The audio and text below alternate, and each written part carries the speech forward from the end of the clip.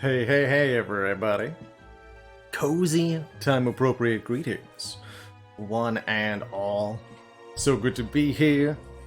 Yet another lovely, lovely afternoon for some Spire times. How's it going, Ivy Blade, Conscious Current, Fluffy Mittens, Refined Bean, Time Vagabond, hello, hello. St. Nero, Tafqua, hey, yes, Zizification. Kagaspage. Yabby Boy.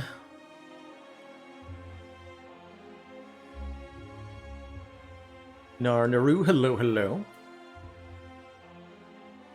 Appreciate you sharing those clips at me. I'll give you a quick shout out to Blem. Blem is a wonderful, wonderful streaming, streamer mans.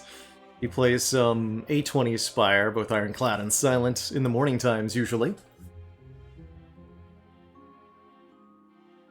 And he's got a pretty good time, if you ask me. Yeah, I saw that he wrapped himself in like a green screen suit to just be a floating head. I've always wanted to do that. Full dedication for one with a hood. I would have just used like a green shirt or something. Good stuff. I was lurking in his stream this morning. He had a very, very funny silent run that took Prismatic Shard and got Dark Embrace with shivs. Pretty funny. Hello, Villaressa, Private Snowball, Zonard Stark, Malkavian, Valhalla Bound, Fire Drawn. Also see something that I want to correct.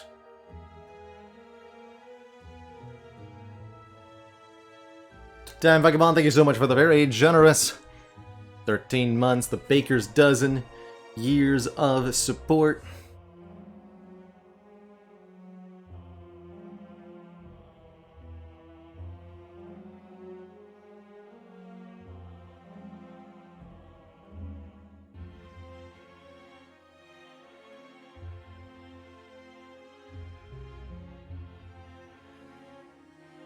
Zizzy Giftification.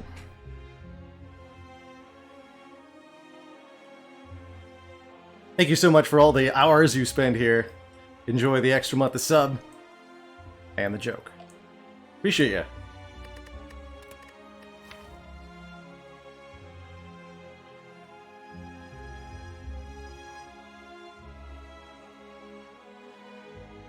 And perfect timing. I was actually in the middle of buying you the gift sub when you wanted the joke, so that just worked out.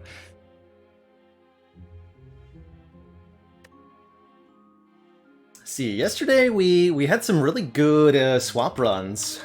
Ignore whatever this was. Watcher was able to win with the Violet Lotus, which I think was a relatively easy swap for Watcher. You can build around this from the beginning if you get it on floor 1. And we definitely got some silly good relics. The Frozen Egg plus the Mummy Hand, making a lot of these powers pretty good. Pretty good. And then Ironclad had a really wonderful... I gotta highlight this run. We took almost no block cards in this run.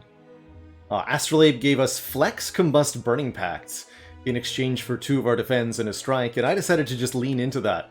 This deck ended up as double Limit Break off the Flex with a Runic Pyramid Orange Pellets, and very, very few block cards. We took 232 damage against the Heart and ended at nearly full health, thanks to Dual Wield and Reaper. It's a good time. All that in under an hour.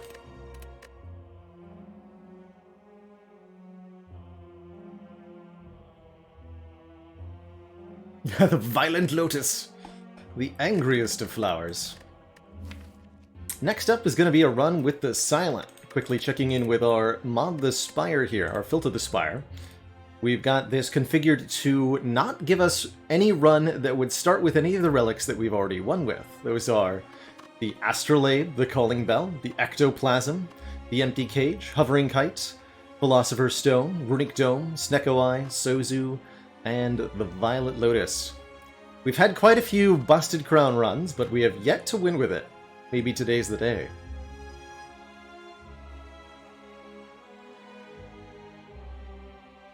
That said, I'm pleasantly surprised to see what I perceive as some of the most difficult relic starts out of the way here, the Ectoplasm and the Sozu in particular. Nice to get Calling Bell done, too. Calling Bell can be tough, but man was our Calling Bell start good.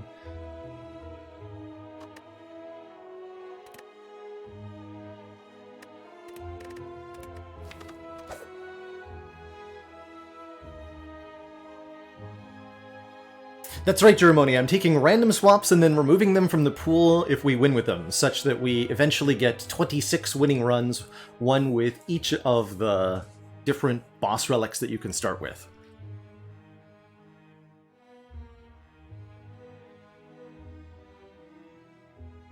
So when we fail with a particular relic, it stays in the pool, and we get to try that one again.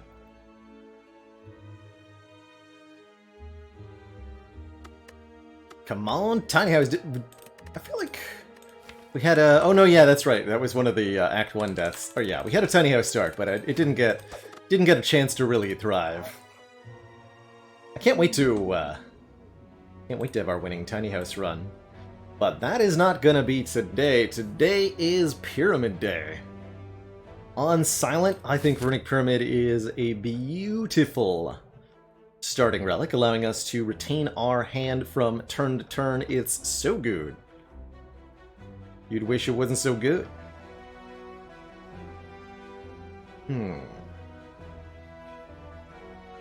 Now, the tricky business is we do have to deal with an elite.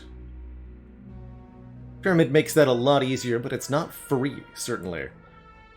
We're fighting either one of these two. I guess we could actually... Wait, there is a path that avoids the elites entirely, technically.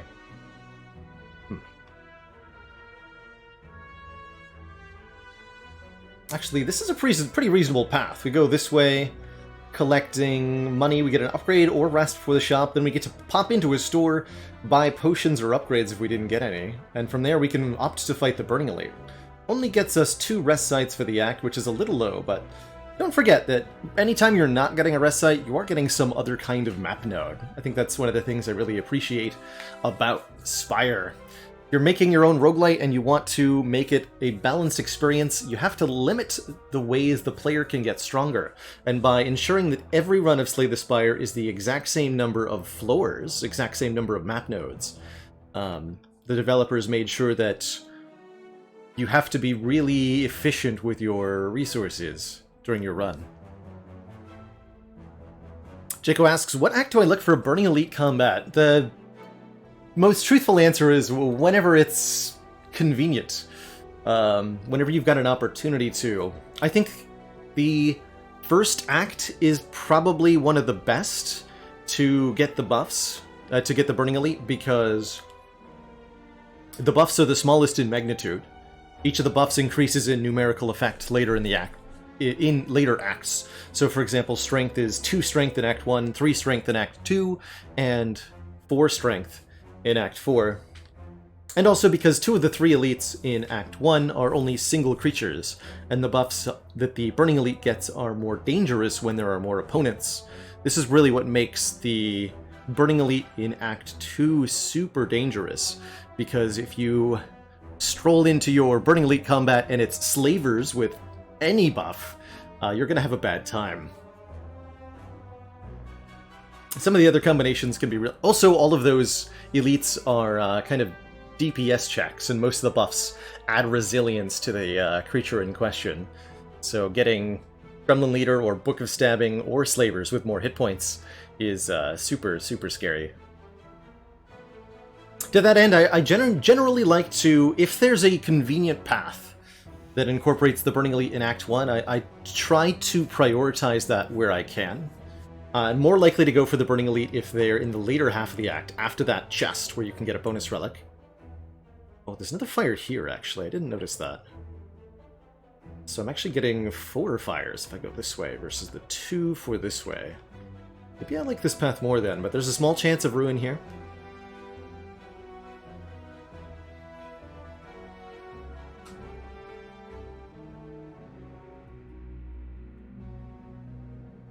That'd be a fun mod. I should poke poke those guys who know how to mod Spire. And what would a run of Slay the Spire look like, where every single elite in every act is an empowered elite?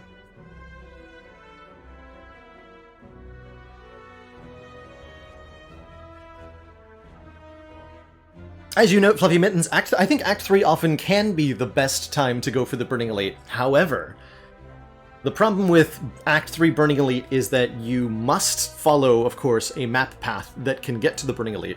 And that can be a bad time sometimes. You know, it can be a path that hits only that elite when you wanted to fight more. It can mean you don't get to visit a store in Act 3 at all. It can mean if you took Cursed Key, you may end up with a curse that you can't remove. And for reasons like this, I think that going for the Burning Elite in Act 3 is quite reasonable.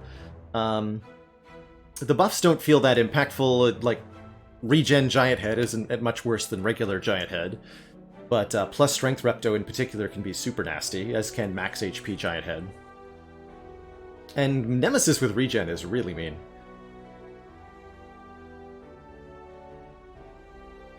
But I tend to think that the preference is probably Act 1 is best, then Act 3 is the second best, and then Act 2 is the worst, generally speaking. But that doesn't mean that on any given run you don't want to go for an Act 2 Burning Elite. It is always, of course, an ongoing evaluation for what is going to be best with the current circumstances. What is going to be best with the random events that we found on this run. That neutralized so I can redraw it and do the bonus damage. How dare you?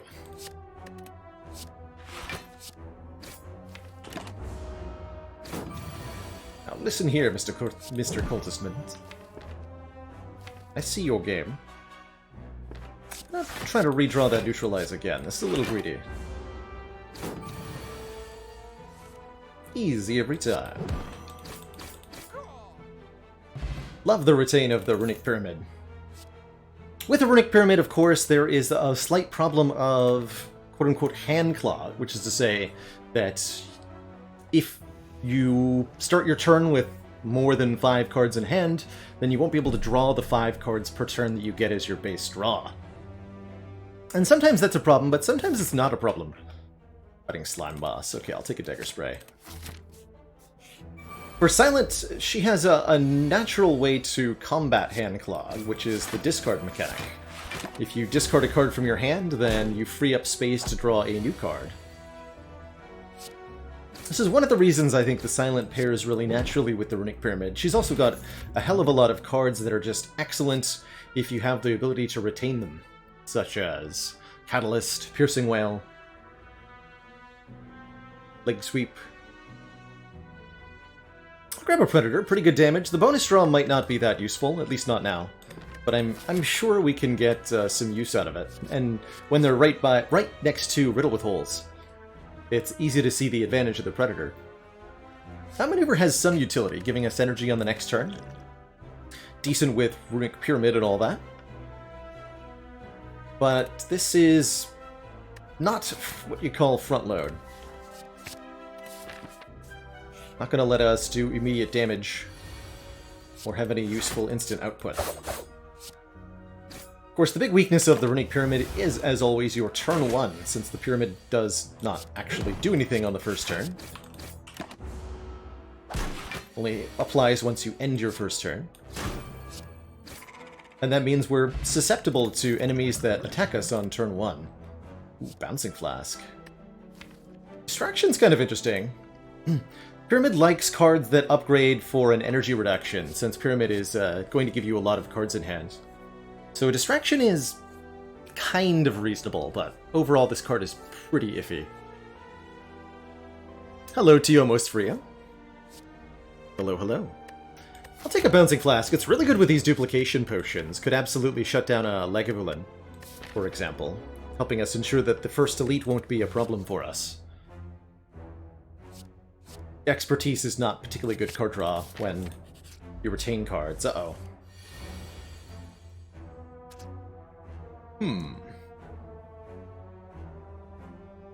Now, I could Duplication Potion and instantaneously win this fight.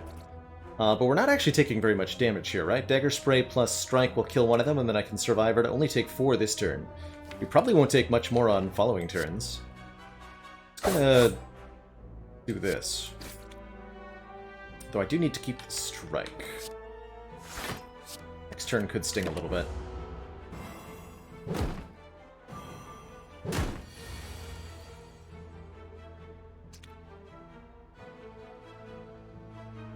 Yeah. But like, defend, Strike, take 6 more? We do get to keep both of these potions for the Elite, which is a really good thing to do. Kind of reasonable at best, yeah, and also very notably a card that does nothing on turn 1, further amplifying the problems of turn 1 Runic Pyramid. This is the best we can do this turn.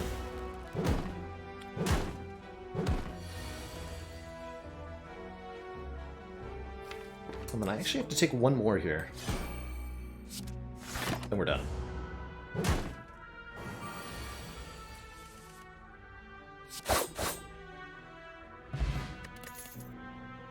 Ooh, dash can be quite nice. 2 cost damage and block, a good dupe pot target. Deadly Poison to stack more poison with the Bouncing Flask is pretty good. And 0 cost damage is also pretty good. I think I'm going to take the dash, because Dense Block is something we want for our turn 1s in particular. I'm going to get a little hand-cloggy with these expensive cards. It's also a good card, this dash is, with the Duplication Potion. I feel quite confident in an upgrade here. Ooh, and we can get a second upgrade. Hell yes.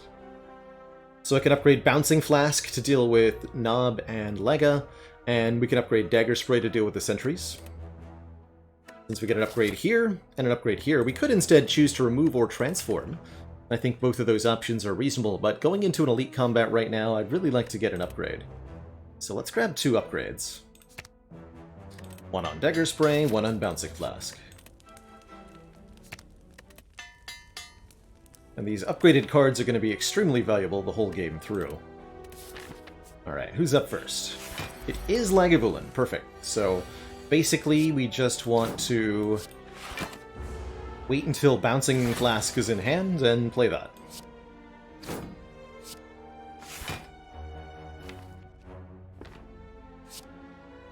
For maximum chance of drawing it, I'm going to play Survivor here. And alleviating that issue of the hand clog.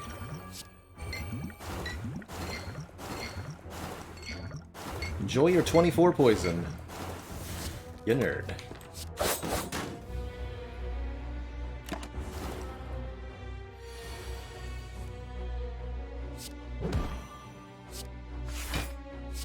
This turn we can defend, survivor, only take 2. Don't have a kill here, right? Dagger Spray Predator is only 27 damage. Wait a minute. 27? This is why we use our calculator, folks. Hold on. 40... Double check. 49 minus 15 minus 12 minus 22 poison equals exactly 0. Yes, we can get a kill here. Exactly.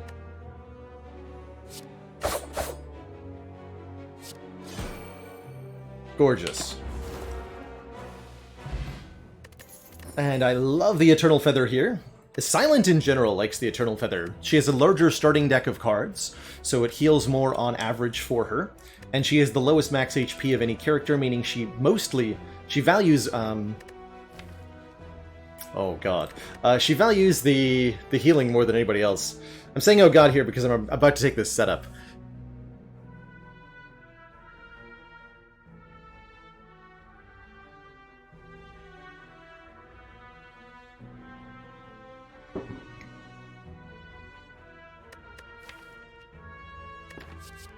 Setup says, put a card from your hand on top of your draw pile. That card costs 0 until it is played, allowing us to essentially turn card draw into energy.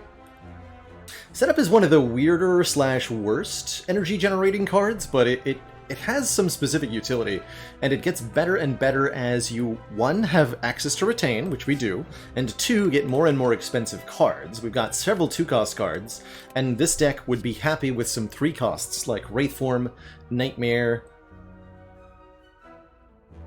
I think that's it. But bullet time wouldn't really matter. Yeah, Wraithworm and Nightmare, mainly. And we can afford to upgrade it. It's a card with a cost reduction upgrade, which is quite useful for the Pyramid. With this setup, especially an upgraded setup, we will want to add any card draw we can find to the deck. Acrobatics, Backflip, Expertise, doesn't really matter. I'll take it. Oh, the healing! Right, our path has so many fires, too. Beautiful. Beautiful.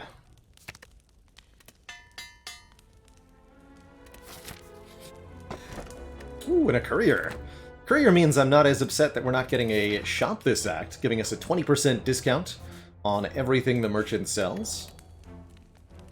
Let's upgrade the dash for +3/+3. The Predator gets +5 damage. That's not bad either. But the dash is going to be a very good setup target. Of course, the turns where we draw a setup on turn 1 are going to feel pretty bad. This also feels actually not that bad. As bad as I thought at first.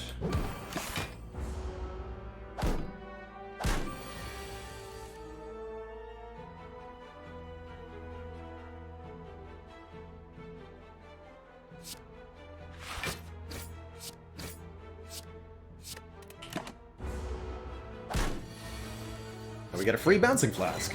How cool is that?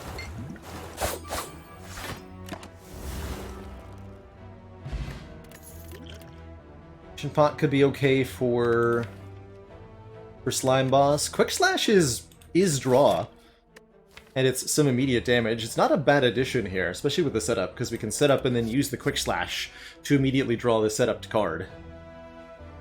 Second Dagger Spray is reasonable, especially in a world where we're fighting Slime Boss, especially in a world where we're going to Act 2. And I could even afford to upgrade the second copy. Free block cards are also pretty pleasing with the Runic Pyramid. Skipping is completely fine as well here.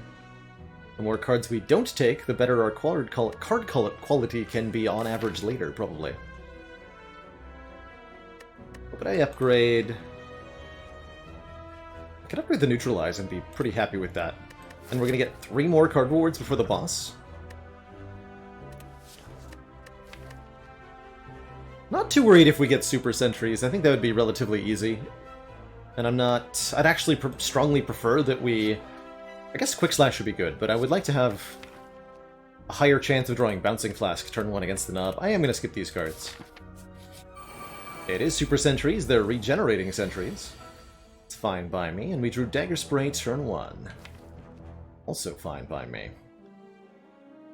Do I Duplication Potion? I don't feel the need, quite frankly. I do not feel the need.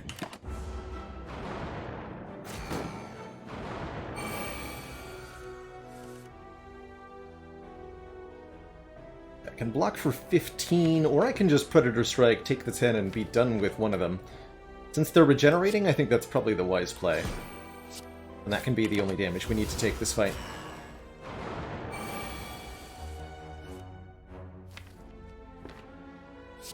Setup, what are you doing? Very deliberately only playing 3 cards there, so that we can draw.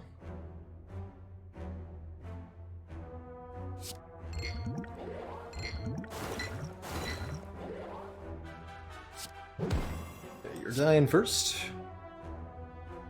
Discard a strike. Set up one of the defense.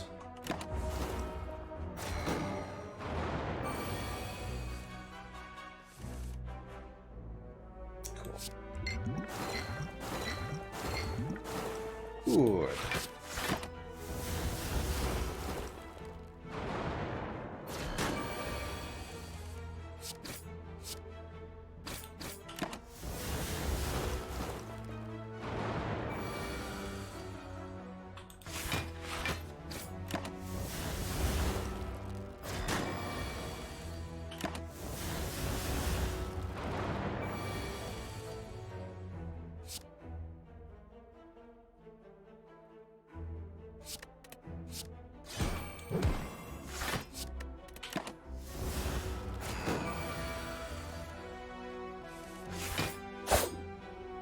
Very smooth sentries fight, and we get a Toxic Egg. This is a Toxic Egg Pyramid run. Oh boy. Toxic Egg means all skills from here on out will be upgraded, including this second copy of setup. No, I'm taking the Piercing Well. But there's going to be lots of stuff, including upgraded card draw, that we can get our hands on. That will be very, very sweet. Well then.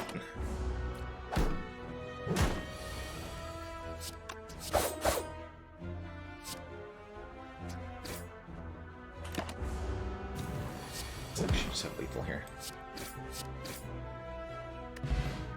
Really wonderful that we picked that up going into 3 card rewards here. Outmaneuver plus. We can set up the outmaneuver for energy 2 turns from now.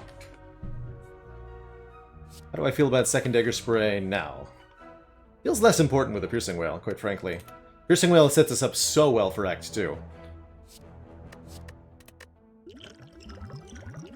I'll lose the Ancient Potion. Fire Potion dupe pot for the Slime Boss sounds real good. These 2 nerds are gonna have a bad time.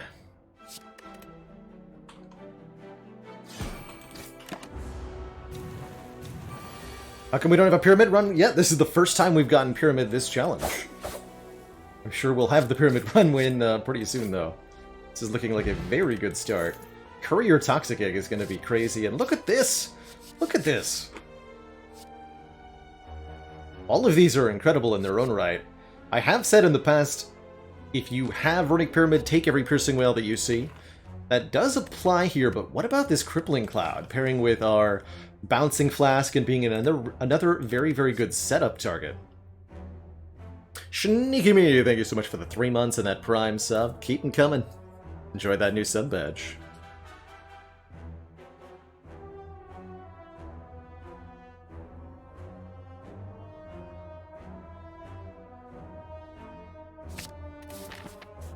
Take that Cloud.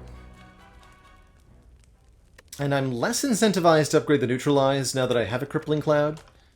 I don't feel like I need the damage from the Predator, so what I'm going to do is upgrade Survivor here, creating one of Silent's best block cards, Survivor Plus. It's 11 block for 1 energy, and no other Silent card actually does that. I don't think I need my dupe pot here. I would be quite happy with a bullet time here, Tafqua.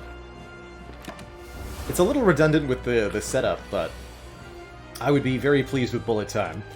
I would not prefer it over, I don't think, Adrenaline, over Malaise, over Corpse Explosion, over Alchemize. There's a lot of cards I'd prefer of the rare skills, but if it's up against, say, Thousand Cuts and Envenom, I'm going to take the bullet time, for sure. Let's see. Turn could be a little weird here. Grand Finale? I would take Grand Finales, definitely. Be a perfect run for Grand Finale.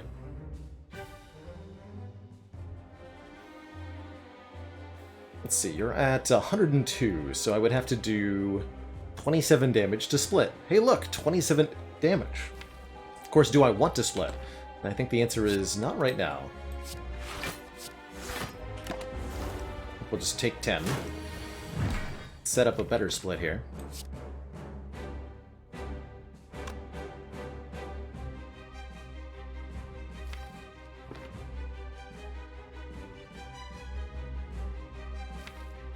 Prevent these slimes from being added.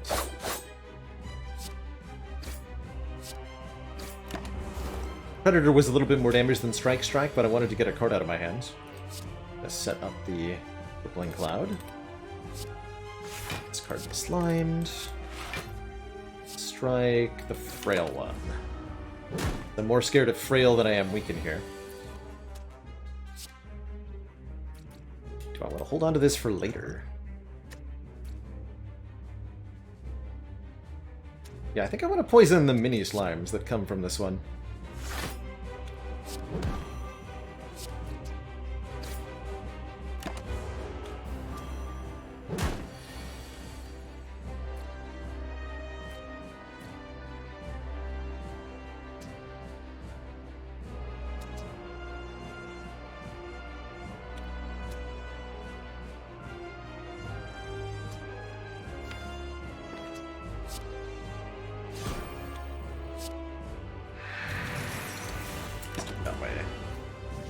kind of bad to not use the cloud there, but now we use it.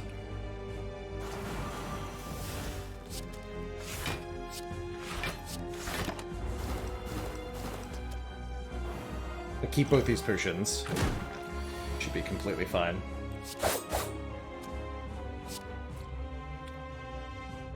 We dying? I kind of have to kill them both. Well, it's not a split. Good.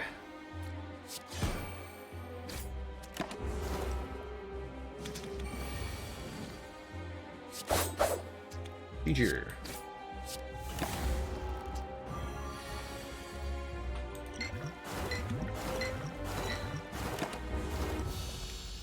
Excellent. To end up finding a potion, although I think I prefer these two potions, so pretty happy with my choice. Burst is offered. Oh man. Burst. Burst is great with Piercing Wail, great with Bouncing Flask, great with Crippling Cloud, and just kind of great with Toxic Egg in general. But what about Adrenaline Plus, giving us the burst that of energy and card draw that we need? Burst setup, that's right.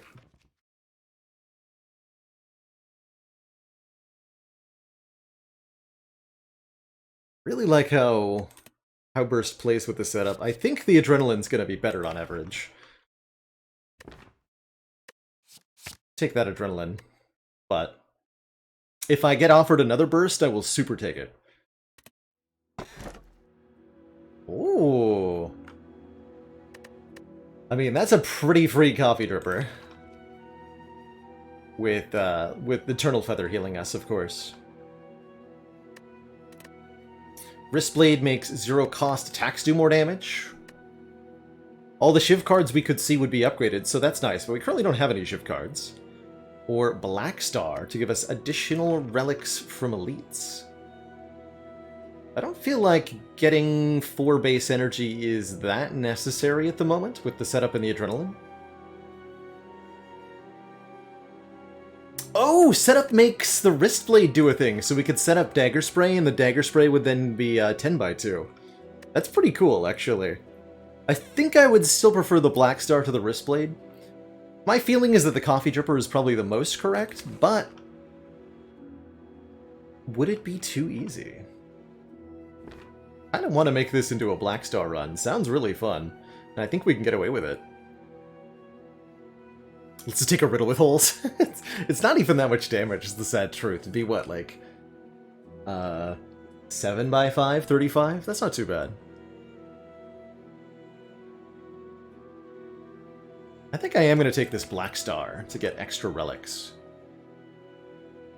This run could end up with a lot of relics, especially if we end up with a membership card plus courier. Set up Wristblade Eviscerate? I like it. I am going to take Black Star. Choose. You must choose. Alright, how many elites may I fight? 2? Wait, no. 3! With no rest sites. Squanchy. There's also a path that hits 1 against 2. We'll see what the shop has. But I'm feeling pretty confident here. Said moments before being murdered by the avocado.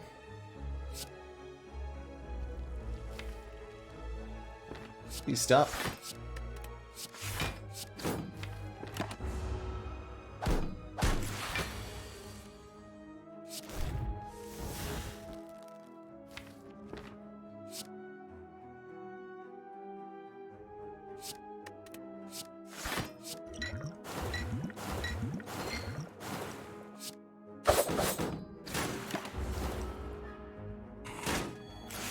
Quite a bit of hit points to lose to Mr. Avocadomans.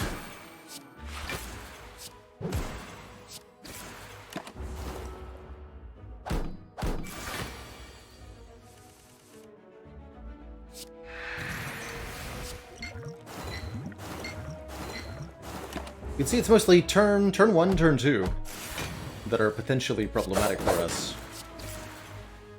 Getting one of these strikes removed at the shop will help. I think a dodge and roll plus is a pretty good addition too, giving us some better blockage. Like better blockage. One more combat for the shop. The two thieves. Ow.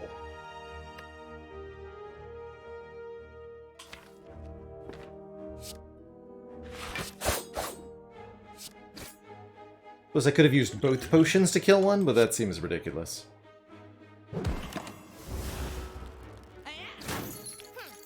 Maybe not with the courier. This looks good, though.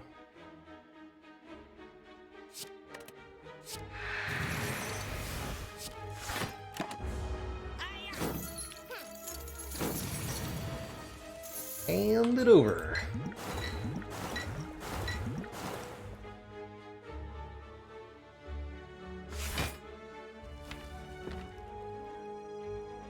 Need to die.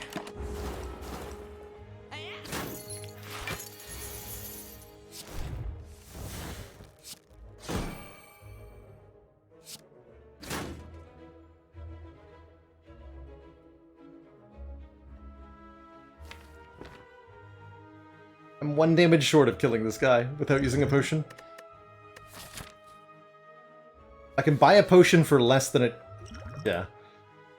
He's stealing 40 gold, and a new potion will be 40 gold, plus I might get one here, so I'm going to go ahead and use one.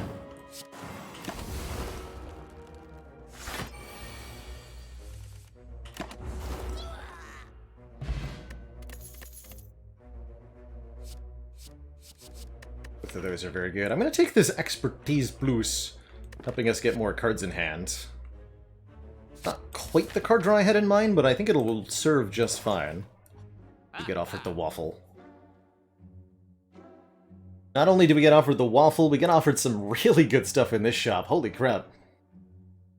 Paper Crane is also here, one of the best defensive relics in the game. Enemies with Weaken deal 40% less damage rather than 25% less. There's also a Dark Shackles Plus. This card is crazy. With Runic Pyramid. Secret Technique Plus, also very good. And of course, card removal. Definitely gonna take that full heal. The Nunchaku behind it. Their Bouncing Flask. Paper Crane tastes better than the waffle, I believe it. I believe it. But does it taste better than Dark Shackles, card removal, and a potion?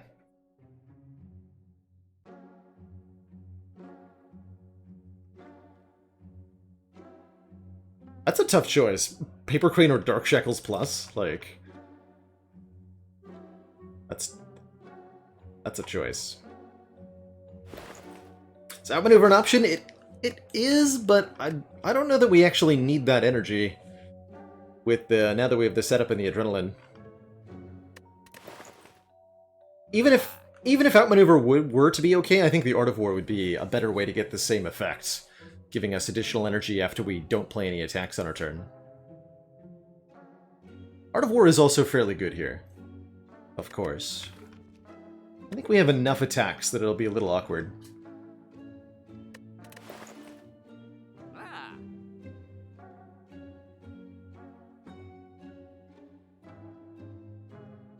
If I could Paper Crane and card remove, I'd be more about it. I think I am going to take the Dark Shackles route. Getting a strike removed in addition to this Stellar card. Fantastic. Impatience could be good later. Currently it's not that good. Just going to take the colorless potion here.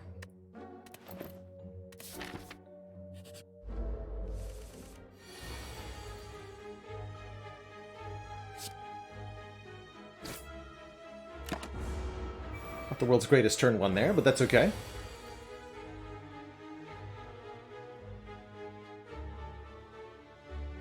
Be vulnerable next turn, I understand. Not good.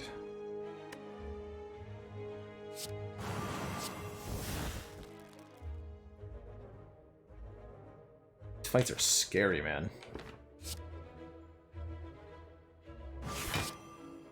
probably set up just so that I can avoid...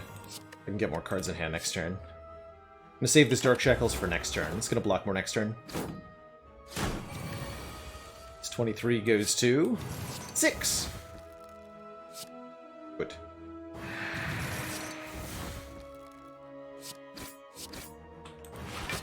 Days aren't as bad with the pyramid since we can retain enough cards to have a good hand.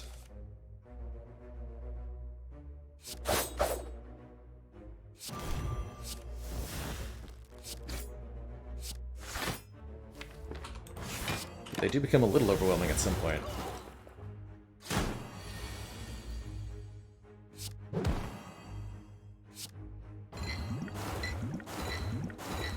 Take one here.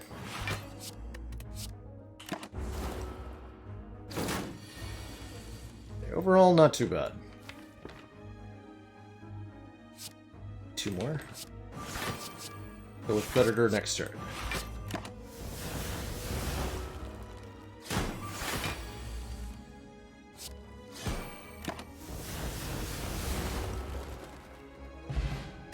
Typical, I buy a potion and then I get one. There's more card draw. Backflip Plus is good block, and it draws 2 more cards. I'll take it.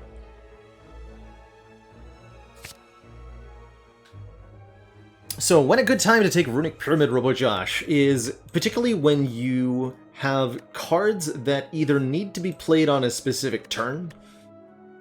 Pretty much all block cards fall under this category to some extent, but specifically ones that are more effective for multi-attacking enemies like Piercing Wail, like Dark Shackles, and anytime you have cards that are better when you have other cards in hand. So an example of this is Flechettes for the Silent, that does damage per skill in your hand. That's going to be better if you can retain your cards from turn to turn. Then you can retain the skills so that when you draw Flechettes it'll be better, or if you draw the Flechettes first, you can retain it until you have more skills in hand. Both ways, you're going to have a better time.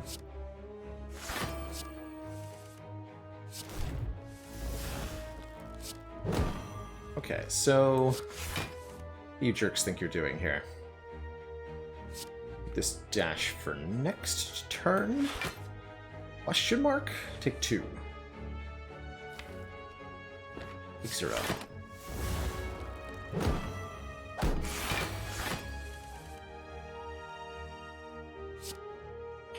Okay. This is definitely an awkward fight.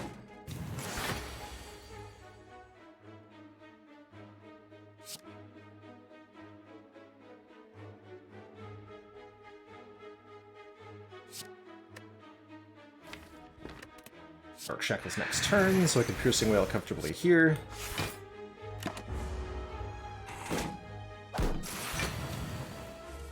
Now we're starting to see our block be very effective.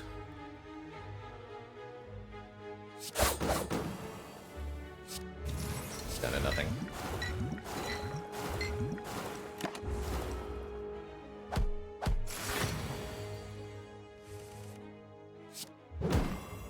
Oh, that was weakened? Fun.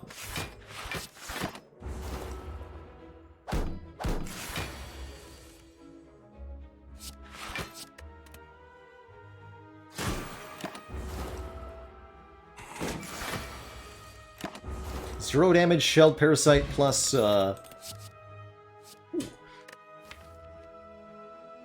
plus the other one fight. Phantasmal's interesting here, doubling our attack damage on the following turn. We don't do that much attack damage, but it is an interesting option. To line up a double damage Dagger Spray or something.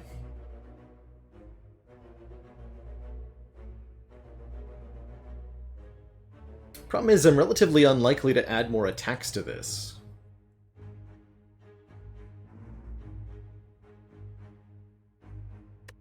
But yeah, so also a very good example of a card that's just generally speaking better with the Pyramid.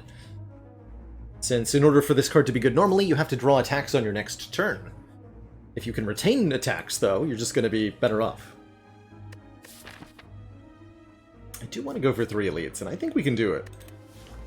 But I don't think I want this Phantasmal Killer. Unfortunately. And I think an attack potion is better than a colorless potion. Rip my golden store. That's okay. First up, the Book of Stabarino. Poison is going to be the key to this fight, as is not wasting our Dark Shackles on turn 1. Happy to take 4 here. Might have to Duplication Potion our Bouncing Flask.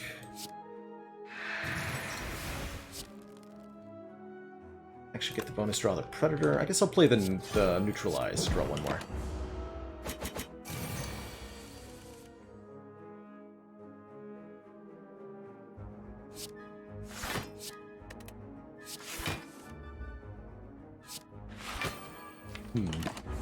Definitely gonna have to Duplication Potion the Bouncing Flask. We're already in, like, spooky territory here.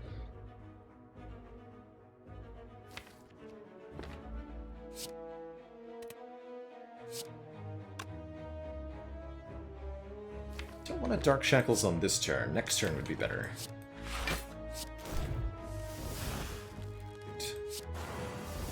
Take 1.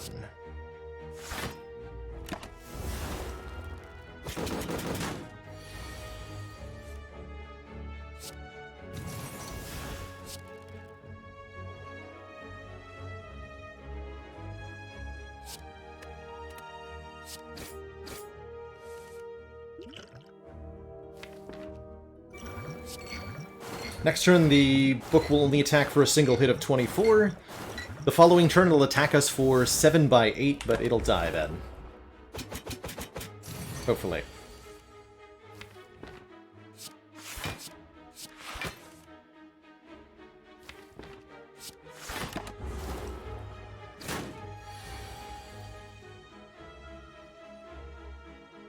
I have to do 20 damage? Yes, we can do 20 damage.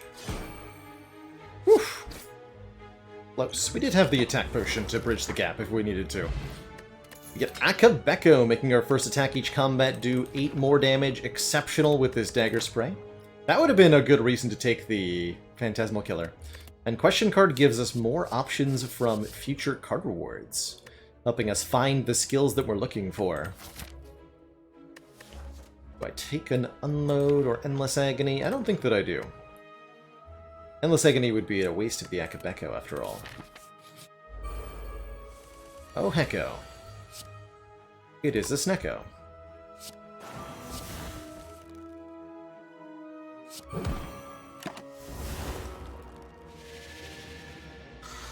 So new cards we draw will be random cost. The ones that were already in our hand aren't, though. Always imperative to get that Bouncing Flask down early for the poison damage. Oh, I see.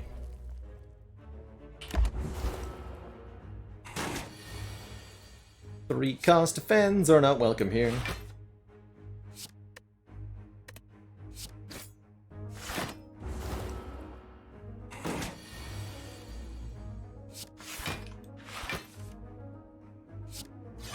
Snecko overrides the setup, unfortunately.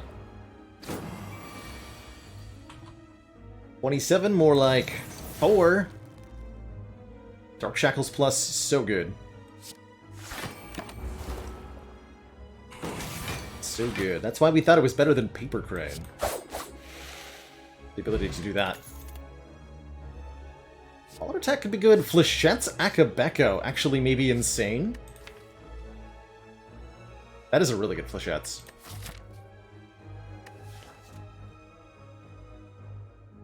Or a Tactician Plus, giving us energy when discarded. The only discard is currently the Survivor, so I'm not really into this currently. All-out attack is definitely weird with the Pyramid, because the random discard might hit cards you really want to hold on to, such as the Dark Shackles. I'll take this Flechette's. 4 damage per skill in hand. We'll face the double Wizard Gremlins with turn 1 Gremlin Leader attacking us. Actually, that's pretty hype.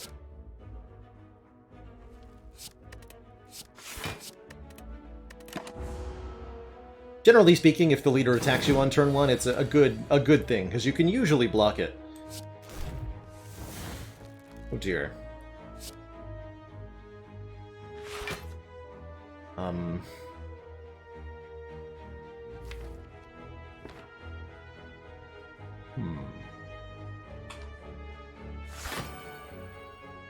Do 14 plus 6. I can kill the front one.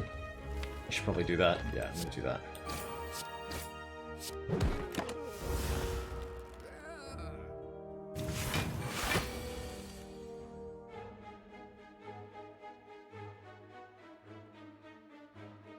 That is a tanky wizard.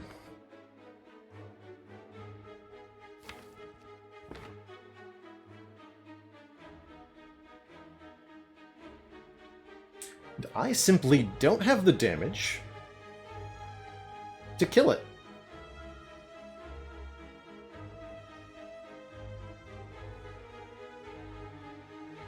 I can do 27. We can attack potion. We can also just actually block this. Believe it or not. It's not even that hard. Dark Shackles dash, we take 1. Means we don't have the Dark Shackles, but I've got Piercing Wail Plus at 0 cost in hand. Seems fine.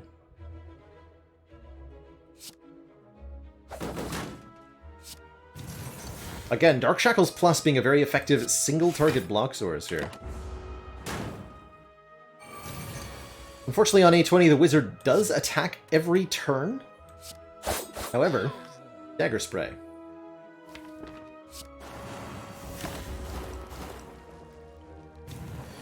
Get 'em, boys. Optimal time to play the Flask with no minions on the field. We want all the damage over time on the leader itself. Ideally. While using our attacks to keep the minions off the field.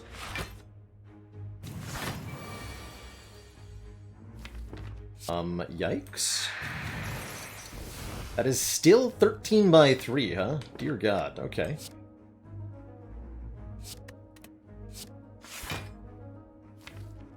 That is very spooky. Ow. It's the consequence of not being able to get the Dark Shackles, not being able to save the Dark Shackles against the wizard there. Don't kill me. Okay, we're good. That hurt a lot, though.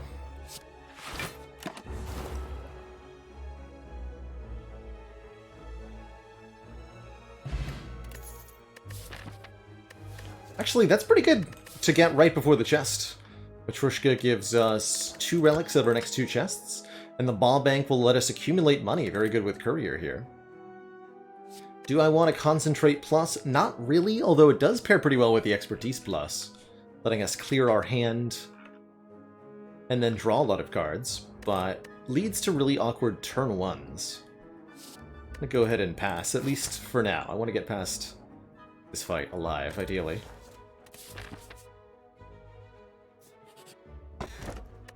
Boat Thingy will help a lot, giving us block on turn 2. Tiny Chest could help us get earlier Matrushka value, but I'll take the Sapphire Key.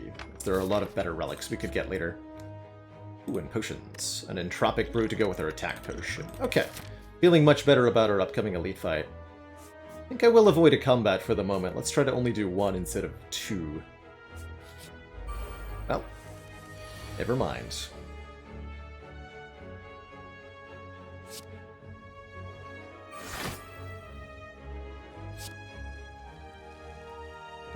That is enough block damage. You have to do at least 21.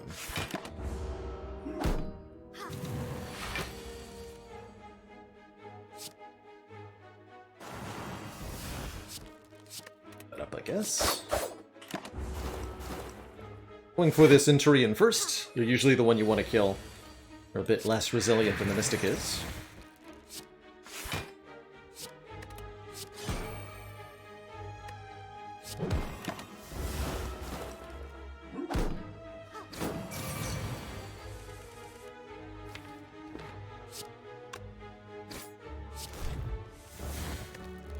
4 times 7, dang.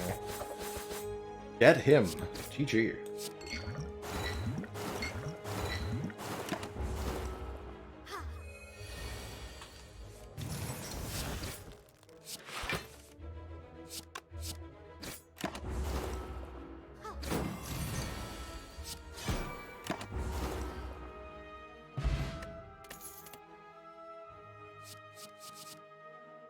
Flip in an acro.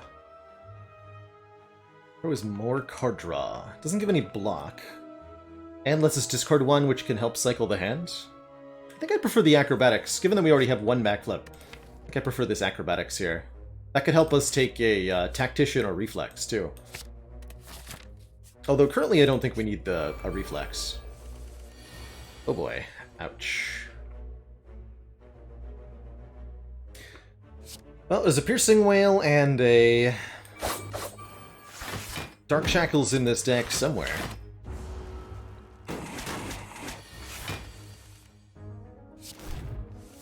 There's one.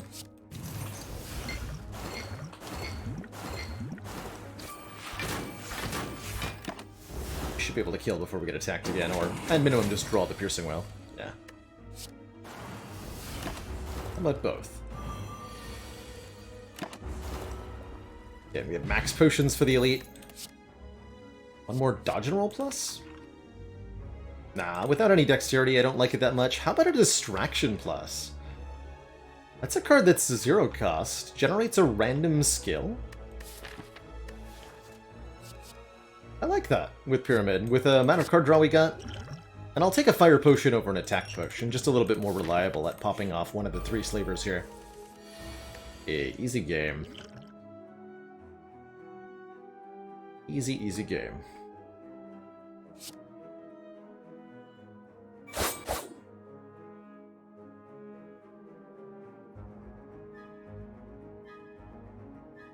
Would I take a Pandora's Box right now? Definitely. Especially with Toxic Egg. I would definitely take a Pandora's. Let's see, we could do Piercing Whales, Strike, take 5? Take 5 is pretty reasonable here.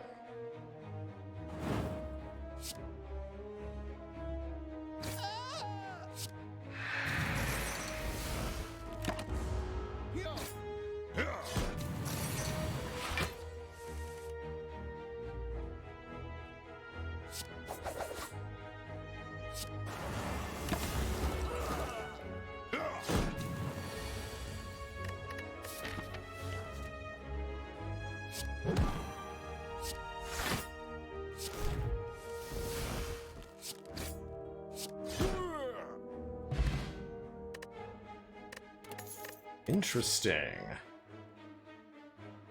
There's the Riddle with Holes for that Riddle with Holes setup dagger wristblade combo that we wanted.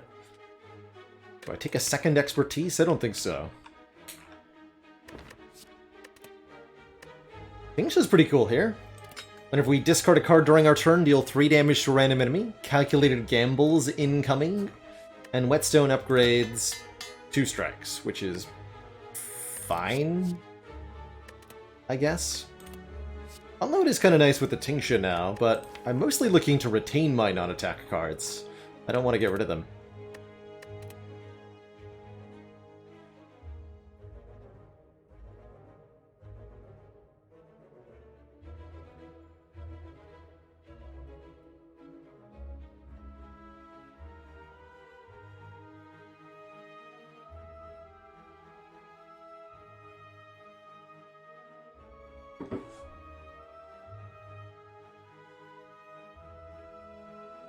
Too wet.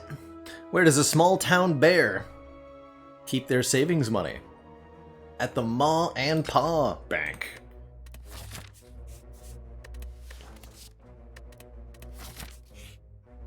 Ooh, Red Mask Gang here to give us the Red Mask. Or maybe to kill us, but probably to give us the Red Mask. Which will weaken our opponents on turn 1, stripping a layer of artifact from foes like Donu and Deka. I've got potions. 23 plus 9 is not 34. Blink Cloud Defend is okay, though. We'll get 14 free block next turn, and ideally we'll draw Dagger Spray or something with our Akabeko.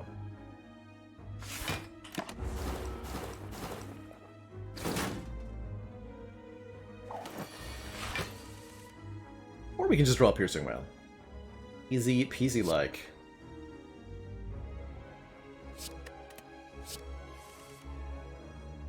Dagger Spray, hello. 8. Plus 16, 24. Yeah, I do need to play the piercing well. Fair enough.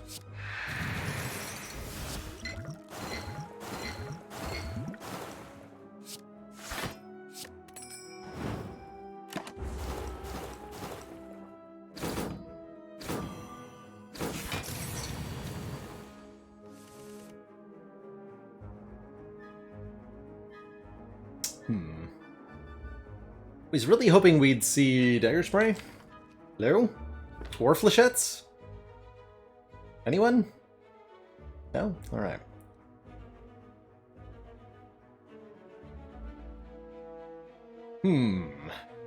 Time to drink the Entropic Brew then. We can easily kill... Jeez, yeah. Yeah, it's gonna be potion time. We got... That potion says Glass Knife. That'll do. Don't have any discard this turn, so the Sneaky Strike can't be +2 energy. Glass Knife it. Okay, 12 damage twice. That kills the bear. Good.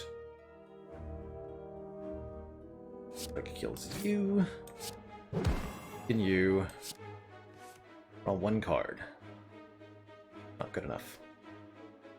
Okay, take only some. And we can use this potion to beat Champ, too, which is nice.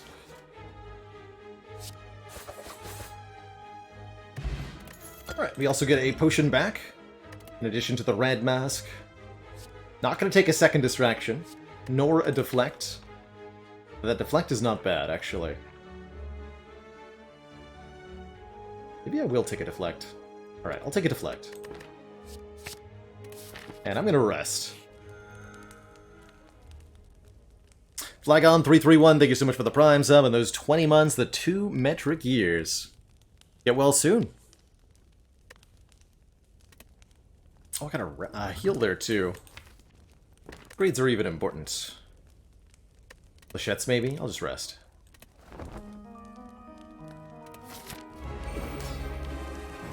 I'll just rest.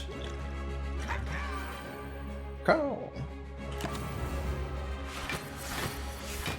How big of an Akabeko can we get? That is part of the question.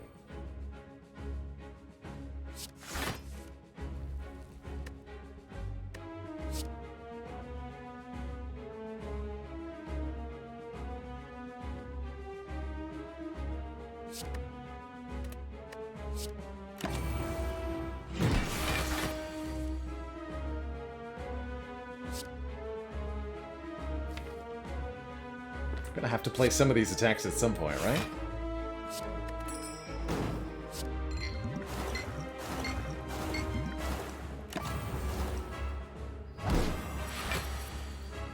Yeah, realistically. Okay. It's the Akabeko then. It's fine.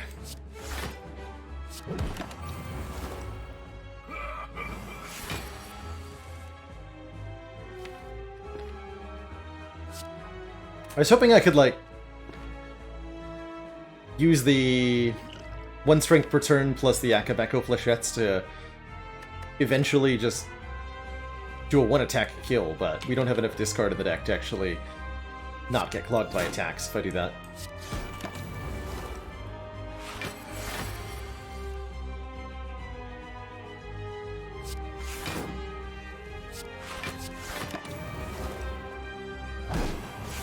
Basically, the strat here is kind of stall for time. 10 times 8, dang. This. Sweet. Free poison. You love it. A lot of hurt, though. I'd like to save Dark Shackles to stop execute. We may have to block through that. Piercing Well's pretty good this turn, though.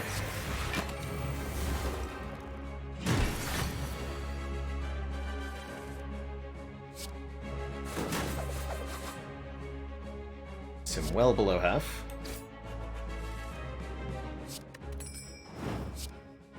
Keep the neutralize for execute as well. Gonna be vulnerable, but not frail.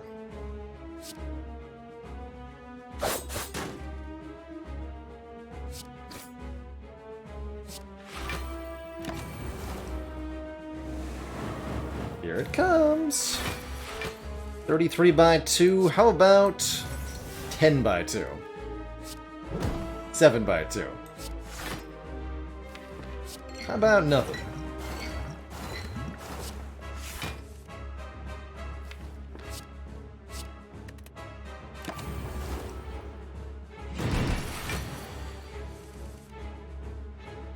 Ah!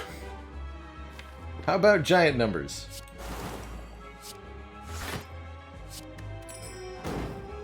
Well, that's very scary. 45?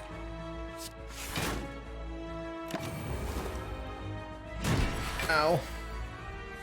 Okay, we realistically have to kill next turn.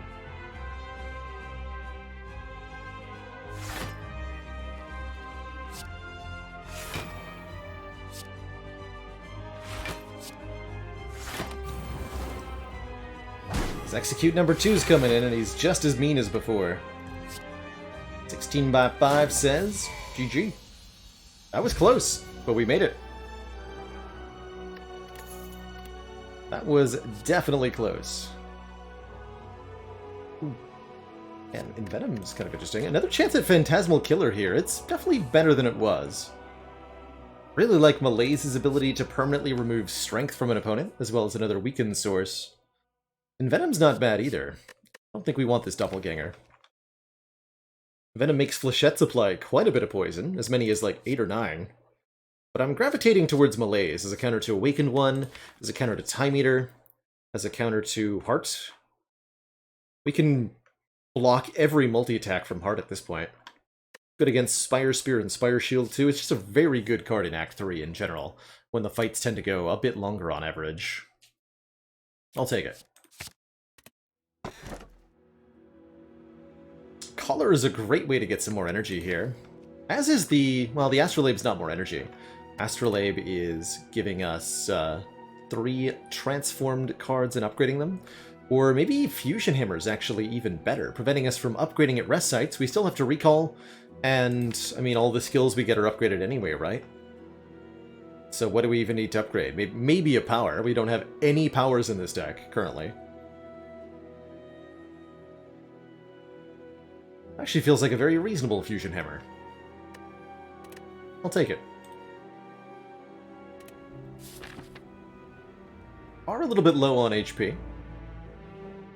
It's completely okay. Don't forget we have a Black Star, so we're getting double relics off elites, and I see a path that looks particularly juicy here, picking up 3 elite kills while passing through potentially 2 stores, but only 1 if we want only 1.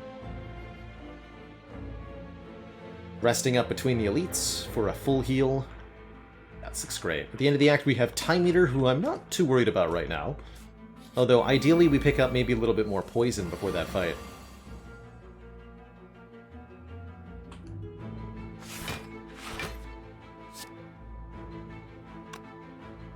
I want to draw more cards.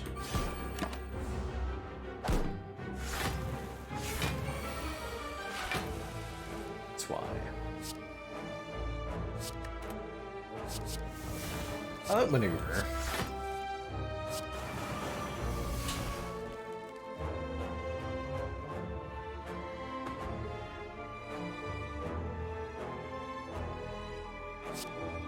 Shut that down entirely.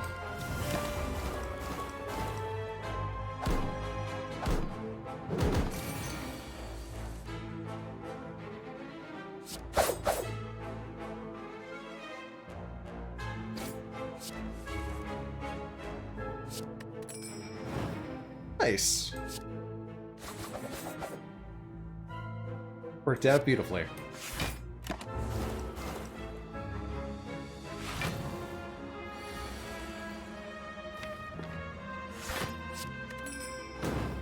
Actually, they come back to life if we can't get them all dead, which we couldn't. We have ways.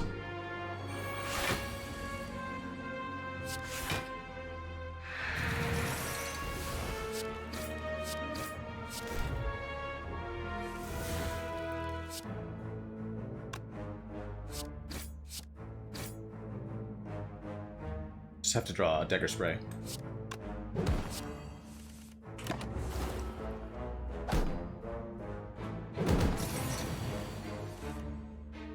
That actually works too. Good. Get a Ghost in a Jar, giving us 1 turn of Intangible when we need it. That's perfect for the hard fight, if we can carry it that far. And it'll bail us out at any time if not. Poison Stab could be a way to get a little bit more poison in here. I think I'll wait for a Deadly Poison Plus or something, though. Yes, Karad, we would strongly prefer Awakened One to Donu and Deka with this deck, although I think we could manage both just fine. Wouldn't be too bad.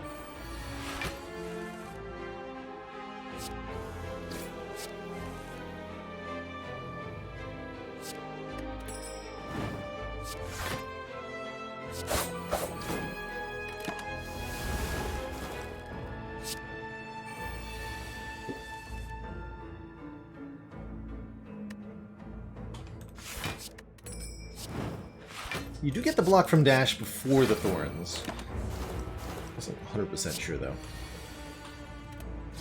I didn't trust it, you saw. I didn't really believe what I was saying as I said it.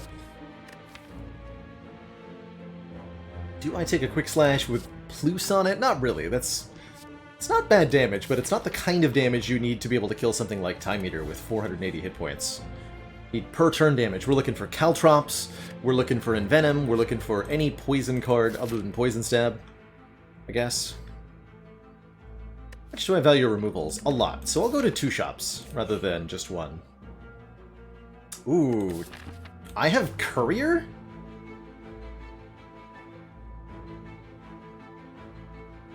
And I'm going to 2 stores? Although the second store is a ways away. I have Courier.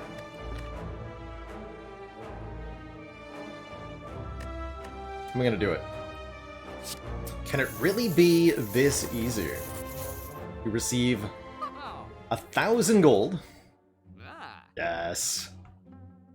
We get offered some primo stuff, man.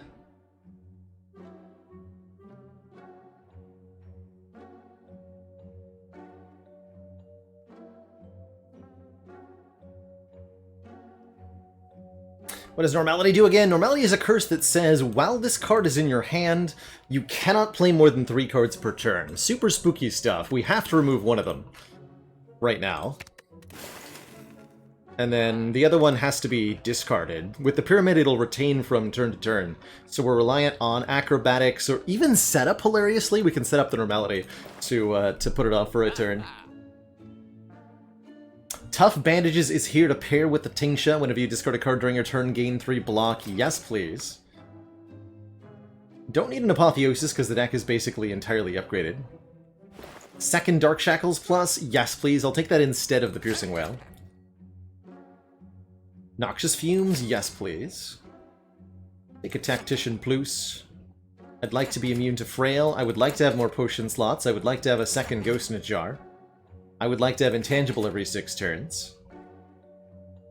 Is that enough? I mean, we have to remove a, 1 inch short of a foot long. Thank you so much for the 11 months, the Gauss. The miserly deli owner is foot long.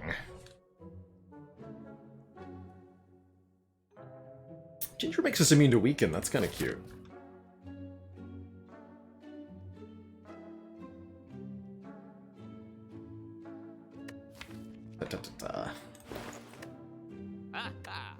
Let's stop there. Not gonna take that fruit juice. Though it's not bad. Lose Normality. Aw, dang it. Well, lose Strike is pretty good.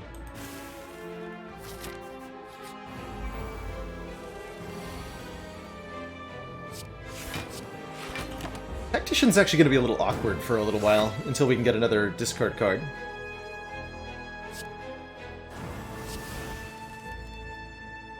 There is the Flechettes.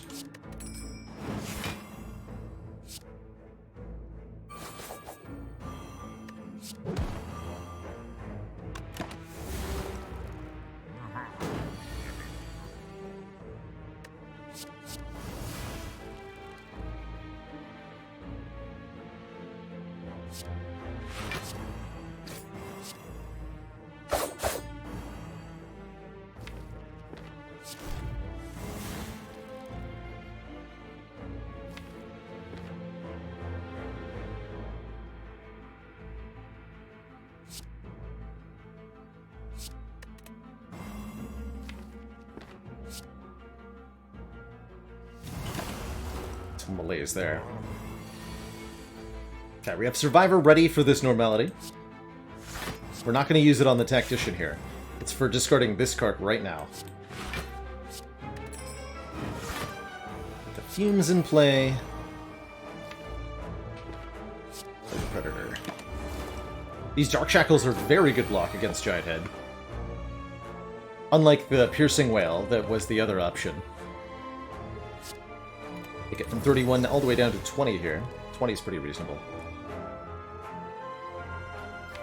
I can't draw these this turn, so let's just get the Flask down. Get all these exhausting cards out of here. We're intangible next turn. So we have a moment here.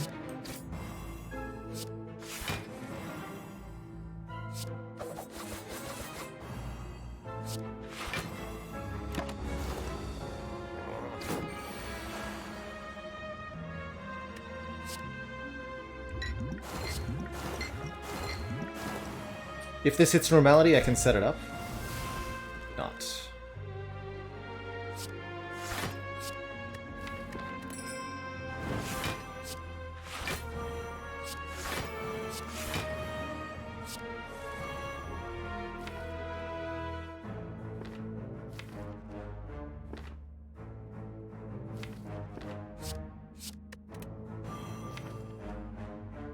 Okay, we can guaranteed discard that normality. And we shuffled the deck without it, so we won't see it a while. Oh! Oh, right, that could happen, I guess. Well, that's awkward.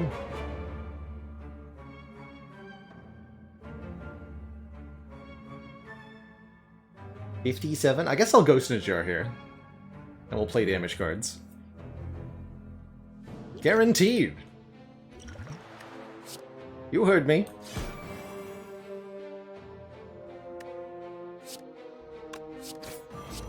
Guaranteed.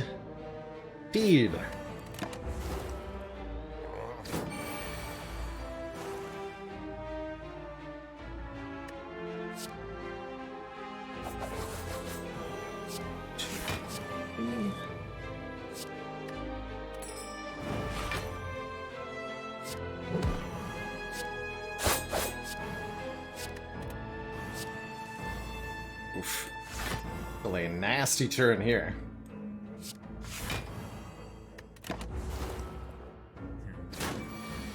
That probably means I'm not going to opt for the second elite. Well, no, we get a heal. We'll get a heal.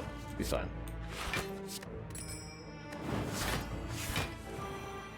No weaken on this turn, huh? Can I do the requisite damage? Doesn't look like it. Next turn we'll kill.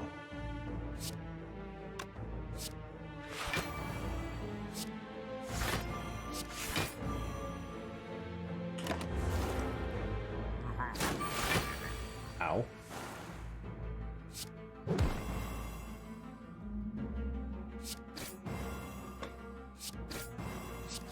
Okay, we do save the fire potion at least.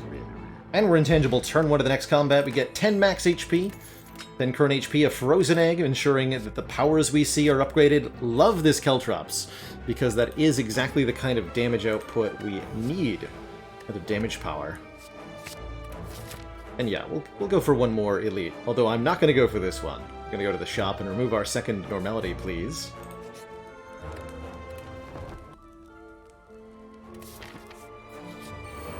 It is Repto.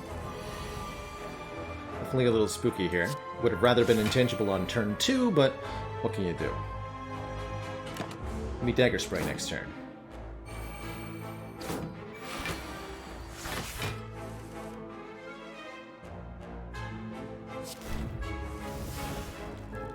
Okay.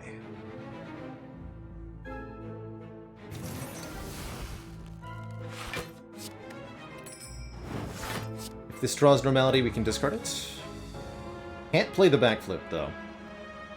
At least, not until the last card of the turn. Honestly, looks like we just get to full block here. Here. Total damage now, 18 times 2, 36. We're full blocking.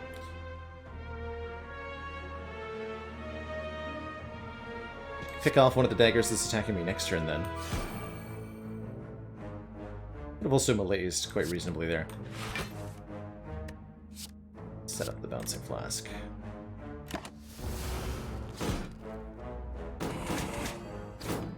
Bottom 2 daggers, suicide on turn 2, not a problem there.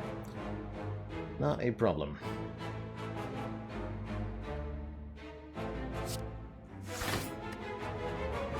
It's only 6. Ooh. Just shy. I guess we can Bouncing Flask that. Would have preferred the poison here, but that works.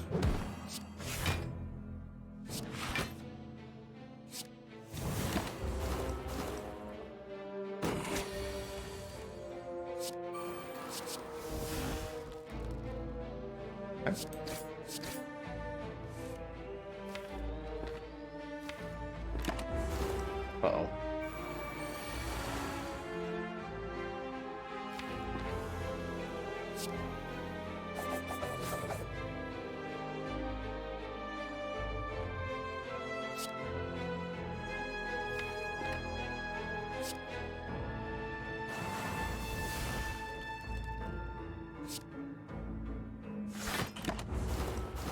This turn could be bad. Looks fine.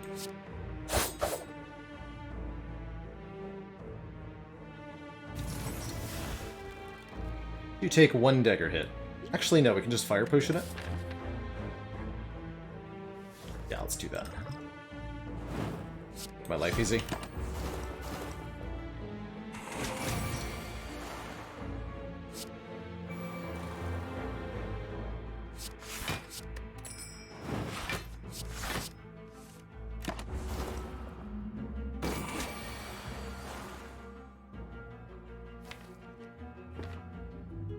Get spooky though.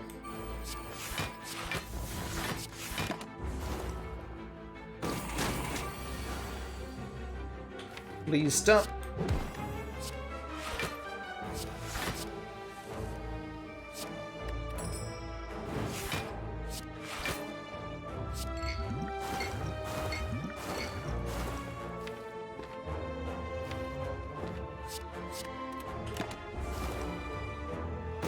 Making room in hand there with the setup. That's the other thing it's reasonably good for. Okay, we made it through the 2 elites with the normality in the deck. We get a Lantern Bag of Marbles for turn 1. And we get an Alchemize Plus, helping us fill up this potion belt by generating a potion each combat. That I will happily take. Trushka comes in clutch once more, giving us the Ornamental Fan, 4 block if we play 3 attacks, which we do sometimes. And more importantly, the Thread Needle for 4 plated armor. No more normalities, please. Also Catalyst Plus.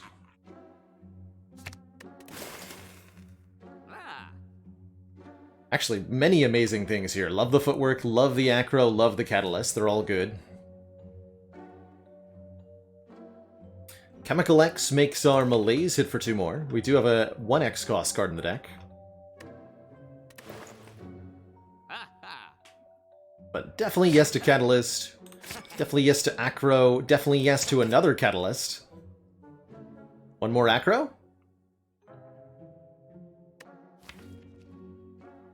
Double Catalyst. So good. The work. And sure, I'll take a Fumus Plus. Alright, sounds pretty good.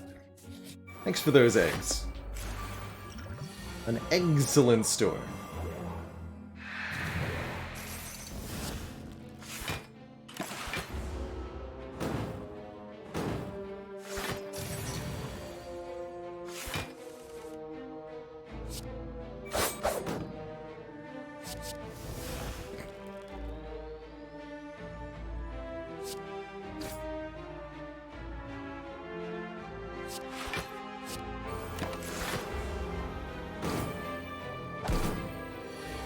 Fool, I am a turnip.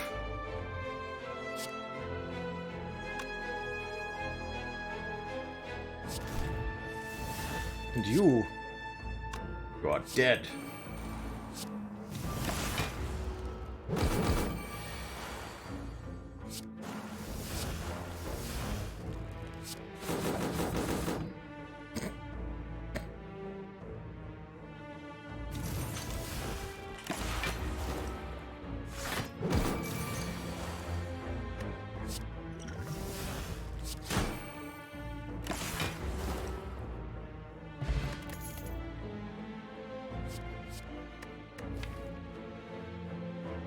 Don't need a terror now that we have 2 catalysts.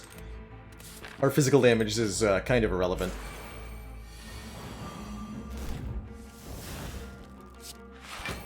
Probably.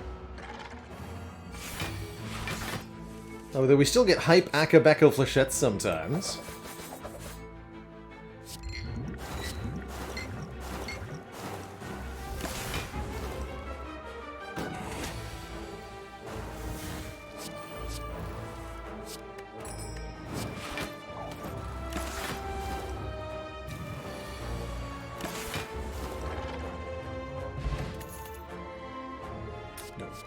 No. Don't need any of that. Did fail to get alchemized there. We gotta make sure we're at least letting the combat last long enough for that. Foolish.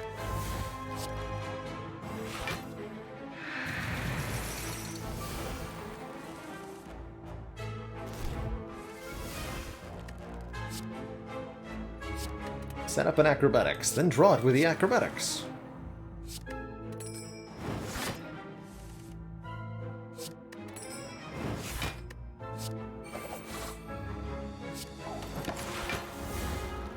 No dazed in my draw pile.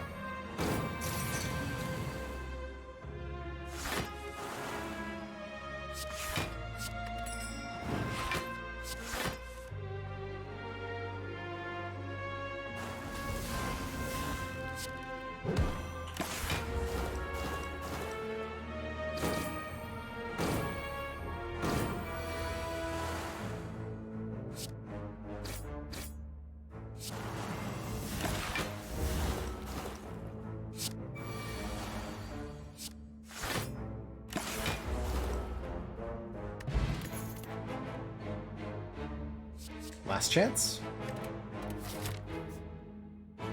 So glad we ended up taking the Black Star. This has been such a fun run with all these relics now. Oh boy, you are in big trouble, Mr. Nemesis.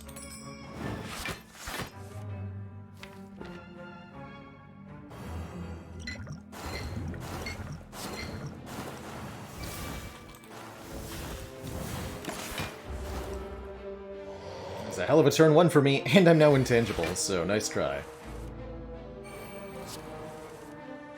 Alright, where's that?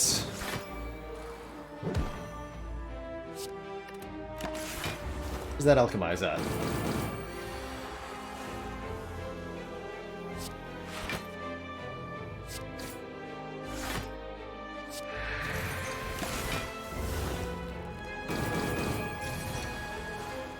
There it is. Another power potion. Love to see it.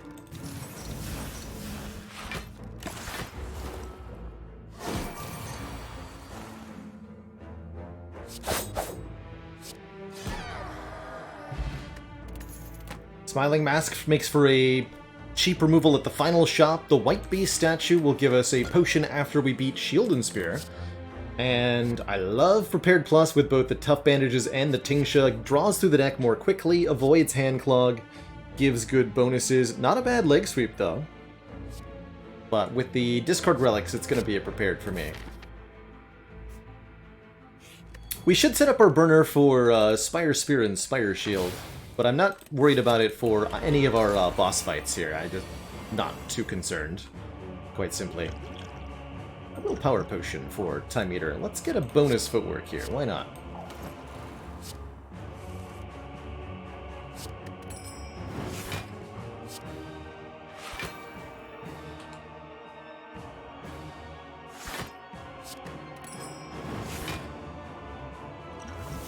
Got a power potion back immediately anyway. Looking real good here. Good relic for the single relic run. Great question, Brohemoth. I think that you can truthfully do it quite effectively with the defect, just using the cracked core as your relic. But do feel free to trade your starting relic away for a random boss relic. Some really good ones to do a one relic run with include Snekawai, Runic Pyramid, or almost any energy relic. They'll all be pretty good at it. Okay, play 2 more. 1, 2. Blasted Crown? Maybe not that one. Hmm.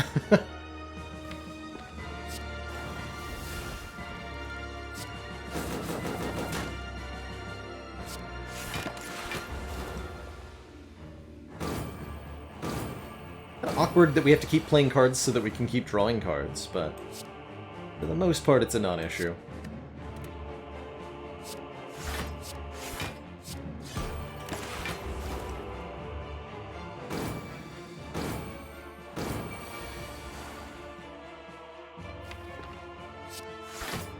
Meter does, of course, have a second phase where he cleanses all the debuffs you gave him. But I think we're going to be able to just kind of bypass all that by killing with these catalysts.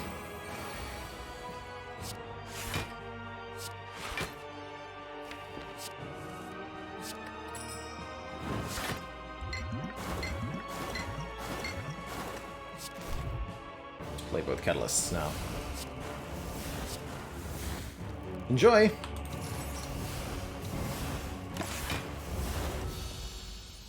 GG. That's pretty much all we have to do to Heart as well. 2 new Deca should be likewise not a problem here. Similarly, I'll go ahead and use a Power Potion just because I can. How about a free Noxious Fumes?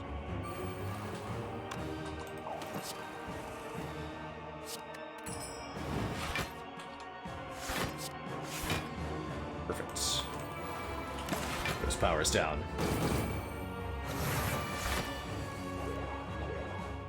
Dark Shackles is an insanely good block source in this fight, of course.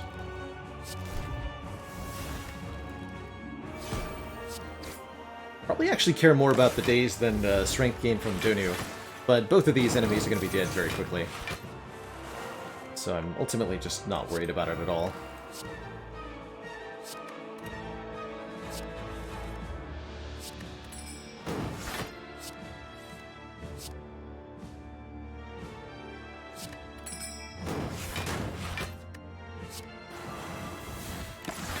Seven poison per turn from the fumes.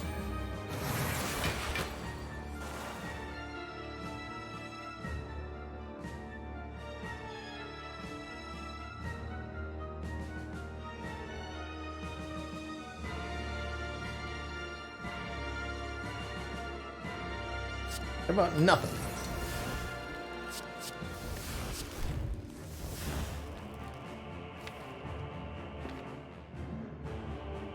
Try to Bouncing Flask him before I catalyze.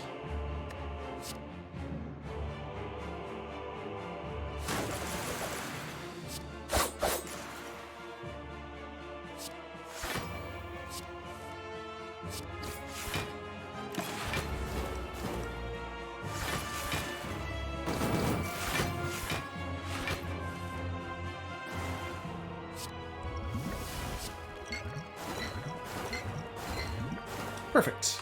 One for each of you, then. One for you, and one for you.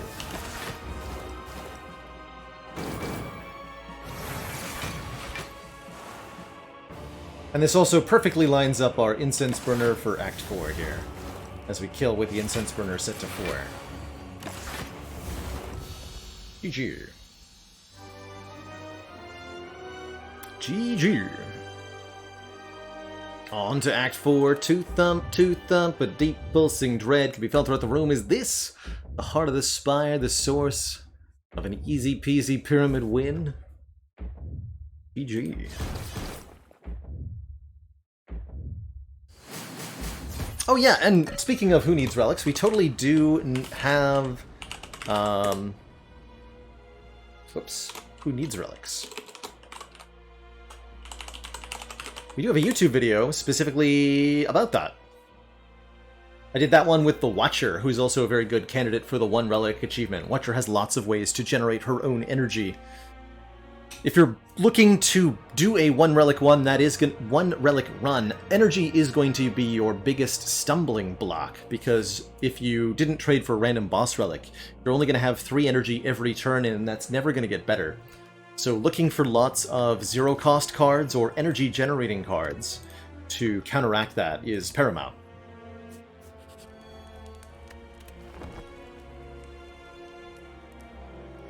And to answer your question, Valhalla Bound, yes, I've played some D&D. It's been a long time since I've done any in-person stuff. But a much younger Baylor grew up playing computerized D&D games like Baldur's Gate, Neverwinter Nights, Icewind Dale, just to name a few. The Baylor Demon of Dungeons & Dragons is where I get my username, the Baylor Lord. So I pay homage to D&D even to this day.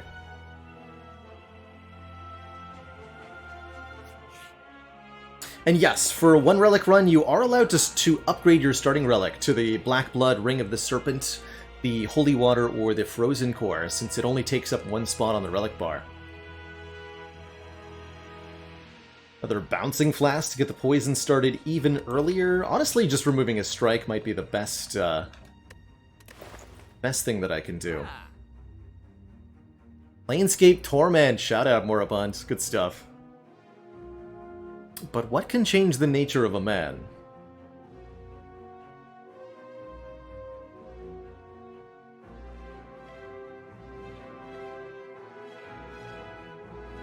Yeah, Spirit Poop or anything else that adds to your relic bar. It's very, very easy to determine if you're going to get the achievement. If there's more than 1 item here that you can mouse over on the relic bar, then you won't get the achievement. Anything that goes up there, including event-specific relics and the you cannot heal effect of Mind Bloom, will invalidate the challenge. Last chance to buy something. Wink, wink. Oh, what a beautiful turn 1. Couldn't ask for anything better than that. Ooh boy, alright. Just have yourself some boys in there, Spire Shield. Good luck.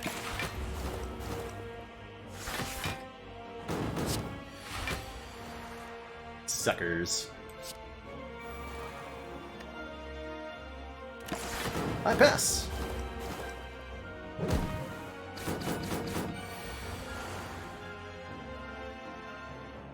3 times 5. That's kind of sad.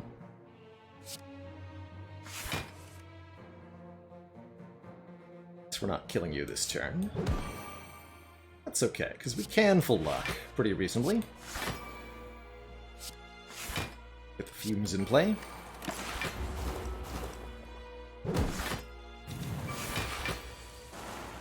We have Piercing Wail for the next multi-attack coming in next turn. Guess I'll go ahead and use the attack potion here.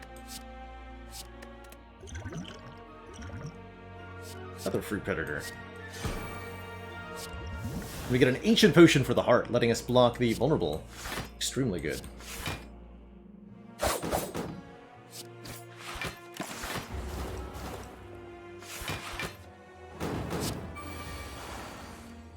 This would be a really nasty turn if Spire Shield wasn't dying. Thankfully 4x4 is pretty easy to deal with. Oof. Still not free, though. Woo. Got him. Easy.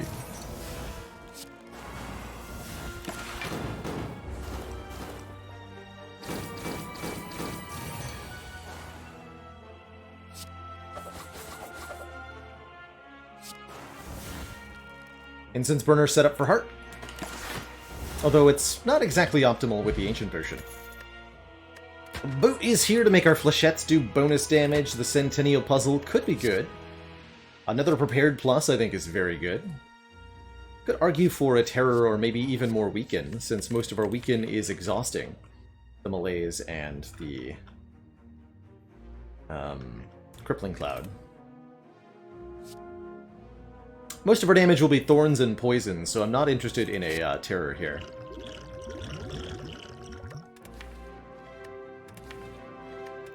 Let's go.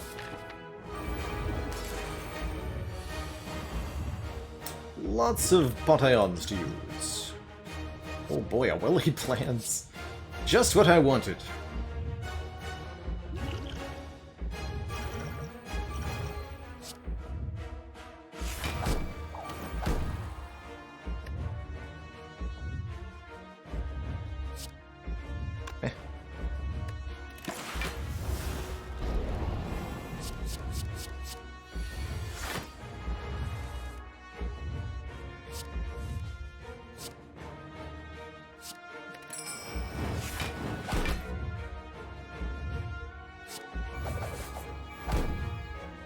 Use that right away. Poison potion. Seems pretty good. The thorns down seems pretty good. We don't need the weaken or the dash. Am I playing Catalyst now? I'm gonna go with yes. Just because I have the energy. Why not? Almost hitting the damage cap there already.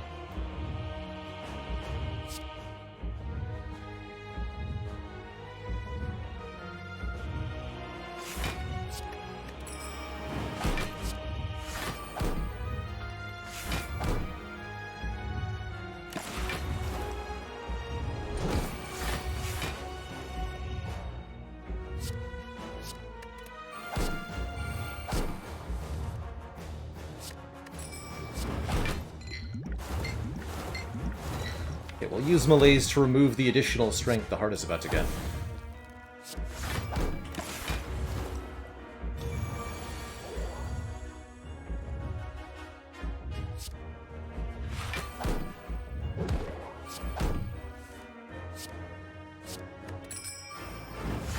Enjoy your minus 20 strength. Nerd.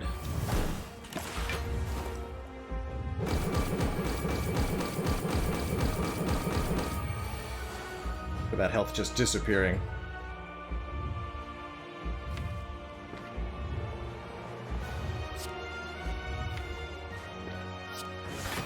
Here. The big hit do only 9.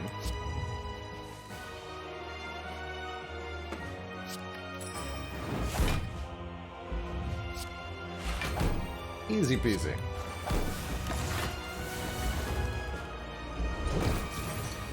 Be free, my ghost friends. Be free. GG, everybody. GG.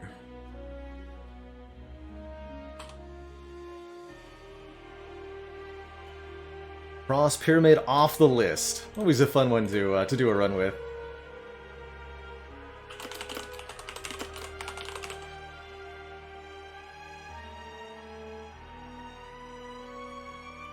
GG, everyone.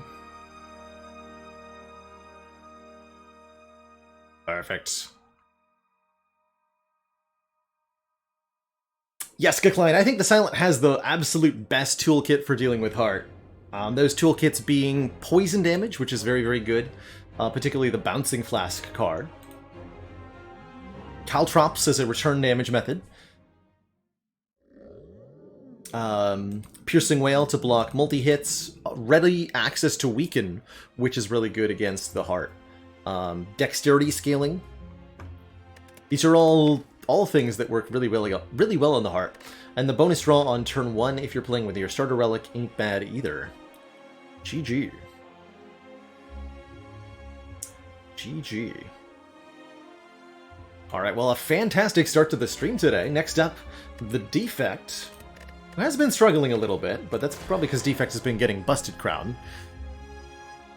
We'll step up to bat. Oh, let's remember to remove now the Runic Pyramid from the possible outcomes of Filter the Spire, so that we don't get a duplicate there. And then one of these relics is going to be the start of the Defect, although of course Defect can't get the Mark of Pain, Runic Cube, Wristblade, or anything like that.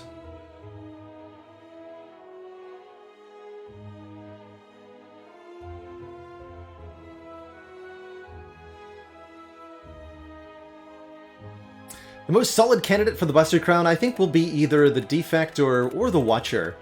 But ultimately, anybody is capable of winning a Busted Crown run. Just takes the stars aligning a little bit.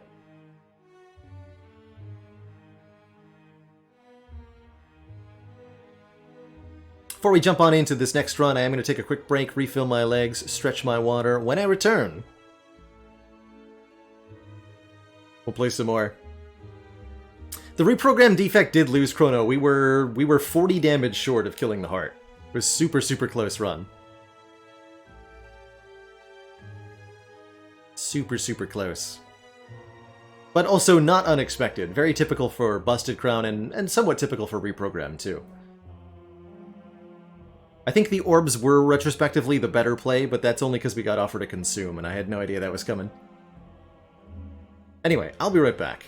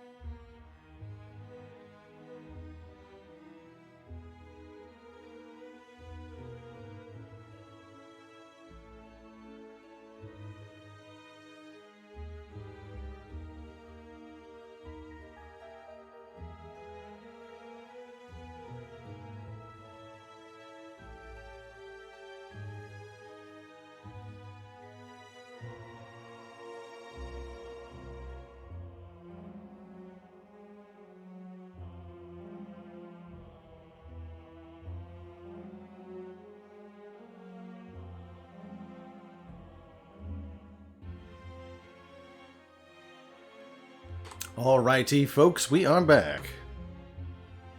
Thank you so much for your patience.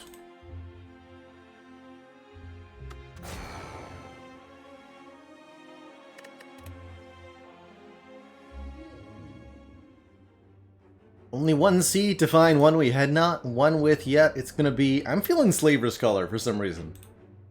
Oh, the corn chip is back. The Sacred Bark amplifies our potions. That could be pretty dang good or pretty dang bad, depending, really. I like the idea of going to this relatively early shop and then trying to fight an elite.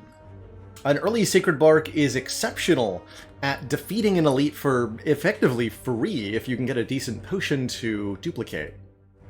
For example, a doubled Essence of Steel makes you almost impervious to the 3 sentries. A doubled Fire Potion could just dunk the Gremlin Knob or a sentry instantaneously. Double Block Potion can stall the knob for a turn, just to name a few. Unfortunately, we do start without our Lightning Orbs, so turn 1 dual casts are no bueno here. And that means we might potentially remove the dual cast if I don't pick up a Dark Orb or something similar.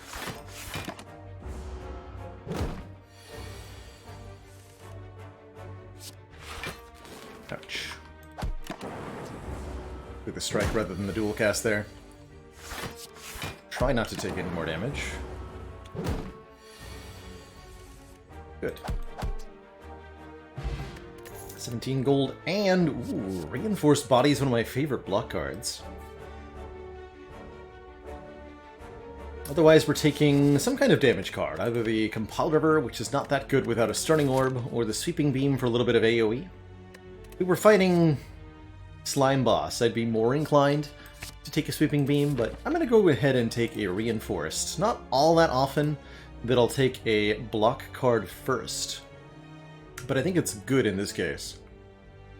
Do I trade Face to the Face Trader?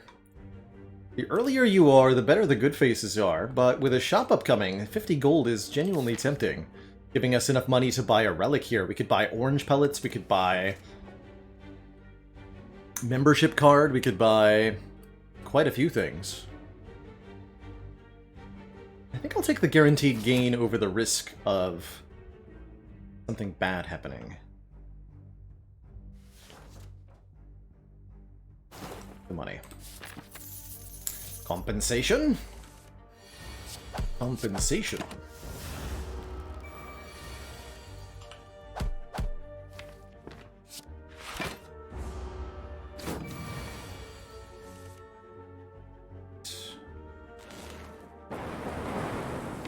Two strike skills.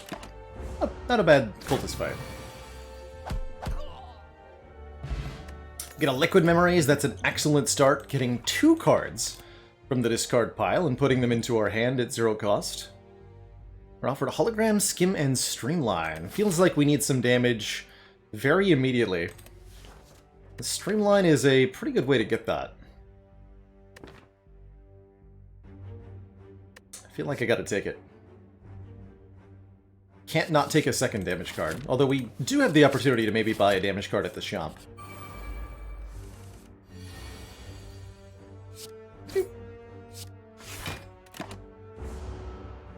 Instant payoff for the Streamline there.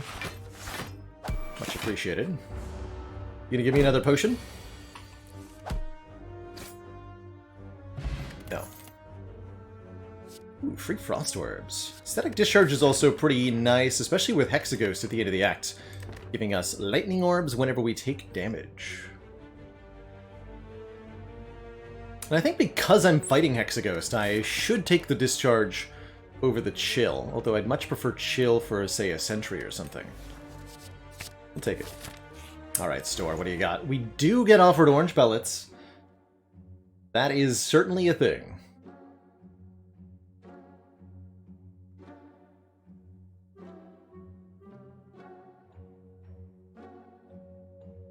Pellets are certainly a thing. If I take pellets, I can't buy this fire potion.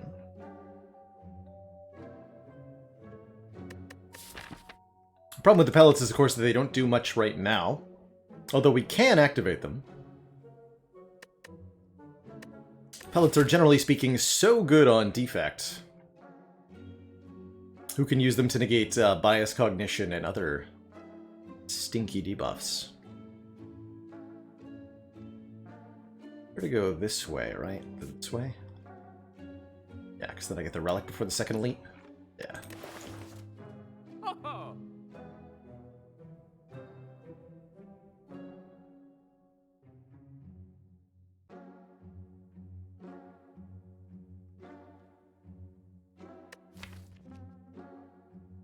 I like go for the eyes with the static discharge, too.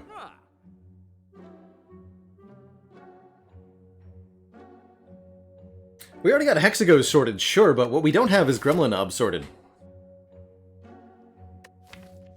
This will not kill a Gremlin Knob.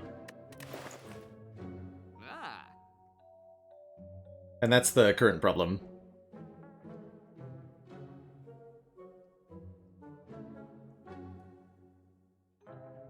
Could maybe kill Knob with an upgraded Streamline and the Liquid Memories. Of course, it might not be the Gremlin Knob, it could be something else. We're okay against Lagavulin. That's about it, though. Of course, they're just like half a pellets and a quarter of a fire potion. Kind of. The Snail! Good to see you still here. Thank you so much for 28 months of support. Yeah, I'm sorry. I don't think I can afford to not buy fire potion here. Which leaves me with 139. That is enough for card remove and go for the eyes. That'll do. And this feels like a remove dual cast kind of situation.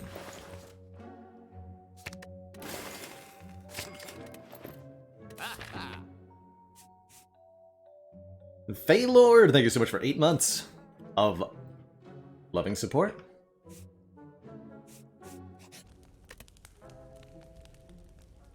Static's a pretty good upgrade, but I think we need the upgrade on the Streamline first and foremost here. It's not Gremlin Knob, it is the 3 Sentries.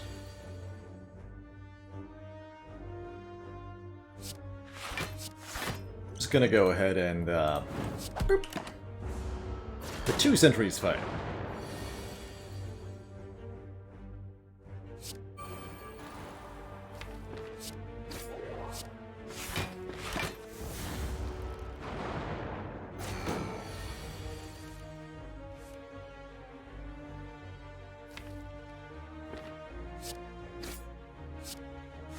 Here.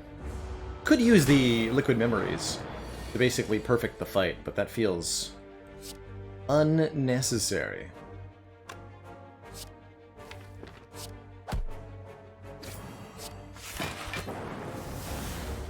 Why remove Dual Cast and not a Strike? Because Strike does 6 damage on turn 1, but Dual Cast does 0 damage on turn 1. Since we have no orb to begin with, and our orb generation's still pretty poor.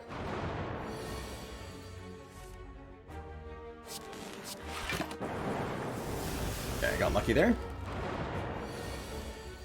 Nice.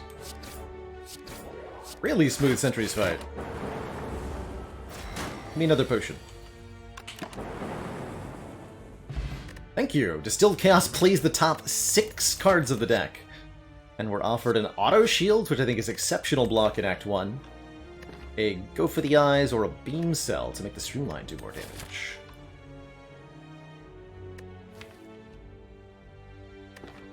Grab this Auto Shields. Beam Cell's pretty good. Love the Centennial puzzle, too. Just have lots of front-loaded block. Hello? Oh well. I could use a potion here to try to save 8, but these potions are worth a lot more than 8 health.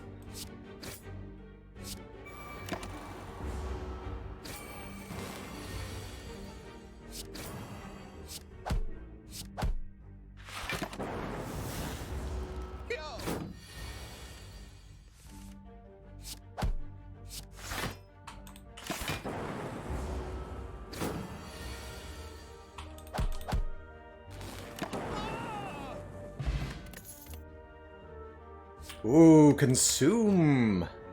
Lets us shrink down the orb slots, making each lightning orb do more damage. Could take a hologram to get back, Streamline to get back Go for the Eyes, could even take a Claw. I am a big fan in general, however, of Consume plus Static Discharge, especially for Hexagos, but just in general, I think it's an exceptional combination there. Pen Nib can make this Streamline quite a bit more impactful. I'll go ahead and take it.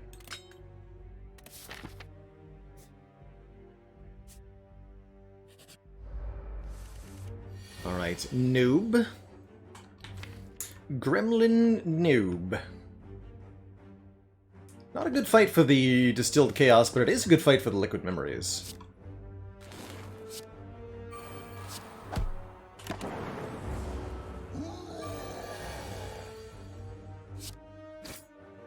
It's actually perfectly full blocks, which I don't want to do.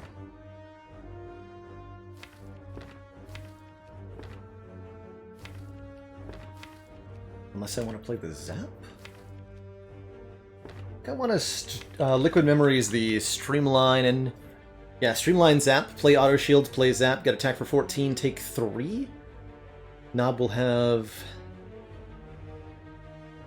34 health, we have 3 Lightning Orbs, we draw 8 cards, and I can Distill Chaos if I really need to? Sure. That works. No, no, no, not that one. This one. You and you.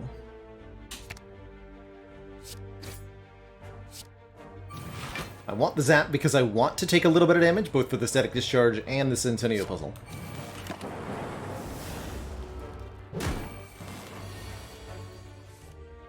Beautiful.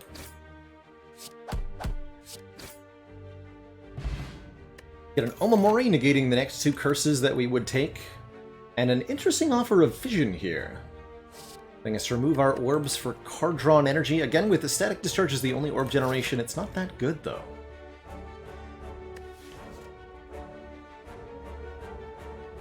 I think I'm going to pass on this. Especially with Consume, right? We don't have many orb slots either. Uh-oh. Not good.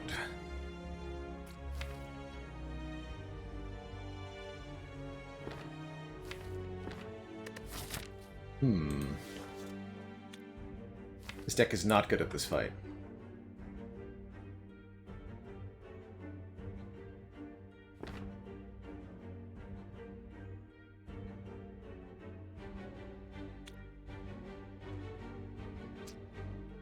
We get attacked for 20, and I'm like, Streamline Auto Shields is the best thing I can do?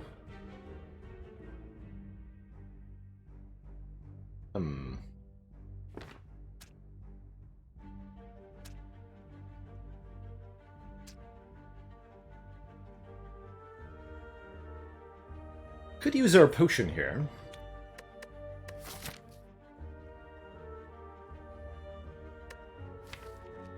But I'd really like to fight that elite with this potion.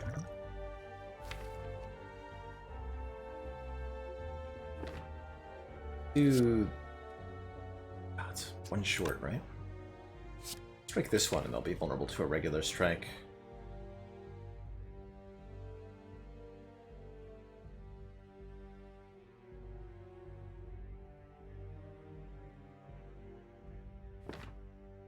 Let's do that.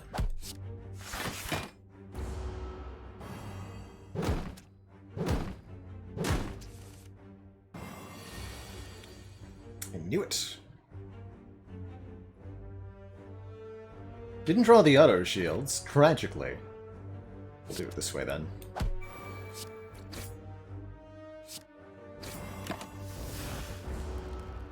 Guess I'll rest at the fire, that's fine.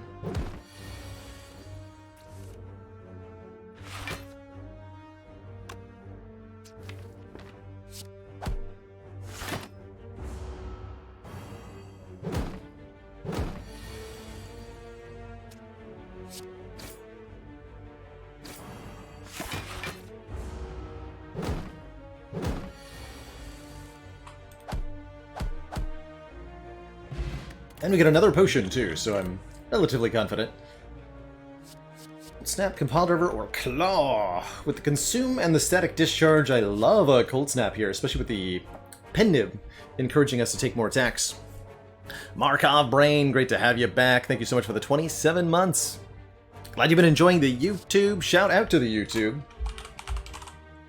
Out!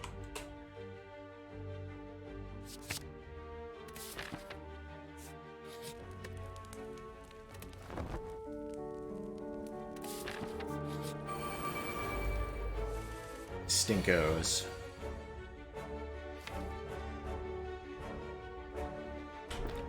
What's this one? 6 random skills into the draw pile that cost 0? What do I get? Ooh. Ooh. I like it. Deliberately gonna take 1 here to draw more.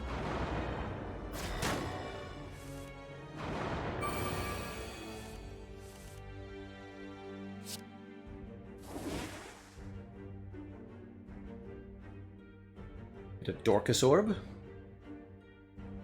Pen-nibbed Streamline here could kill one. We'll probably go for the back one. Given what we drew. Yeah.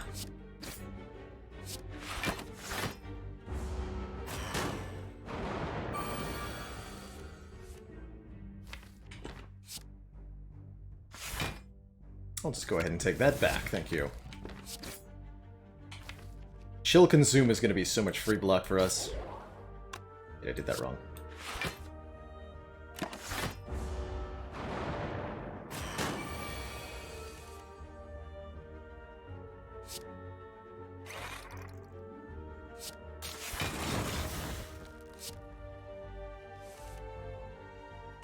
I'm going to keep these Frost Orbs.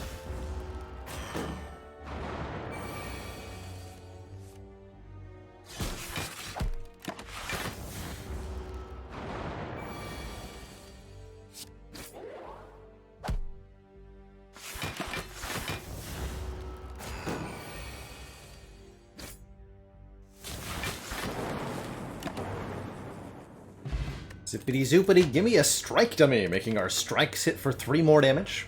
Anytime you're getting a strike dummy in Act 1, I think it's gonna be a good time.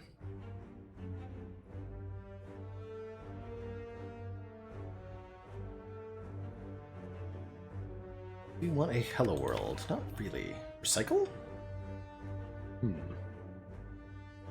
Cycle lets us exhaust cards, burns potentially. Gaining energy in the process. We don't really have the card draw to support it other than the Centennia puzzle is the current problem. 2 Consume is definitely silly. I think this might be a skip here.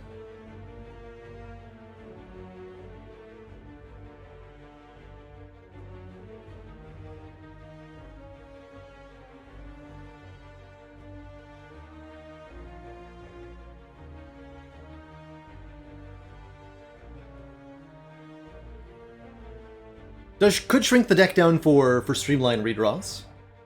That's definitely the case. Getting us back to the... Can get rid of the Consume when we're done with it.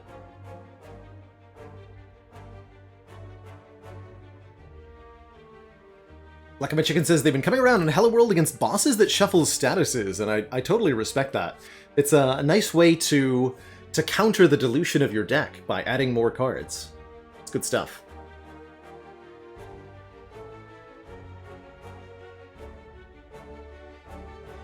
I think I'm going to pass it all, though. We're just going to upgrade our Static Discharge before Hexaghost. I'll take 150 gold. Thanks, Mr. Serpent. The Serpent rears its head and blasts a stream of gold upwards.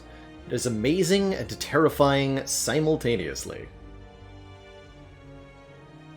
Look at the text in these events. It's good stuff.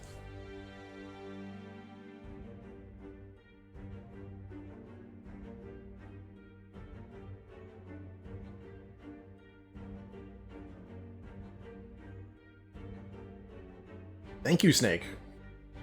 Thank the Snake.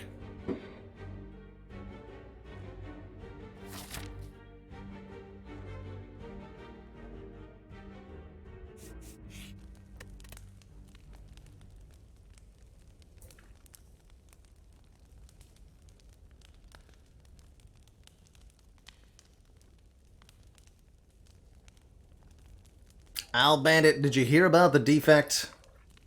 Was embarrassed to go to the doctor. He was suffering from static discharge. Oh, sweet, we drew that on turn 1. Perfect for booping the ghost in the face. And a go for the eyes to boot. So I'm going to go ahead and just not block any of this.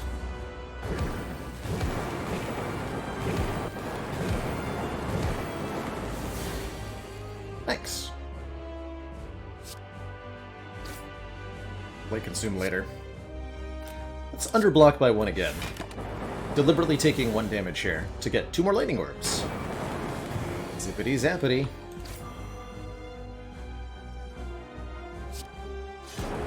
And again, underblocking by 1 on purpose.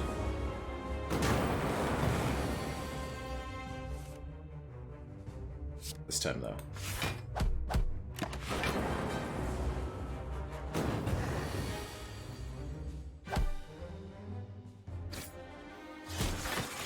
GG.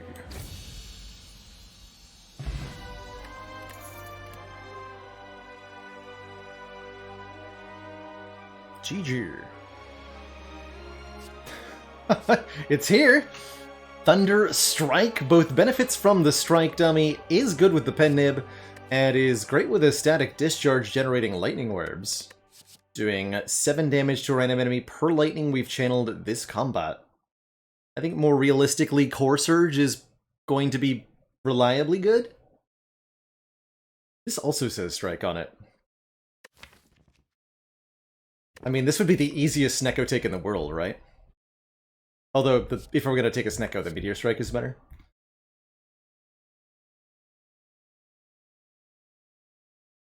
I mean, I've never had this kind of quality Thunderstrike. We gotta give it a chance. Gotta give it a chance. And we get Pyramid, Battery, or House. This is not the world's best Pyramid deck, but it will be pretty good. Meaning the Thunderstrike can line up reliably with the Pen Nib. We can tailor our block a bit better. This Go for the Eyes gets pretty good. Could instead take a Tiny House for a bunch of stuff. The gold, money, hit points. It's all a gold... upgrade, money, hit points, potion, etc. It's okay. Tiny House is never a bad take. It's just usually worse than your other options. Or the Nuclear Battery, giving us energy every turn, +2 when we evoke it. Kind of awkward with Static Discharge, though. This will often get evoked for 0 energy, because it happens in the middle of our turn. I'm going to take a Pyramid, especially with the bonus draw from the Centennial Puzzle. Helps us get more cards in hand. And we'll want to go to a shop post-haste, partially to remove a Stinky Strike, and partially to maybe buy an energy-generating card. Currently a little bit worried about elites. We're not that good at slavers especially, but again, we do have a Sacred Bark. So one super powerful potion could make the difference. Also, what are you gentlemen doing? Get out of here.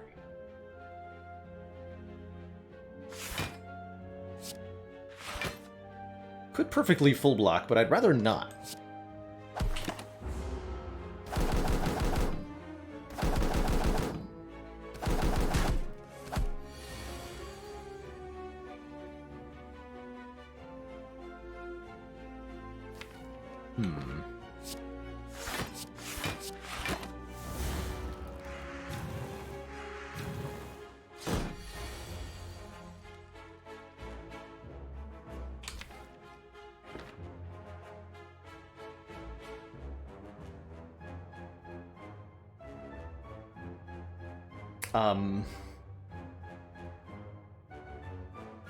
I guess I'll just buy new potions? That seems fair. I guess I'll just buy new potions. It's not going to be that good of a Distilled Chaos. The unfortunate truth of it. It's okay.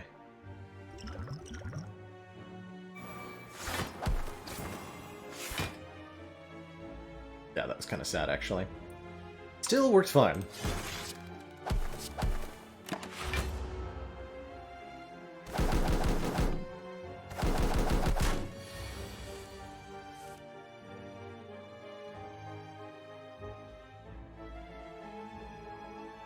Is it time to just rely on Static Discharge?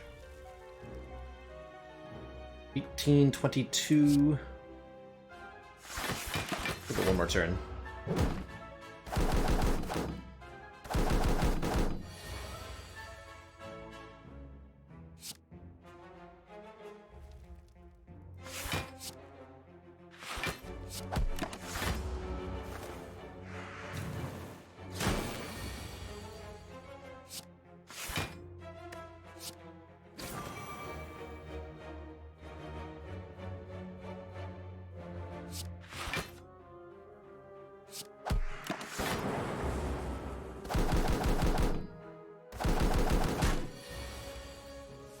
Guys, never give a turn off? Please. Have mercy.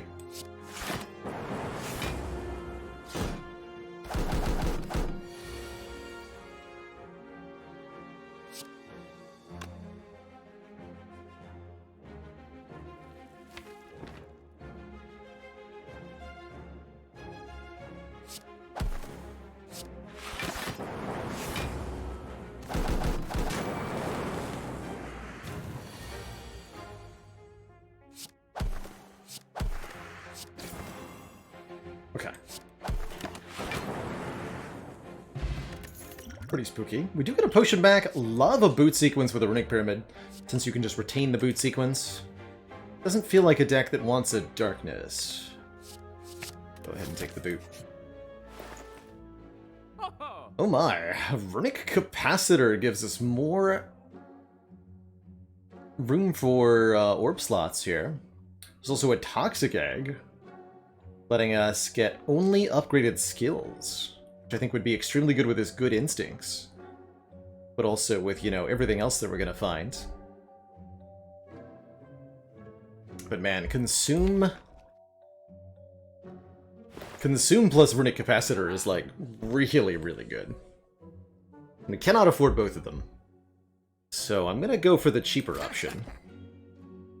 Because we can also afford a card removal plus a potion. I'd love a potion.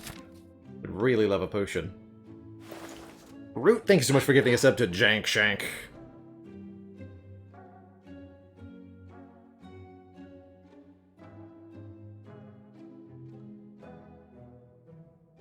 Deck has enough block cards, and with Strike Dummy, Pen Nib, I like the strikes quite a bit.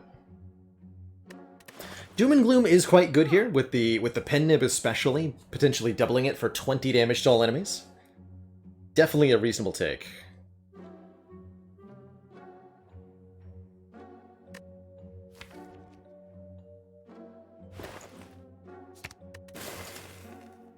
Go with the skill potion, though.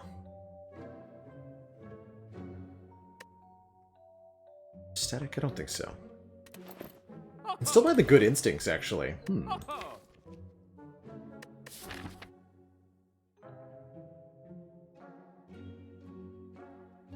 But I'm in all likelihood going to this shop.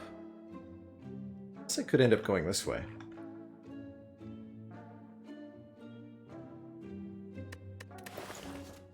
Alright, we'll take it. Zero cost blocks are very, very good with the pyramid. Even if sometimes your turn one is just... I don't do anything because I have stuff. What's that? You want to do one to me? Happy. Happy to.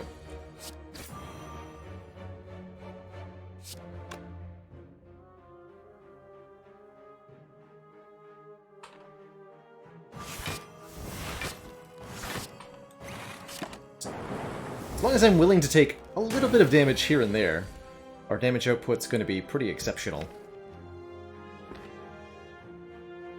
And Nib is charged? Okay, I can full block this, I think.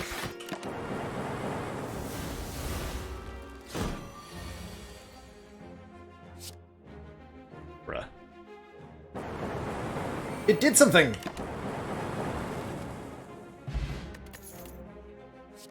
Sunder Plus with Pen Nib and a Runic Pyramid? 32 damage, and if it kills an enemy, refunds the cost. I love that. Love, love, love that. I like it. Event first, then combat? Or combat first, then event? Let's do the... Could get potions out of the combat. Or out of the event, too, though. Can't use it a potion in an event. Unless it's Ranwit, I guess. 20 per orb. Wait a minute.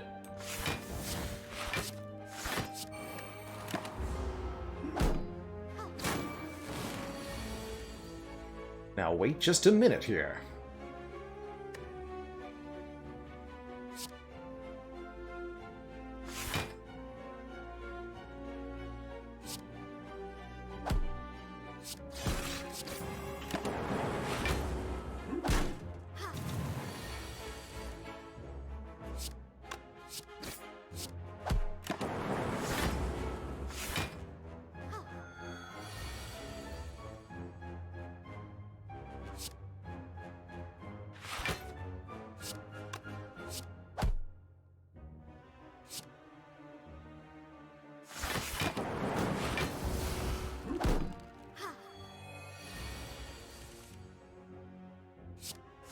You have to stop attacking me now.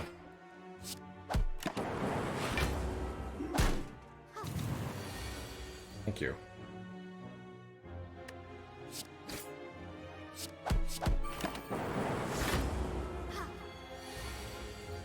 Let's see. Probably fighting an elite next, so I'm gonna try really hard not to play any attacks for the rest of this fight. Not sure that's actually gonna be possible. No, actually, it's not. Well, then I'm gonna try to play a lot of attacks instead of no attacks.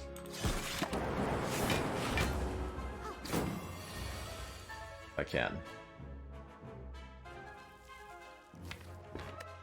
It only heals for slightly more than the damage I do.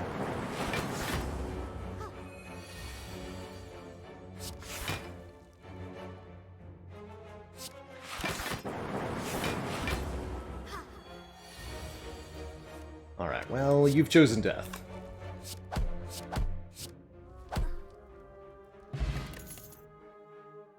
And I've chosen a chill. 1 frost per enemy in combat. We've got focus, and I'm going to upgrade that consume, too. No reprogram this time. More free money. Oh, I am going to this store then. Good. Give me $275 redues. That's, count it, 425 gold from this Omamori. And 0 curses. Good stuff. Really good stuff.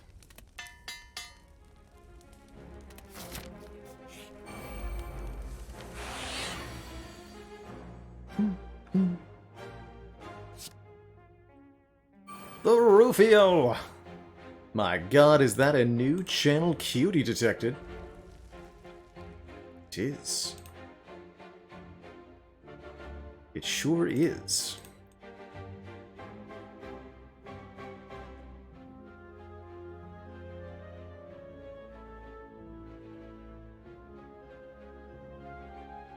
All hail!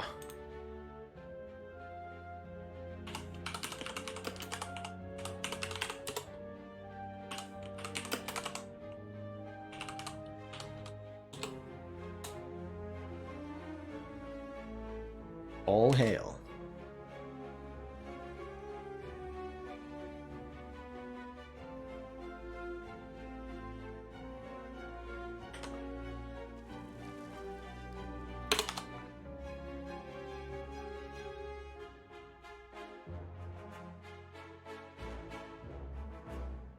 Okay, let's deliberately take a little bit of damage here. We get more cards in hand, and we get some very valuable lightning orbs. Play the same deal here. Yeah.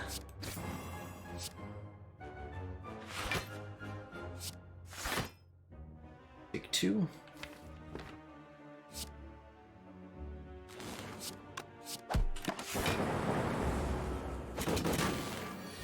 And Wake of Insanity, thank you so much for that Prime sub and those 10, count 'em, 10 months of support. Now wait just a minute here.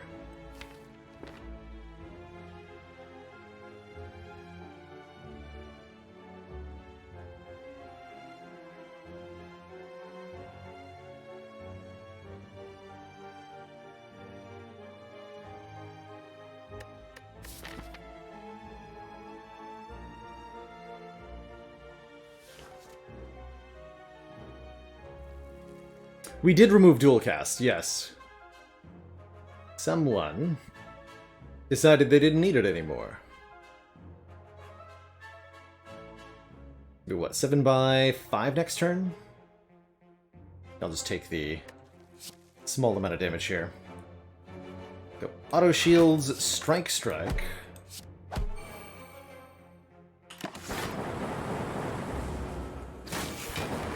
And then Thunderstrike does 20 by 7. GG. Tornithopter now heals us when we use our double strength potions, only 10 though. And a self-repair if we want some more healing, and I think we do, to help us utilize the static discharge better. That also makes this route a lot more favorable, because we can sustain ourselves through it. Good. Doom and Gloom not bad either, for the record. Nice try. Here, this is a good fight for the weak bot. I'm gonna go ahead and use that.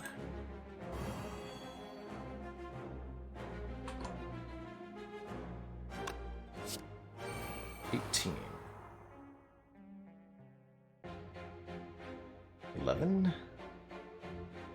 Plus 5 is 16. Perfect.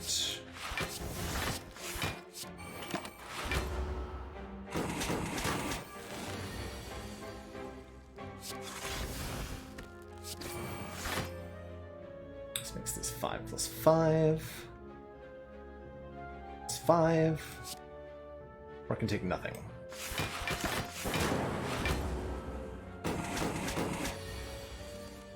Nothing sounds good.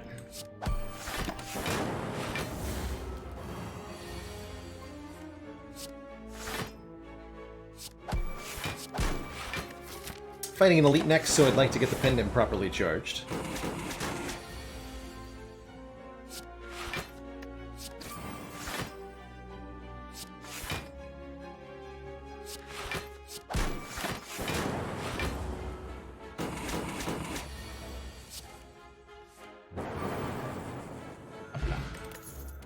.24 block potion, really good for Slaver's turn 1. Another option for a Frost Orb. With the Capacitor and the Consume, I do like Frost Orbs quite a lot. I'll take one more. It's no cool-headed. The Marbles. This is Volnon turn 1, which is kind of helpful. I don't think it's helpful enough, though. Membership card. More focus being offered, too. Hand of Greed is kind of interesting.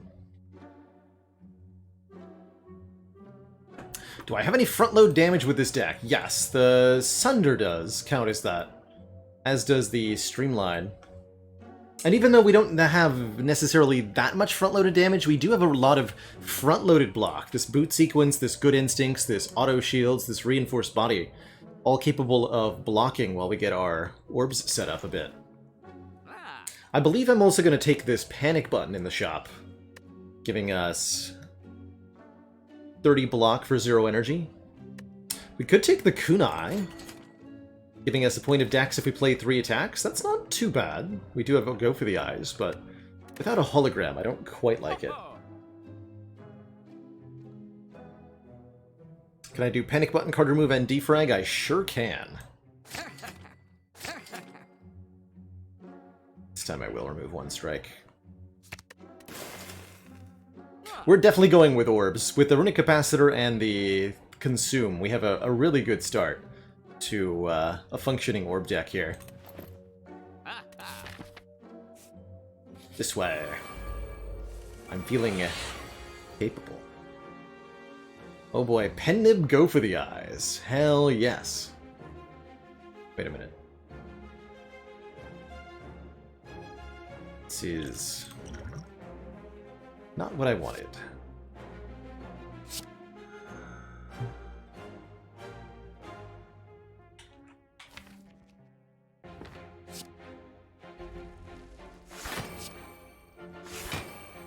This is 28. But opt not to play this. I think I'm going to do that.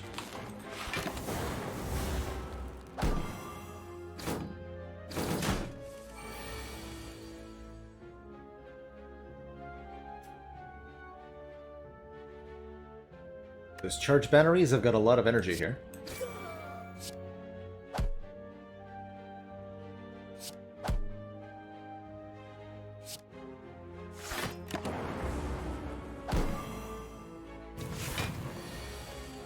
It's completely fine. It's actually less so.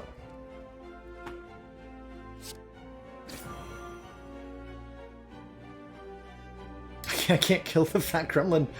Oh dear.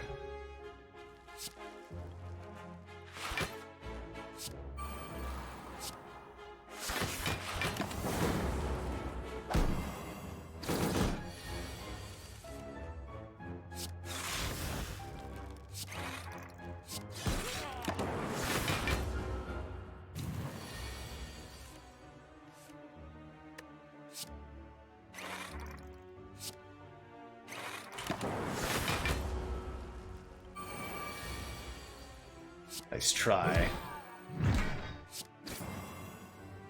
I won't be falling for your tricks this time. 6.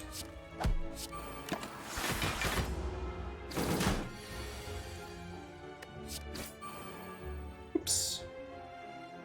That was my fault.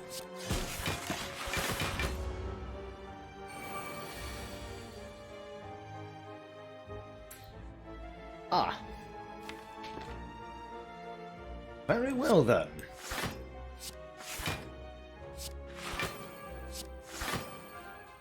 Let's see. 31 plus 36 is more than whatever that is. Good.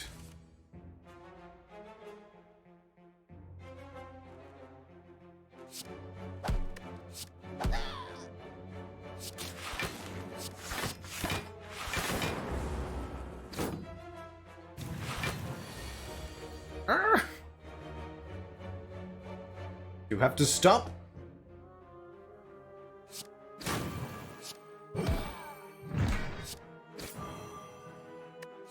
Actually, I guess you don't have to stop.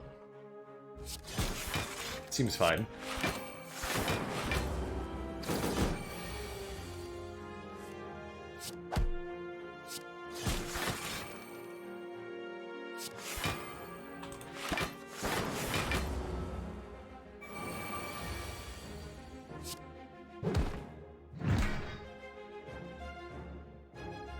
Ultimately, that was an almost perfect fight. I'll take it. Shuriken gives us strength for playing 3 attacks in one turn. We could take a skim for card draw. We need some energy gen to go with that, but that seems pretty alright. A ball lightning would also be very helpful because we need to actually channel lightning orbs in order for the Thunder Strike to do anything.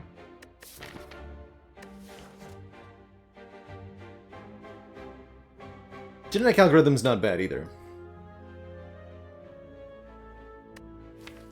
If I had the recycle, we would have taken this skim quite happily. I think I am still going to take it. As the upgrade over the ball lightning, but ball lightning might have been better there. I will admit this. Ooh, free stuff. I love free stuff.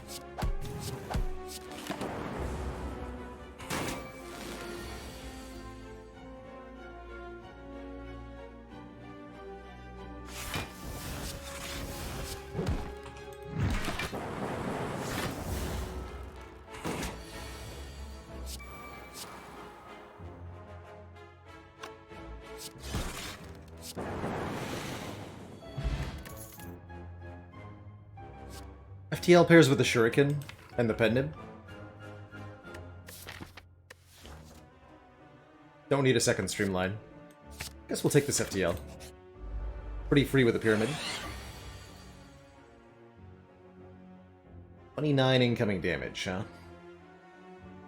I can actually work with that. Right, this is 15 plus 14, 29. Let's do this. Apologies if there's any background noise, by the way. Some landscape and stuff going on outside.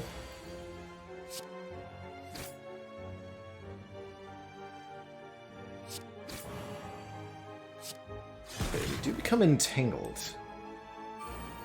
It's a little bit annoying. 17 incoming damage. Block for 4 plus 11 is 15. Take 2. Take 2.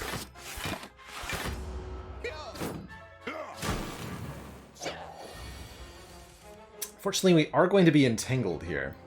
Or, oh no, we're not being made vulnerable. Excuse me. Never mind. Nothing bad will happen to us at all. Hooray! 27 plus 9 is 36. Wow. Currently blocking for 29. So, reinforced is perfect full block. I can keep the thingy. I can also use Static Discharge to block for a little bit more if I feel the need to. But I don't.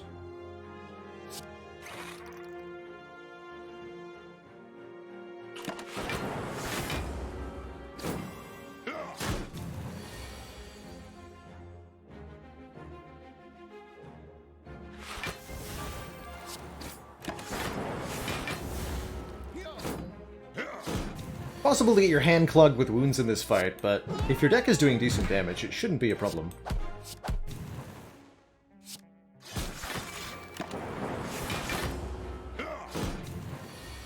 Look at that. Very, very smooth Slaveverse fight, and I didn't even have to use that panic button.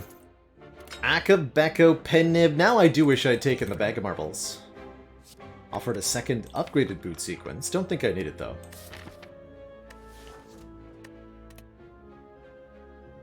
Akabeko Pennib means our first attack does double damage plus 16. So a strike, for example, hits for a whopping 34 damage. Kinda wild.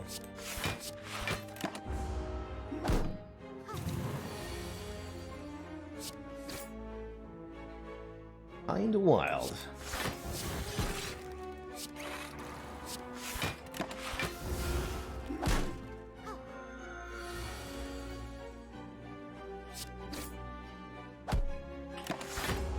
Dear sir, please die.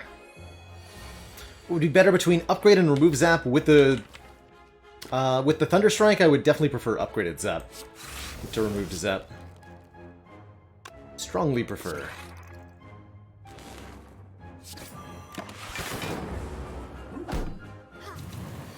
This deck is so good right now.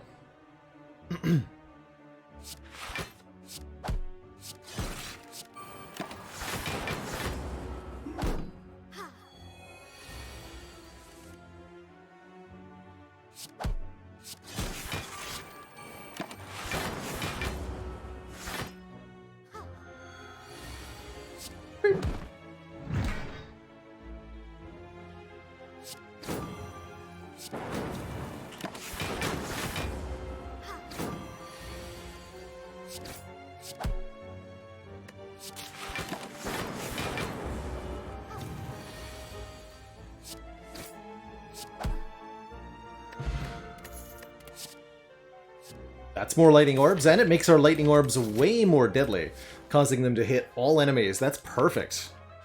Another expensive card, unfortunately, but that's okay by me. Don't need an Essence of Darkness. Pretty powerful potion, but I prefer what we have at the moment. Get this defrag upgraded. For the most part, we don't need to upgrade Panic Button. At least not yet. There are a couple things like Bronze Automaton's Hyper Beam that could be more damage than we'd be able to block, but for the most part, nah. Be fine.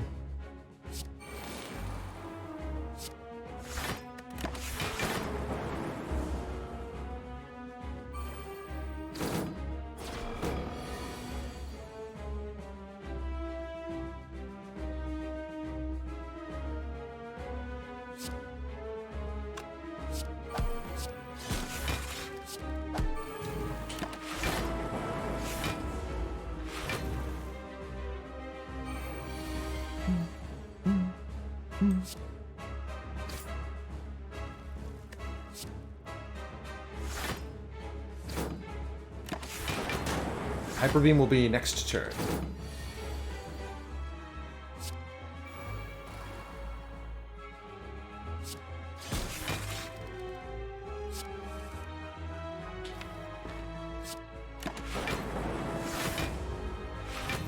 We can pretty safely block this with Panic Button. Let's see, 21, 58. Deliberately... No, 24? 54. I'm going to deliberately underblock here to get some lightning orbs.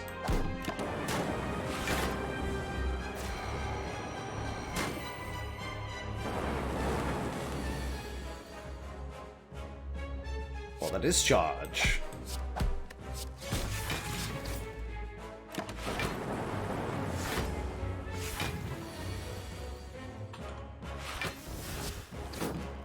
By 2 is no joke, friend.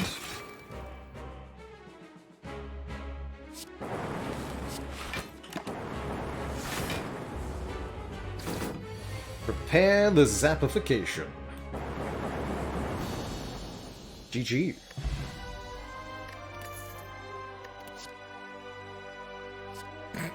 2 of them. I don't think we need 2 of them, but that's cute. All for One would return 0-cost cards, the Go for the Eyes, the Good Instincts, the FTL? Not that great. Or Creative AI generating random powers, that's serious hand clog with the Runic Pyramid. I'm gonna go ahead and say we actually want none of these. Would have loved a Seek, maybe another Electrodynamics. A Bias Cognition would have been grand. But of these options, I don't think I want anything. I do want a Duplication Potion, though. Don't forget, these are double strength potions. 4 orb slots, duplicate 2. Snecko Eye Runic Pyramid, no thank you. But I think we can pretty easily take a Coffee Dripper, giving us 1 more energy to work with, which is very valuable given the average cost of cards in this deck. And we have some sustain with the Toy Ornithopter, after all. Or the Calling Bell, giving us a Curse and 3 relics right away. That Curse slows our draws down even more, so I'm a little hesitant to say that that's good. If we had Mummy Hand, the Creative AI would have been a lot better, and so much more takeable. I still think with Runic Pyramid it's not a great card. Now, if we had a Storm and a Mummy Hand, I would definitely take it. Oh yeah, we've got a Self-Repair too, so that's even more incentive for this Coffee Dripper. And I think 4 energy in Runic Pyramid with bonus Sacred Bark has got to be a good chance at getting to the end here.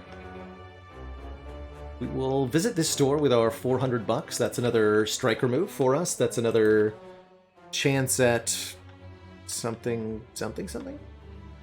Yeah. Already got our Burning Elite out of the way. Here, do 1 damage to me, please. Good luck to you.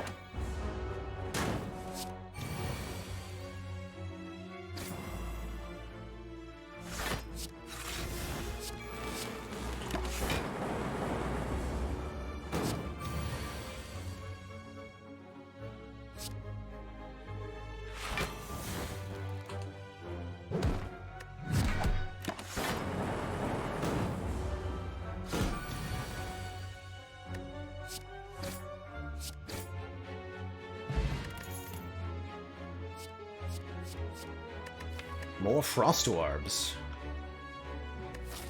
Yes, more Frost Orbs.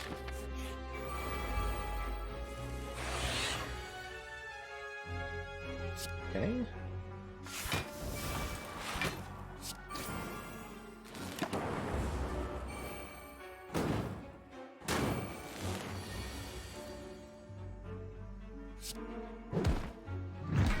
Get your nonsense out of here.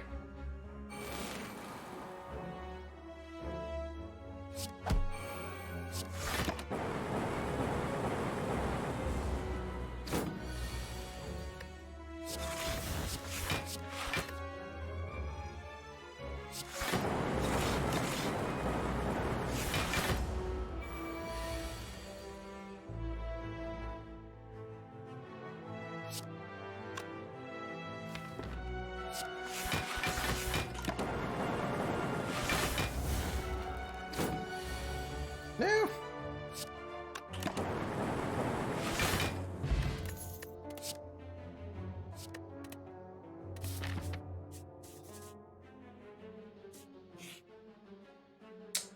Double Orb Walkers, I have a Duplication Potion, and we have Pennib Akabeko charged. Normally this is a pretty scary front-loaded combat that demands that you have some serious immediate output in order to win. But I think we're in perfect shape for this, with what we have, truthfully.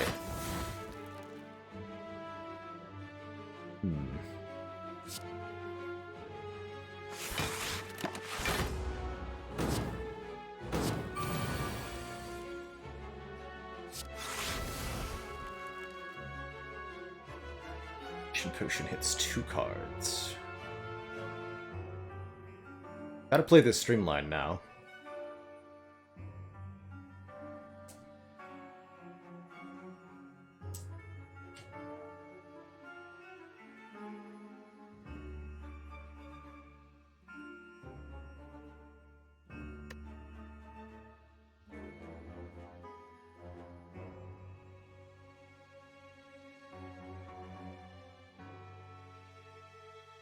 Sure. What is the Time Eater's favorite cowboy-themed TV show? Orb Walker, Texas Ranger.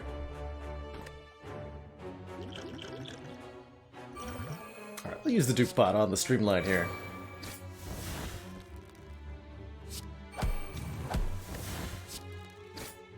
Perfect.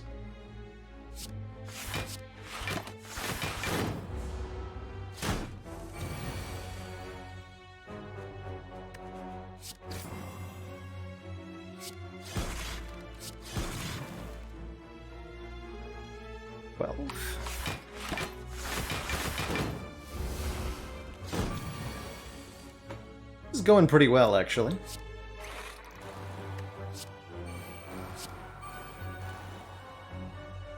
Give me some lightning orbs.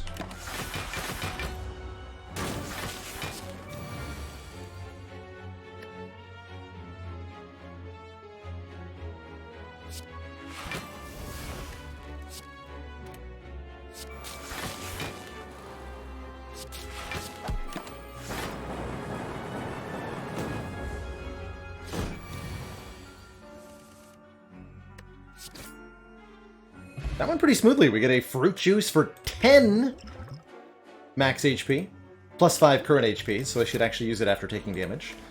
And a crap load of money with membership card going into a shop. That's pretty good. That's pretty good. I know, Profession. Even I'm too young to have actually seen any Walker Texas Ranger. But that's what makes them a dad joke. Oh man, Entropic Brew. Bullseye could be nice to make our lightning orbs do more damage. I love getting both Bronze Scales and Boot Thingy here. Or Blunk on turn 1, very valuable with Runic Pyramid, and some return damage to the heart, as well as various other foes. Another defrag on offer here if we want even more focus. That's pretty alright.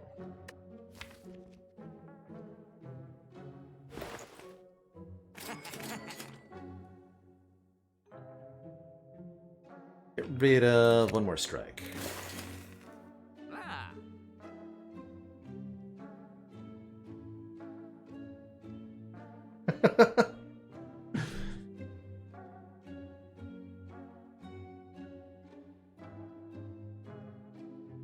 We want an Enlightenment. How many cards cost more than one? Streamline, Thunder Strike, Consume, Sunder, Glacier, and Electro. There are 6 cards costing more than one, which is actually pretty reasonable value for the Enlightenment. If we wanted a card that generates a bit of energy for us, that's not a bad one. I do like its ability to make the Thunder Strike cheaper, and if we upgrade the Enlightenment, it can make them reduced cost for the entire combat, which is kind of hype, actually.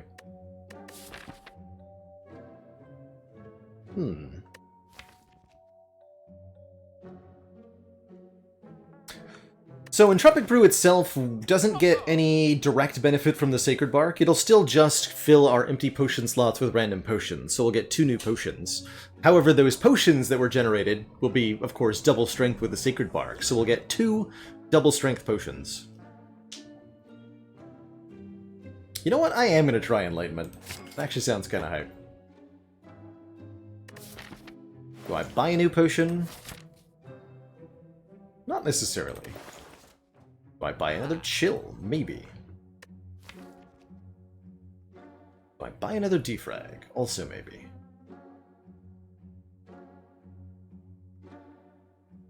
I'm gonna upgrade this Enlightenment. And then I'm going to upgrade Thunder Strike.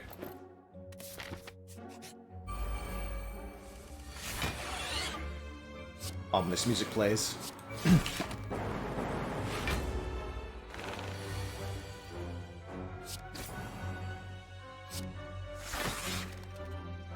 So, incoming is 25, 13 plus 12 from this constricted debuff.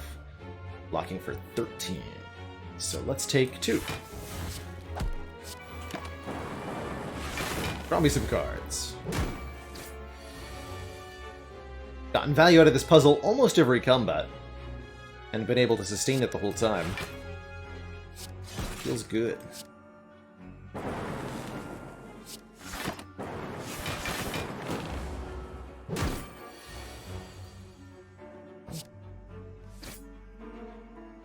Okay, Enlightenment makes the Thunderstrike cheaper. Let's wait until next turn.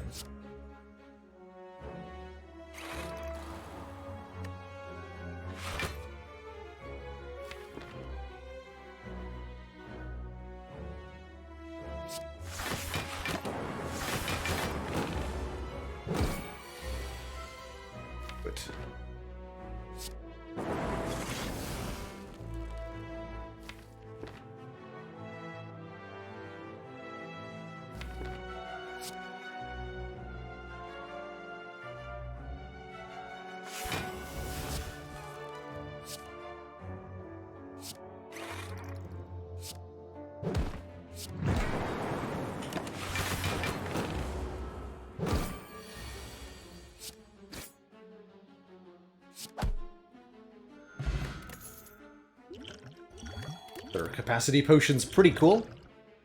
Don't want to claw. Definitely want to carry one of these to the heart. 4 bonus potion slots will be exceptional.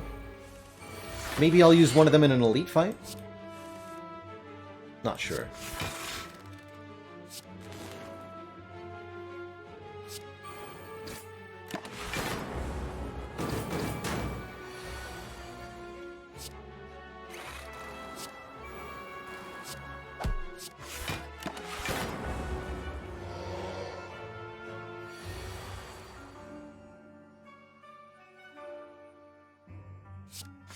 Noted.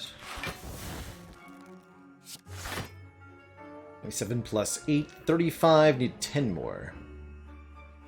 Do it this way then.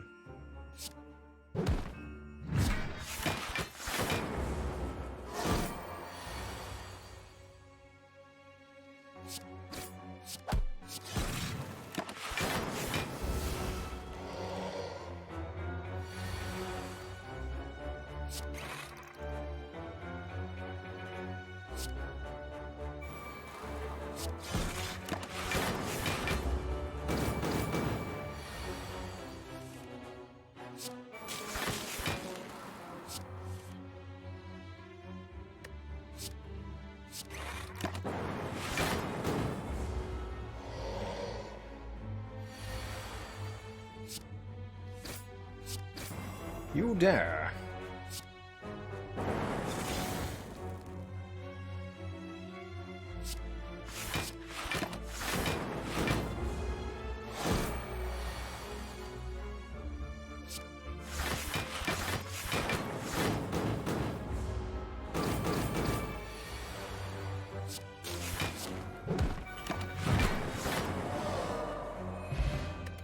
More focus from the data disk is going to make our late game pretty exceptional here.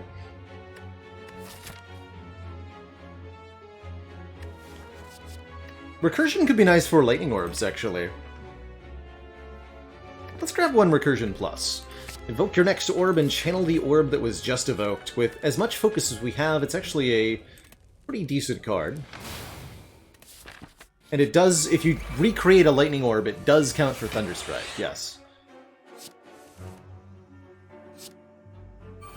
So, for example, playing it here.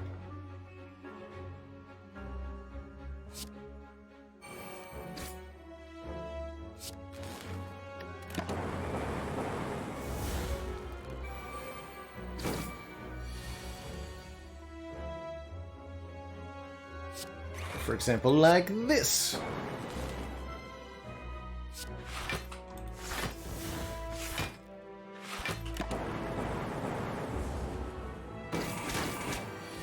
Nice Exacxies there.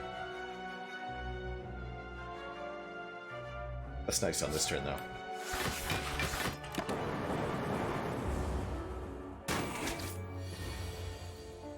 Okay, you can stop now. Please.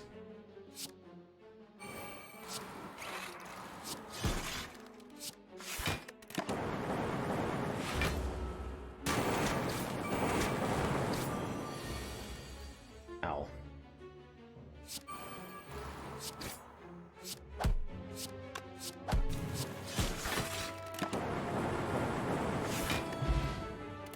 Smiling Mask makes our removals relatively cheap at the store. Cool-headed for one more frost. One more frost. There's the Mummy Hand, making something in hand free whenever we play a power card. I think with this much money and membership card, we'll opt for another store over that Elite there. Love to see Bag of Preparation for more cards on turn 1. Love to see card removal for less cards in this stinky, stinky deck.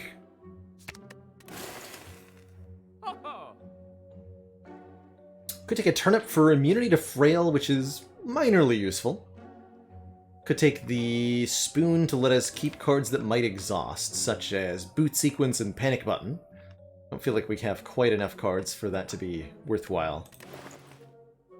Definitely too late for Hand of Greed, this late into the run. So I think I'll just save my cash for the remaining shop. Rebound, to let us put a card back on top. Rebounding, say, Consume.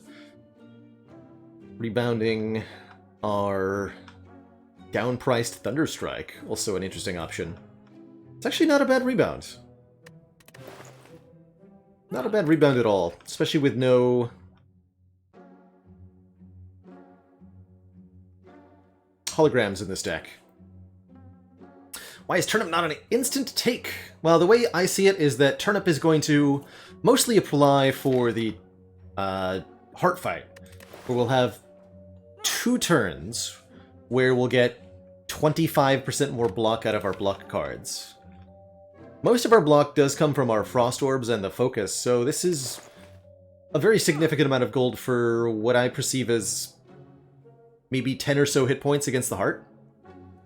Which is not bad, but I think we can do better with the different relics at the next shop.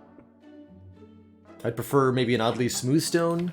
I would prefer a Mango. I would strongly prefer Mango at the same price, as an example.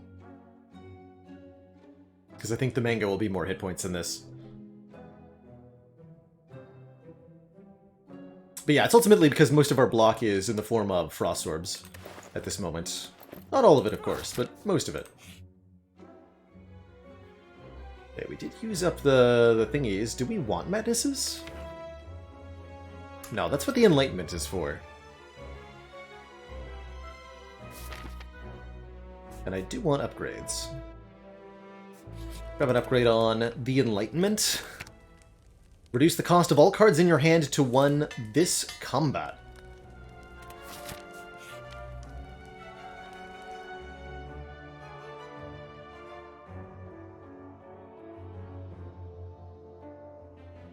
Rude.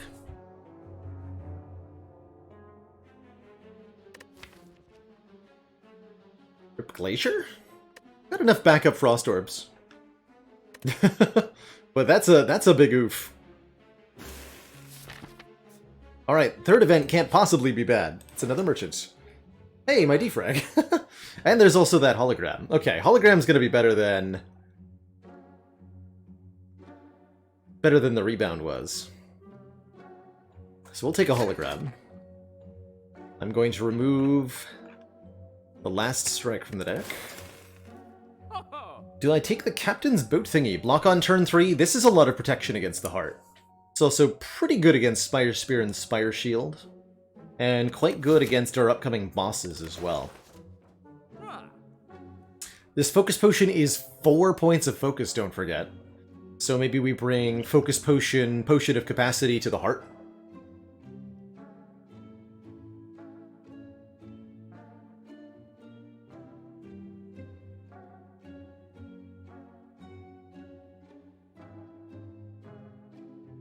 Not a bad defrag either. Could get the Medical Kit, letting us exhaust statuses in our hands. Not too worried about those. Most of them get rid of themselves anyway. This really only prevents you from redrawing the Burn and the Wound in the Heart Fight. Also good against the burns of Spire Spear and Spire Shield, too. Go Boat thingy, and I will swap out for that Focus Pot. Do I take another Cold Snap because of reasons? Nah. Make sure I have 50 gold for one more removal at the last shop. And I wanted to upgrade the Thunderstrike. Just +2 per hit. It's not that much. It's actually probably better to upgrade the Electro. It is better to upgrade the Electro. Or the Zap. Get that Zap upgraded.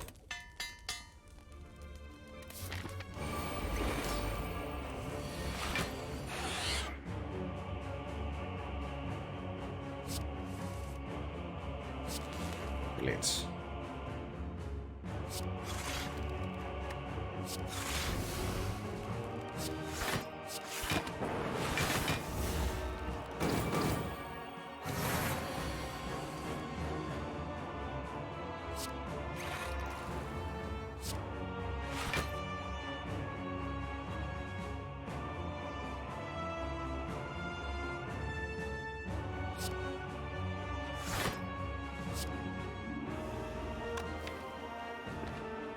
Go for Deca first, because of the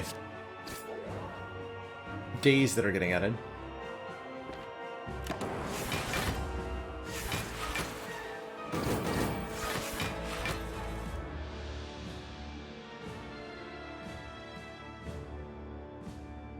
Okay, I might makes Thunderstrike cheaper, Sunder cheaper. I'd like to hit Electro and/or... Oh. And/or Consume.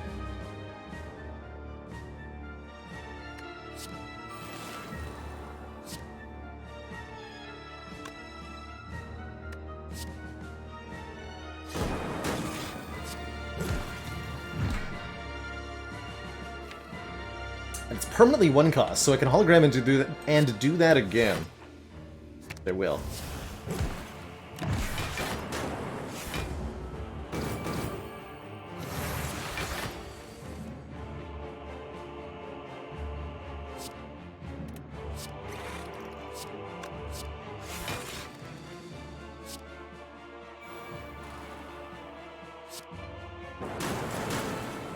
Get him.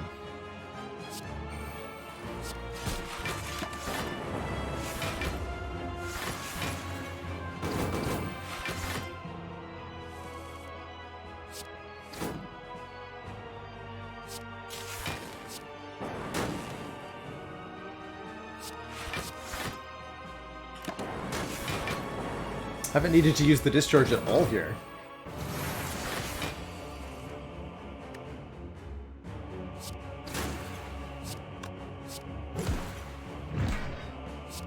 With Deca dead, we can use the panic button with no downside.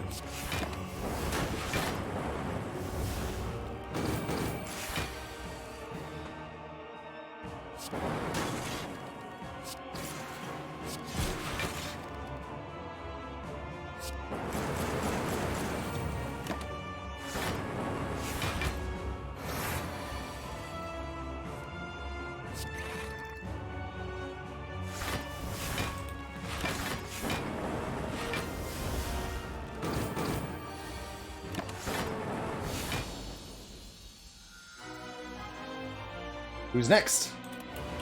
The Time Slug. The very rude Time Slug.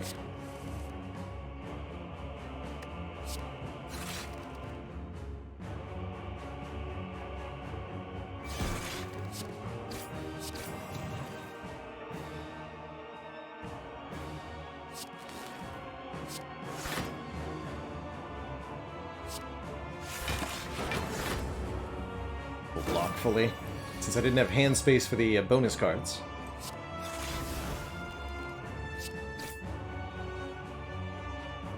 $14 plus 9 means I take 1? I need to play 2 cards anyway.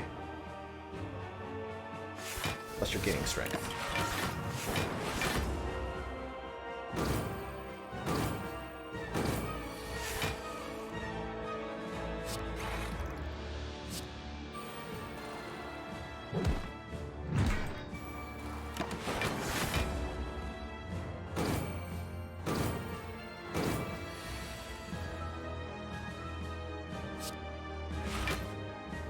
First of all, how dare you?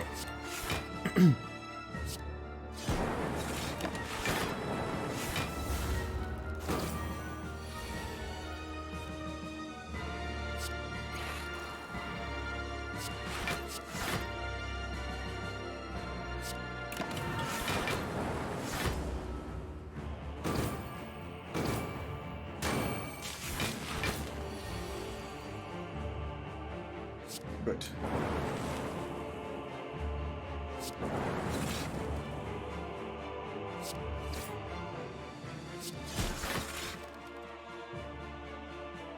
$16.27.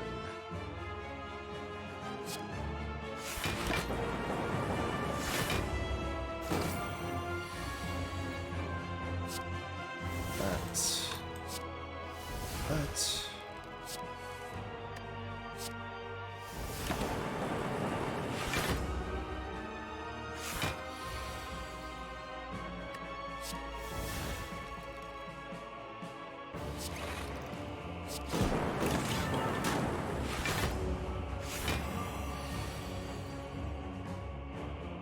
57.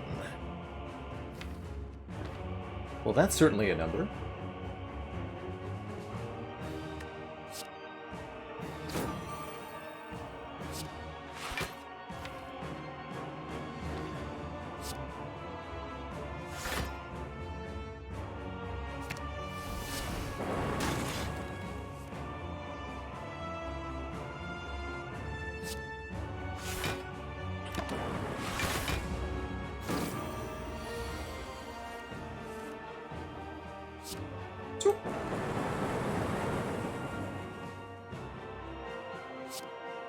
Having Pendebacco for Spire Spear and Spire Shield would be ideal. It seems pretty difficult to do at this point, given that I just did that much damage, though. Let's see what I can make happen here.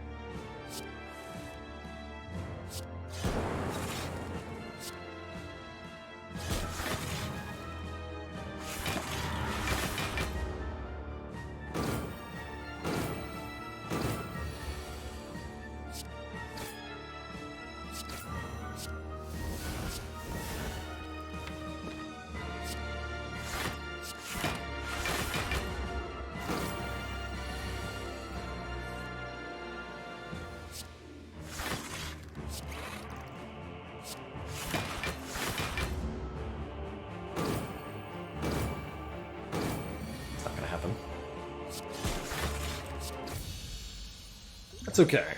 We'll have to do with 6.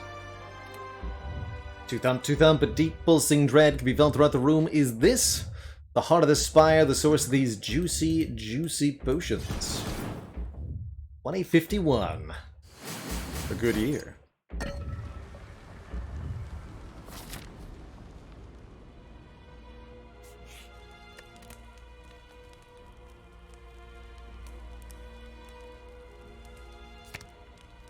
I don't think this is the best upgrade, but I really want to do it, so I'm doing it.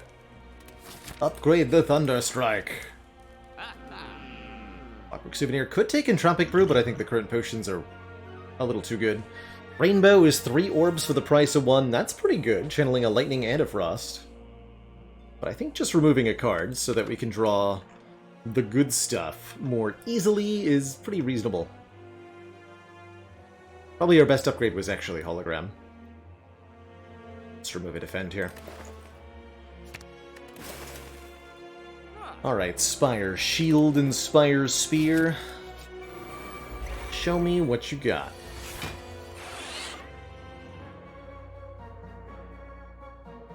Very well.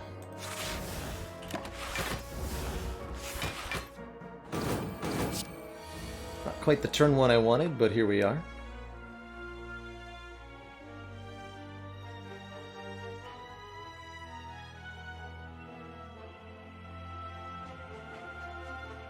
Feels like it's panic button time.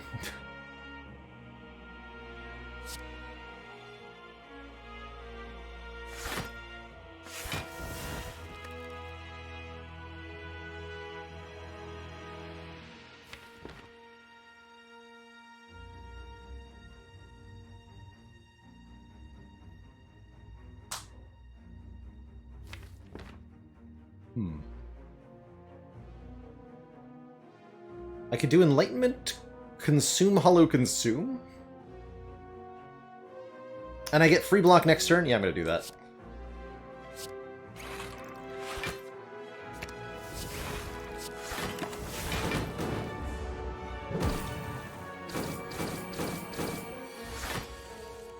That means we actually don't need to worry about this turn. Very much.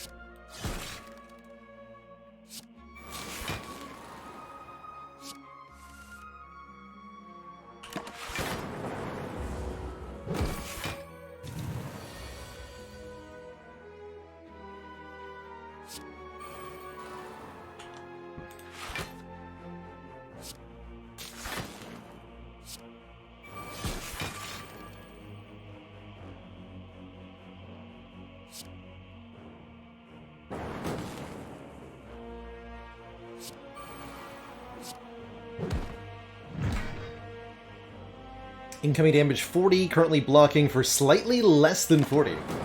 I like it.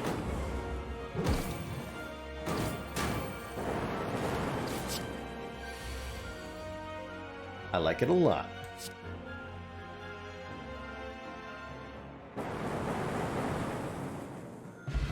Full health for the heart fight, and with both of these incredible potions intact. As well as an upgrade on the go for the eyes, which is genuinely useful. I think our odds are extremely good. Exceedingly so.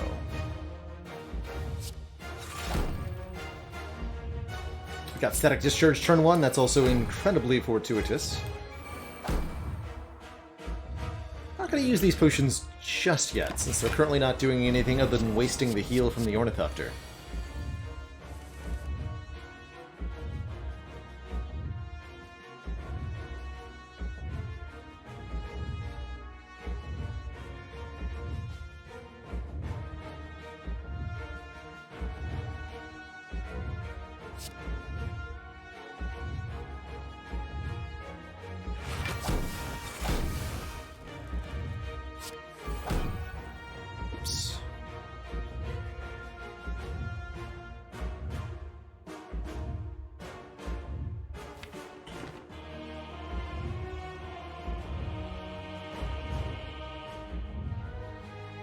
Do have Static Discharge, don't forget.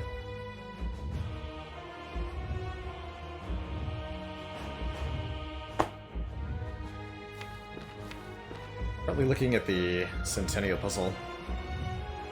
Looks like the draw from that's going to get wasted. That's okay.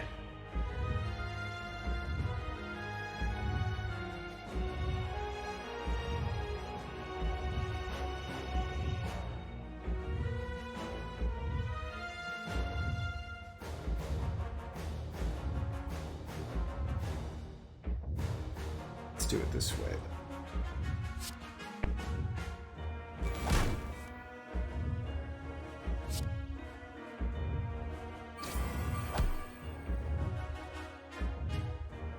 My enlightenment on the Consume and the Thunderstrike. I'm gonna go with yes, I do.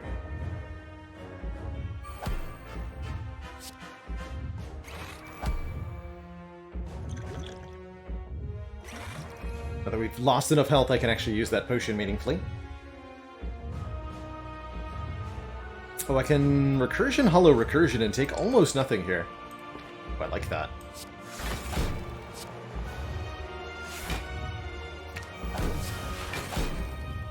Behold.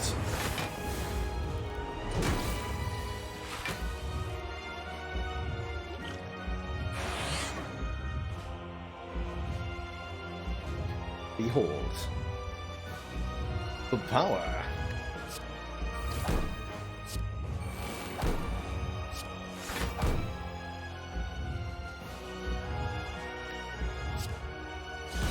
Point of strength.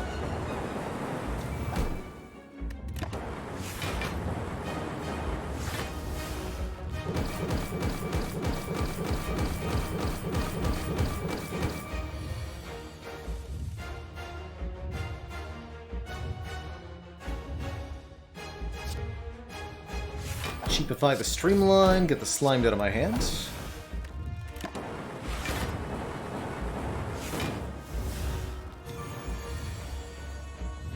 Still had focus in the draw pile.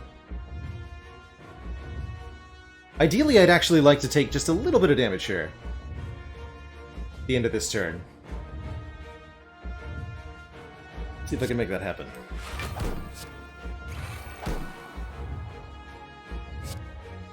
Not if I get 4 Frost Orbs with 12 block each, of course. It's never gonna work out, huh?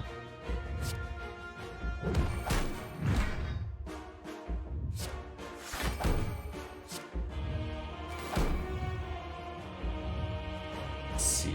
If I play Reinforced, I gain 13. 13 plus 12 by 3. It's too much.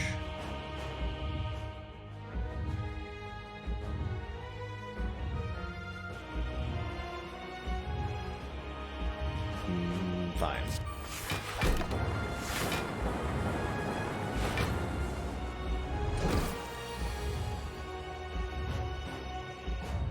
Why take damage? Because damage causes our static discharge to activate, giving us free lightning orbs. So we very much want to take a little bit of damage when we can.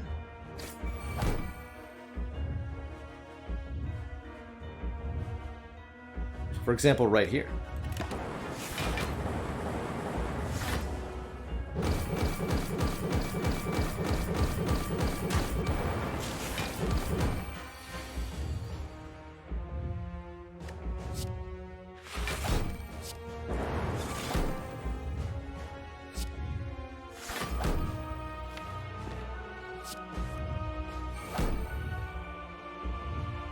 Beast lightning.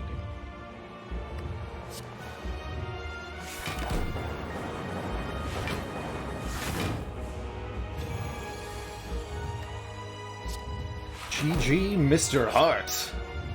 Get thunderstruck.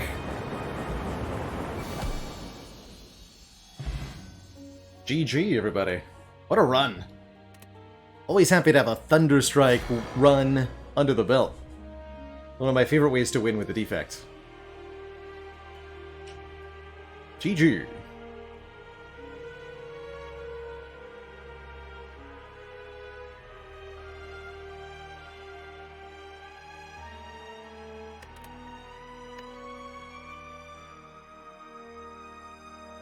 GG. Not that high score a run, though.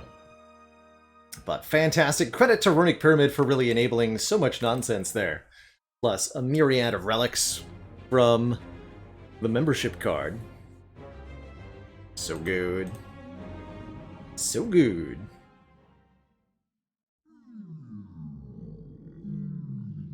One more. Marked off completion. We're 12 down, almost halfway with our boss swap project here.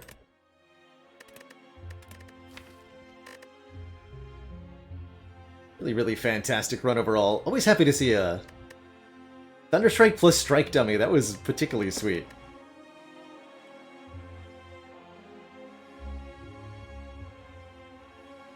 I have to say the Enlightenment did just fine. It wasn't exactly stellar, but it was pretty good. Giving us cheap, you know, 2 to 3 energy.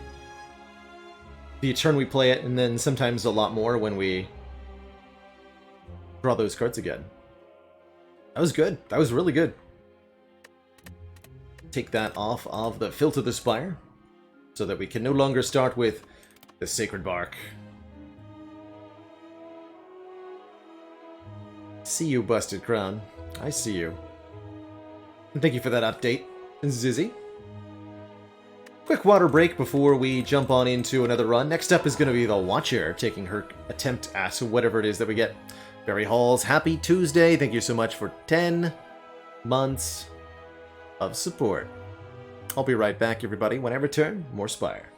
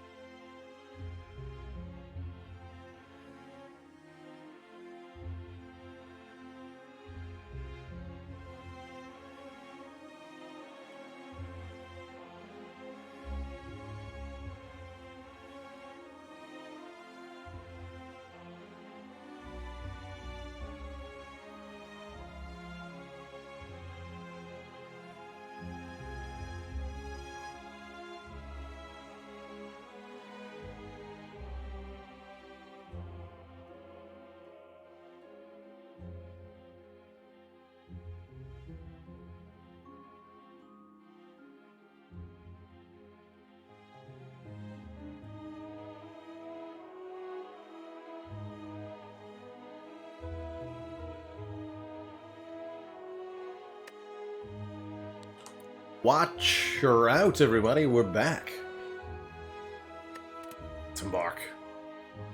But we won't Sacred Bark, because we just won with that, and so it's now out of the pool of potential boss relics. I'm still feeling the Slaver Scholar. I don't know why I've got that feeling, but I feel like we're going to see it today. Oh, no, we get something entirely different. A Pandora's Box. Not at all unhappy to get this with the Watcher. Notably, double Master Reality. That's kind of interesting. The other stuff looks really good, though. Tantrum plus Fear No Evil is heckin' sweet. A Scrawl is, of course, amazing. Lesson Learned upgrade stuff. And I bet you'll be surprised at how good this Judgment is. This is going to be a powerful run. Floor 1 Lesson Learned. No Strengths or Defends. Granted, blocking is a slight issue, but we don't have to worry about block for a little bit. We're going to be able to kill stuff on turn 1 pretty consistently. So what's the pathing then? We definitely want to fight 3 elites, get 3 relics. We don't need rest sites that much because upgrades will be had from combats. We're going to get so out of control here. Do I go immediately for the Burning Elite? I don't think so. Not with 2 Master Realities. Don't need a removal as much. Let's go to this store. Path through here then. Okay. Hello. Mr. Worm.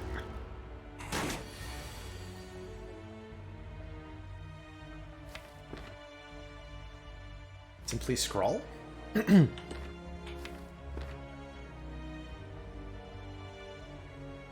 simply scroll.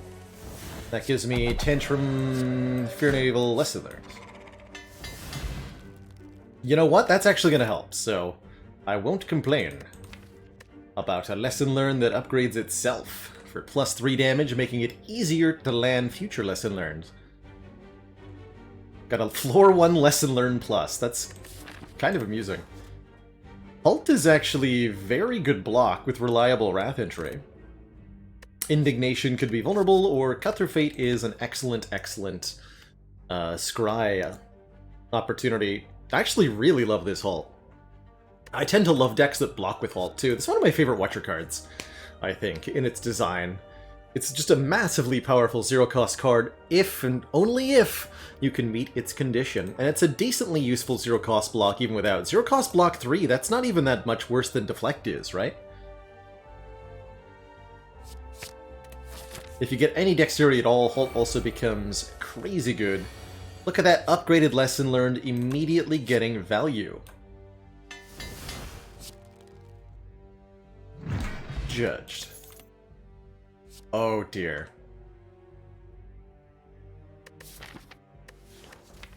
Side quest .deck.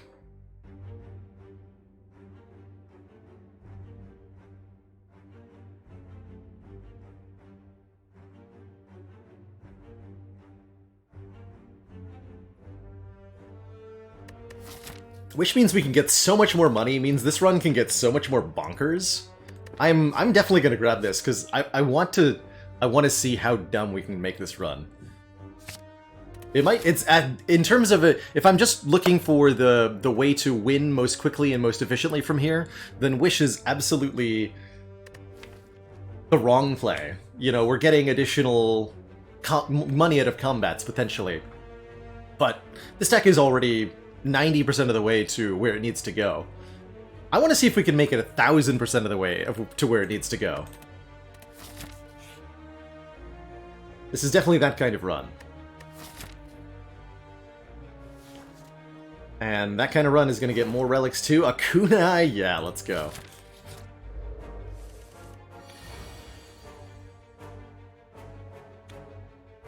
Oof.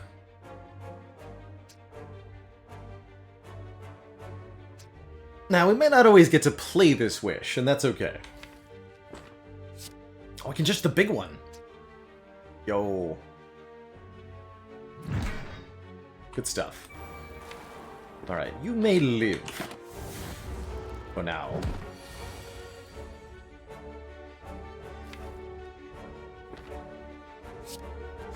Like water will make it easy for us to play the Wish.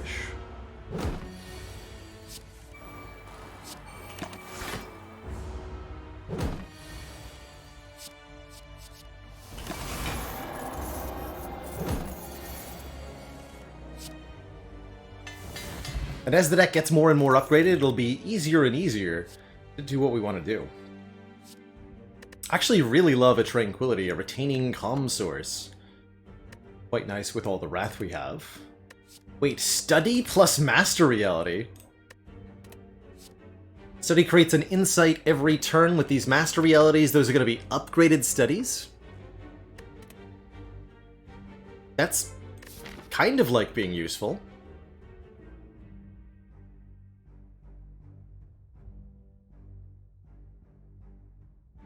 But is it actually?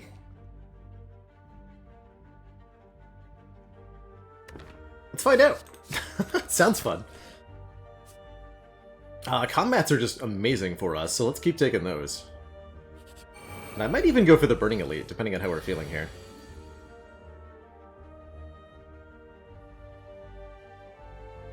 Bit of an oof here. Turn ones are definitely a little rough.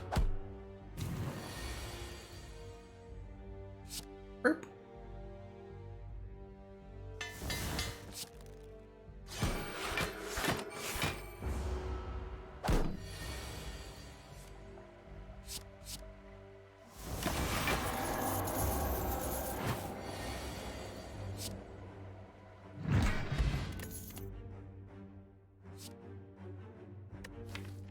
Empty Mind is interesting. Flurry of Blows Kunai, actually, has got to be spectacular here. And that's going to be insane with the studies, too, with how quickly we can, like, shuffle the deck. Round and round and round. Crush Joint's not bad either, also working with the zero-cost skills we'll get from study. But I'm going to take the Flurry. Feels like a pretty reasonable Burning Elite, yeah? Yeah.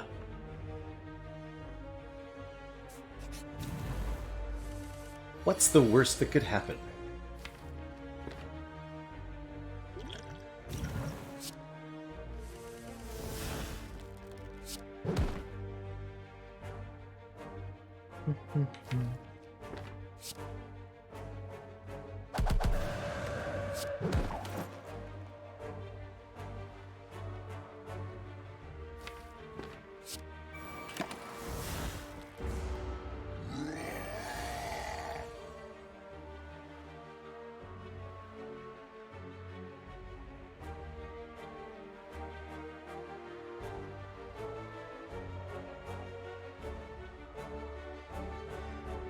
Okay, so we can kill here. But can we do better? When you see a good move, always look for a better one. Sure, Fear Novel, Eruption, Tantrum, boom, fight done. Easy peasy. There's still a Wish and a Lesson Learned. I don't expect to get both, but we can maybe get one of them. So we'd like to leave the Knob with basically no health. And I'm thinking the way to do that is...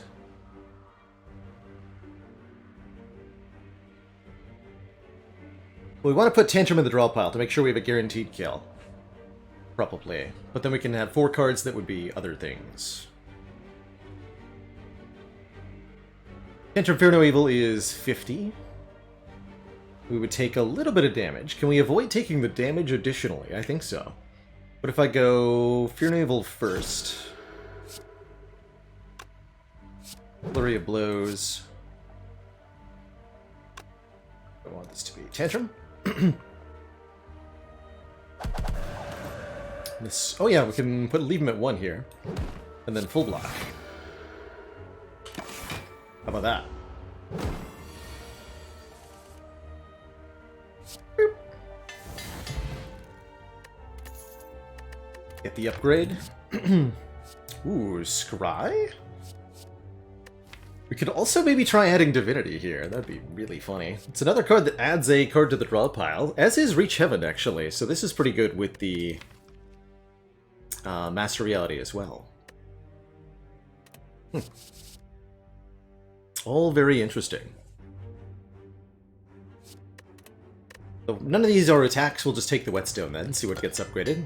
Inferno Evil and the Flurry, good. More random upgrades means more upgrade saturation, and a quicker upgrade on the Wish, too. Although I might just upgrade Wish right now. Probably more sane to rest, considering the rest of the act.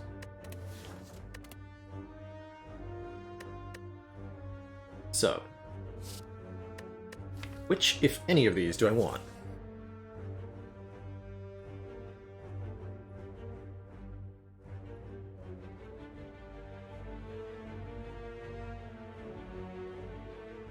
Holt says Divinity is a little silly. I'll grab this Foresight, I think. I want access to some Scry to give us a bit of draw consistency. So I decided I was resting, right? Yeah, I did.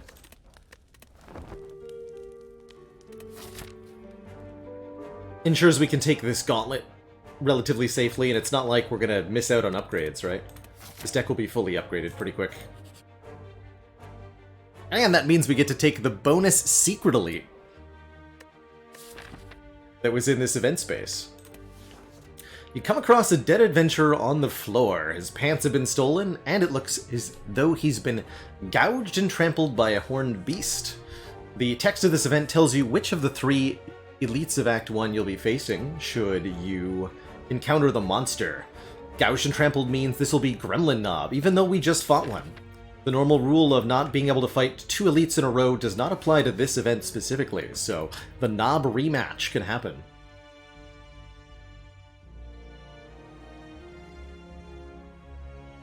It'll say, scorched and burned for centuries, and, eviscerated and chopped by giant claws for Lagavulin. Alright, Knob. Round 2.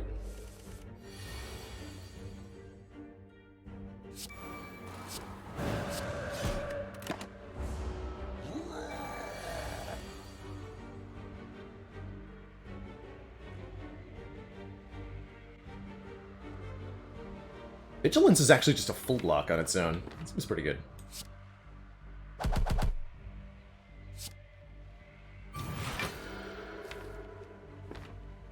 Could also have maybe decided that it was better to just stay in Wrath stance and played the study and lost 16 HP, but I don't think we need to do that. No, surely we do not. We land an easy, easy lesson learned. Again. Can't quite get the Wish. If the Scrawl was upgraded, I could actually... No, that's 5 energy. Yeah, let's do that. Question card is going to be very valuable in giving us additional options at future card rewards. Wave of the Hand being offered here as a weakened source might be a bit premature, though. It is exceptional with Like-Water.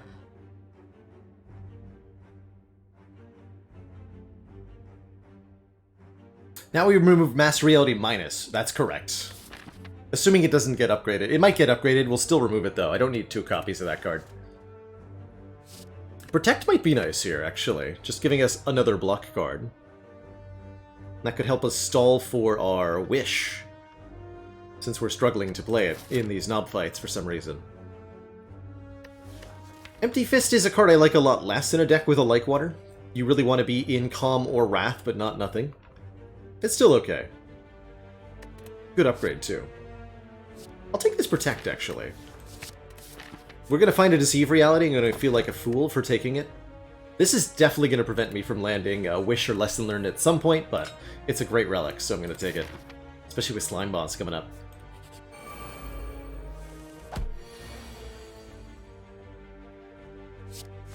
Foresight is so good in this combat.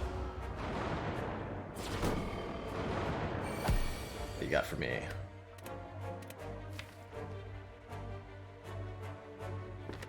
Let's not draw those 2. Corruption could be good. I'd rather not, though. Yeah, that's more like it. Unfortunately, there's no exits here. Good news is that we take the same damage whether I go into Wrath or not, so I guess I go into Wrath. There's no way to kill two with no. Would have been nice to draw any of these three. It's alright.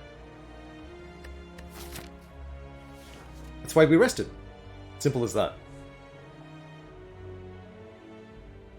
This will do 26, this does 12, that's combined 38. Perfect.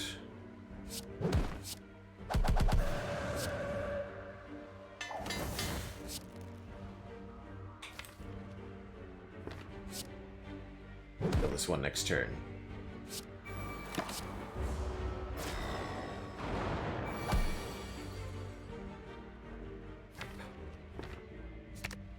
Oh, that's an insight, not a dazed. I thought it was a dazed.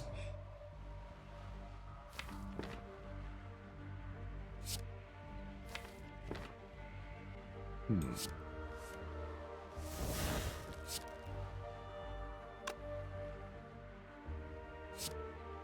gonna do it like this.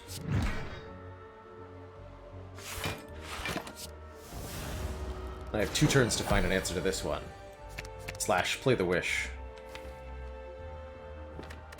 Play the wish! Yes!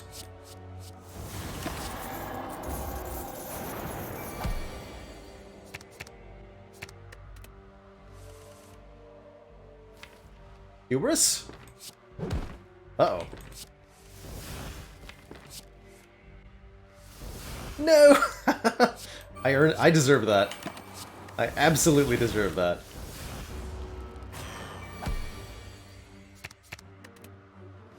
I should have looked. What I should have done was look at the draw pile when I chose to play Wish. I actually could have seen that coming. Because I had fully had the power to know that that was actually inevitable.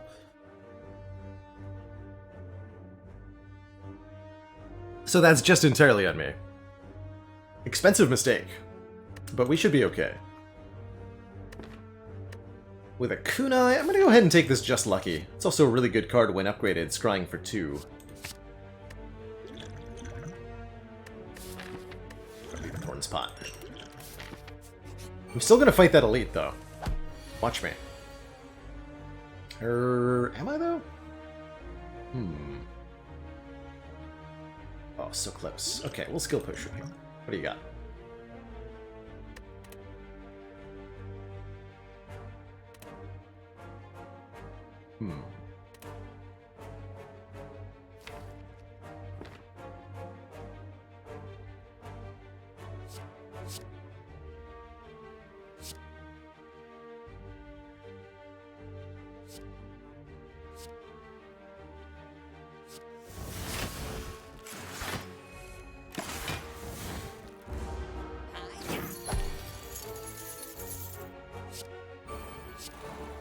You thought I was gonna wish for gold there, didn't you?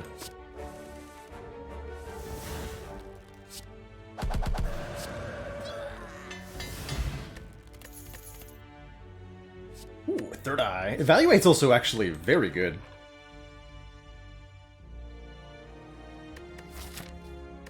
I think normally I would say third eye is better. I want to lean into the master reality and the insight thing, so I'm going to take this evaluate. Even though it's a little clunkier.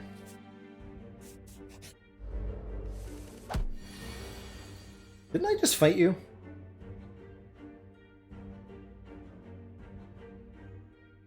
No, I fought the thief. That's right. That's right.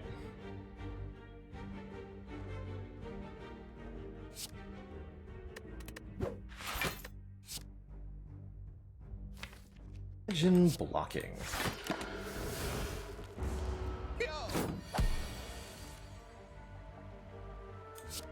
Now imagine it harder.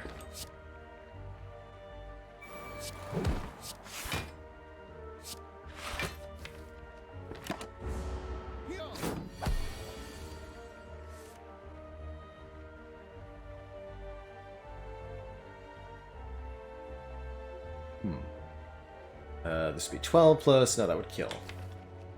It's not enough to kill.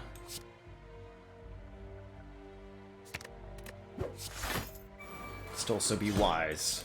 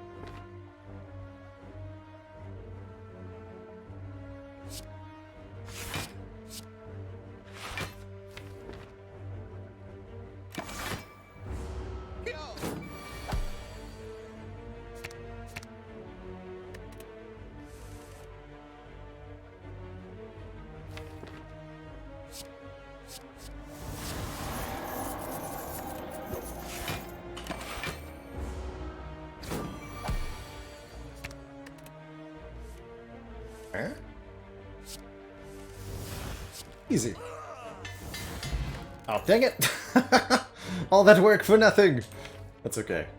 Sanctity's great here. More card draw. So if we end up in a knob fight, this could get weird.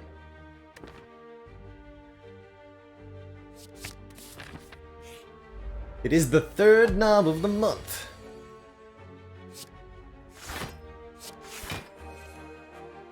Day? Well, hopefully this works out for me.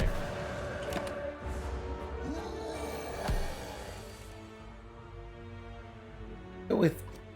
I'm gonna go with a yes. Is that actually just a kill? I'm happy to not... What's that? 24, 18... That looks like a kill. Let's do the math. 64 minus 24 minus 18 equals less than 30. Hell yeah. Judged. One more relic, one more lesson learned. No, Rushdown though. Rushdown's amazing, giving us card draw when we enter Wrath. Or is it maybe too many powers? Do we need card draw when we enter Wrath if we have just insights for days and a scroll? Taking too many stinky powers is definitely a way to lose a Watcher run. We also have Foresight.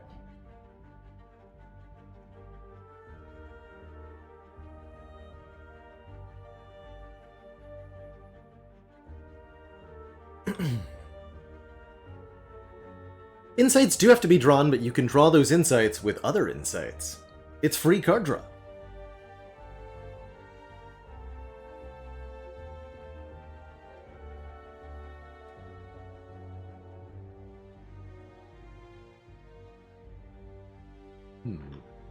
Mostly we need to remove one of these Master Realities, which we get to do immediately. That's good. Perseverance could be interesting too. I'm gonna pass on that Rushdown. Feels weird. Trust my instincts here. Fasting is interesting. Meditate is definitely gonna be a take. Fasting? It's a pretty good fasting, actually. Although it makes Wish very awkward to play. We could take Peace Pipe for card removal. I really like this Centennial puzzle as a card draw source. Smite Plus from Card Reality.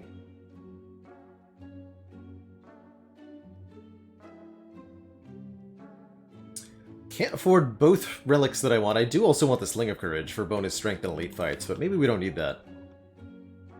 My opinion of Trip here is pretty good. Deck would definitely appreciate a zero-cost vulnerable source, given that we do direct attack damage. It's a zero-cost skill, too, which is great with the Sanctity. Hand of Greed for even more dollars. Maximum dollars. Alright, well, definitely removing Master Reality. Definitely gonna take the Centennial puzzle. So that leaves us with enough for Meditate and Trip if we want. That's kind of cool. Moved the wrong one, they were both upgraded. Unfortunately.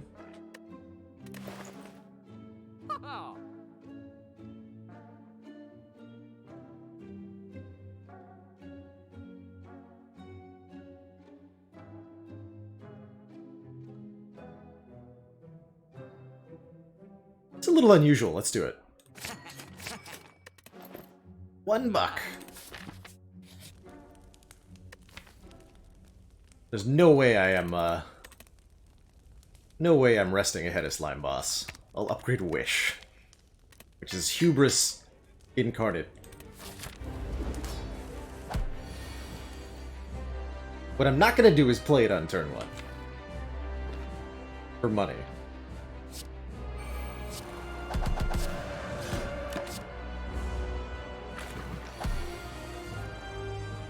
That would be silly.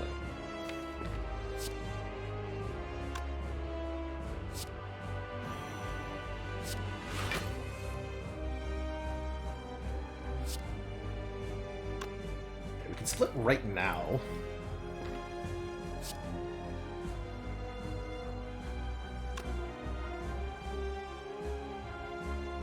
Just 36. 74. Yeah.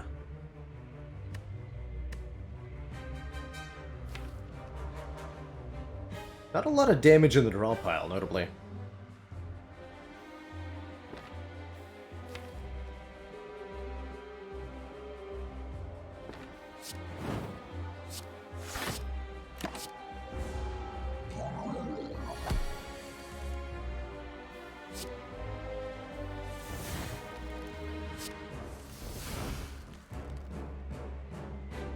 We also could have just blocked this. Still can, maybe.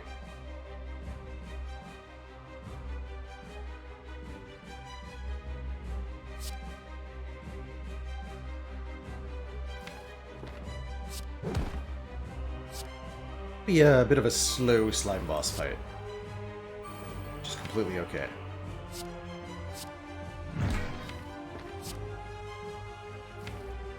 Not playing Wish. Certainly. Halt. The tantrum then.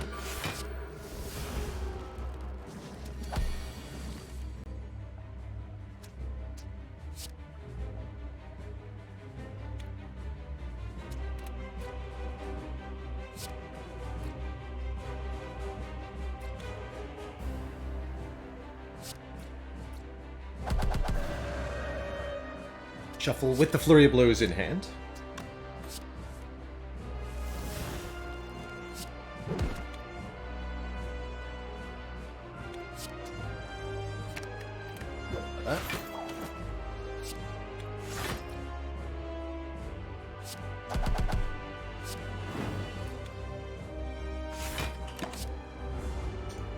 Take one and get the extra draw.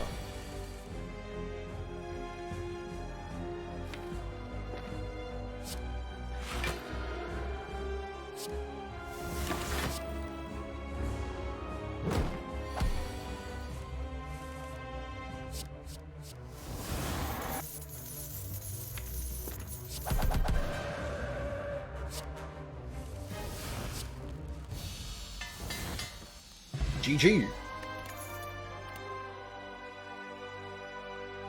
Hey, we can get a Master Reality. Spirit Shield's actually quite good, giving us block based on our hand size, and the insights get us to a pretty beefy hand size. Blasphemy for instant divinity. Or good old skip. But I quite like this Spirit Shield. Especially with a scroll in the deck, too. I'll grab a Spirit Shield here.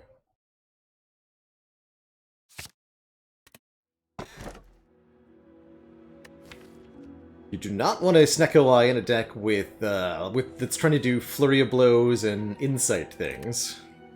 Snecko could be hilarious in a slightly different world. So, Slaver's Collar, or honestly an easy Fusion Hammer, right? We don't need to manually upgrade stuff when Lesson Learned can do it all for us. That sounds grand. We'll have more energy to spend, and that's exceptional with the 2-cost cards and with more card draw. That's very easy. I'm in.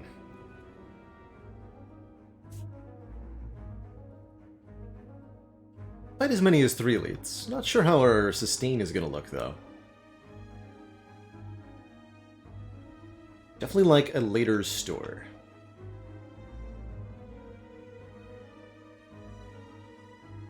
I like this path quite a bit. We get to go to a store here, we'll get to fight 2 elites. Only 1 later event versus maybe 2 chances at thwack, but it's not that big a deal. And then I get to forced heal before this elite, and the option to heal, or the option not to heal, which is always a good thing. Optionality.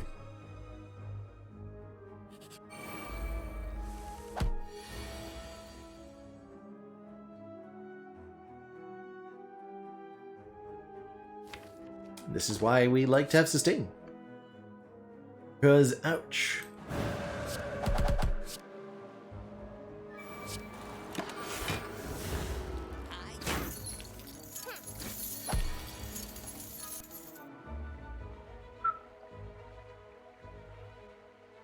Hmm.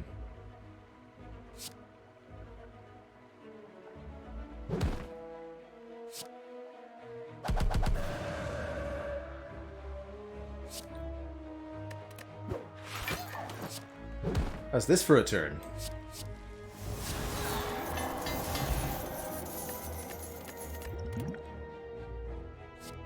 Eve comes back when we scry. Just lucky scries. That's actually it. Okay. Well, and the power scries. I don't think we want another one necessarily.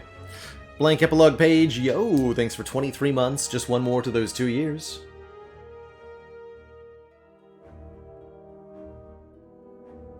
Burn asks, how much would it change if you could see your boss relic choices with your card reward? It would make Snecko even better, because then you could just pick the 3-cost card, especially if it's Corruption or Nightmare.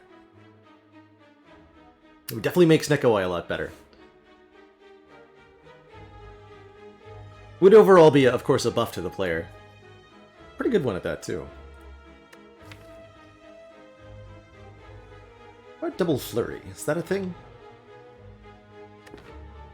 I think I should just stop adding cards for a little bit. That's where I'm at.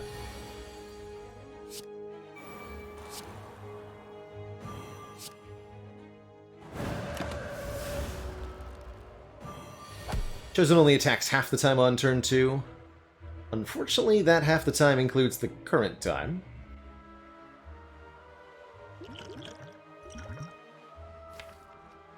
Omniscience, you say? Okay. Which is already in my hand. Oh my god, and Nunchaku's here! Amazing. So Double Tantrum would do 24 damage twice. That's plenty!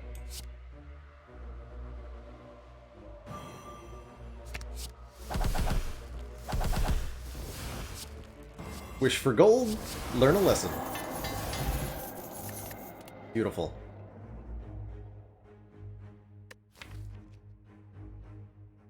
Simply beautiful.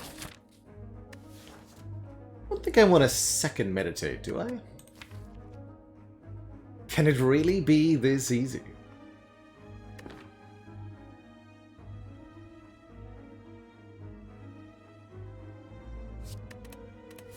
Skipping. Oof. Well, more max HP is actually pretty good with the fusion hammer. That means we'll heal more from rest sites, but this could be actually very bad.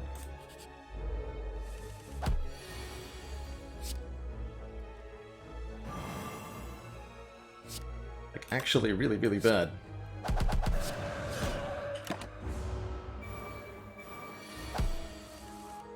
I did way more damage than I thought it was gonna.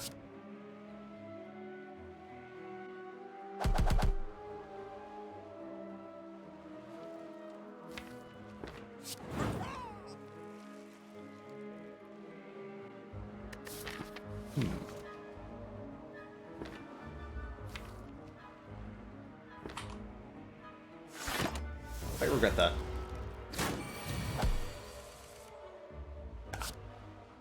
Looks like we're good.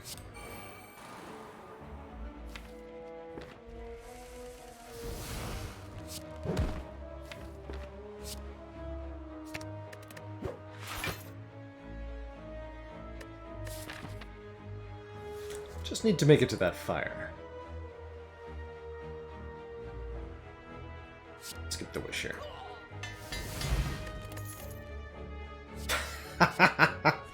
No. Second wish is kind of hilarious. We could gain twice as much gold, but realistically, we're not going to be able to do that. And I need to not die here, so... Okay, pretty easy opponents at least.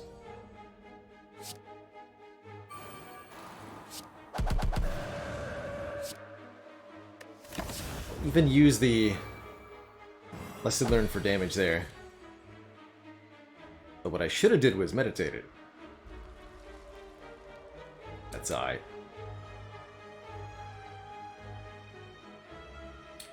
In that case, I will wish for plated armor. But I can meditate. Alt?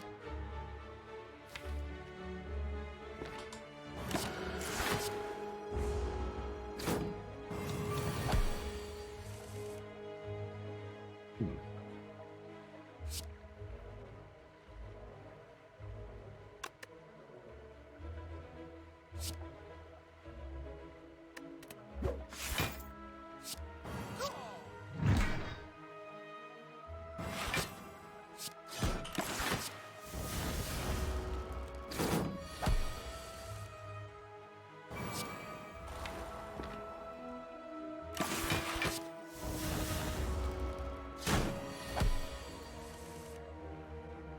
Excuse you.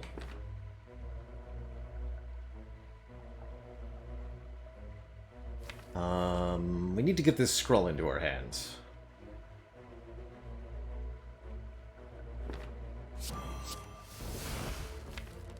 Please. Okay, good. Can I avoid cycling here?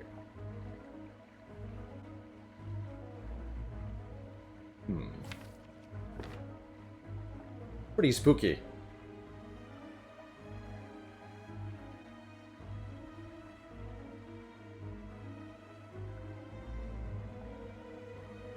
We actually do survive if we just end turns, since we get 15 block. Or wait, no, that would exactly kill us. My Trip, Flurry, Tantrum, or Weakened? Oh boy.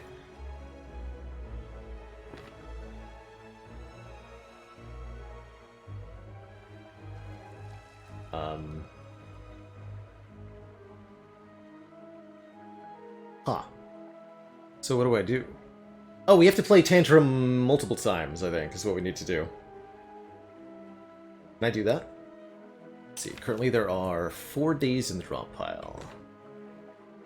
So we go Insight... No. We go Trip, Flurry of Blows, Tantrum. And there'll be how many cards left in hand? 5. Scrawl would then draw 6. Which would be perfect. Yes, that should work. Okay. Or no, wait, there'll be 7 cards in the draw pile. Should still be fine. I think.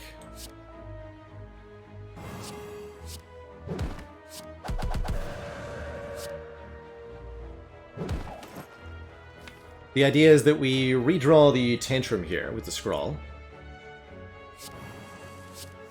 Or at least gain the ability to redraw the Tantrum.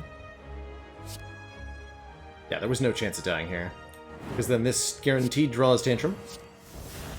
Which does plenty of damage, and the Insight could then redraw the Tantrum a second time. So, not a biggie after all. Cool.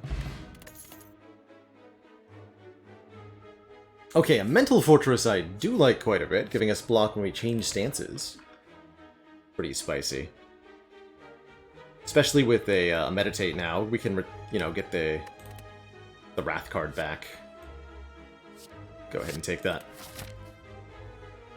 The Daze card goes in the draw pile after the Scrawl play, and likewise for the Insights.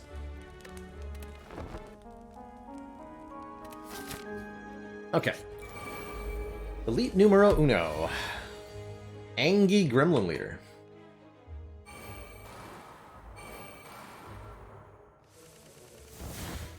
Let's see what I can do here. Looks pretty good. Enter Calm, enter Wrath.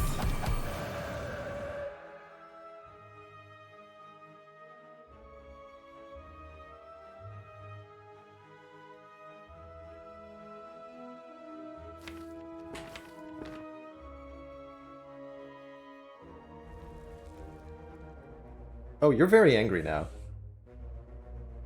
I see. That was a slight mistake on my part.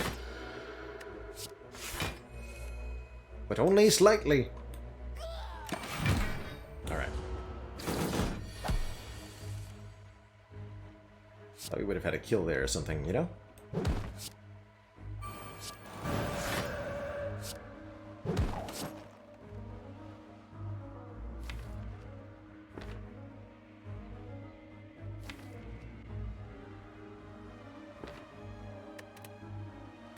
That is not a cool draw pile, actually.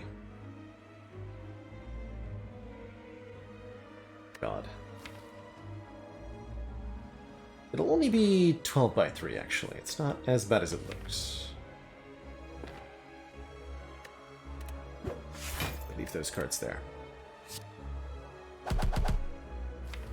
This is not a great hand. It's not as bad as I thought it might have been at first, though.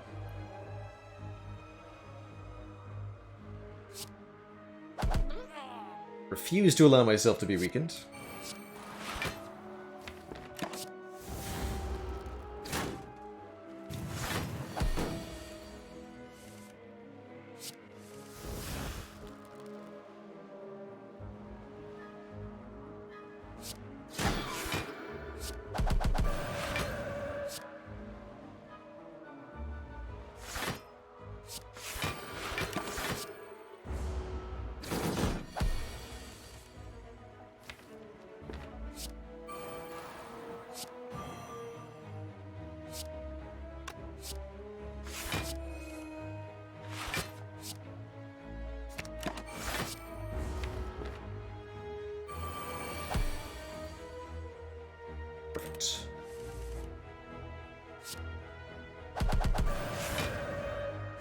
Wish for money and land the lesson learned.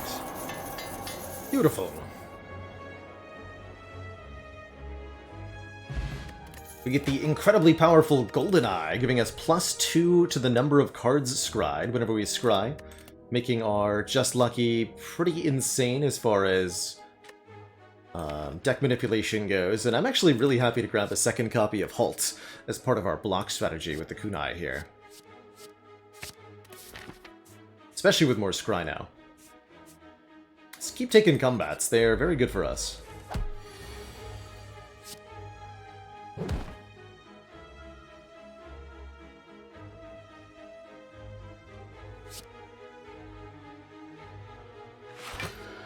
End in Wrath here. Might not have been the best idea, but I've done it. Could have killed the Mystic on turn 1. Who's not to?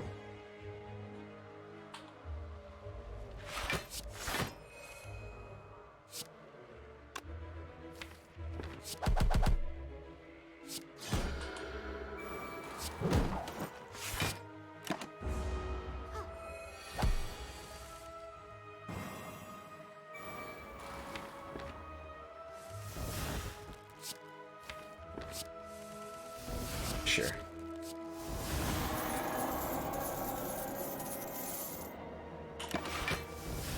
Avoiding the Just Lucky because I wanted the Art of War energy this turn.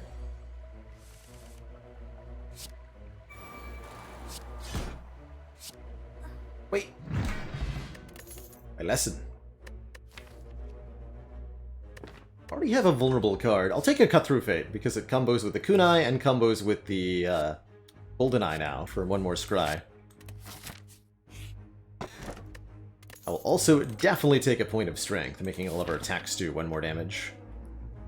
Feels like I do not need the heal here, so we'll take the combat. Gens look familiar.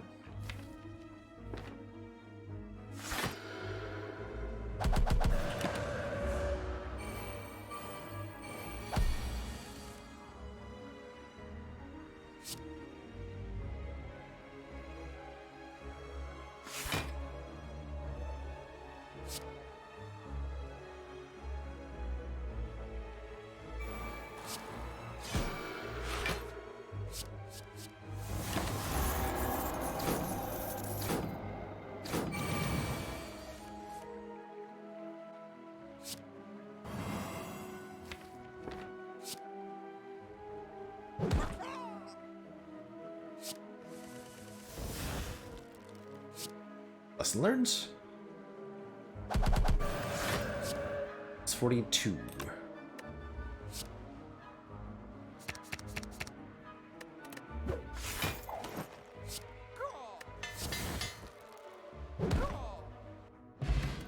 Alright, that one went pretty well. How about a third halt? Yeah. I'm actually down for one more of these. I think a halt-centric block strategy is going to be super duper effective here.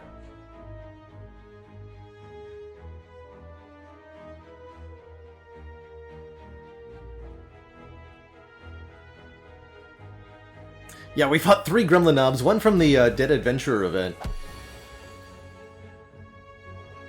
Can I have another Omniscience Potion? That sounds really good right about now.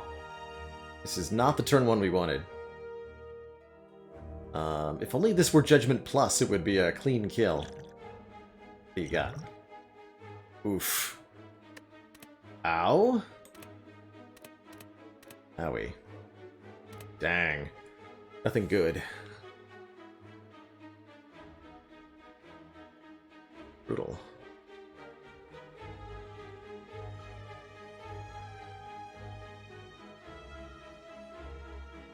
Guess I might as well play the Wish. For plated armor here. And the Study? Don't play the Fear No Evil? Don't play the Fear No Evil. It's a big whiff. But collect will be free! Right, well I don't need a Prey, so... if I'm playing the Wish, then...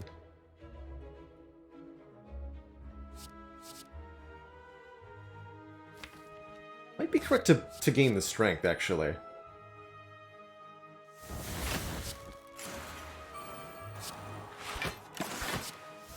Good news is we do get Art of War here.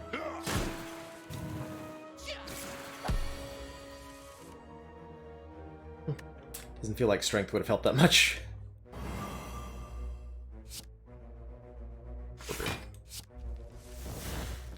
Oh.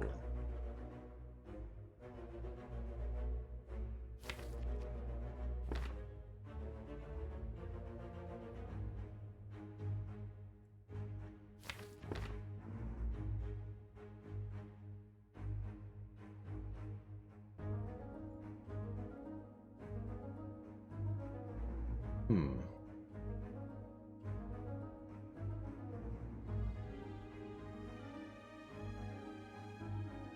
$21, this is exactly 30? Yeah, exactly 30, so I'd have to be able to block for 60 if I enter Wrath. Currently blocking for exactly 30, we would block for an additional 12 plus... oh, yeah, we can block for 60. There is 2 exits in the draw pile. Okay.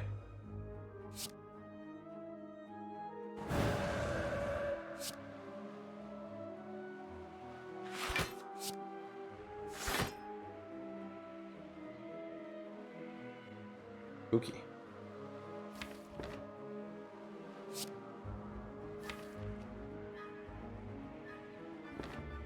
Fortress should be better than Like Water, and I think I need the 1 draw here. Skip on the Like Water.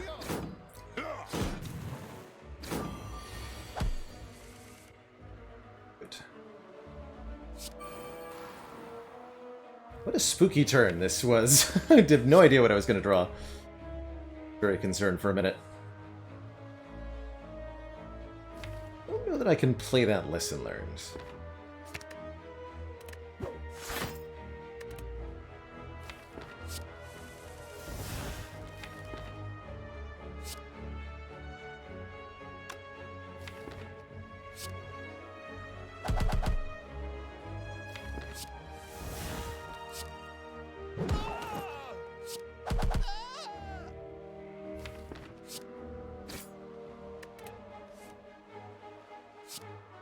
Could kill right here, right now. But you know how it goes.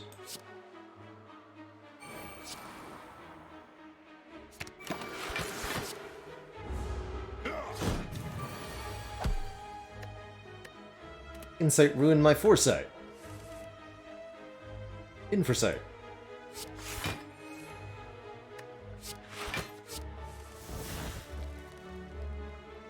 It's 1 off.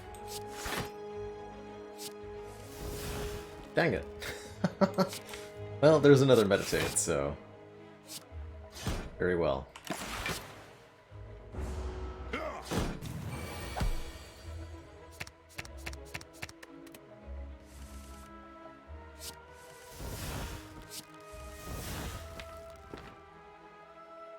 Don't be like that.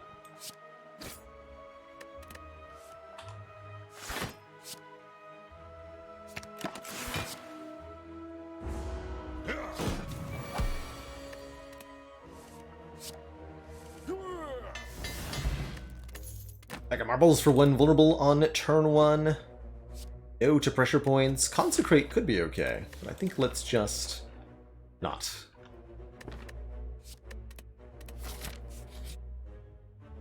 Ooh.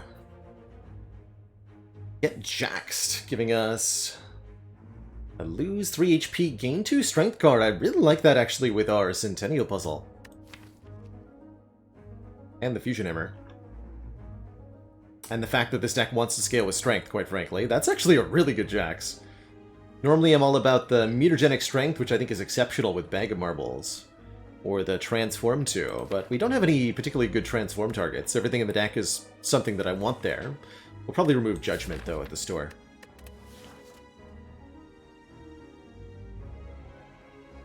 Give me your drugs, sir.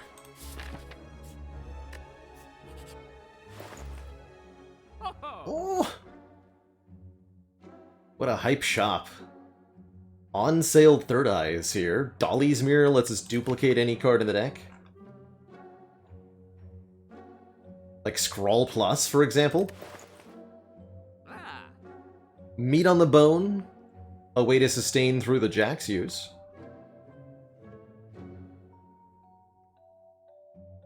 Preserved Insect to make elites smaller and easier to kill.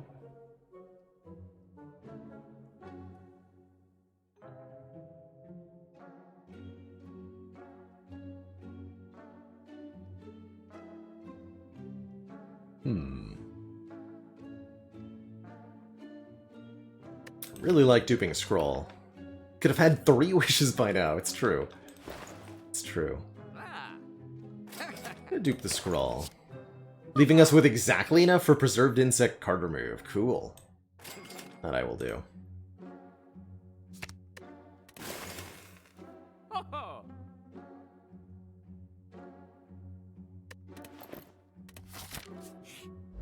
That I will do.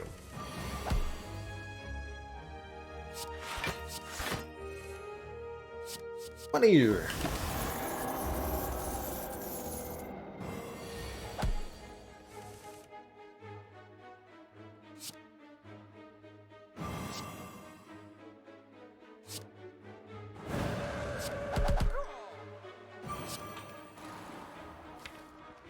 I should have used that to land my lesson learned more reliably. Synchrony instead.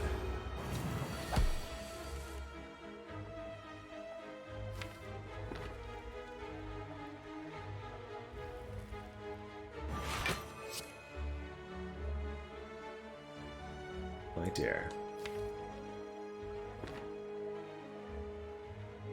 I do dare.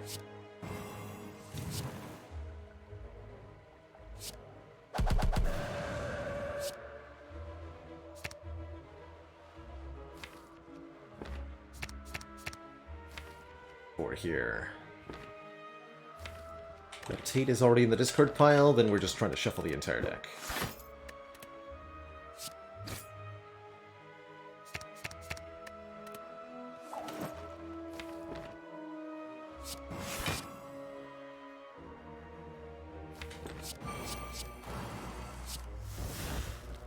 I understand.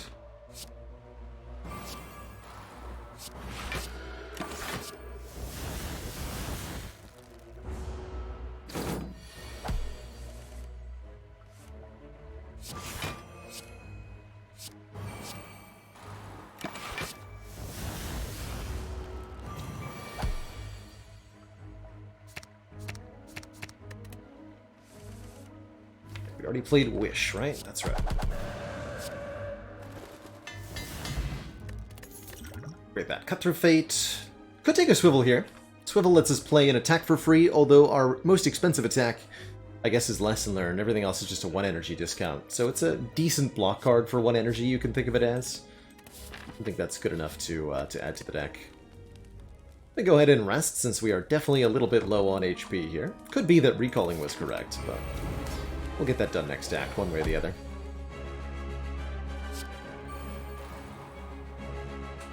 I want to play the Flurry of Blows. I don't think so.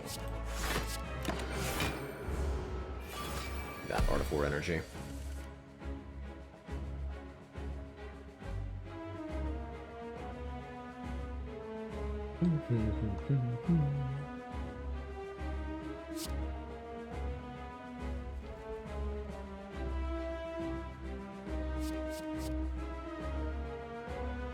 Wait a minute. Understood.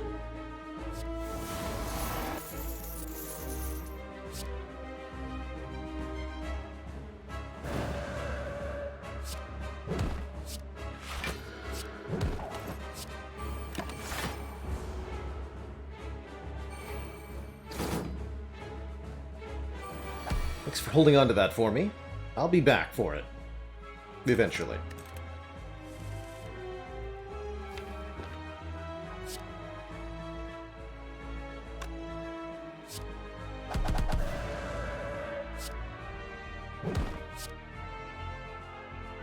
Good.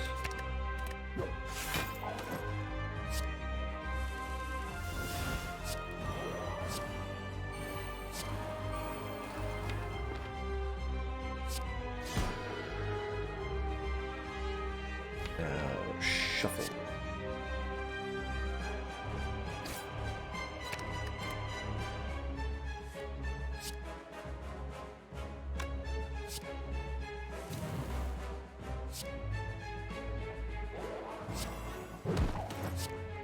This deck is kind of insane.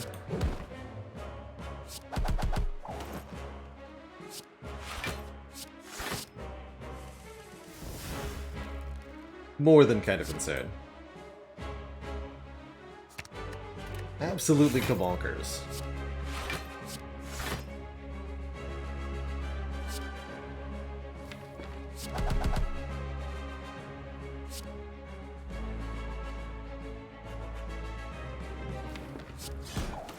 Yeah, kunai there.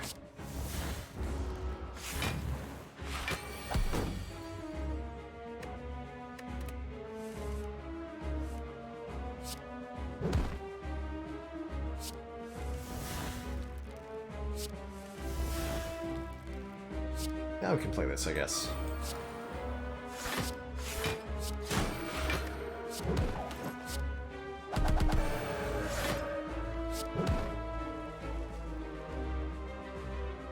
I'm already just blocking.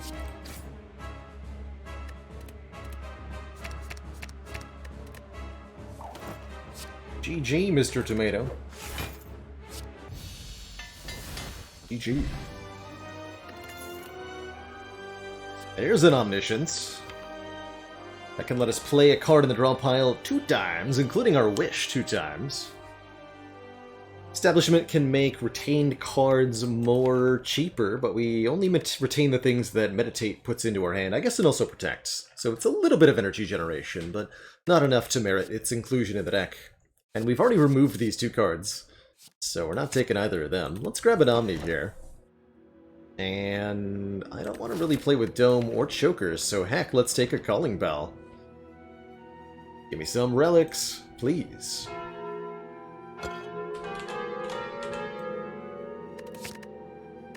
Ooh, I love the Cloak Clasp here. Giving us 1 block per card in hand at the end of turn. Some healing with the Ornithopter and Strike Dummy. Yeah.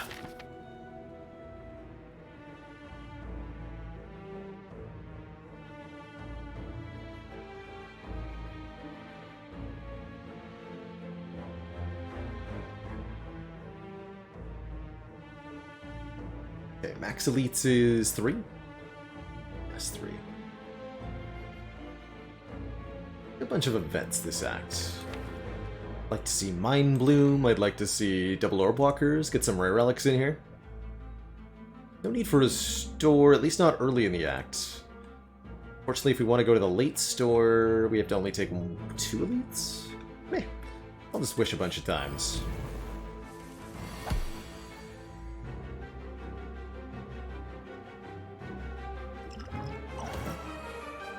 Got fond memories of the brief time that Cloak Clasp was 2 block per card.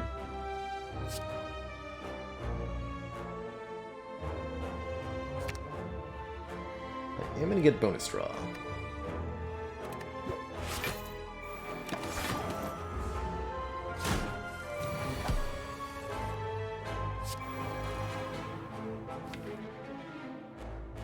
Just Omni Wish. Why not?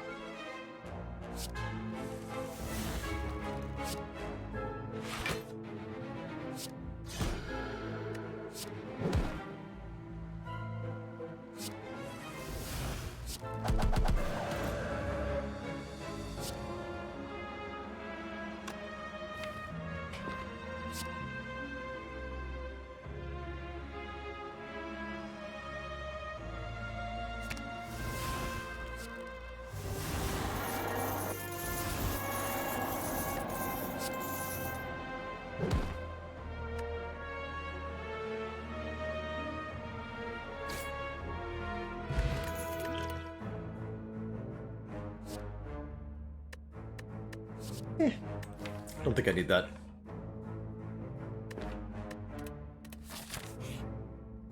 There's Mind Bloom.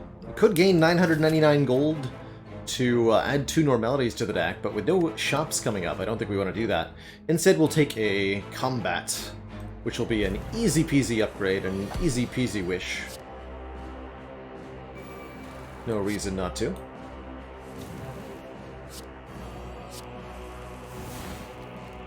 Maybe even an easy peasy Omniscience Wish.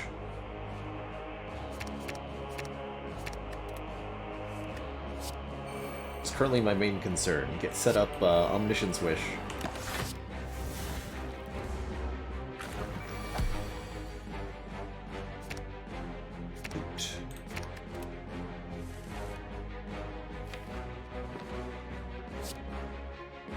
It's actually gonna be perfect.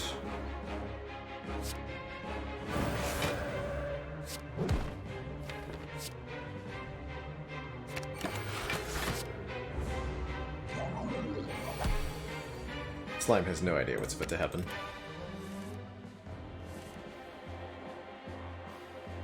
Wait, wishes in my... I was supposed to discard that. Oops. I apparently also have no idea what's about to happen. Made a terrible mistake. You know what? I'll just play this regularly. Gonna officially declare that I goofed that. Too hungry. Too hungry, man.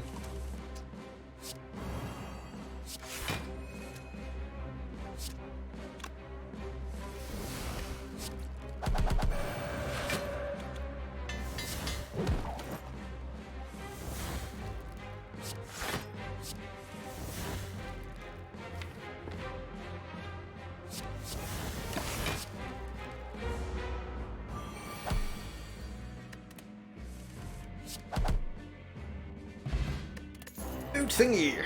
Easy block on turn 3. You like it. The second Protect's actually not terrible here. Feels a little bit overkill. But it's not bad.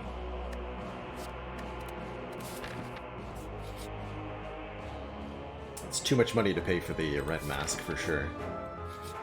And there's the double ore blockers for our second rare relic. Good. Good.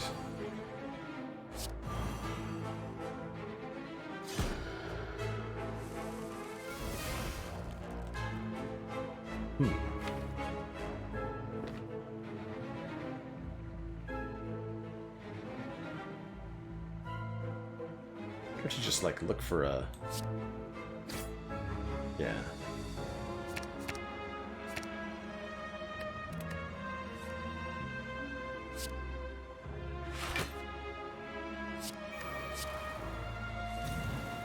There we go.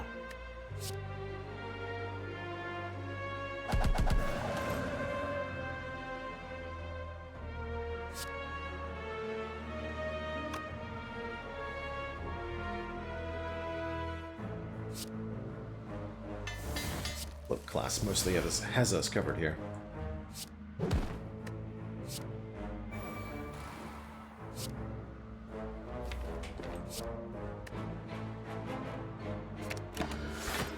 Yeah, wow.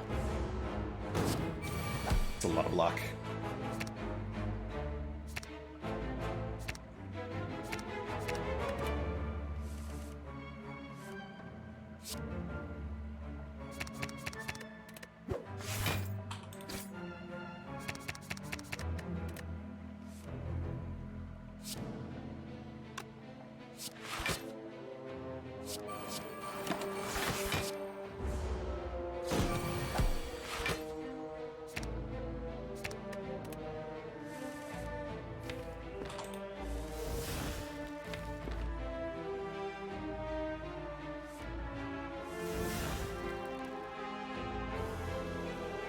Alright. One time seems fine.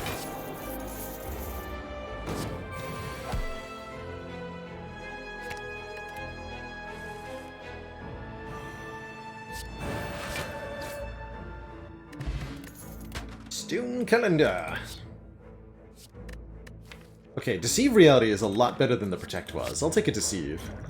Deceive lets us create a retaining safety card, 12 block for 1 energy, and it gets upgraded by the Master Reality too, so it's actually 1 block 16 behind the 1 cost 16 block behind the 1 cost 7 block. It's a lot of block.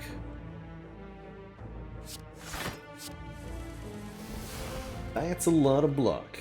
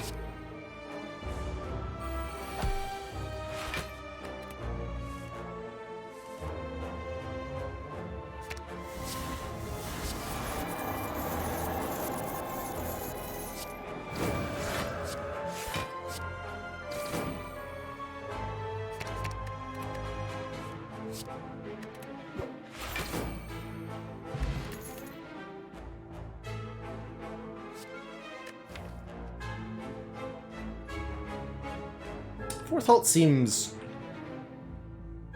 That's too many block cards. Like, if I didn't have the Deceive Reality and the Protect, it would actually be perfect. But we're 2 block heavy, not kunai enough heavy, so let's take the Cut Through Fate instead. Because those are absolutely OP with a Golden Eye. Don't want to go to rest sites.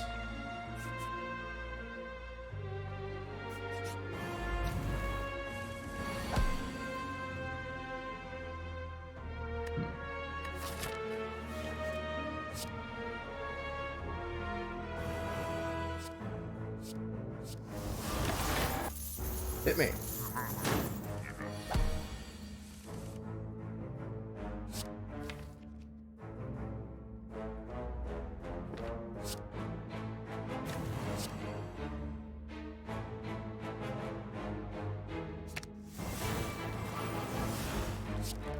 Scry Den.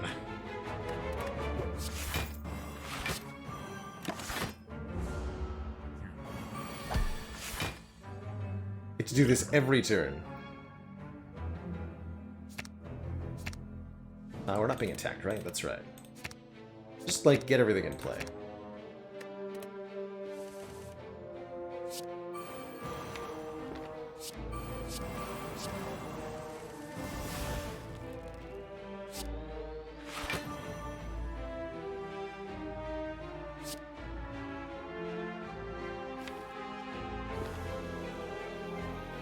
I can't believe that Study ruins the, we have to actually shuffle so that Study doesn't ruin my scrying. Means I do need to play the Tantrum.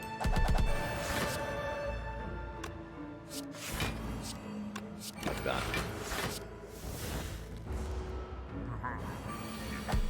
But at the same time, Study lets me shuffle the deck so that the scry works. It's kind of weird.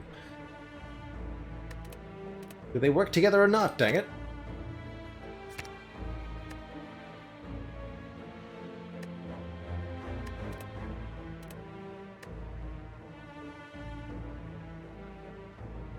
2, 3. Or 1, 2, 3, 4, 5.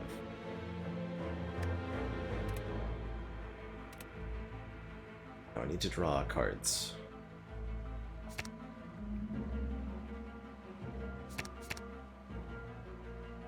Two, 3, 5.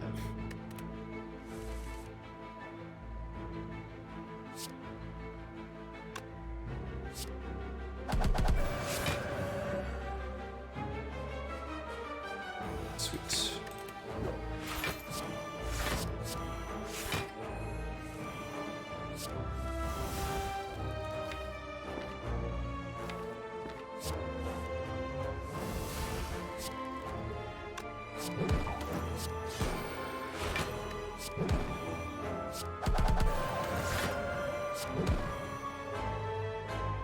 Halts are 22 block each. Seems pretty good.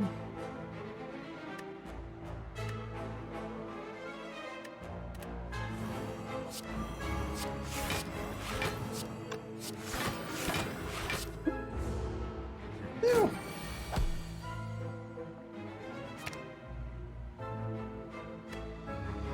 They're all good cards too. Looks like we've got a kill here.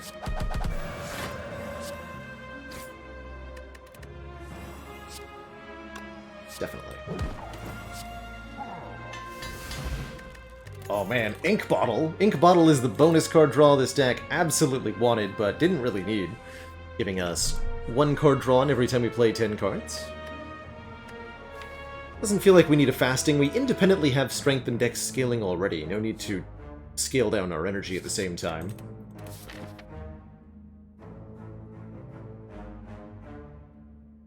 I guess I'll grab a rest.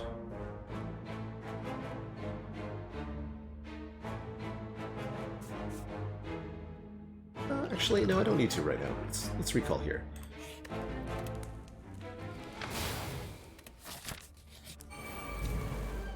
This event is transient. I see.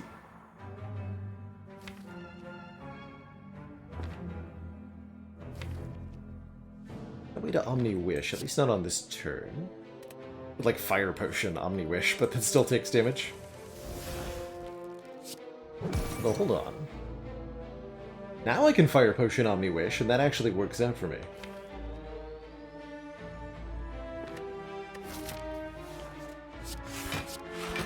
Although I don't get any of this played.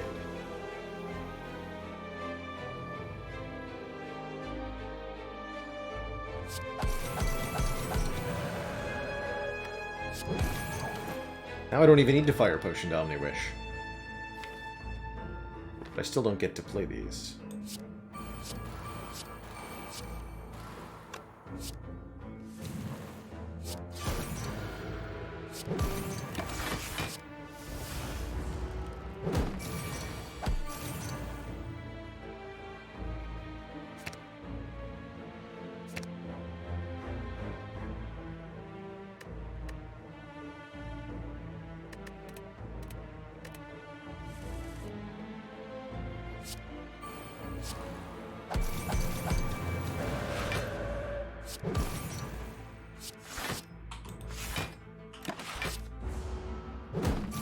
Tenorca, thank you so much for the full year. And the generous sub.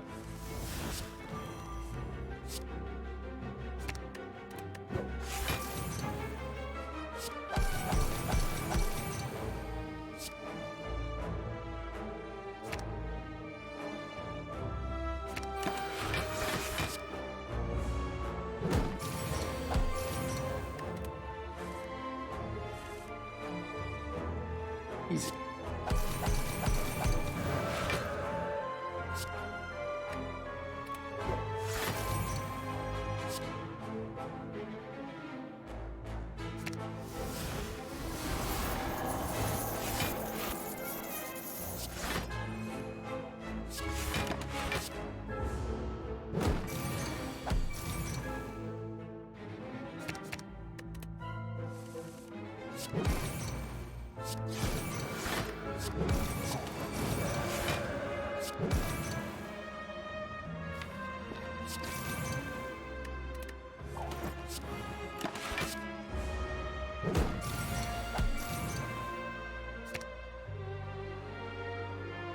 I don't think I can kill this thing, right?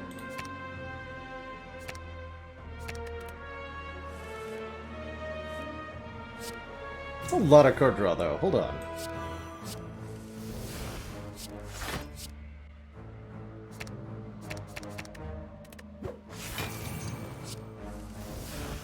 I'm taking that for no evil, actually.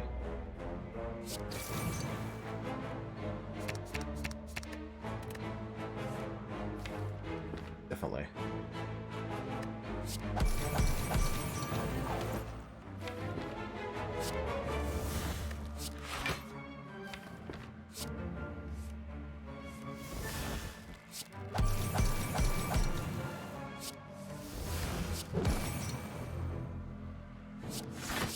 Not bad.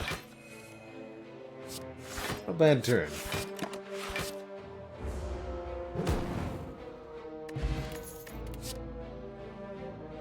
Second chance at a rushdown, another foresight, or how many master realities could have I had? So many. Too many.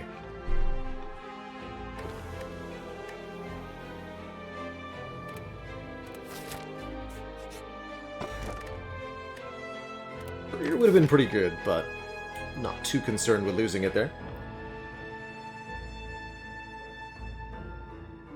Feeling pretty capable. Time to spin the wheel. Wheel of healing. Ha! I knew I didn't need to rest. One free heal. I'd love to see it.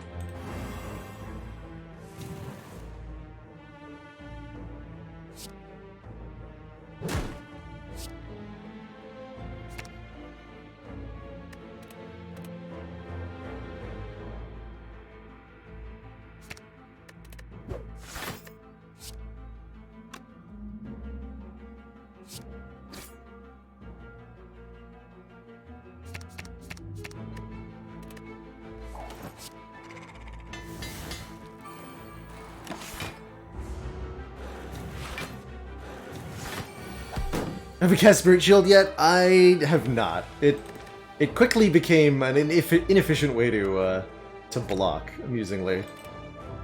Oh well.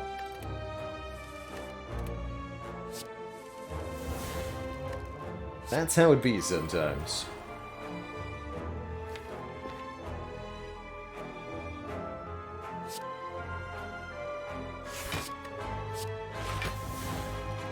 Oh, that's right, we played it against the Slavers, didn't we? That's right.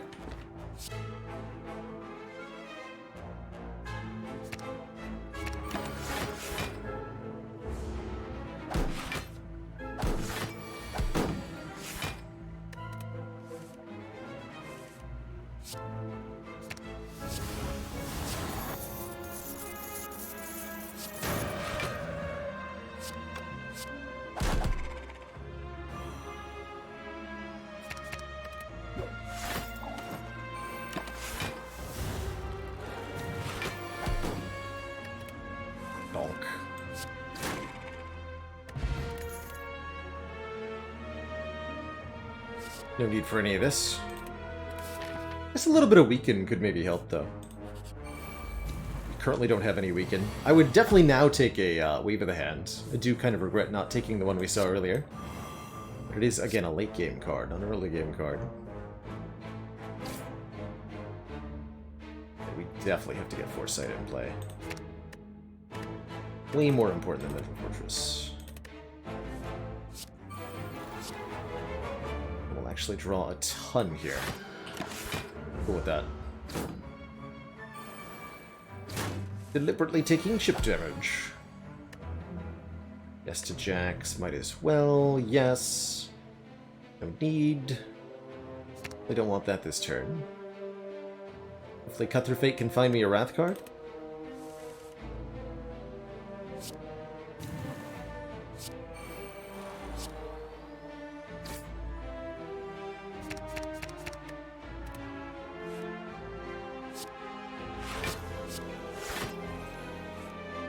Hooray!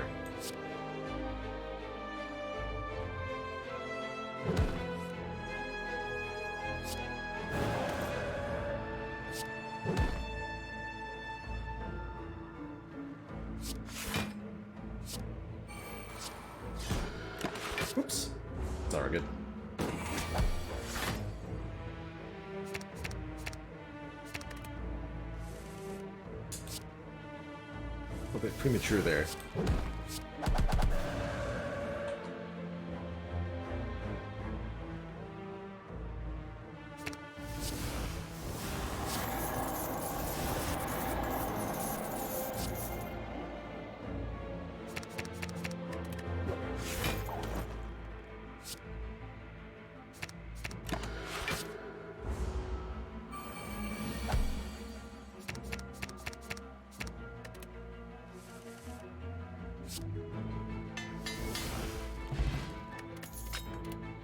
One penny, please.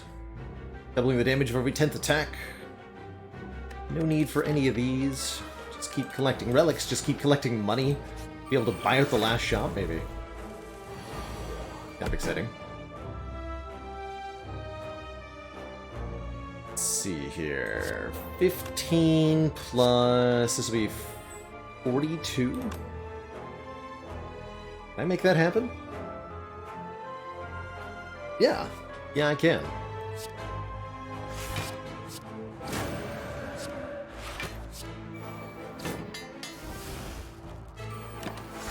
Excellent turn one.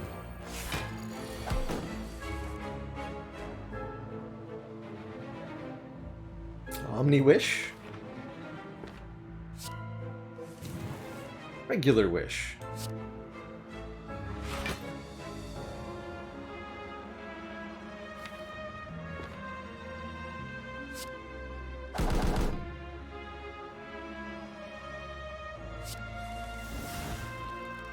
Well, here's a good instance of Spirit Shield being useful. Good job, Spirit Shield.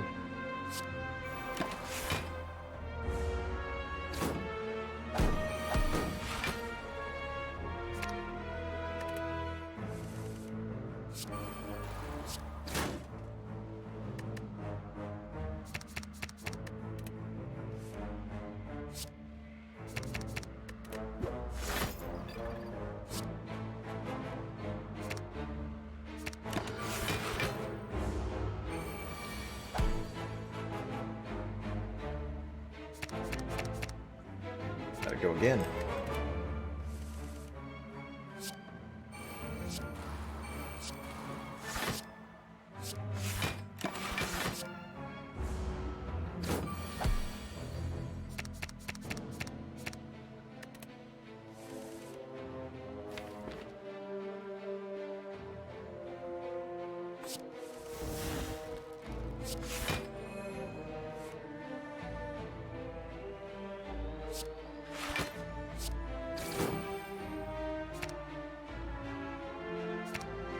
That's exactly what I want.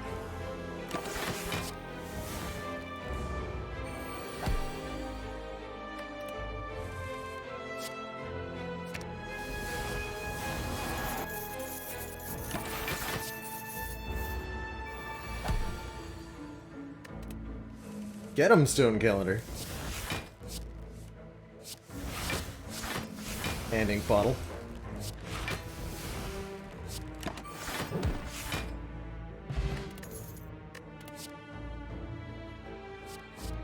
Two studies? Seems objectively wrong, but I want to see what it does for us. Sounds fun.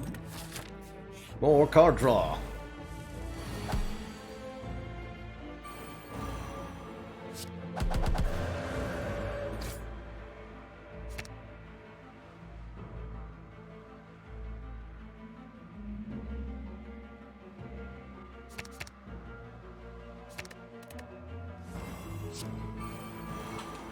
Let's get all the powers down.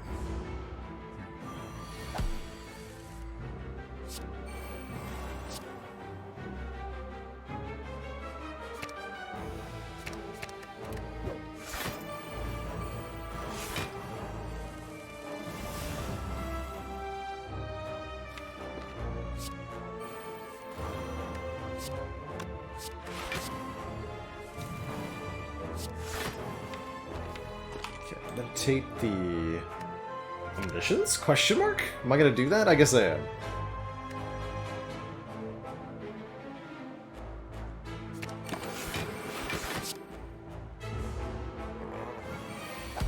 Got the spare turn after all, might as well.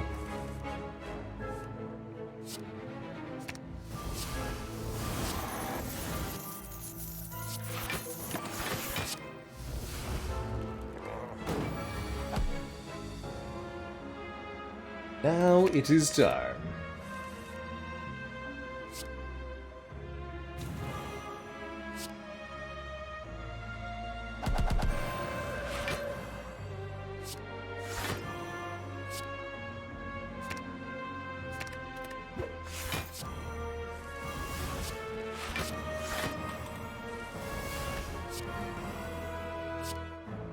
$114.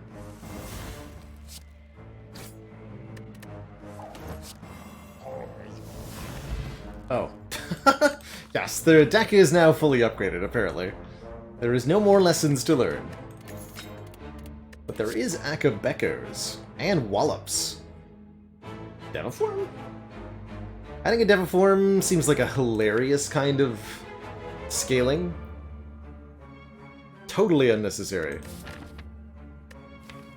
Definitely not useful against Time Eater. Guess I'll take a Wallop.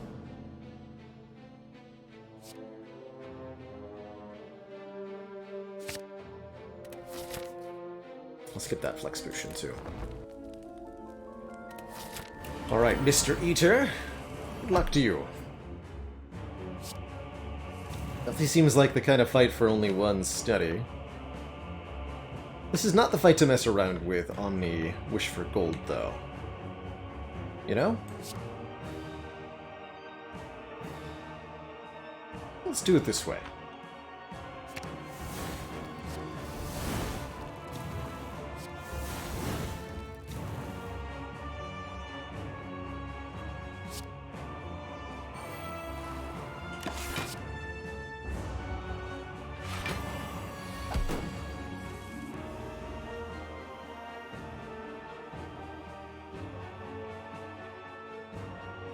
Understandable.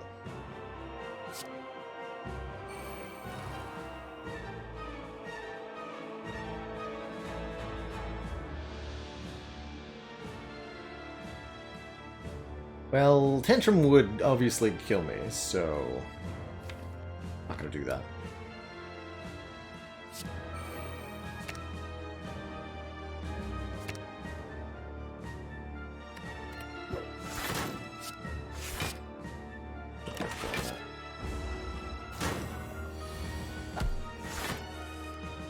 Please don't do that anymore.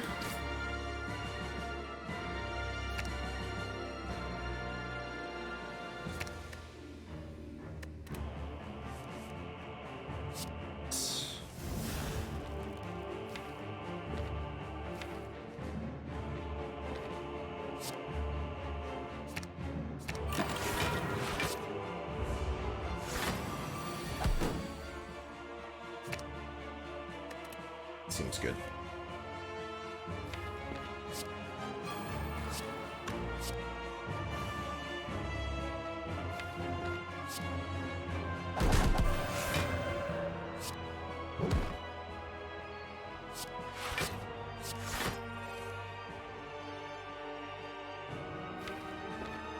Cookie.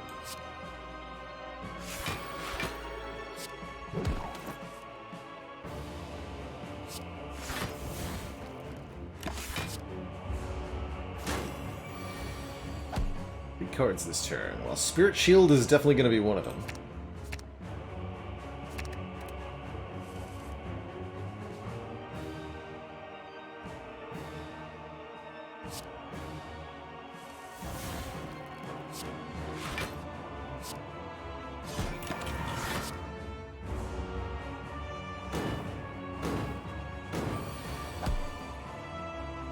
Okay, I've got Pen Nib Wallop. We get to get the Like Water in play. This is starting to work out.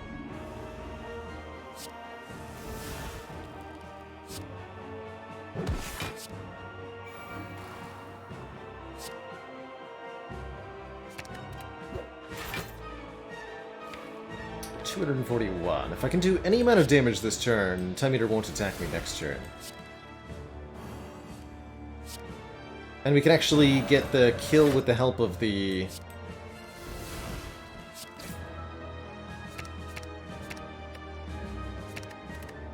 whatchamadoodle.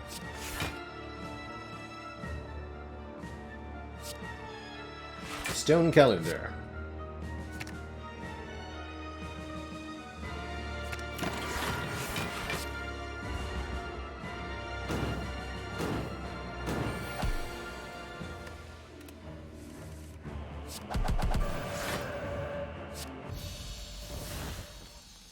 Alright, we were able to survive Time Eater despite the ridiculous choice of double steady.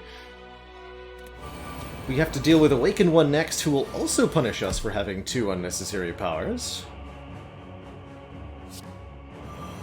But, like, in a different way. Seems like a really good turn overall.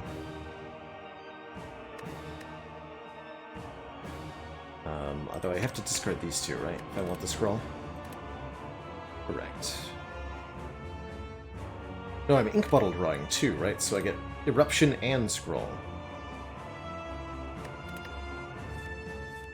That's right.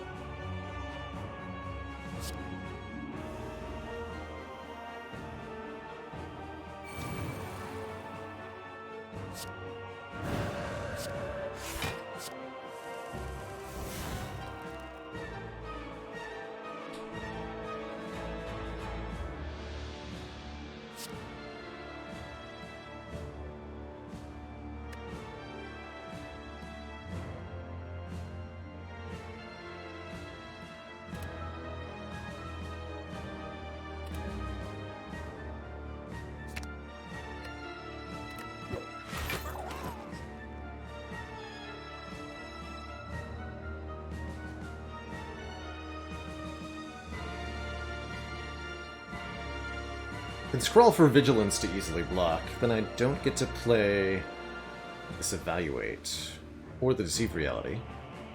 Or I could actually deliberately take a little bit of damage here, play Evaluate, Deceive, gain bonus draw for next turn. We're healing to full as long as I win this fight. I think this is the best way to get a winning line out of this combat.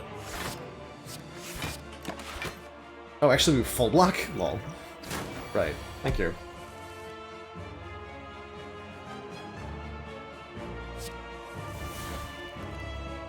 Never mind.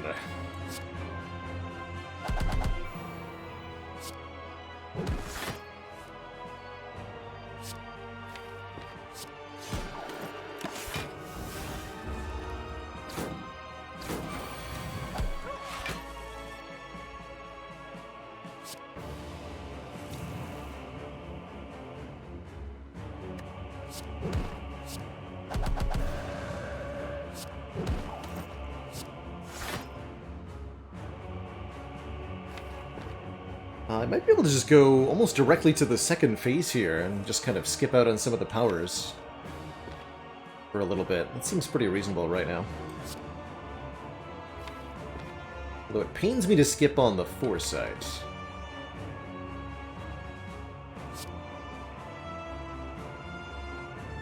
That is okay.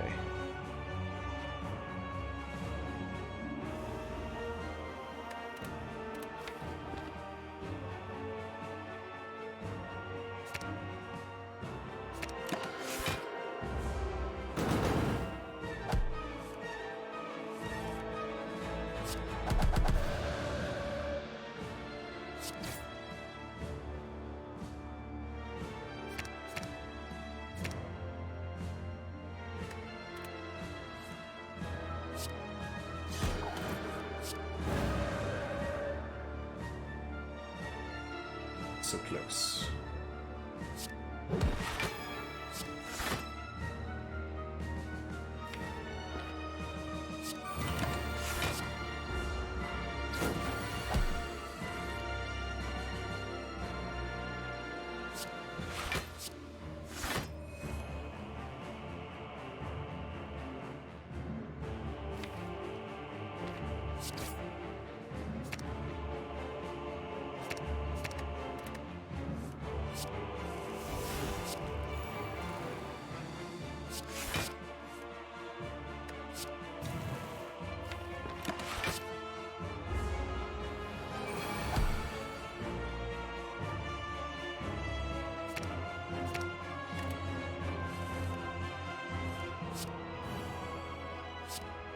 That's a lot of damage.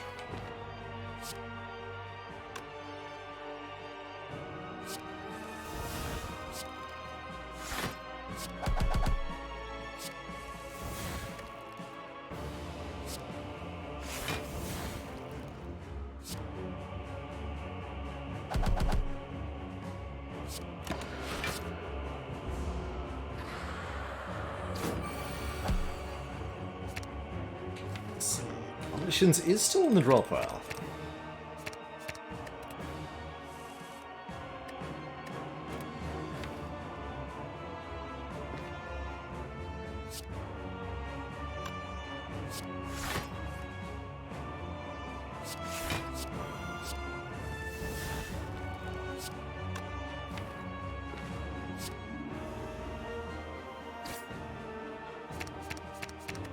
Discard all of those, shuffle the deck. Omniscience Wish for money. And Stone Calendar comes in for the kill. GG.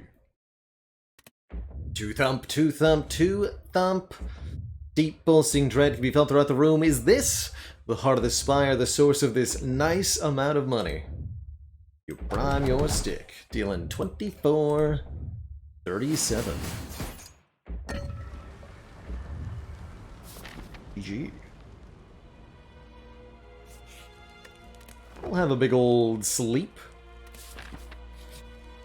And what can we buy here? Ooh. Legitimately good relics, TM.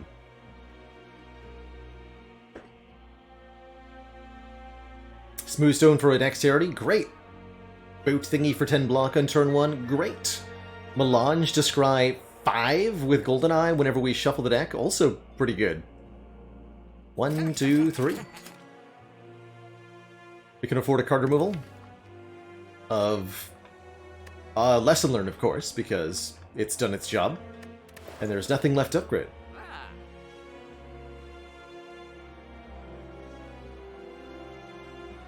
A couple reasonable card picks. Inner Peace may be the best, but I want the deck to be fully upgraded. So I'm just gonna leave it at that and say we generated maybe a little bit too much money. See you later, Lesson Learned, you brave soul.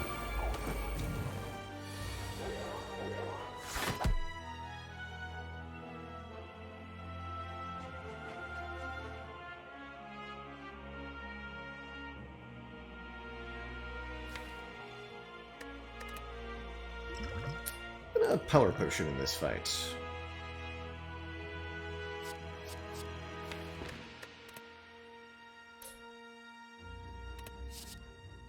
Battle him.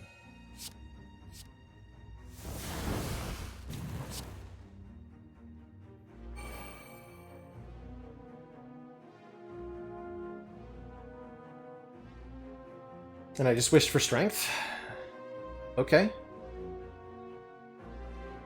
Works for me. Love that we're getting a scroll next turn, too.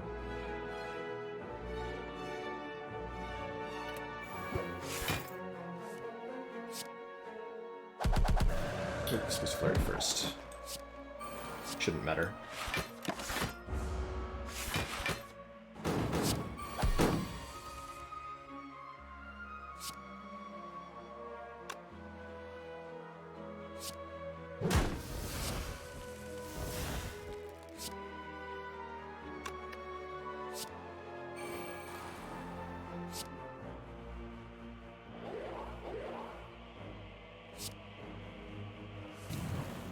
Okay, there's our Wrath exit. It's not a particularly good one.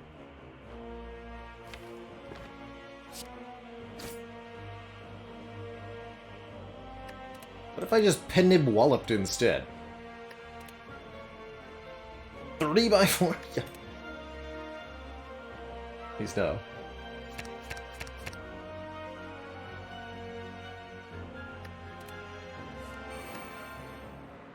Oh, that's actually basically perfect block, except for the part where it has block itself.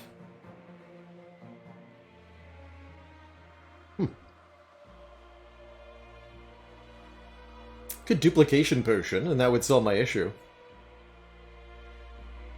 And we have no potions for heart, but we have all our health. Having all of our health seems really good.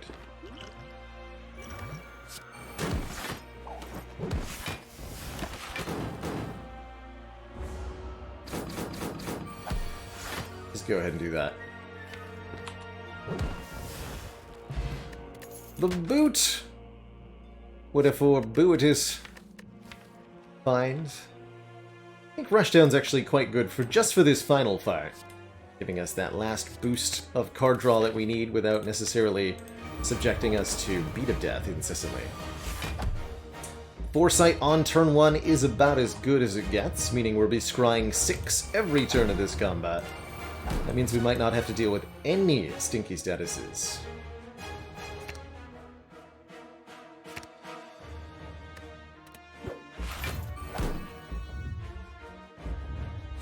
Play these for Ink Bottle.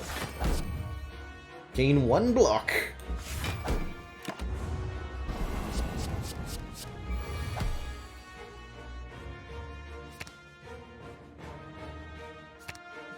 Okay, we desperately need an exit here.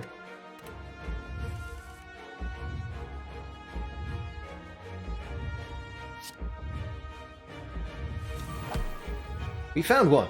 Good.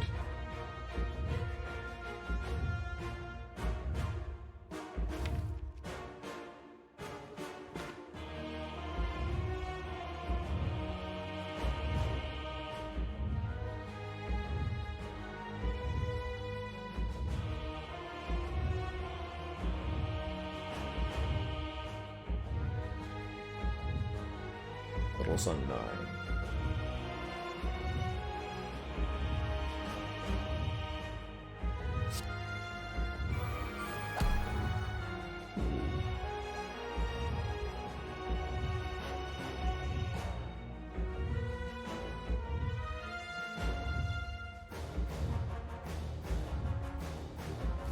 Yeah, we do have all up in the draw pile to potentially be Omniscience here. I'm trying to figure out how much damage that would be.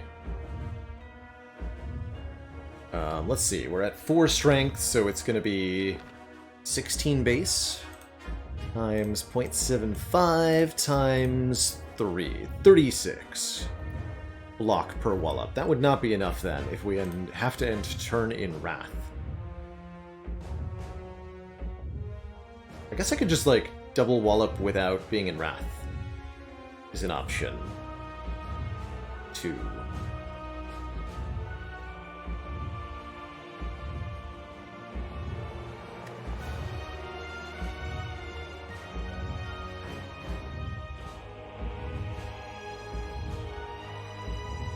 So I'm thinking then maybe Trip, Eruption, Alt, Scrawl, depending on what we draw. We might draw into the other Halt, we might draw the Void. That would be okay. And then we can Fear No Evil back into Calm Stance for a reasonable chunk of block.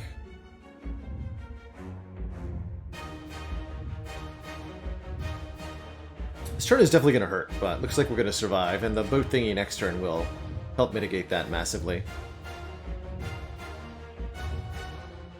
Trip, Fear No Evil, Tantrum, Wallop times 2 is not enough. No, it's only like 80 block, and will be attacked for 135, which would most certainly kill us.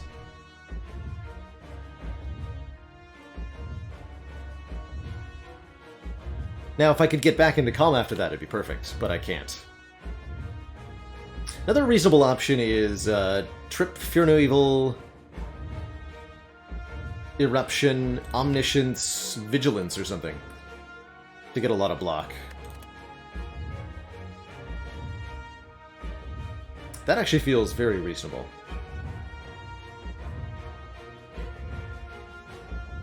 Oh, we would live! But then Beat of Death? Don't forget 2 damage per card involved. Yeah, no thanks. So yeah, let's do the Omni Vigilance. Actually seems very reasonable.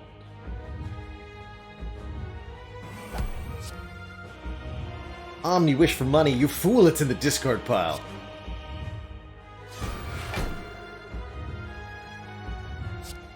Do I want to play the? Yeah, let's put the Tantrum into the draw pile.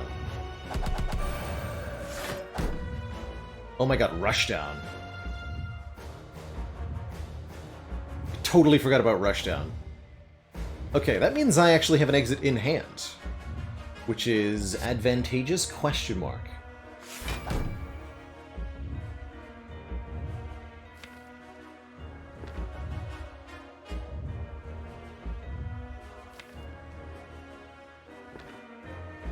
Draw Wallop? Without Void? Draw Void without Wallop. Fair enough. Let's do it this way, then.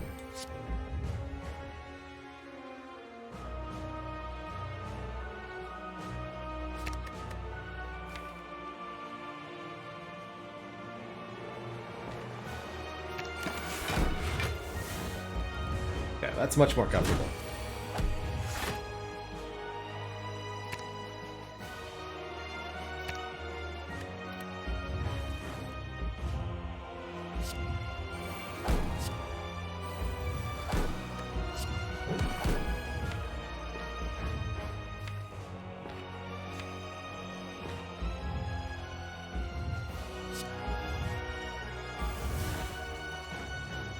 Thanks for the scry. Hee hee.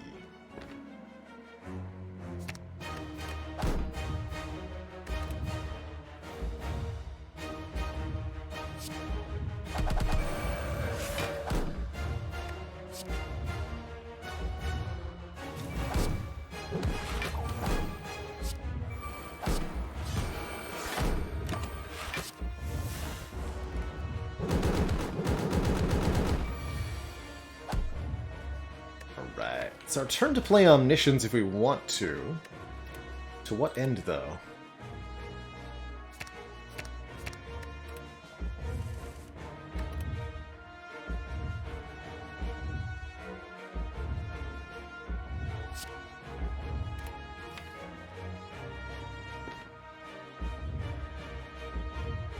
Play the protect. Safety, keep the protect.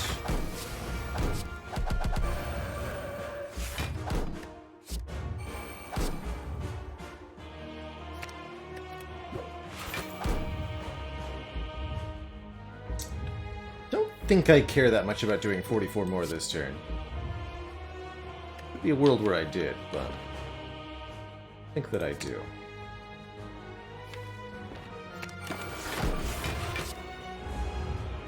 An exit? Yeah, I do. Not particularly concerned in that moment whether I had one. Really ought to have been.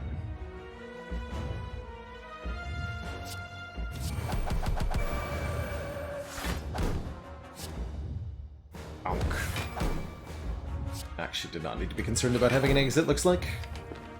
Just infinitely do damage and block. Easy every time.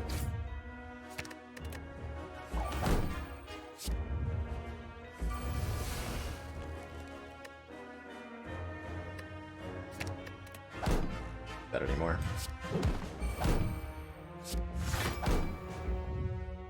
$120.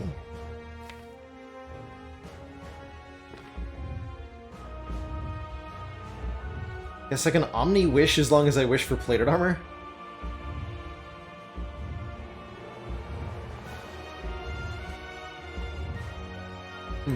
That's kind of funny, actually.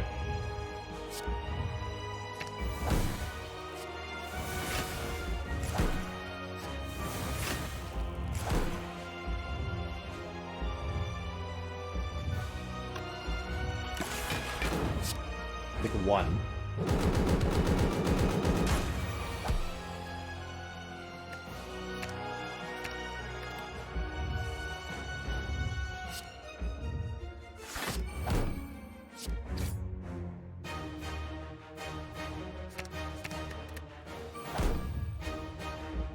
Actually blocking this. I have to draw halt.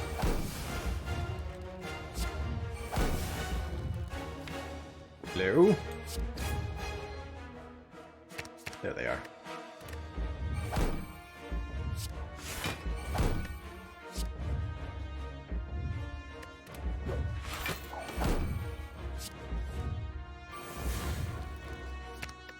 Well, I found halt. Good. Good. Excellent.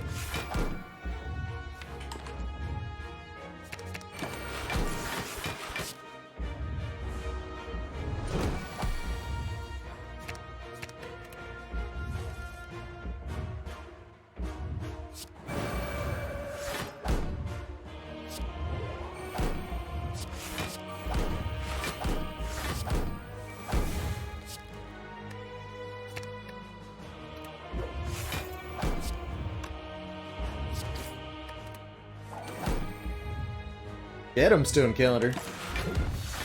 GG. GG.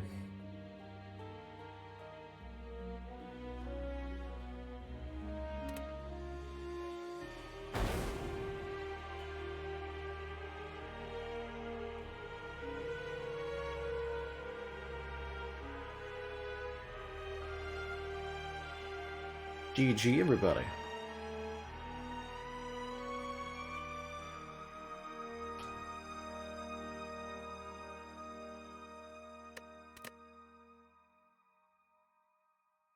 $33.37.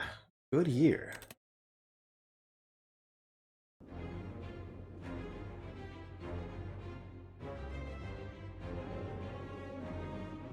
Has it been done? Spire sleepeth. So shall I. GG. An early, a floor 1 Pandora is always a wild time, but on Watcher especially, I think it leads to some particularly mental runs, or mental fortress runs. Ah! I'm always happy to have a run that deliberately takes a Jax. That's cool too. That's cool too. So that's actually 4 in a row now. Actually, no, 5 in a row. 1, 2, 3, 4, 5. 5 in a row with the boss swap runs. Good stuff. Can we make it 6, of course, is the question. We will disable the Pandora's box in Filter the Spire. No more Pandora's starts for the rest of this challenge. 13 relics remain. The ones we have yet to win with: the Nuclear Battery, the Black Star, Slaver's Collar, Wrist Blade, Busted Crown, Fusion Hammer, Runic Cube, Coffee Dripper, Inserter, Tiny House, Cursed Key, Mark of Pain, and the Velvet Choker. Some of these are class specifics. The Wrist Blade, the Battery, and the Cube, as well as the Mark of Pain. Still gotta get both Ironclad relics down.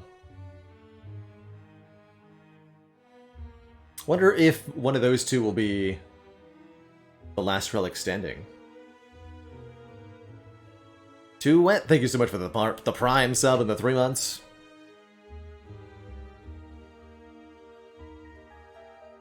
Oh, Inserter, that's also, yes, that's also a boss relic. Of these, the roughest one to start with, I think, is the Busted Crown, limiting your card picks. It's just so hard to build a deck when you're only showed 1 card at a time, and you have to either add or skip.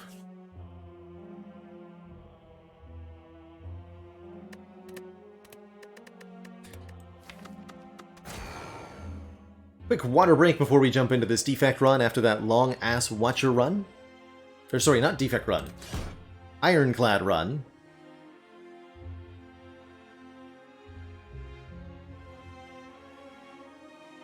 Take a minute for yourselves, grab some water, stretch your legs, and return with me in a couple of minutes for some more Spire. Be right back, everybody.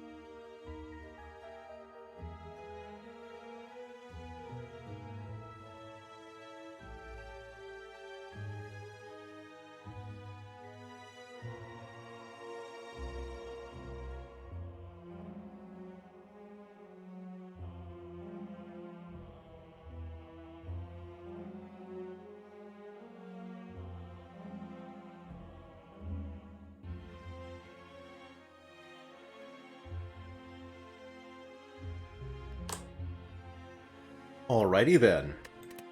We're back. Another singleton. Good, good. As we start out this Ironclad run, why don't we take a moment here to focus on the good things in life, because a busted crown start sure isn't, although I'm more than happy to take another crack at this. I'm determined to see that this not be the final relic of the challenge. I really like that we're offered an early shop here, and Ironclad in general is pretty good with 4 energy to start. So we might be able to make something happen. Just maybe.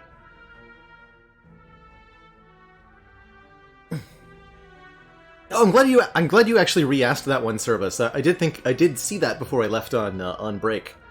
Wait, it was a bit unfortunately timed. You say you usually go for a kind of stance similar deck, Tantrum, Fear No Evil, Mental Fortress, etc. If you're able to find the cards that go together, then yes, you get a successful run. But I think the problem that you're running into is that you're not considering other possible avenues to success. Whether that be in the form of finding consistency in other ways. One recommendation I can definitely give is to pick up scry cards whenever you see them. Because if you have enough scry available to you, then you can still effectively change stances with only 1 or 2 cards. Another way to go is with lots of retain cards. Don't turn down Crescendo or Tranquility when you see them. Give them a chance. And you might just find that one-time stance change when you need it is exactly what the deck was lacking. You can also open your mind to the possibility of, what if you never left Wrath Stance and you blocked with a whole bunch of copies of Halt? That can work too. And then you don't need Calm. Well, you probably do want some Calm in such a deck, but it's definitely possible to win without ever leaving Wrath. Retain attacks plus Divinity, that's one of my favorite combos, Ryan. You have a deck that's full of kind of setup, scry, mantra, and then retaining attacks like Smites and Sands of Times. You can make that all come together pretty miraculously. What are the elite options here? Feeling ambitious, as I usually am. It's just how I am, I think. I'm an ambitious kind of guy. If I cash in enough dollar dues to the shop, then with 4 energy we might be in good position to fight a Burning Elite. We'll see what we end up with. And if we don't feel confident, we can actually just avoid the elites and try again here. But I'd like the opportunity to maybe take this Burning Elite down in Act 1. 4 energy Ironclad is such a joy to play in Act 1. You have so much damage output that you can crush most enemies. I actually should have attacked the big slime on turn 1 there. We could have saved those 5 hit points. Happy to take a cleave. Good stuff. It's AoE, we're fighting Slime Moss. No, we're not. We're fighting Guardian. Still good. Gonna go this way. We'd like to get a potion, or ideally 2.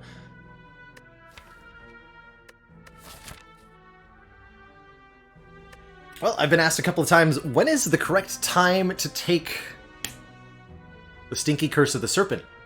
It would cost us 75 gold to remove this curse at the store, so it only gives us 75 gold more to operate with at that shop. However, this is exactly the time when we need 75 gold more for this store, desperately. The Crown deck really needs some cards in it to get started. And if we can maybe afford a powerful colorless card, an Apotheosis, for example, or something else that's good, we'll take your deal. It is going to make these 2 combats pretty rough on us, though. Case in point.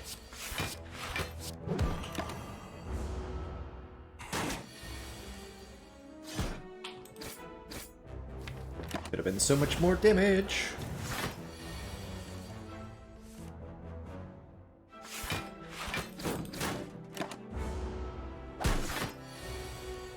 Alright, that wasn't bad. Please be good. That's good. 9 damage is better than 6 damage, and the ability to put a card back on top, whether it be bash, cleave, or even just a block, very useful. And I'd say this is a very easy combat overall as well, so I'm quite happy with our pre-shop choices here.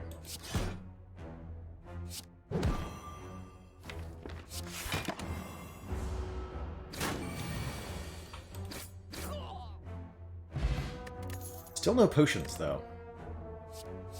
Here's an example of a card we don't want. Trading our health for energy when we're already having plenty of energy thanks to the Lusted Crown means that that's a no thank you from me.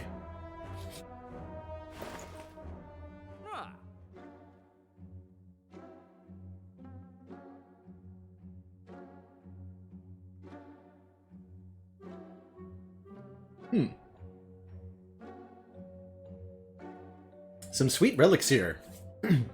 Especially the Gremlin Horn.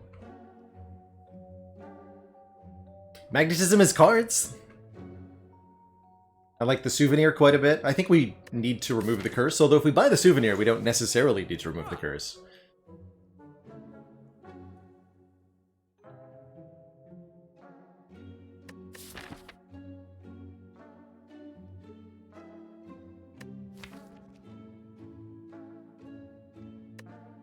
Alright, let's start with that.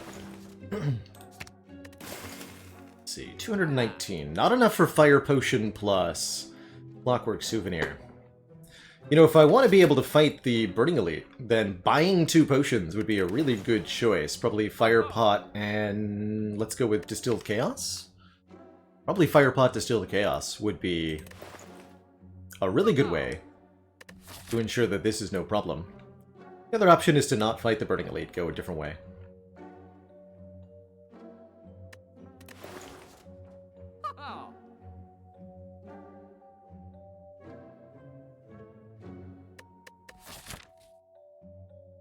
If we were fighting Slime Boss, or maybe even Hexaghost, I'd consider Fire Breathing more.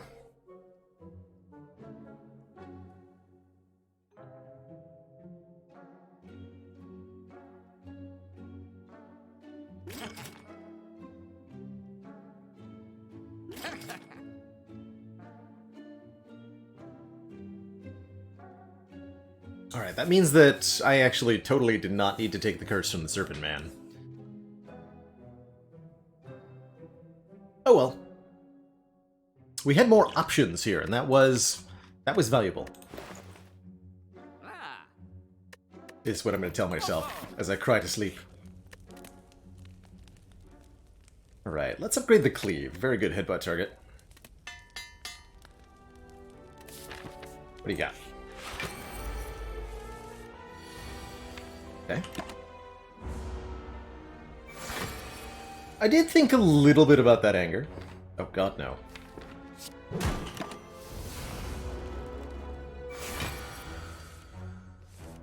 But with 4 energy, I'm less excited about it. And I'm also less excited about it because of Guardian, especially. Really punishes flooding your own deck with attacks. This is only top 3 cards. That's right.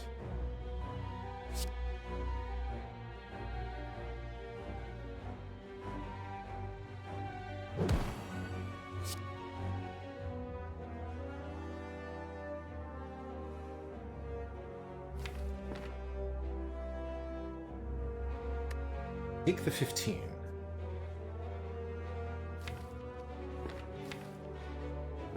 Definitely play Cleave before I Distilled Chaos. I gotta play this Cleave, it's the most damage.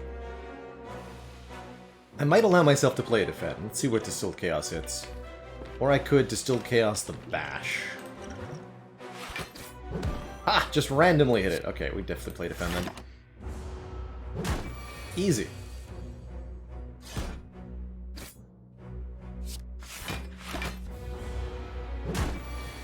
Only had to use 1 potion, too. Feels reasonable.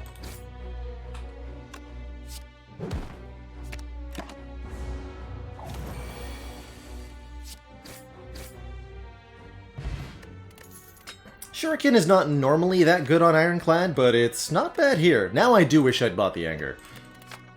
I will take a second Cleave. It's more attack spam, lots more AoE. Seems completely reasonable.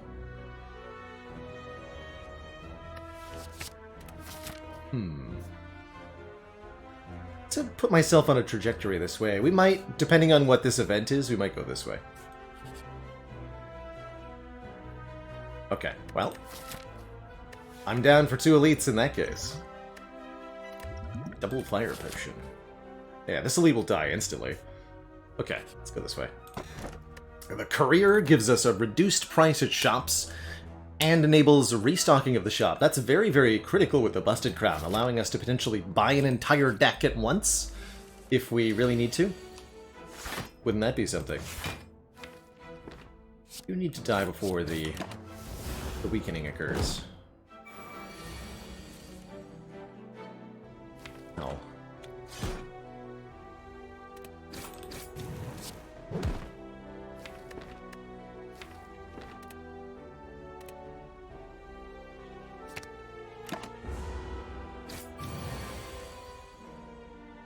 Let's see.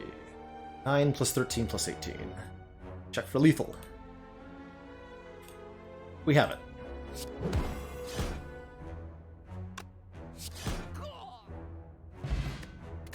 Too many potions! Flash is actually not that bad with the current deck, but it's foolish and we really need to... We're actually currently on a trajectory to die to the Guardian from not having any block cards. That's a real worry here. Uh-oh.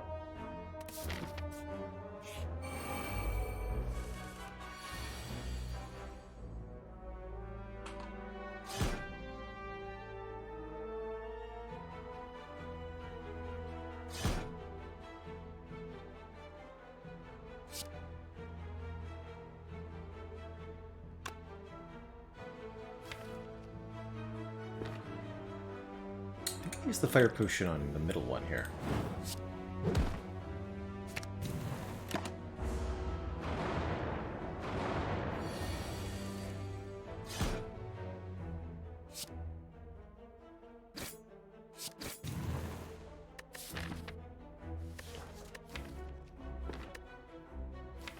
I'll use that too. Yeah, it felt right. Block on turn 1's great. Sword Boomerang is good with the Shuriken. We'll take it and we'll upgrade it, but I'm a little worried about our upcoming Guardian fight.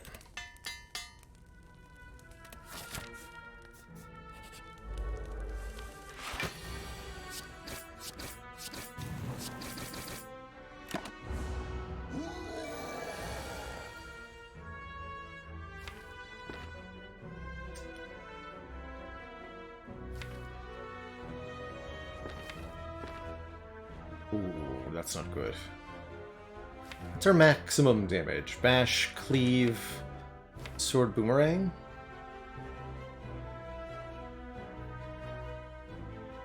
That's not good.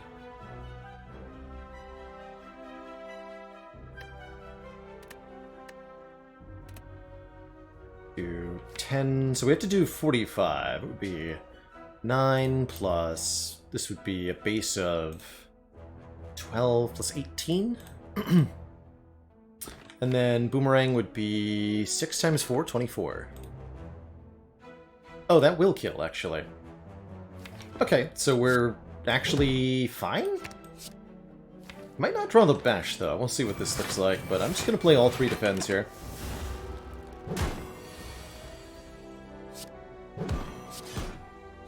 Nice. Chat. Chat! Dead Bridge.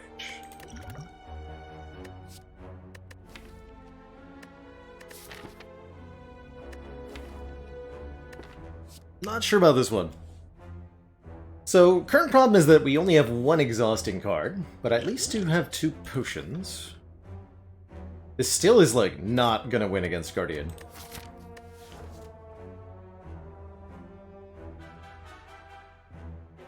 This is not the block card we're looking for. Most of the time this will be a curse, unfortunately. I don't think I can take that.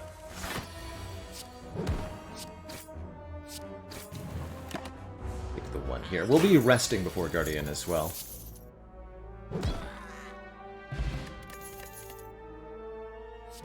Oh. Alright, so we saw 0 block cards this entire act. I do have at least useful potions for Guardian, but oh boy.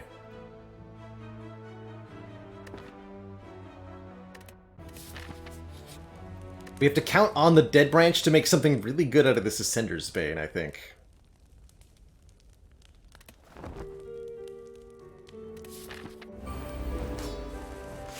Uh-oh. Oh, no. Come on. Not what I was imagining. But it will help here, actually. Actually, that helped. Yeah, that was actually okay.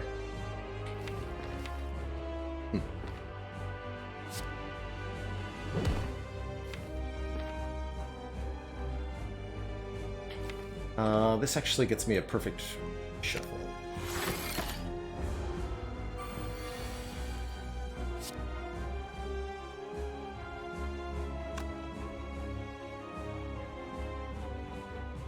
Here's where I'm going to use the weak potion.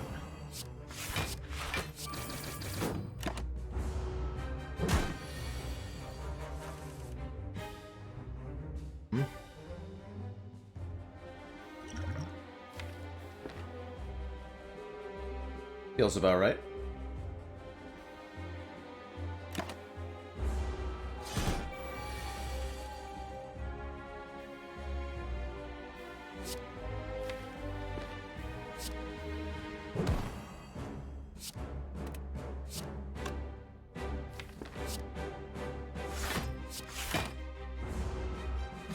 Be deliberate with our strength scaling up here.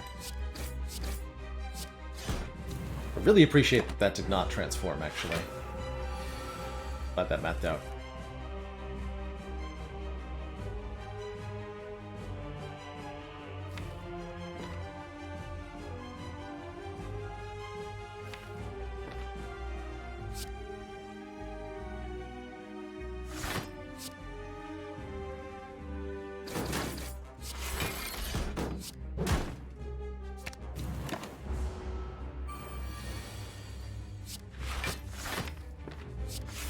Turn's gonna hurt. What the block pot's for, though.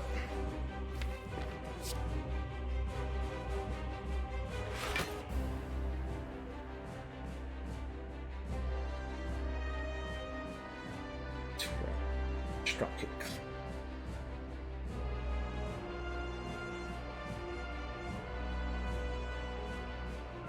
This means I don't draw the strike next turn. Okay, that's actually going to be worth it, I think. We want to go for the kill here. Play 3 attacks.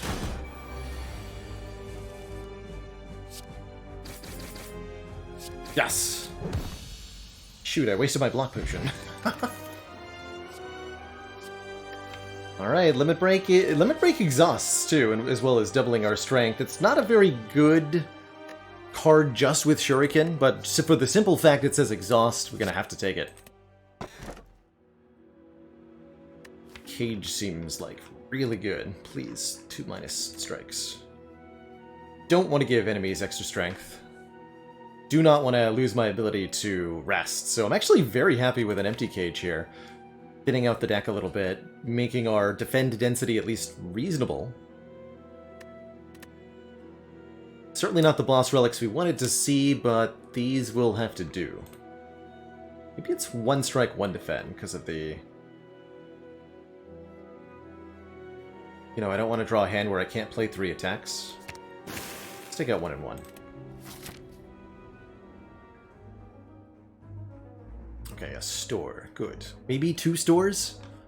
What are we looking for? Well, other than, you know, obviously corruption. Anything that exhausts. Pretty much. So colorless cards could be really good. Even a Purity would be potentially insane. Hell yeah, I want a Purity.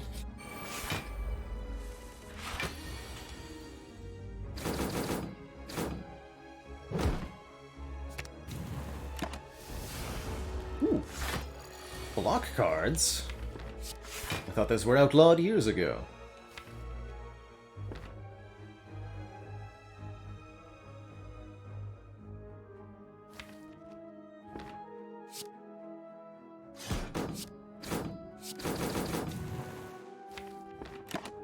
Because I don't think I can do 36 damage here. Wait. Oh no, I'm not quite there. Dang. 10 plus 11. If either of these were upgraded, we'd have it. Brutal.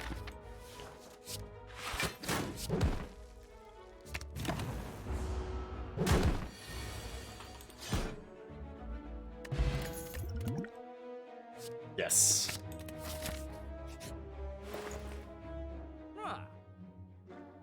This is exhaust.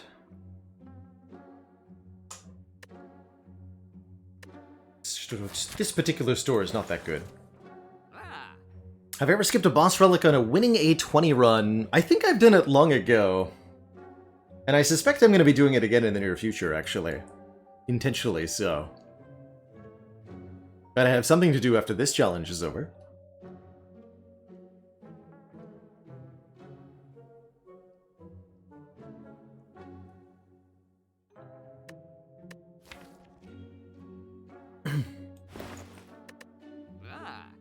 Yeah, Intimidate is definitely quite useful with our dead branch. I think the Centennial puzzle would be very good as well, giving us draw 3 the first time we lose HP. And if I decided I didn't want to go to a second store, that would probably be the good purchase.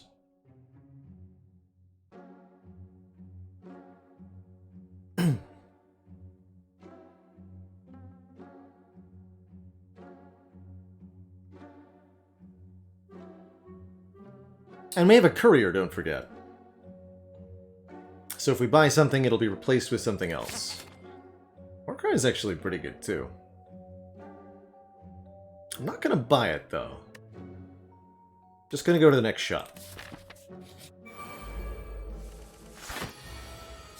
Get him! So, again, taking advantage of that dead branch anytime we exhaust a card. We get a new card.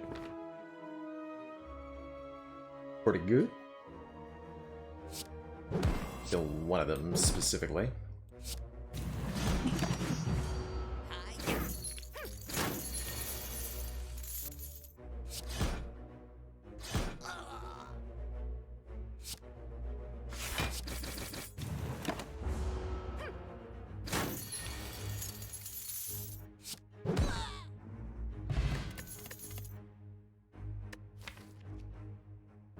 This line's not exactly great.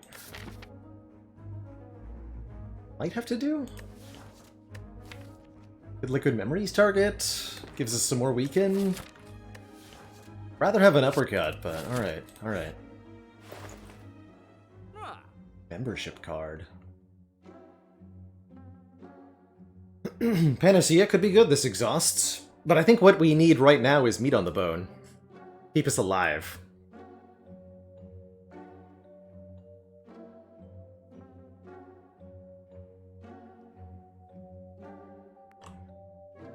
And I can afford the Havoc at the same time.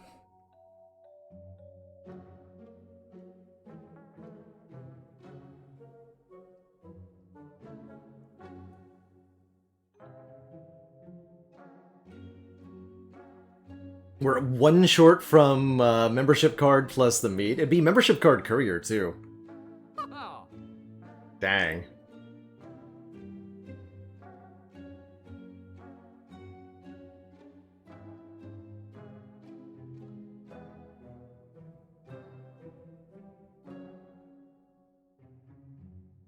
I have no idea how this would round with courier. I guess we have to science it, right? I'm not exactly unhappy with the membership card.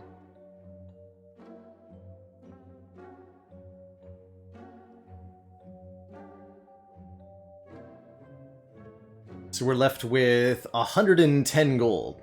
Will the meat on the bone cost 110 or 111? 111. Fair enough. Science achieved. It's unfortunate, but not that bad. As long as we can survive the short term. Which is going to be fairly dependent on the dead branch.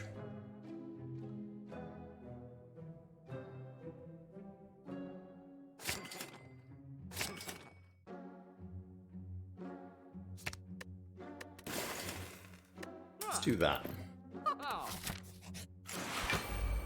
Ah! Save me, Intimidate. Oh. Actually, good work? Question mark? I accept this.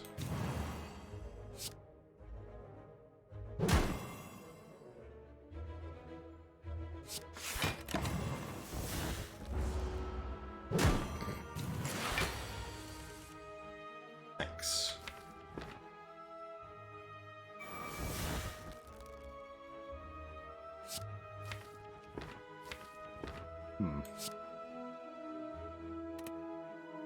Well, this looks like it's gonna hurt.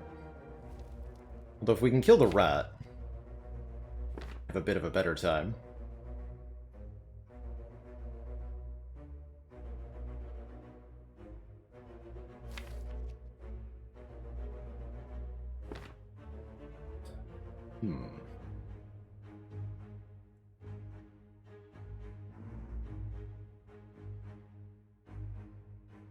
Sword Boomerang would only need to hit 2 times, and then I could do Liquid Memories Cleave.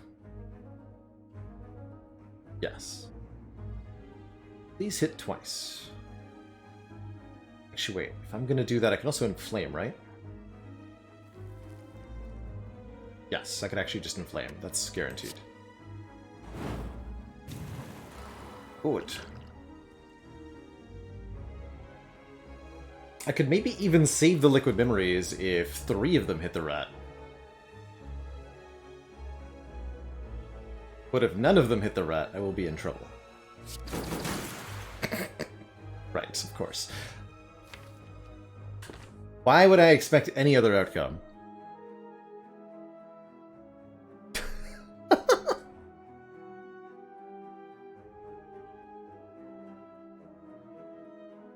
Alright, welcome to Trouble. Population us.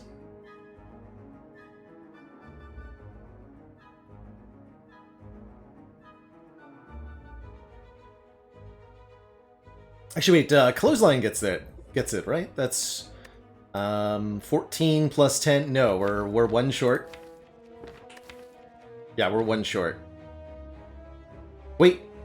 No, we're not. Haha. Give me that.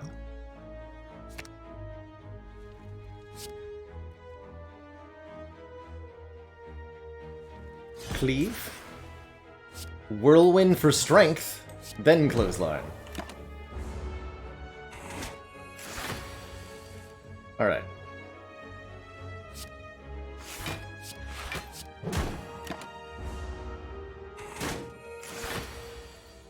Now we just have to survive the rest of the fight.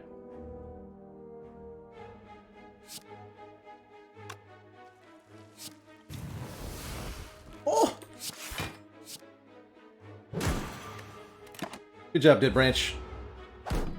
We didn't get vulnerable because we had an artifact charge from the Panacea card that we added at the store.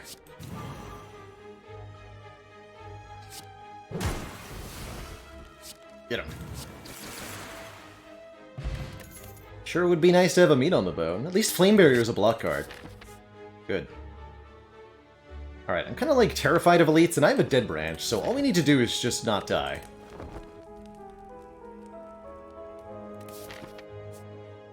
So I'm not gonna fight that elite. We're just gonna try to live.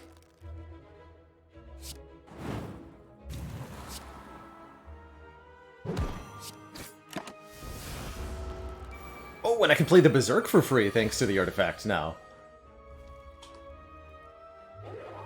Don't mind if I do.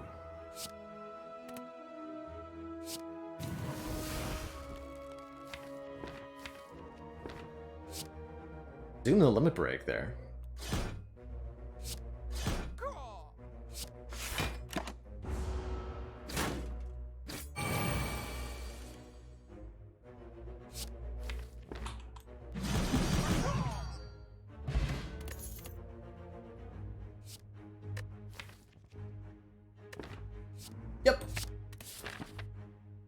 Anything that puts more cards in my hand is gonna be probably good.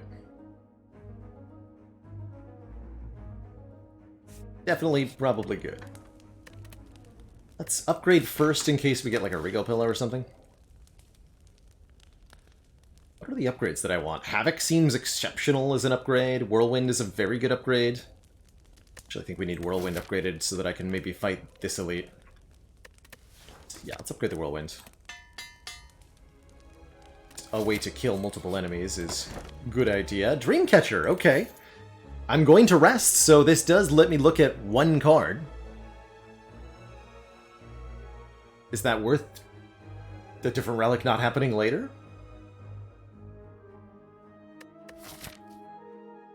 As we said, don't die is the current priority, so let's take it. Uh-oh. Hello, Mr. Snake Plant. You're looking awfully murderous today.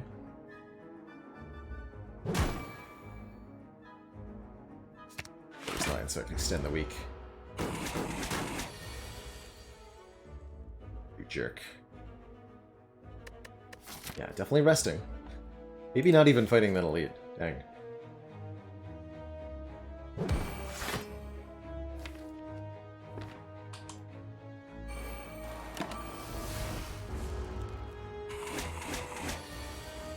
Bruh.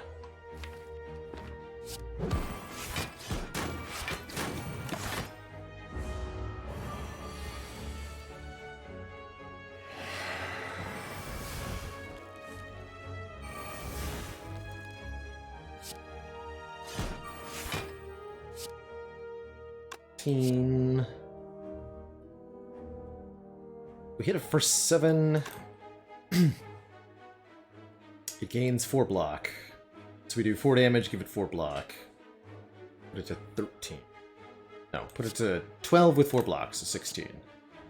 14 won't kill that. Let's see what you have then. Okay, that'll work, right? 16 for 1? Yeah. Whew. Okay. Not dead. Armaments is a reasonable block guard, too. Take it and we'll upgrade it if I ever get a chance. Unfortunately, I might never get a chance.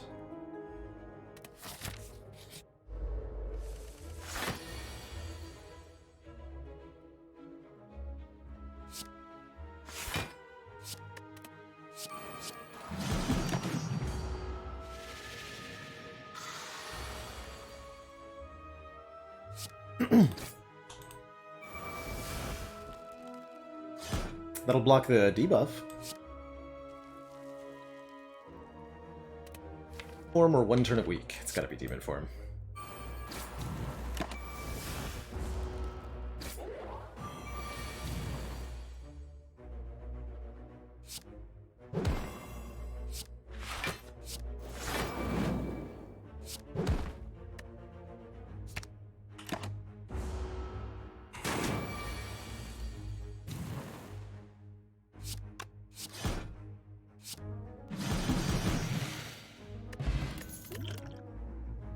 Exhaust! Yes!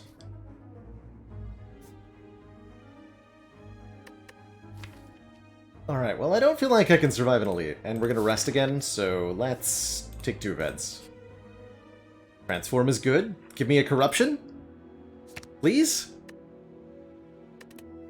Second win, that's close. That's really good. And a merchant's also pretty okay.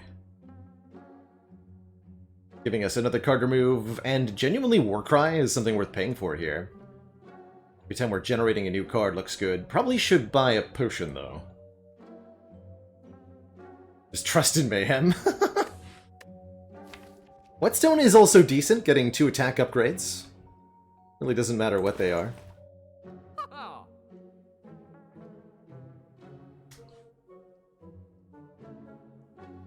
I cannot afford card remove Warcry and the potion, unfortunately.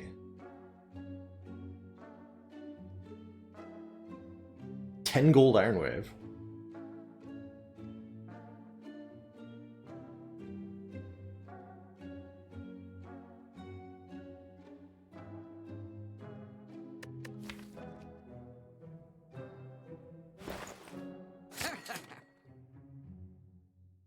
Sentinel.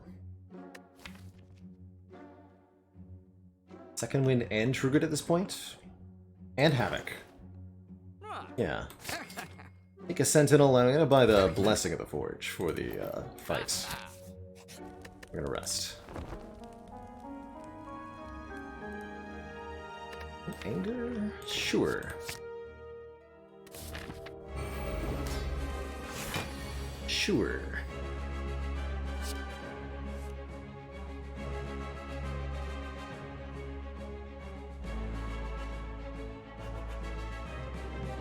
I don't want to havoc any of these cards.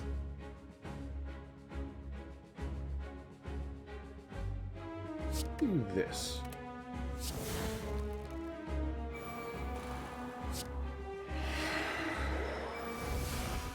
Ooh.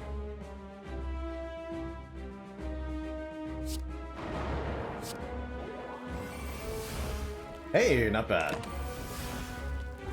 The more cards that we can exhaust, the more cards we can look at with the Dead Branch. And we can actually then just kind of have as our strategy, generate random cards until we get something really good. Whatever that thing might be. It's a surprisingly effective strategy. I'm super playing this. Despite the current turn vuln.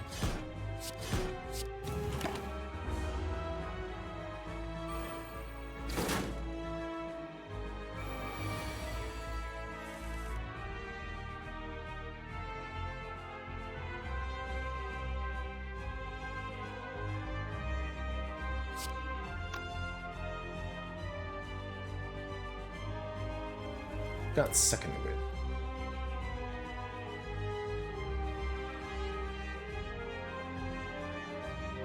It's really close to a kill, but not quite. I think this is 34 damage.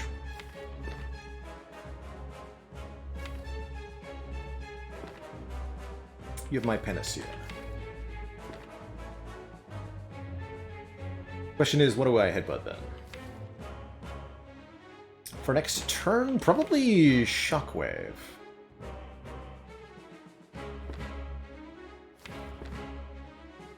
Yeah, Shockwave.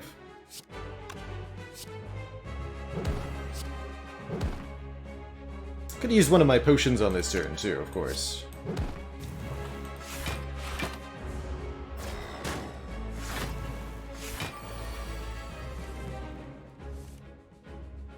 And perhaps I should have?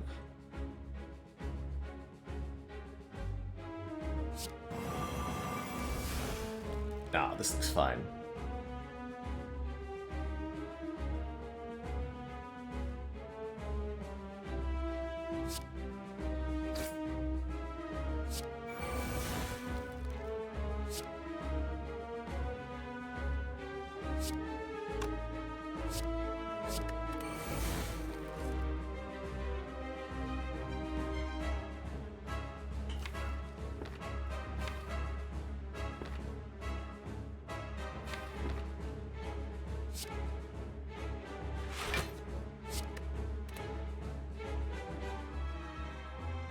Blindly Havoc, or do I intentionally Havoc? I'm gonna blindly Havoc. Nice hit. We got another Armaments. Good stuff. Only 2 limit breaks in my hand.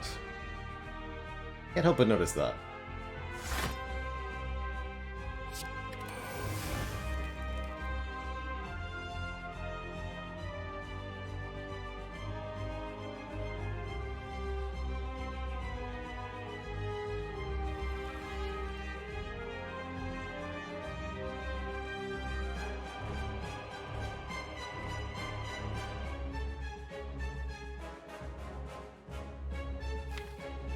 I'm to debate if I use a potion here.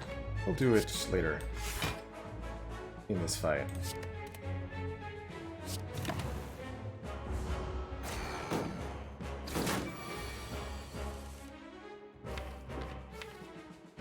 Next turn. It's not a good draw. You have second win, though. So it is a good draw. Perfect.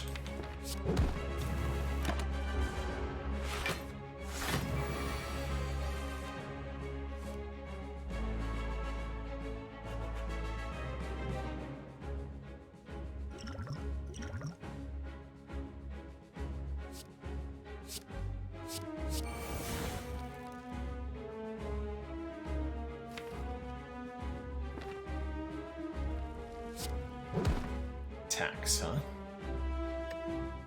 I just delete those cards.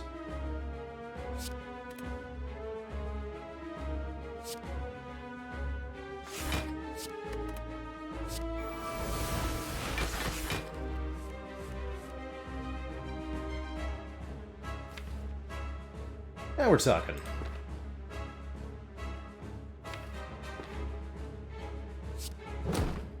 But the second wind, we can Havoc it. Although it'll currently only hit Exhume, but what if we Exhumed Jack of all trades?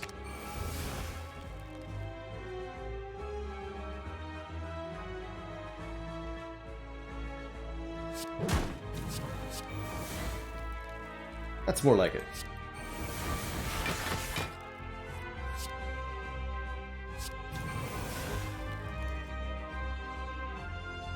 Nice.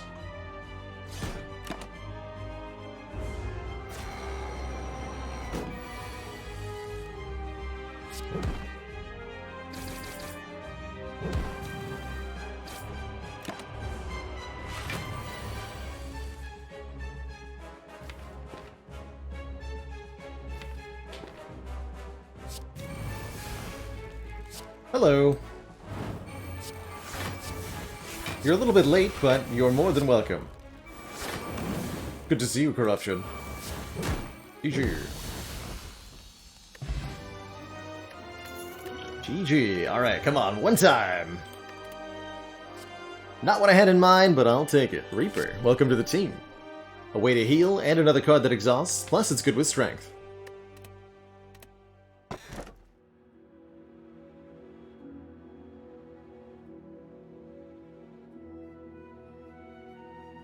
I mean, do we think we're going to be allowed to rest anyway? Just take the friggin' fusion hammer.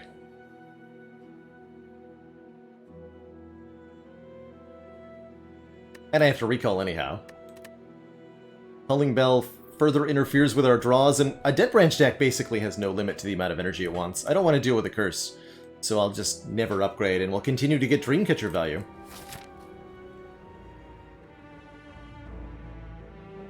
There might well be an Apotheosis available in the store. Could fight 4 elites if we're feeling really brave. We'll have to see what the branch decides to provide for us in these runs. I, for one, am pretty hopeful here.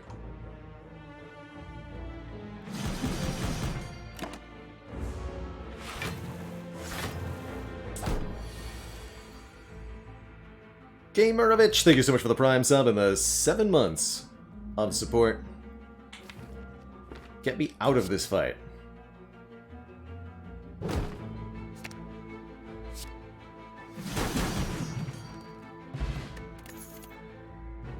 No. Although not that bad with a Dead Branch in general. To do it.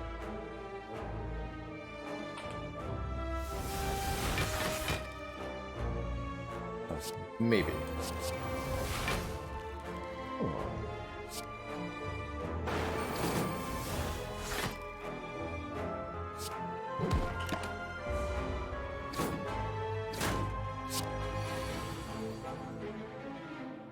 I've had that happen too, if it makes you feel any better, Black Tiger.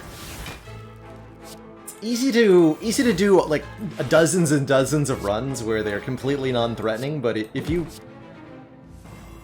totally fail to account for them, they can catch you off guard. Like, annoyingly so.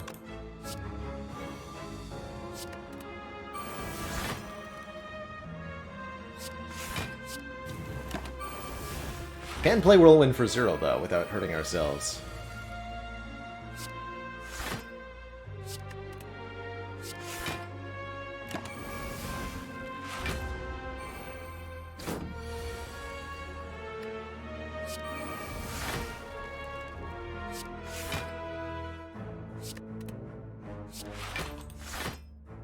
Complaint attack!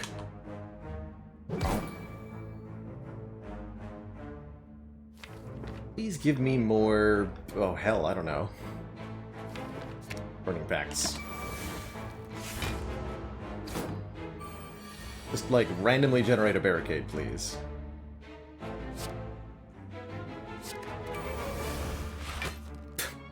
Rearmaments? Oh, hey! Randomly generate a barricade, indeed. Good. Alright. Easy peasy.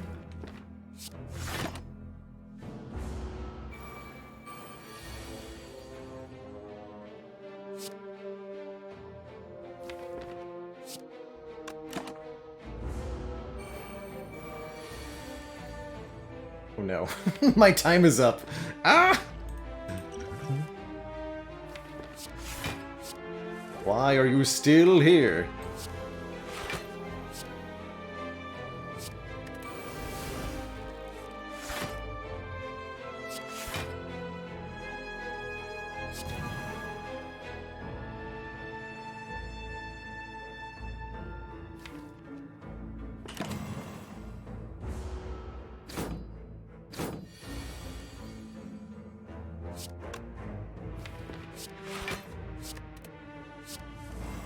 Yes.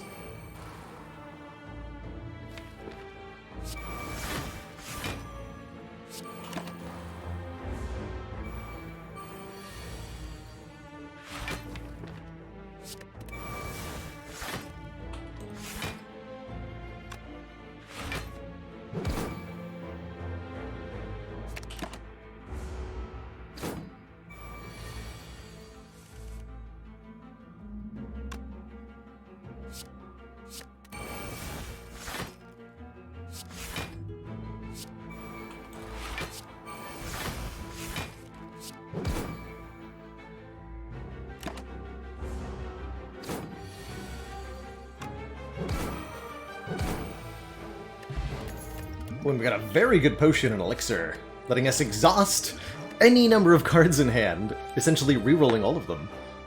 Or potentially drawing a ton. Not gonna take a second unupgraded True Grit, though.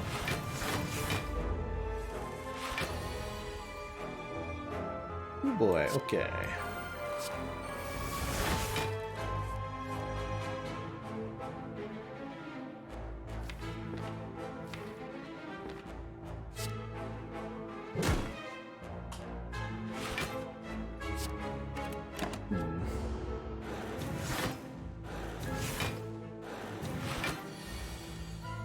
Dear God.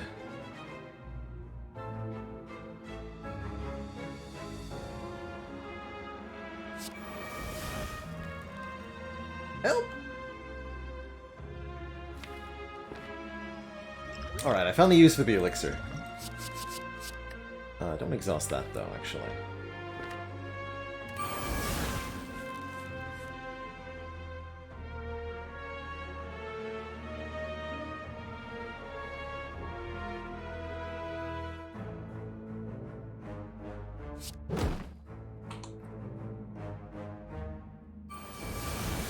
Turn all of that into block. And more card draw. Here we go. How much total damage is this? 34 plus 22, 56. Okay, not bad.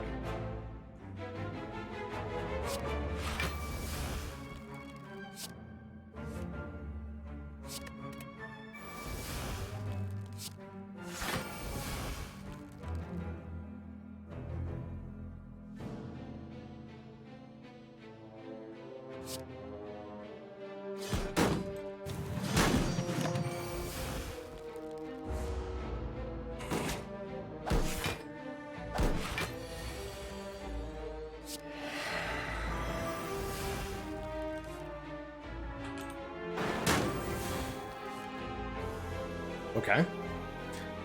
I'm into it.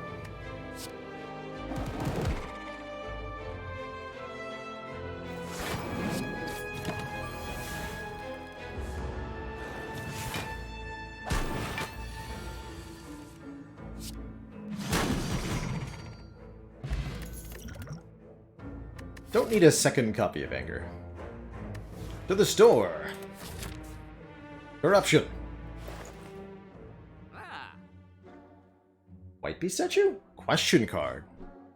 It's a little late for the question card, but it would still be quite a few additional cards seen.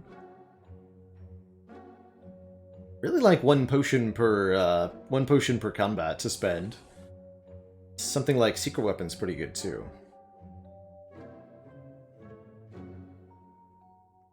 Question card plus Dreamcatcher for maximum card rewards. The card rewardiest. That would make it a lot easier to go like 3 or 4 elites if I had a White Beast. I'll take that. Havoc and Frozen Eye is kind of cute. Although I think with the Dead Branch, it's still like so much non-information. Right? Stuff that we can't know, like what card am I going to get when I exhaust something, so you can't really plan your turns in the same way. Although some information is still better than nothing, right? Trend in this direction.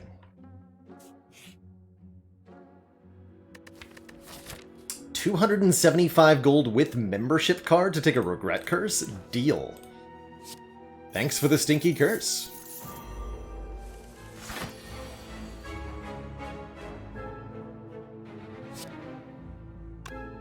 It's a reasonable upgrade potion.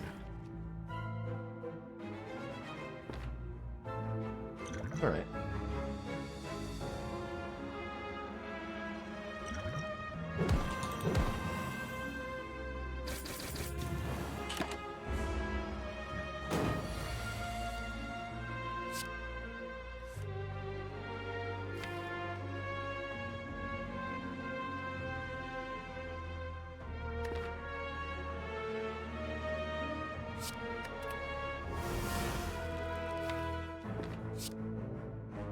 Play this just not to redraw it for as much as any other reason.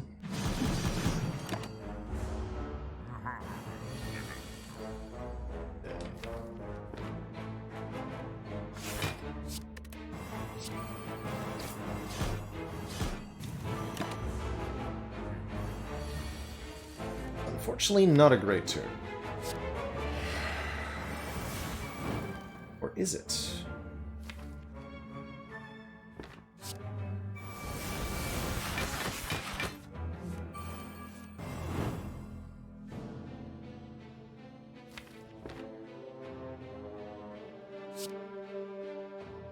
Party weekend.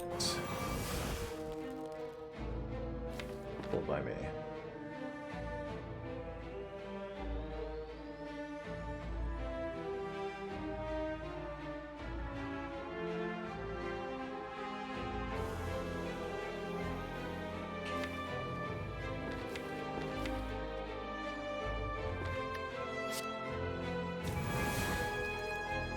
Choose to take some damage here.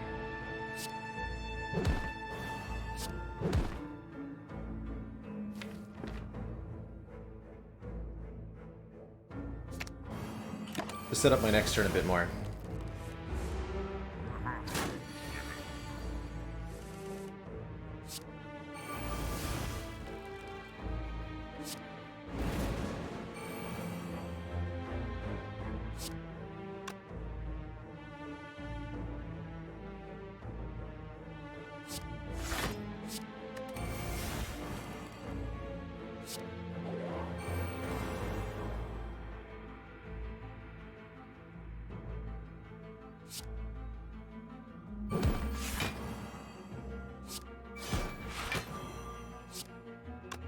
This might draw me a block card.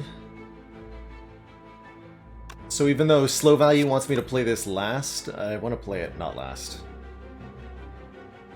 I'll gain the 1 more point of strength first, at least.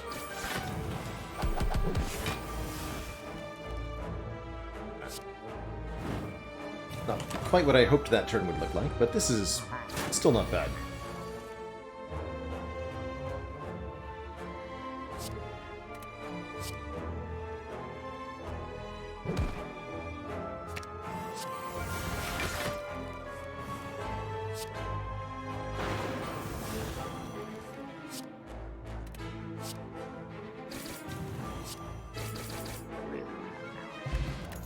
Toxic Egg will upgrade not this Metallicize, but it might upgrade cards in the shop. And don't forget, we have Membership Card Courier, so we can just keep buying skills, which could be really good if we get a Corruption.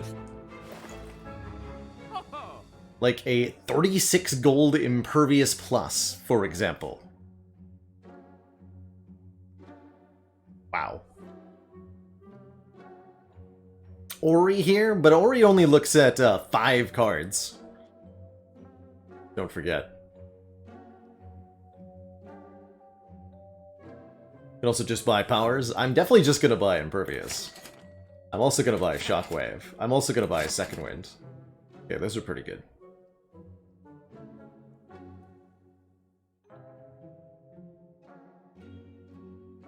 Do I buy another Panacea?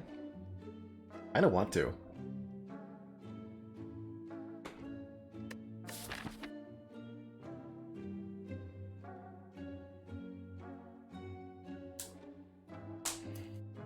We still have regret, right? Yes. Yes, I do. Get rid of that.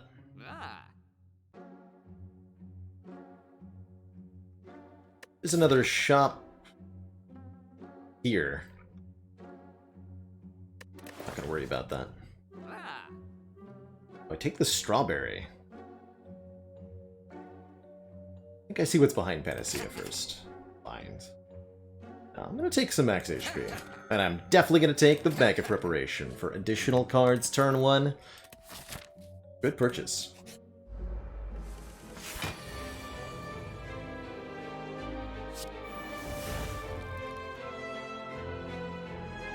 That was a good store. That was a good store. This might give me some problems, though. Let's see. Could be either a very kind or a very rude attack pattern.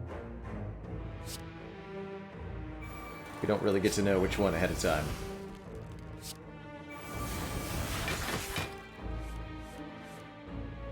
Almost playable clash.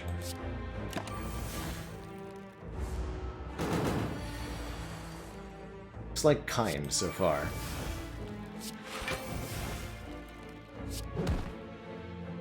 And a bad. Boom, got him.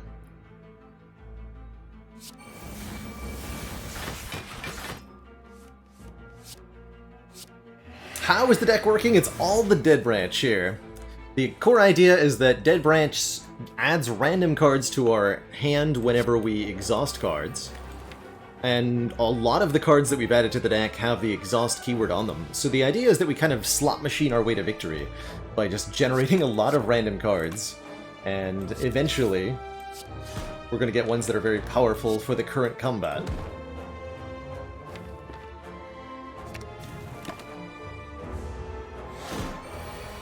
The improv deck, indeed.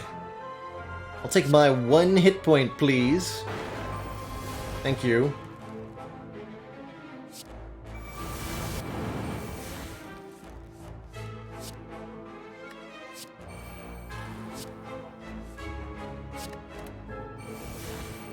My hit point! Ah. Actually, -1 from that play. It's all good.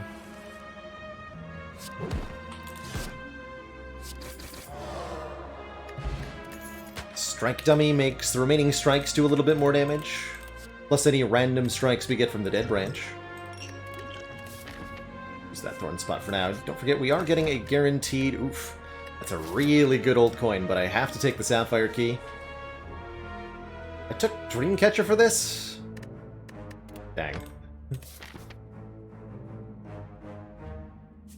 An extra event? Yeah, I'll take extra events at this point. Even if those events are actually just secretly combats.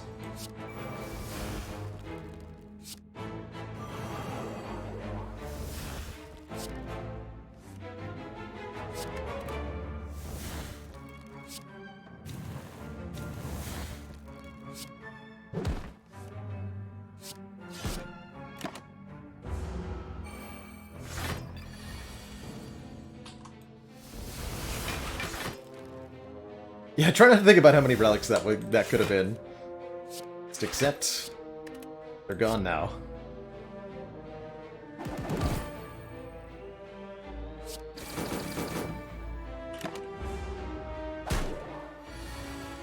brain fart.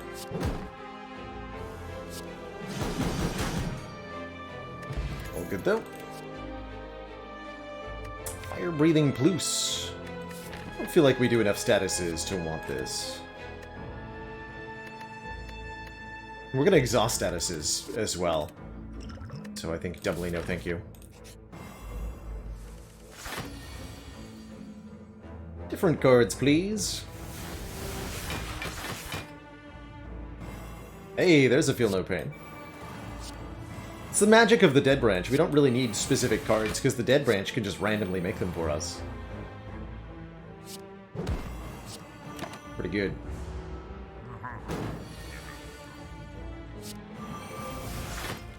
For example, Corruption. Right as Panda Steaks thinks they know that we haven't seen it.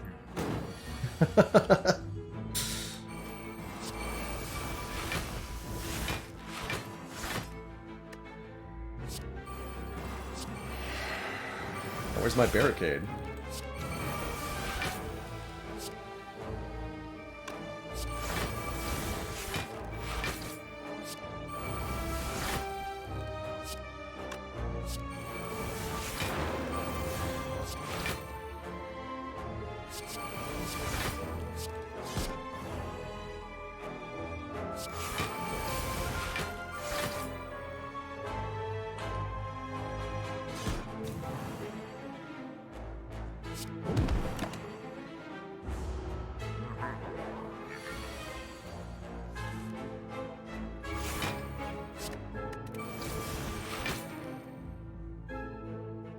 Well, that's what we have White Beast statue for. Infinite free berserks.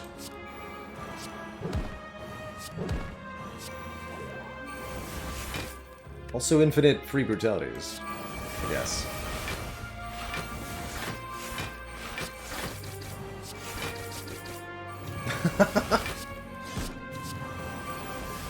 Bonk. That is a good potion. Heart of Iron, we could probably take that to the heart. Smooth Stone is definitely helpful here. Not gonna pay 97 gold with membership courier for a red mask. That's like 200 something gold. Hello, Mr. Merchant. Brimstone? No. Let's not. Let's not add that to the deck, actually.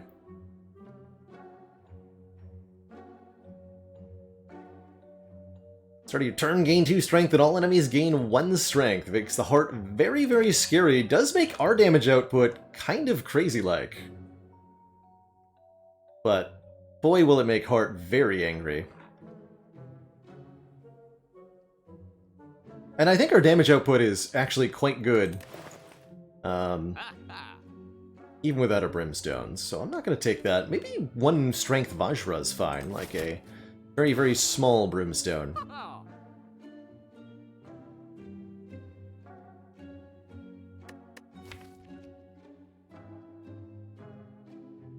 It's not even really what we're doing either, though. Riding time!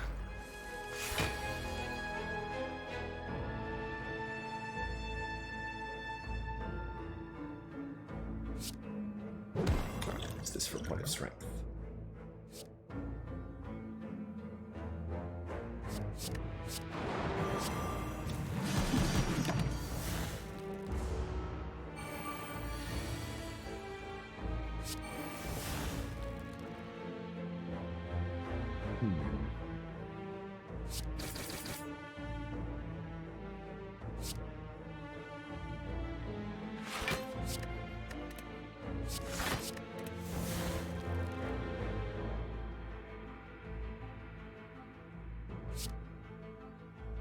That's a wound, I guess, but yikes. Overall.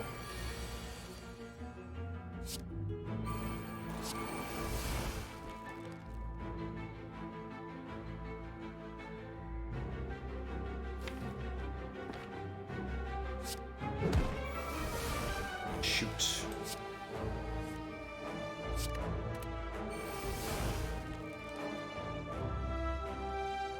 Okay.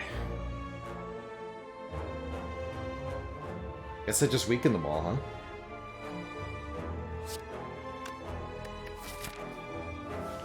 Have to recall before time eater? Oh boy.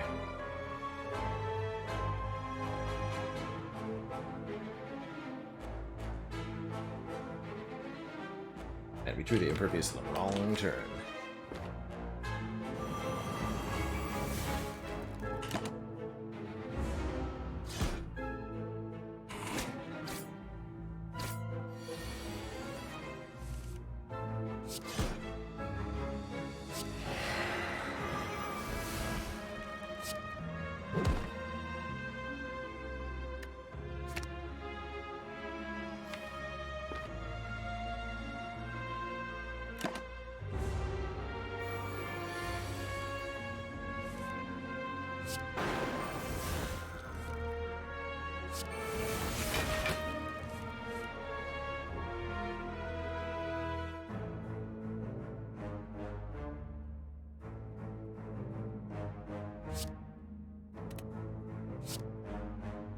We'll play the Combust.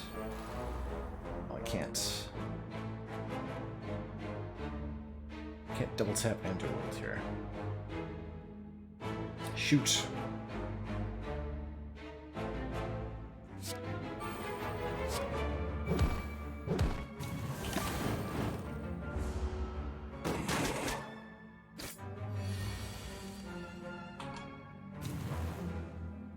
Still hope. In a few ways here. Probably should have used the potion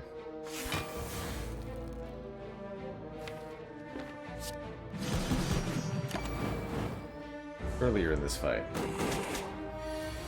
Oh well. We need zoom. Just get me out of the fight then.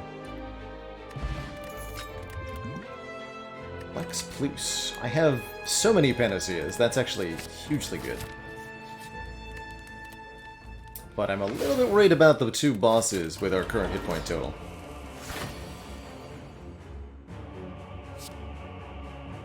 I'm sure you can imagine.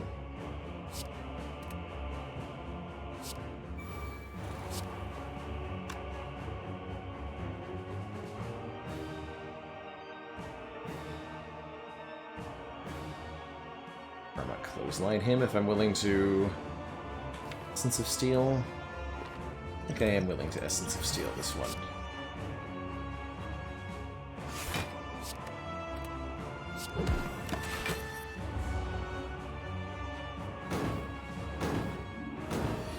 Of course, we don't get any potions back, but it's okay.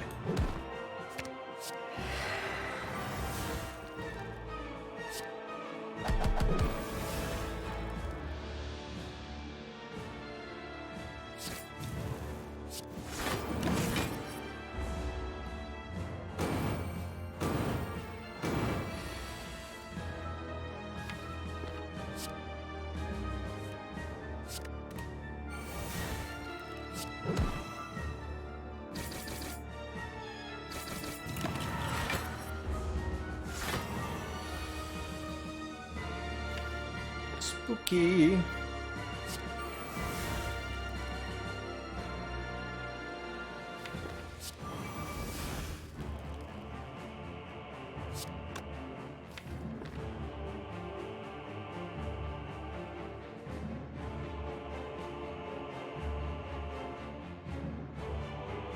To draw second wind.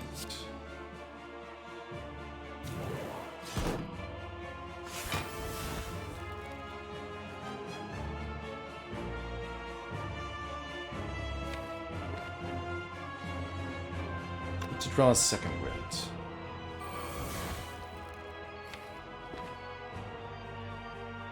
Damn it.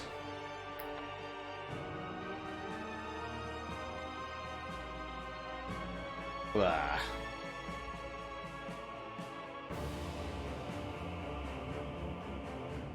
I just dead? Let's see, 38. We can block for 22 plus 15. Which is not 58.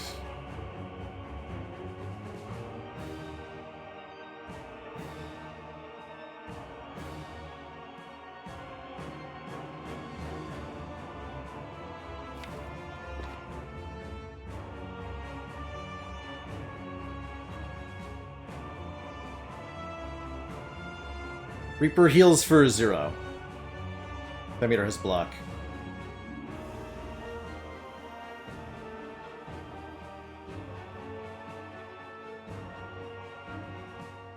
So I think our only out is for Dead Branch to generate either Bloodletting or Offering? Is that it?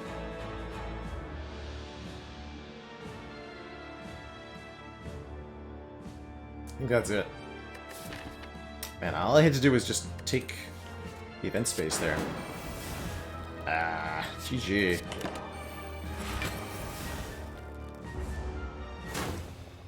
GG, that was a really promising crown run. If it weren't for that Reptomancer fight, we would have had it. Dang. GG.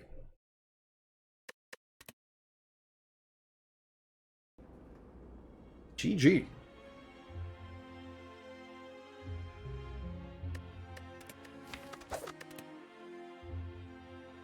Actually, I need to take a quick break before we start this run. I will be right back, but we're going to do one more.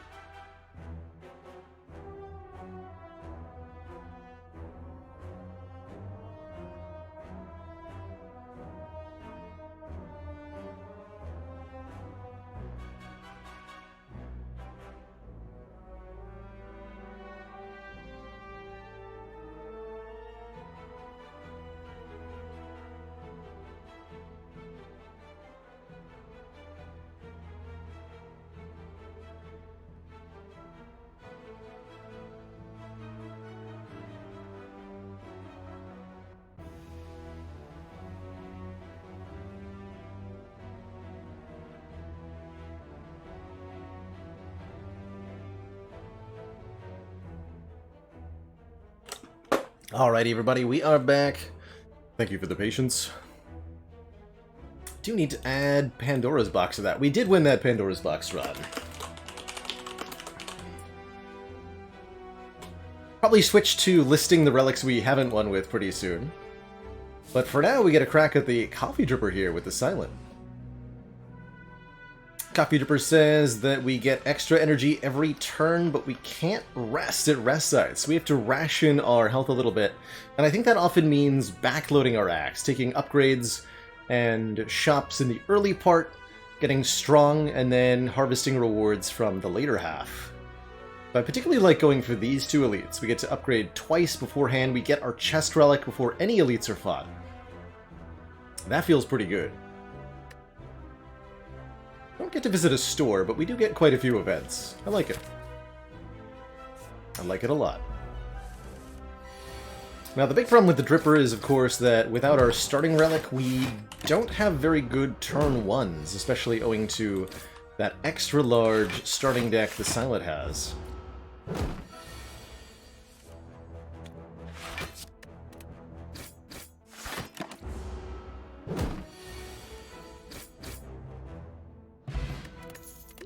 Potion doesn't do a whole lot unless we have bonus card draw, but I think we need to take some damage to start, and I particularly like an all-out attack for AoE damage when we're facing down the slime boss.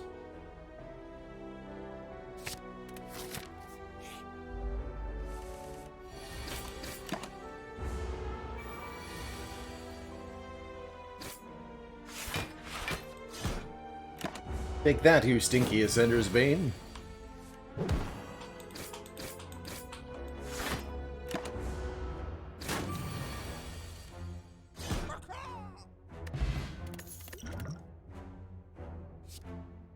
Get some poison with the Poison Stab. I think that's a reasonable take, too. It's another decent damage card. Good single target, and if we pick up any poison, which we'd love to, especially in Noxious Fumes, it'll go well with that. Meanwhile, Bane without any poison's not great, and I definitely don't trust an outmaneuver. No need for it on Florida Energy anyhow. Could opt into this Burning Elite, but seems crazy. Stinky Serpent Man, your deal. Caught me off guard last time. This time I won't be fooled. This time I'll be transforming my strikes into Caltrops. Ooh, I like that. Really good. We'll be very happy to have this card when we get to the heart, and encourages us somewhat to invest a little bit more defensively. So we'd like to look at another card before we fight our first elite, though. And we do get two upgrades. One's going to go on the Alter Attack, the other one either on Neutralize... Actually, no, not with the Weak Potion. On Poison Stab, probably. Let's see. Play order is this? Question mark? Question mark. It does full block, so I'll take it.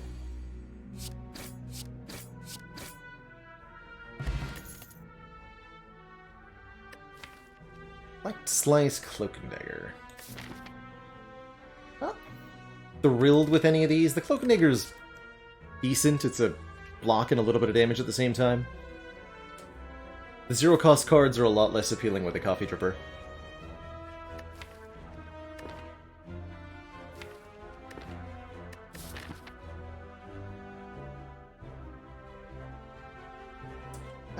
I don't want these cards. You can't make me.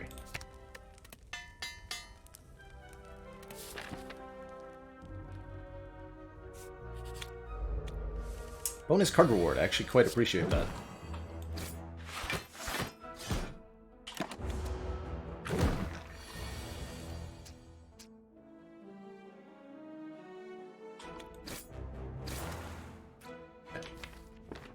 This may be not the best idea.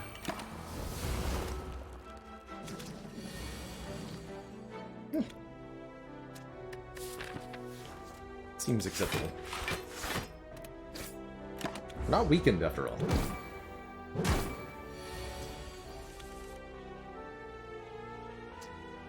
14 kills. Can't kill this one though. Save 5 with an energy potion. We're not going to get a lot of use out of this energy potion in general. I think I'll use it here.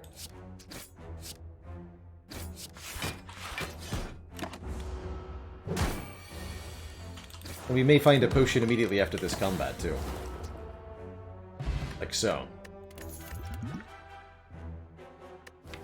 Sucker Punch is a good addition. That gives us more Weaken to work with.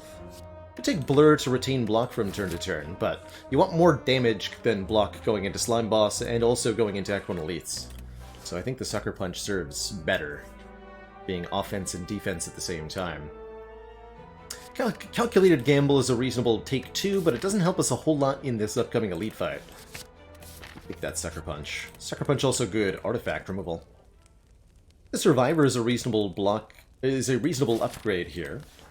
But let's get the Stab upgraded for Lagavulin and Gremlin Knob. And hope that this is a reasonable relic. It is! Warpaint, upgrading Survivor. Okay, cool. Best of both worlds then. We get upgraded block and upgraded offense. Feels good.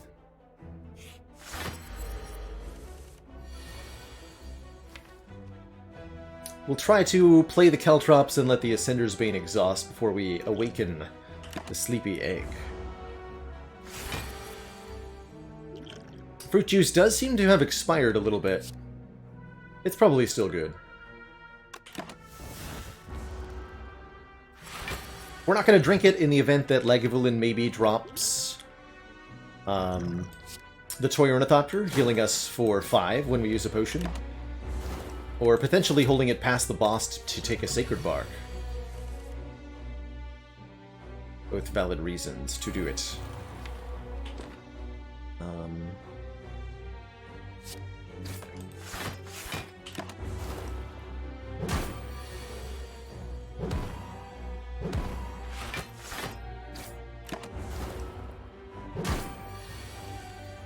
This is a really good turn.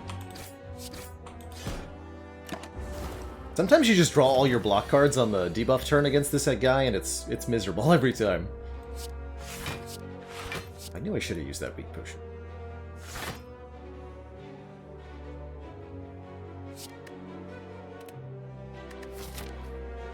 Alright.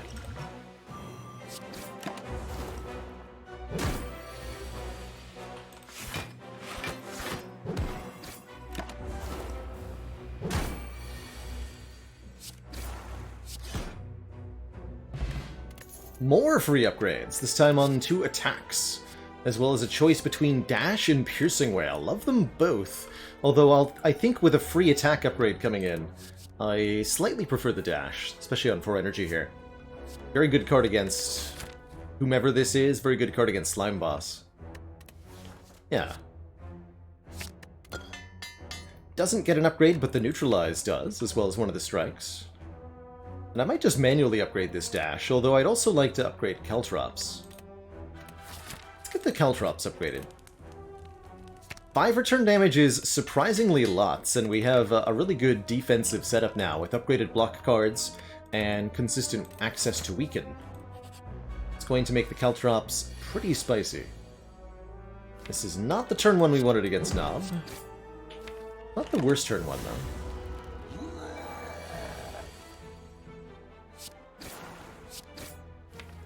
Like to see Caltrops on this turn. We probably have to survive next turn, but thanks to Weaken we took... oh, jeez. Well, thanks for nothing.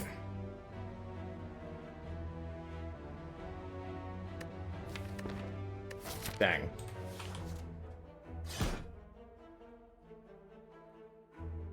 Saves 1 hit point. Might as well.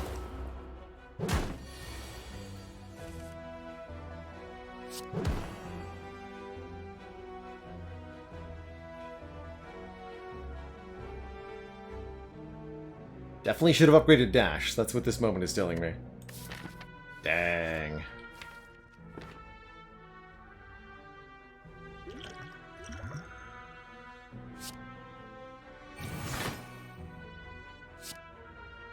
This one now lost hit points for playing the defend last turn.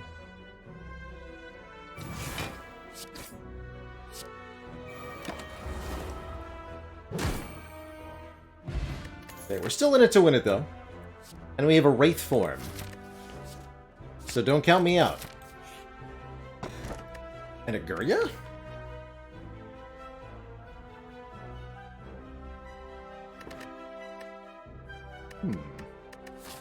No, I'm gonna take the Sapphire Key.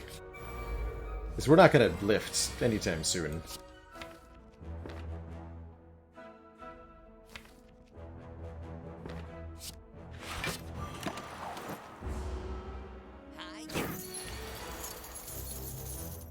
Glad I chose to play that Wraith form.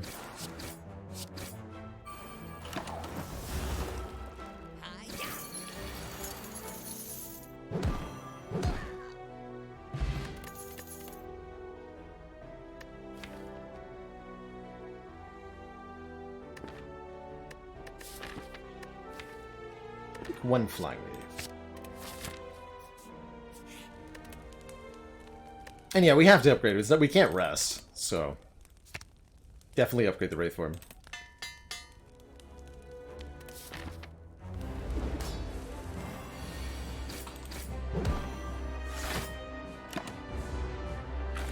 Now, the timing of that Wraith form is going to be everything.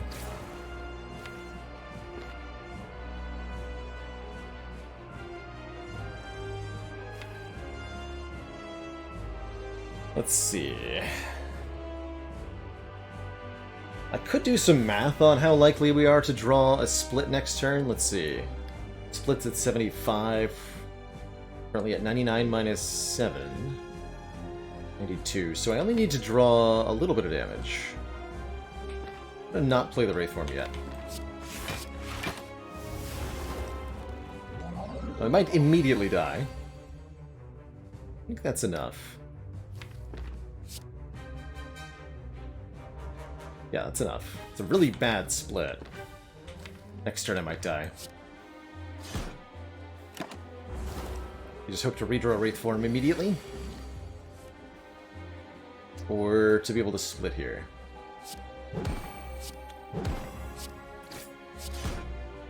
Nope. Oof. Fair enough.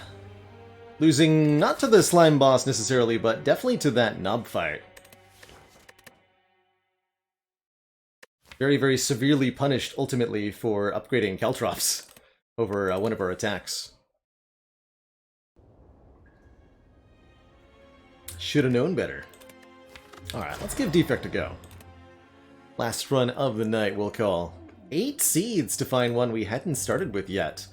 Finally, our chance at the Inserter, which gives us an orb slot every 2 turns.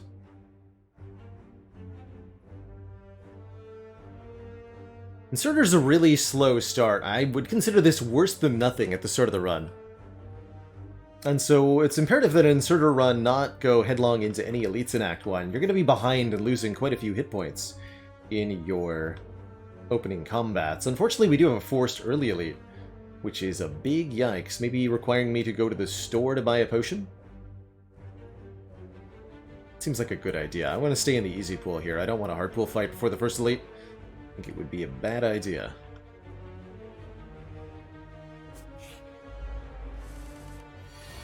Having more orb slots makes it more difficult for us to evoke our orbs and get that more powerful numerical effect that they provide.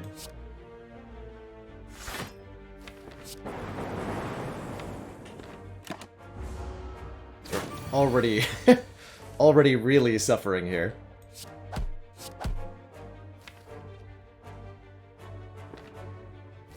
Go defend, zap next turn? Okay, we can play the defend now then. We're just gonna fall further and further and further behind in this combat. Good, that's lethal. So that's a good indication of how Inserter does. This Cool-Headed is really tempting because we need some orb generation immediately. It's a little slow, but I think that's fine. I think I should take the orb. Would much rather have a Cold Snap or a Ball Lightning. Oh no, bonus combat. That's okay, we can actually avoid this combat, go here. And it gives me stuff to dual cast on turn 1, which is also nice. I go Zap Dual Cast. Hit H twice. So that's guaranteed to let me kill one of them. But then the other one hits me, so I take either 6 or 7. Meanwhile, I could go Cool-Headed Dual Cast. and take only 3 this turn. That sounds better. And then we'll break the curl up on this one.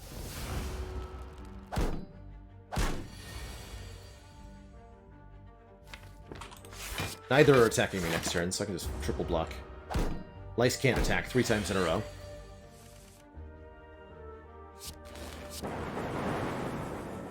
Okay. Pretty well navigated. We get a relatively weak potion for the early game.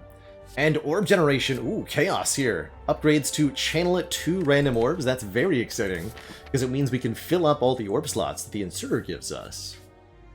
I love it. Really love that. Not often I get an opportunity to take a chaos. I can't even remember the last time that I did so on the defect here. Very much wish we could afford Rainbow, but I won't be upset with a Ball Lightning.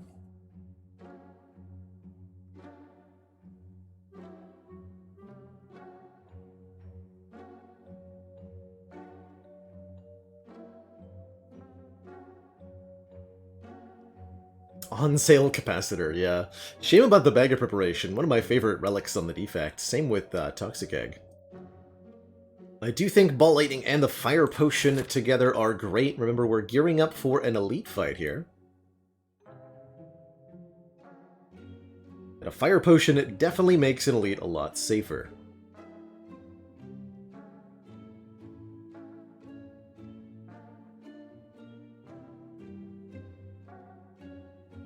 Yeah. Means no... Shame where if I could afford Ball Lightning card remove, I probably would do that. Alright, Ball Lightning is definitely one of the best here. Charge Battery also extremely good in the short term. But I'd rather buy a potion than a card, I think. Bandage Up not bad either. It's kind of a cool early game card, but ultimately it's not going to help us kill an elite. Oof. This is easy pool? This is easy pool. Blah.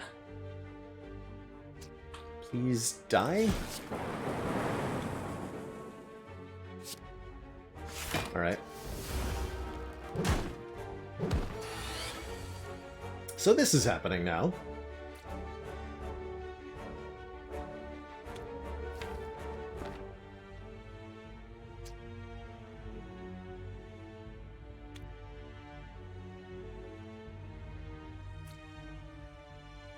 Keep this Fire Potion for 7. Alright.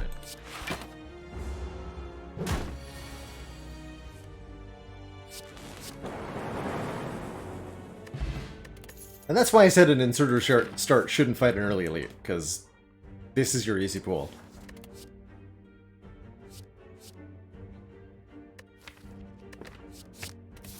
Definitely happy with an Equilibrium, though. And definitely happy with a Fossilized Helix, preventing the first hit we take each combat. Okay. We're in business now.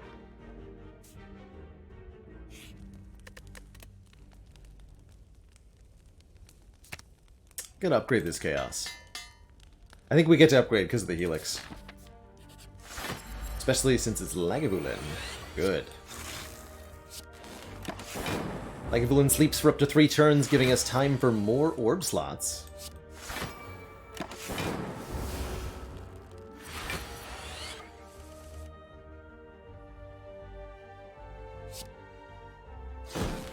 Shuffle the deck without these strikes. Good.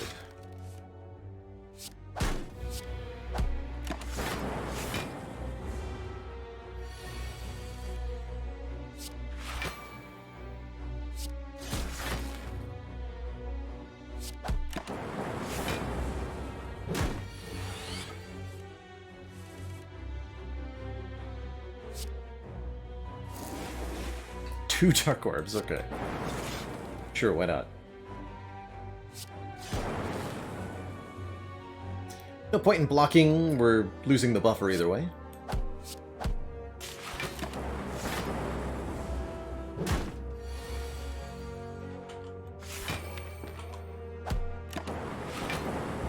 Like to be... Actually, we don't even need to evoke a Dark Orb.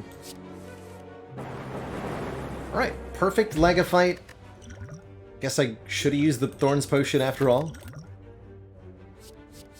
Hyper Beam. It's an interesting option. Hyper Beam. An answer to the short fights. You know, I kind of like it.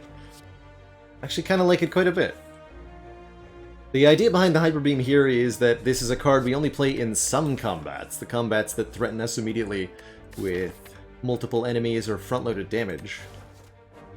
We can use that card to win those fights instantaneously while using the methodical orb scaling to get there otherwise? Question mark? Yeah. Let's go with that. Take the combat, then the chest, then the fire. I prefer that order.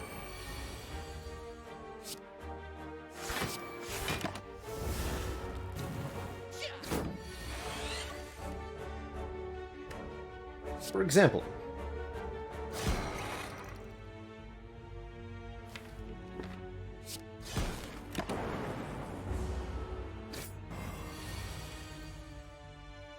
still does damage when evoked, though. 5/2, so we can kill with a strike here.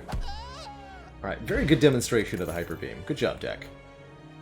Heat sinks, but I have no powers. Not going to take a heat sinks with no powers.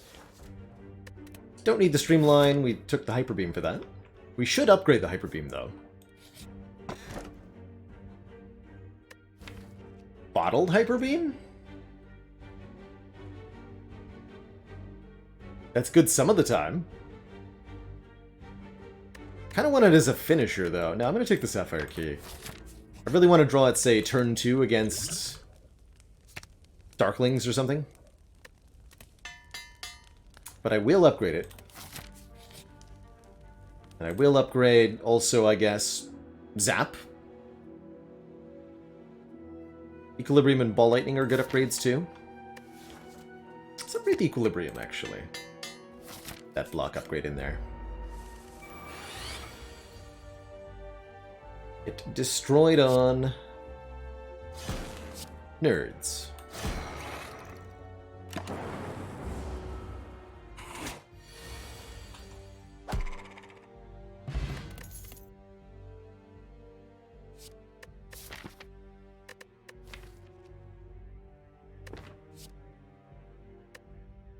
A bit awkward with the fossilized helix, but I do like a discharge for heart.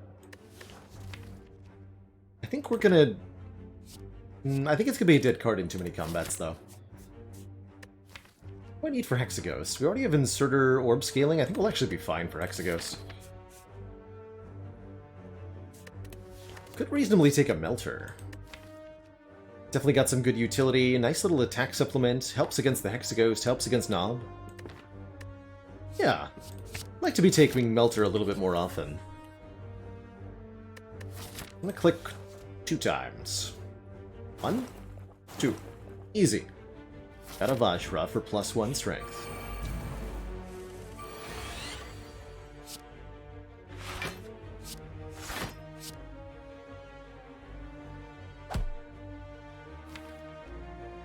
Six should have struck you. Yeah, that was my B. Still works out fine, though.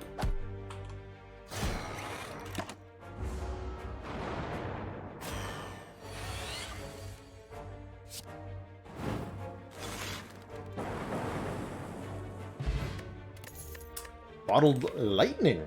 Bottled Equilibrium is one of my favorite things. Barrage with Vajra is pretty good too, actually. Especially if you've got decent Orb Gen. But love, love, love Bottled Equilibrium. Lets you have lots of good block on turn 1, and you get to retain cards.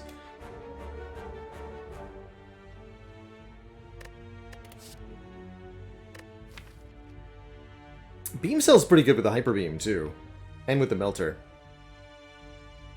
And with Vajra.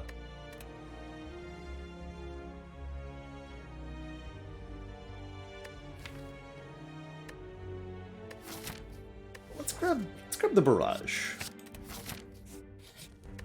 And we'll upgrade... Now I do want Zap upgraded, I think. Would I take Snecko Eye?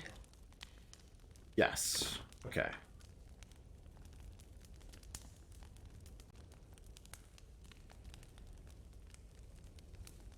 get some more card draw.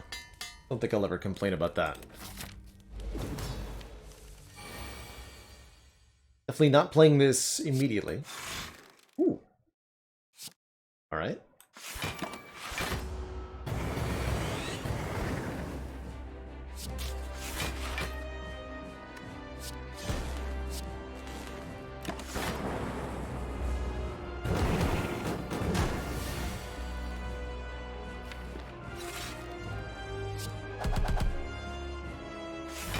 Gonna work to keep the buffer intact, at least for now.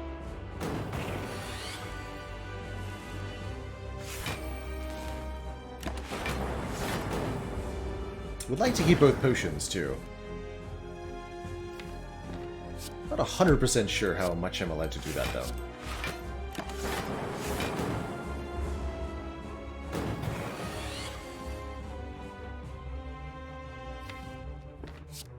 Oof, that's a rough set of cards to reshuffle without. Looking at the current health bar, I'm gonna go ahead and drink this potion now. Yeah. Okay. That should be the difference we needed.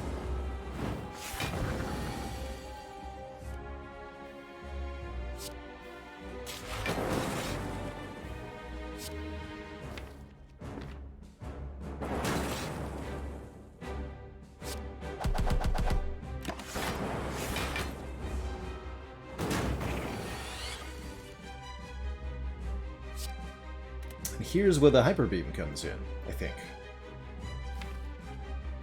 Uh-oh. Oh no. Do we draw the strike or not? Oh dear. So this will do 52, this will do 16. 52 plus 16. Oh, I could Ancient Potion to block the debuff from the Hyper Beam as a final... Let's calc, see if I need to draw one strike, or what I need to make sure that I don't die next turn.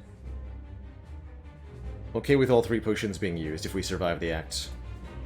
So, 16 plus 52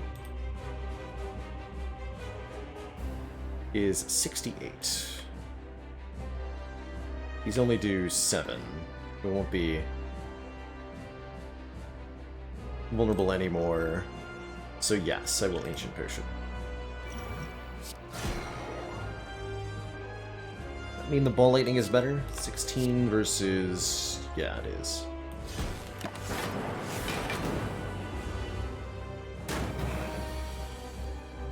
Oh, we could have killed without the potion. GG. Whatever. We're alive. And that's very important. 3 very good cards. Rainbow is 3 orbs in 1. I think that's excellent with Inserter. Seek is, of course... Seek. Shame it can't be bottled, but it's still very good, letting us get any card from the draw pile. Or Bouffair blocks a hit and stacks with a Helix.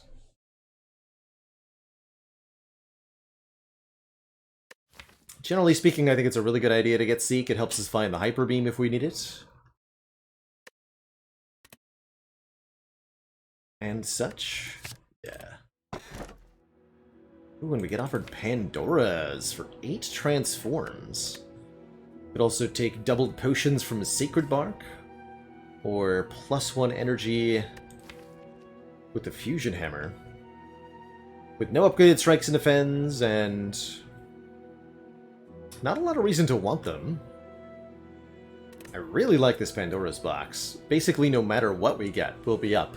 Especially if we get any amount of orb generation and any amount of focus. I'll take it. What's in the box? Oh. It's exclusively orb generation and focus. Well, that seems pretty good. Holy crap, that's amazing, actually. And a turbo for energy generation. Like, wow. That's one of the better Pandora's boxes I've ever seen. I love it.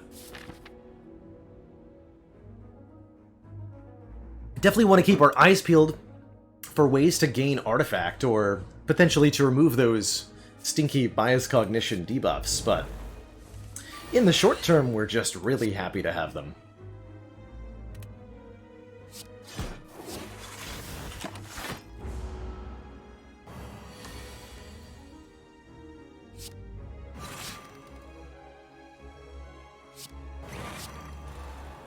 Full block. OP.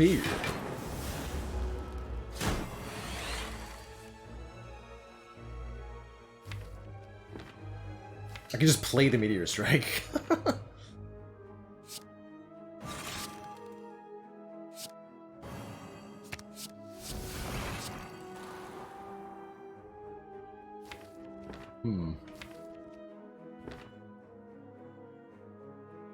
It's actually fine though, right?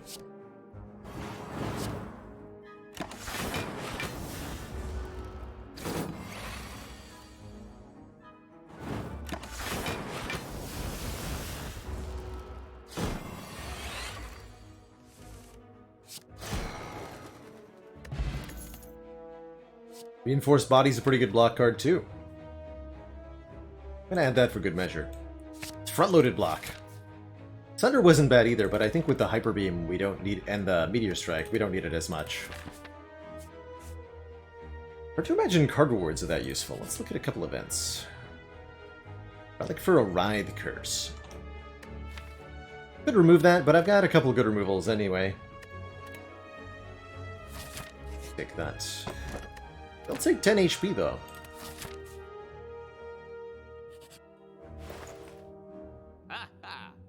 No bias cognition. Definitely want to get a removal with the Smiling Mask.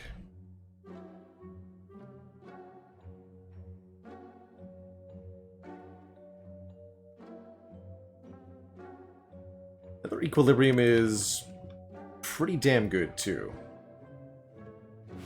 Dirty's like 5 removes? Kind of. I don't need 5 removes though.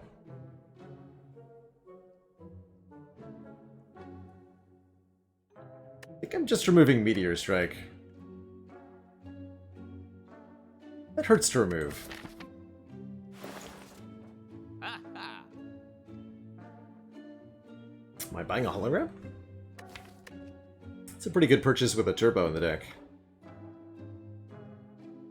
First upgrade is going to be Seek, of course. Don't want to go ridiculous with our elite combats. I'd rather just upgrade what we have. By and large. Time to leave the Finite Realm. Yeah, the infinite bias cog deck.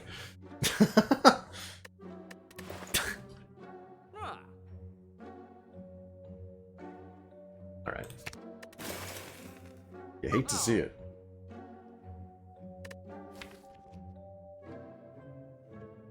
I think I will build my own Runic Pyramid, though. Sounds good. What about a loop? Ah. Loop is slow.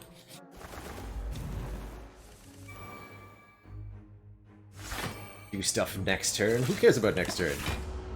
I want this turn.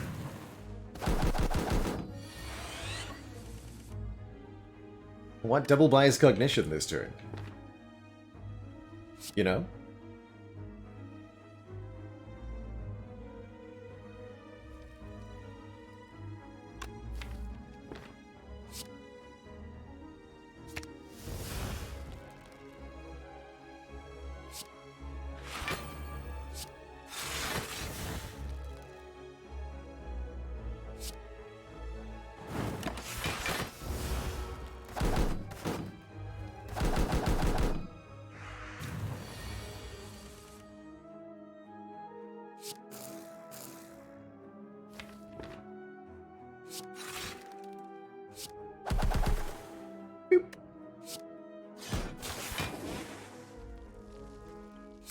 Biased. Finish you off. Get him.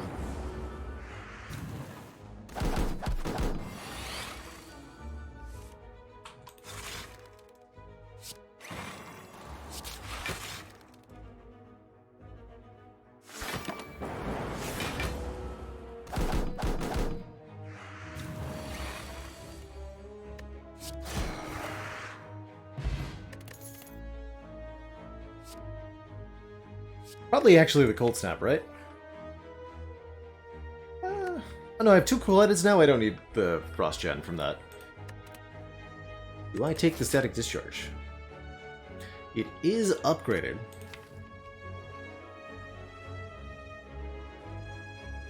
Having a hard time imagining I'm going to take damage ever again, though. I think it's all a trap. Skip cards. Let's get that Seek upgraded. Amongst many other things, we could upgrade... If we take fewer elites, we can get most of the important stuff upgraded. Upgrade Seek, upgrade Bias Cog, upgrade Bias Cog, upgrade... Turbo? Yeah. Sounds good.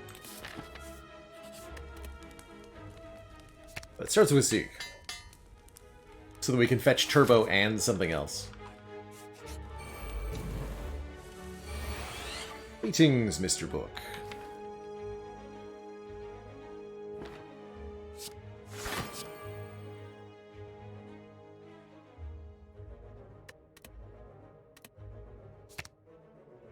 Let's fill those orb slots up with something, hey?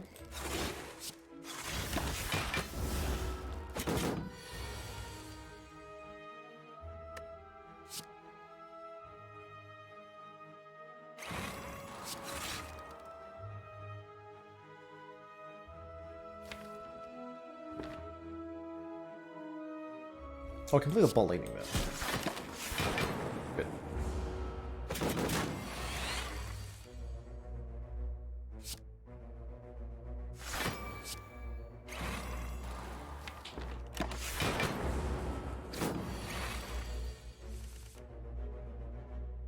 Just keep holding on to dual cast for one more turn. Just one more turn.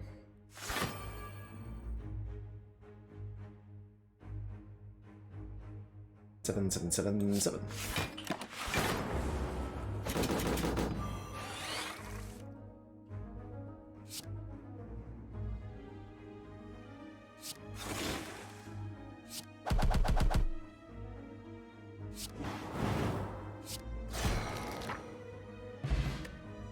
Oh, mummified hand. Wow. Now our bias cogs are free, essentially. Another Barrage Plus or a Glacier. Looking at the deck. Actually, the Barrage. Especially with the free upgrade on it. Probably take the next Glacier, I see, though.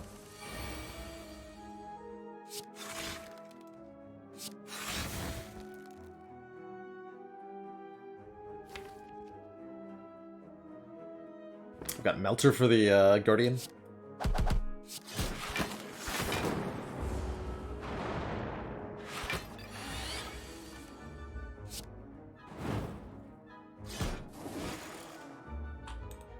Tin pieces.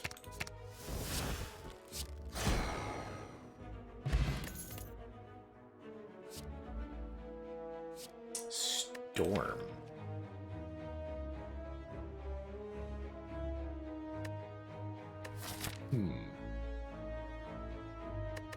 If I'm doing double barrage, I want my slots to be full of frost orbs. Could take a third equilibrium for the maximum runic pyramid value. I think I'm just going to continue to skip cards, though. This will probably never do anything.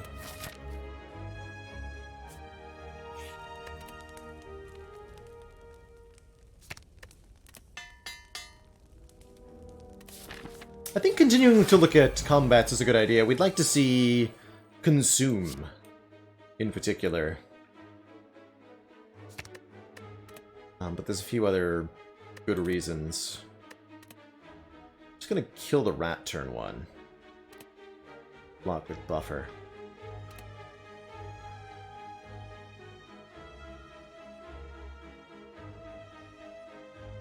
I don't have enough orb slots, that's right. Hyper Beam? That's not a good idea.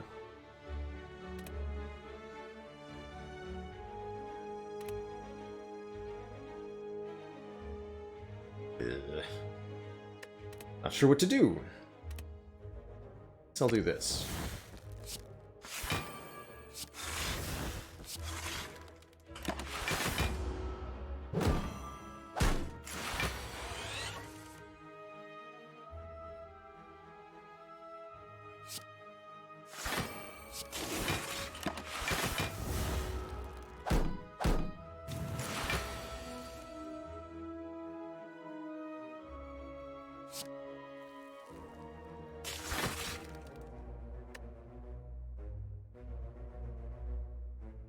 One.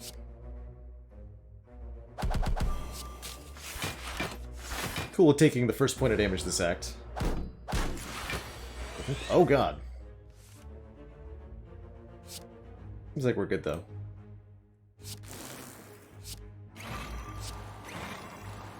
Mostly good.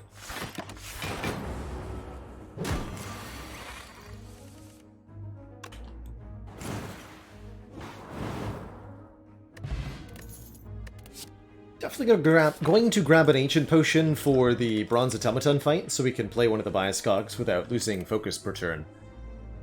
That'll win the boss fight for us, and then from there we can figure it out for the rest of the run. I'm going Barrages. I definitely want another Cool-Headed too. And I want to keep getting upgrades.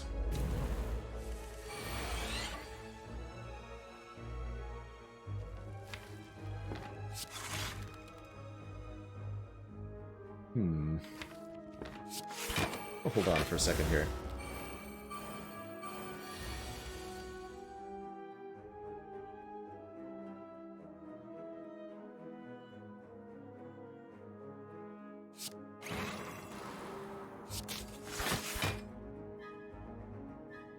Not what I wanted, but acceptable.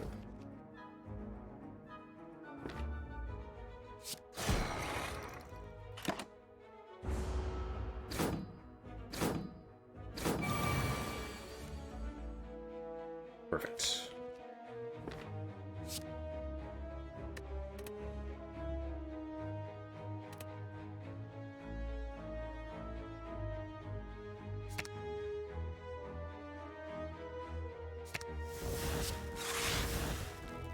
Frost orbs are still useful, thankfully.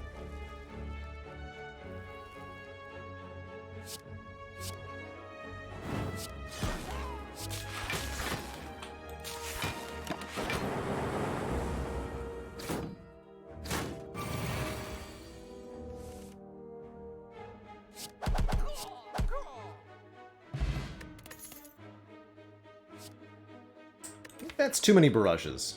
2 is fine. Don't want another Cold Snap, either.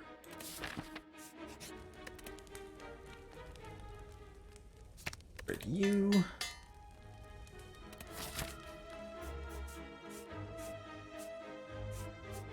Enter combat.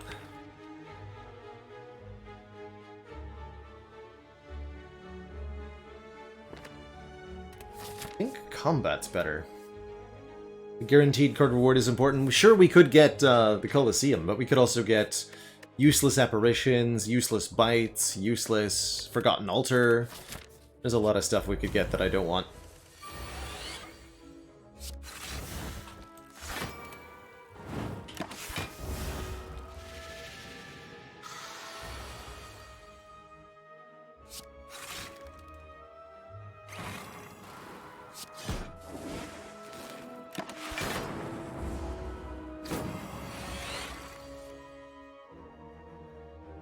Seek gets stuff at their current cost.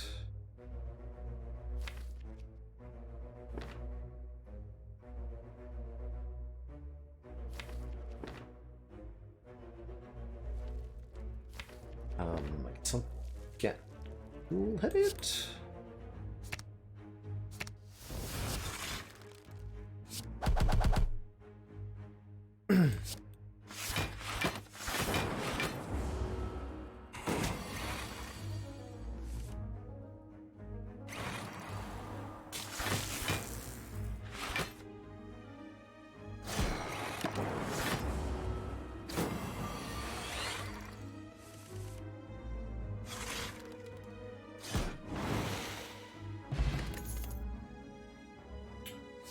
Machine Learning I like quite a lot. More card draw and the Mummy Hand makes it 3. Very, very good. Very, very good.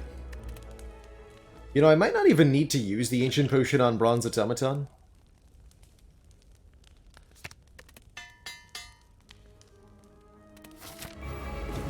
Probably going to, especially if we get a turn 1 biased. Yeah, okay.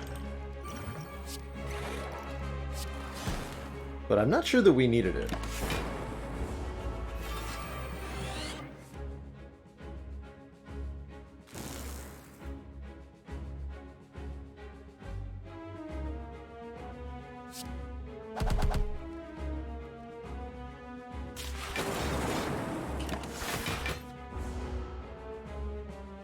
That's actually good. You can hold on to that one. Play it later. You, however, are interfering with my work.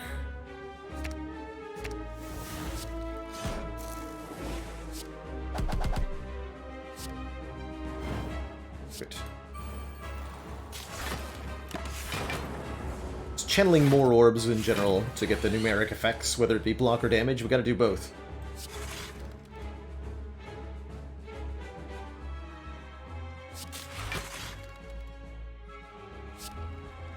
Really good melter.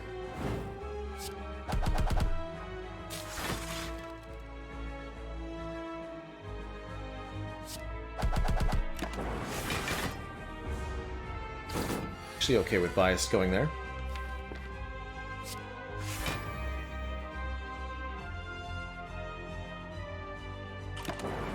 That buffers, so we can just tank this.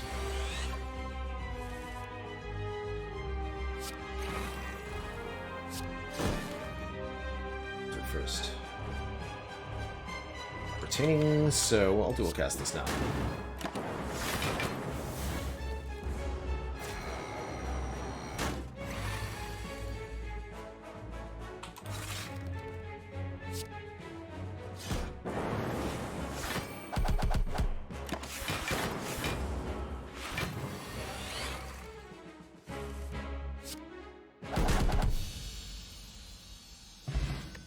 Now that we're doing this barrage thing, I do have to admit it's a little bit of a shame that we passed on Gurya earlier in the run. But AI could definitely be a way to scale, giving us random powers each turn. And we have the Mummified Hand for bonus value there. I think doubly useful with the Inserter, which naturally provides overtime scaling too. Rainbow's a lot of orbs, that's of course good. Or more buffers. Really do actually like another buffer. I grab the survivability option. I don't trust creative AI to be quite fast enough. Do I take the Snecko Eye? It's only 3 energy Snecko, but it is 3 energy Mummified Hand Snecko. I think this deck operates pretty smoothly with 4 base energy, though. I guess a Runic Dome is fine. I'm not going to take a Busted Crown, because we really do want to find a Inserter or a permanent focus of some kind. Or not Inserter, Consume, excuse me. Some kind of permanent focus. And the Busted Crown will just ruin that. One of the best ways to survive with a Runic Dome is by having block every turn with, say, lots of Frost Orbs, and that's exactly what we get. Unfortunately, no shops this act. This is one of the major weaknesses of leaving your Burning Elite to Act 3. Look at this path. This is why I do not advocate for this. If you ever have a chance going for Act 1 or Act 2, because oof, that is not helpful to me. Do we try to look for shops? I tend to like events in Act 3. Buffer is indeed a nice backup plan for the Dome, too. That's right.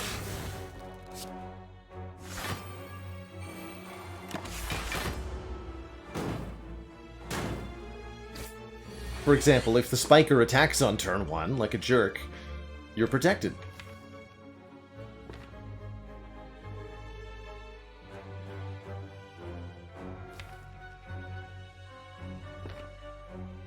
Stinky Spiker.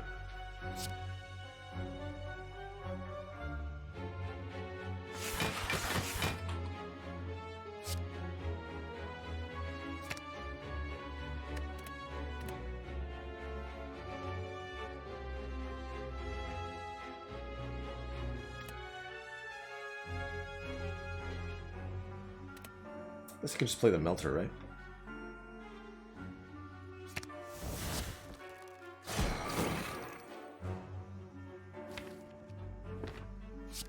this way.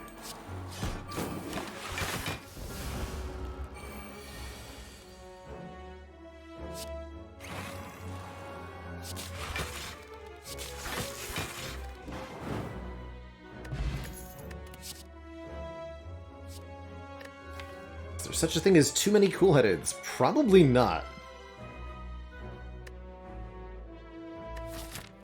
But I prefer upgraded ones at this point.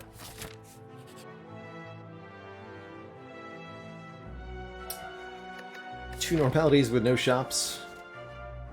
Let's get a rare relic from the boss fight at least.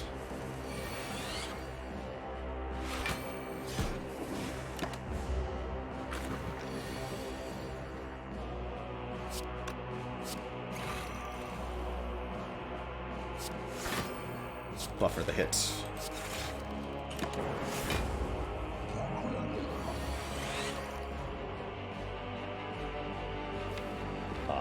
Crush. Slime crush.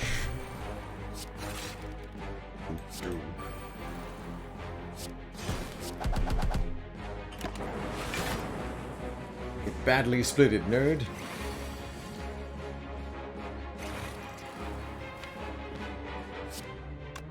Guess we can just seek for dual cast, that's good.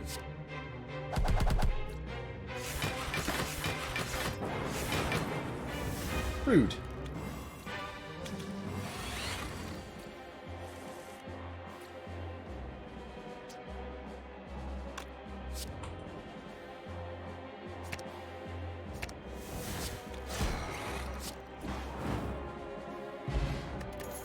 Oh, ice cream! Lets us preserve energy from turn to turn, and that's theoretically good. It's gotta be good. We got a reinforced body. Got lots of card draw. Yeah, we're gonna love that. We're gonna love that. Glowing Tesseract, I will happily look at a bunch of colorless cards. Many of them are pretty good. Blind could be okay. Discovery is something I might trust.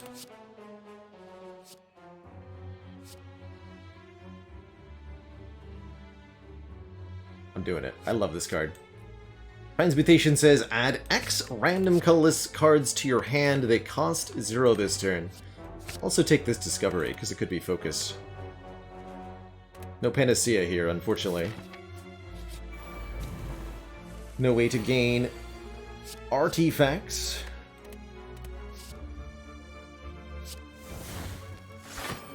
Or partyfacts. That are 16. That attacks for more on this turn. But how much more? No one really knows.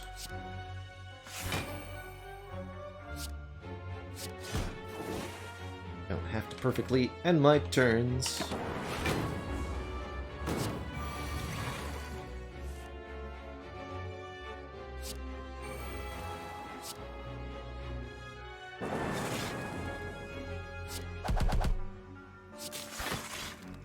No side quests. Transmutation could be a panacea, it's true. It could also be apotheosis, it could be a discovery that then creates a core surge. I don't know, it can get a few things that we need. And sometimes a chance at success is all you need. Oh. Okay, Repto with Metallicize. A little spooky, but not too bad. Just shy of a kill here, but I could evoke the Dark Orb to secure the kill. So I will.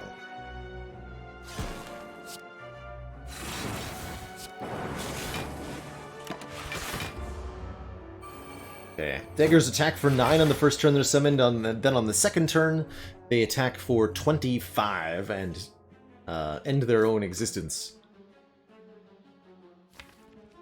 Looks like an exceptional draw overall.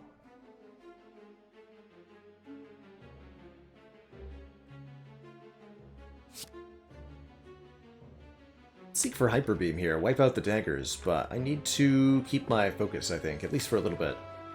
Might seek both Bias Cognitions. Actually, no, I know what I'm going to do. Transmutation, Bias Cognition. Swatch.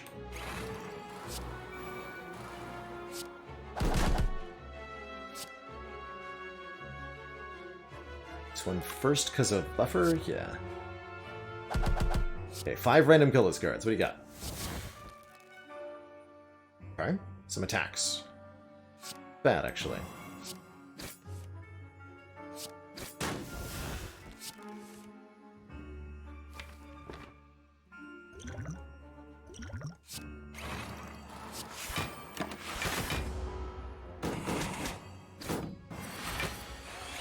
That was weird, but I'll take it.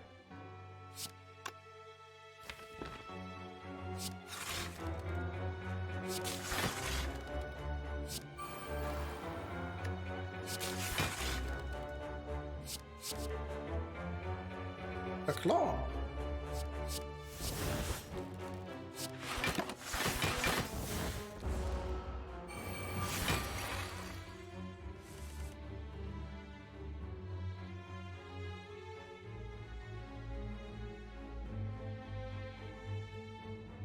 Is this like zap?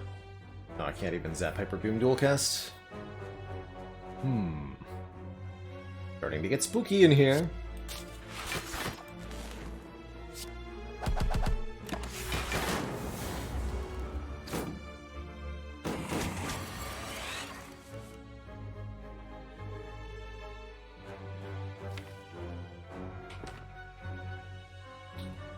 Really not how I want this dagger to die, is to this Dark Orb. I might just buffer this dagger's attack.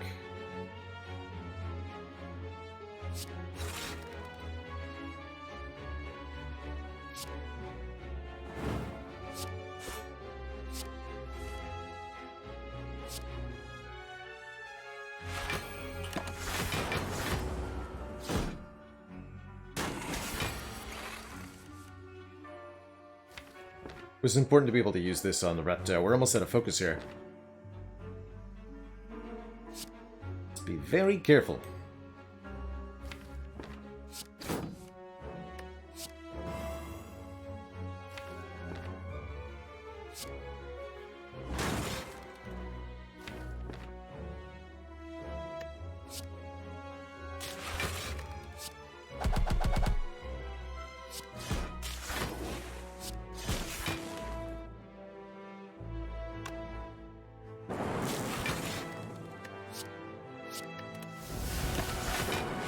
Looks pretty good. Hopefully have a kill here. Please. Yes. Scary fight. There's our rainbow. For Big Orb Gen. In. And we have our burning key. No more elites this act, anyway. Yeah, third rainbow I've been offered. The first one I feel like I've been allowed to take. This enemy attacks for either 5 or 30 on turn 2. Totally random which one.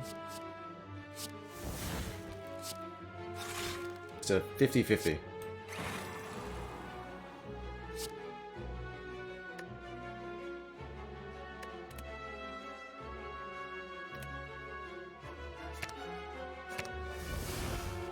Doing it again.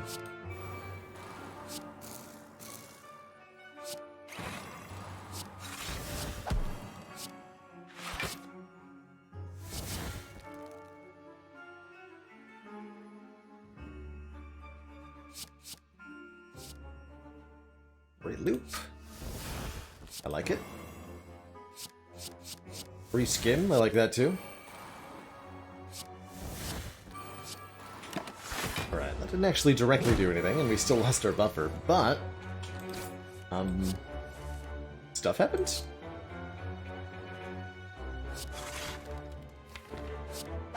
Declare with some certainty that I believe things have happened.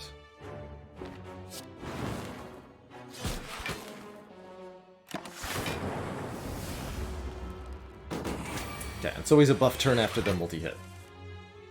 So we're not being attacked this turn. Since Glacier goes on top.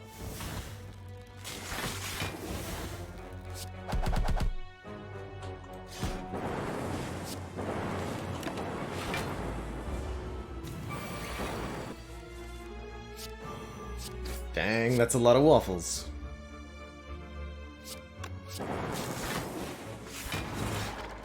Alright. I should quite like that, since we don't fill up on orb slots very quickly.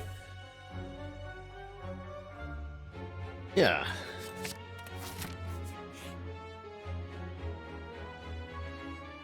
Don't want madnesses. Rose and Egg will be nice if we pick up any future powers. This is a very terrifying fight with that Core Surge, thank you.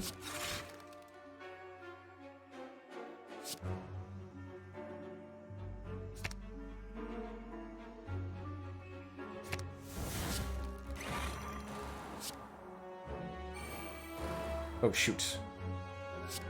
Well, that was not ideal. I'll play that out, though. Despite my own egregious mistake here.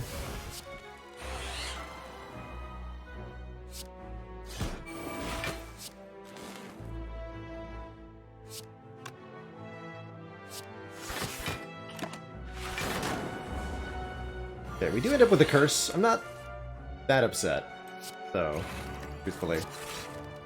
Means I can just play the rest of the fight out, no problem. Don't have to worry about nothing. Why'd I play the turbo then end turn? Because of ice cream.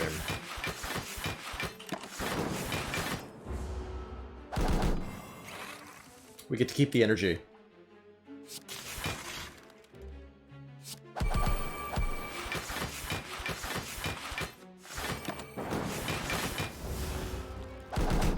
You can only get one curse maximum from the spaghetti, that's right. One at most. One per writhing mass. So if we encounter another one later, that can give us another curse. That's not really going to happen, though. Yeah. Double secret technique.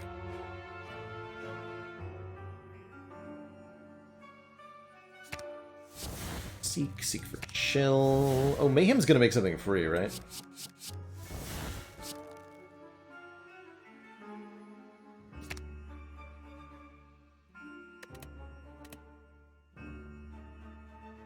Do quite a bit here.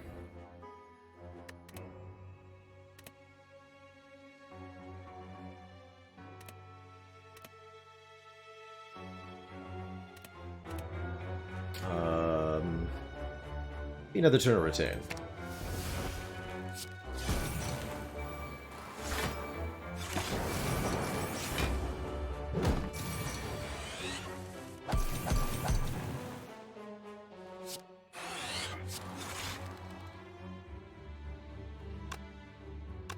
Attacks for 50 on this turn, so we need to do 35 more damage to avoid shenanigans.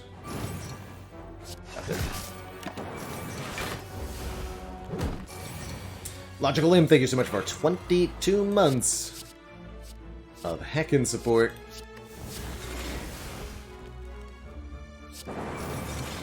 Thank you, thank you.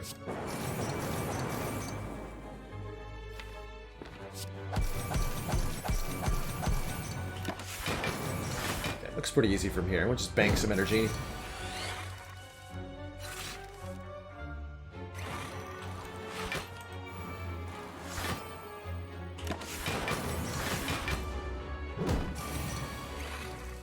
Two buffers. We'll just do whatever we want.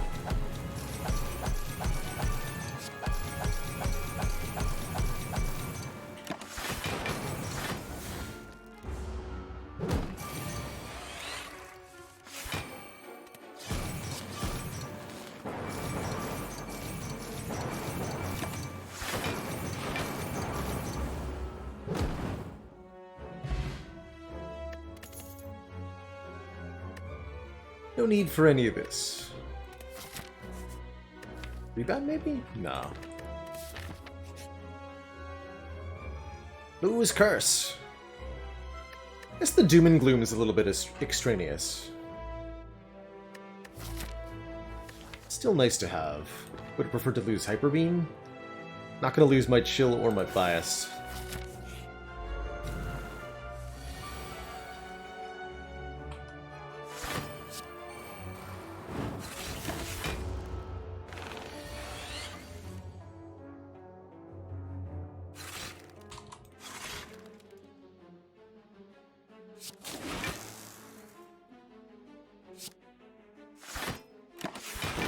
Gotta block both the attack and the thingy.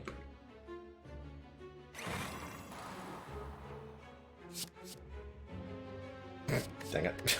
Order! Blocks -1, focus at the end of turn, I guess.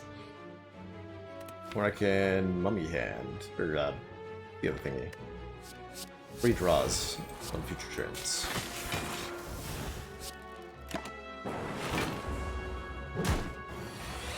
It's the buffer again. Annoying but acceptable?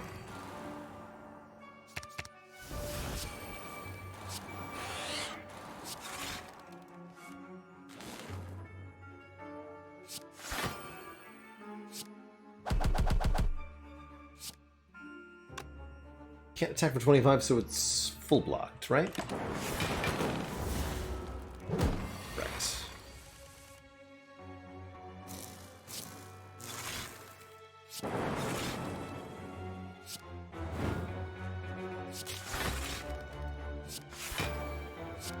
It's also full block. Maximum damage is 37, 12 plus 25.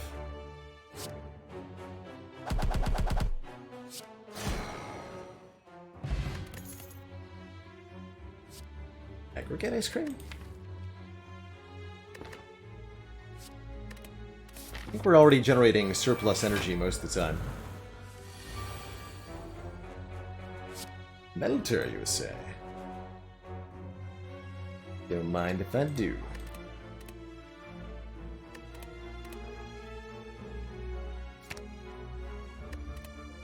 What, machine learning or something? Chill.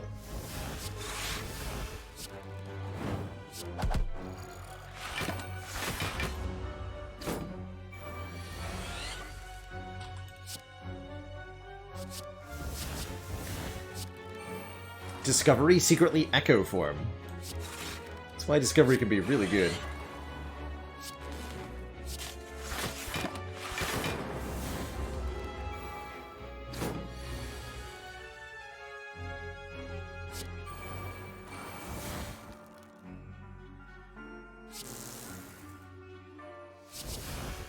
Ooh, the bomb.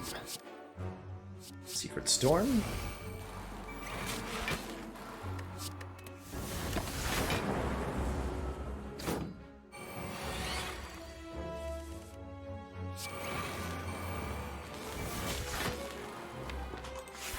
Luck.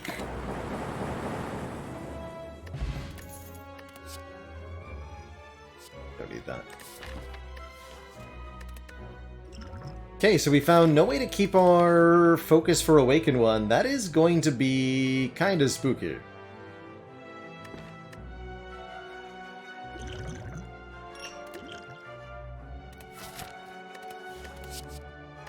Yeah, that's going to be kind of spooky.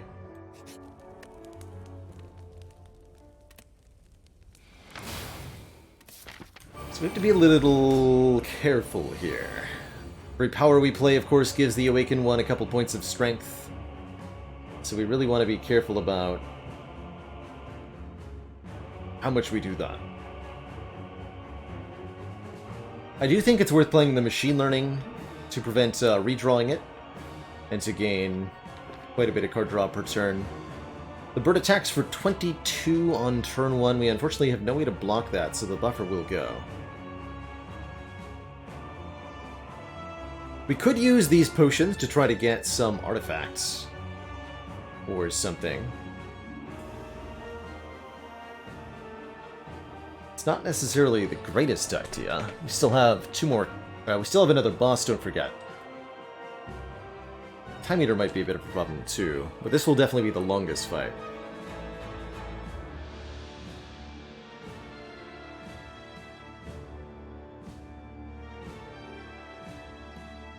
I have 400 gold. Okay, I'll commit the colorless potion to this one for now. That is gonna help. Apotheosis upgrades everything, notably these two cool-headeds. Keeps the discovery around. This Purity could be nice, too, to get rid of a few cards that I'm not going to play. Actually, that deletes Capacitor, deletes Buffer. Actually, I love this Purity. Yeah, give me that.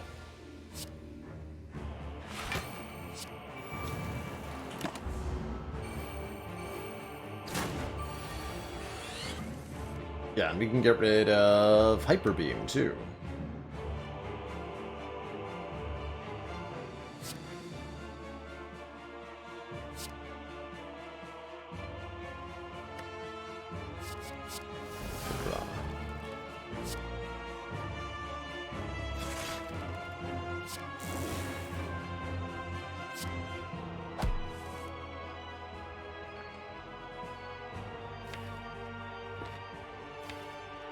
Seek for Chill?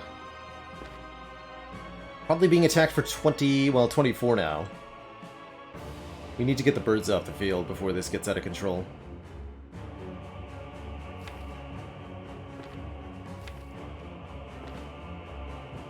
Yeah, let's delete Hyper Beam, Capacitor, and Parasite. Never draw these again.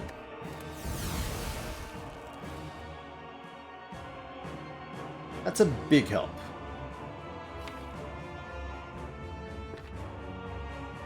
We'll get 2 energy from that Plasma Orb. Be the Equilibrium.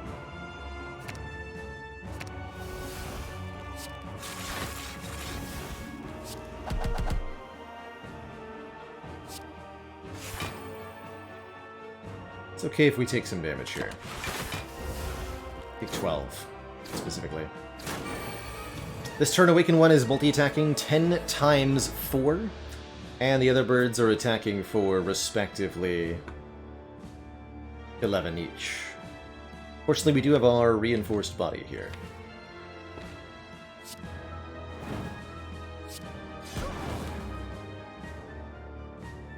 Rainbow doesn't come back. Stack is better than reinforced.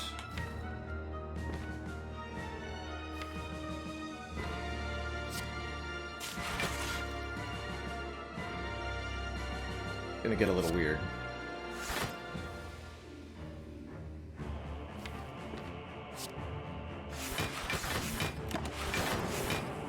Take 1.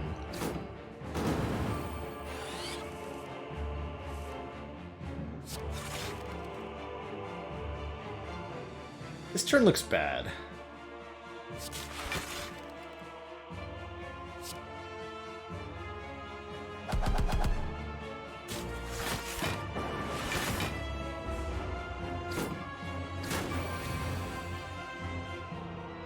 Route.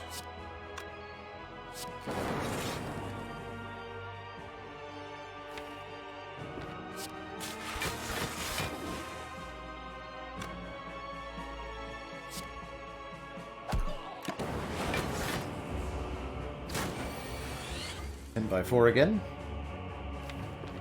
Good turn for it.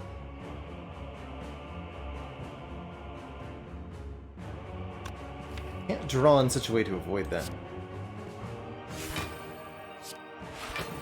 Avoid. Unfortunately. Oh, but we avoided that one. Cool. Take 5 more. Activating Meat on the Bone perfectly. And now I think we're in business. The birds are gone. We've gotten rid of some stuff. We're gradually getting more orb slots, and now I can gradually replace all these orbs with frost orbs, too.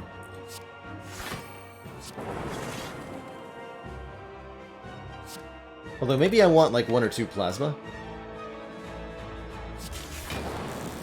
Yeah, 1 plasma, so that I can generate more energy to build up with the ice cream.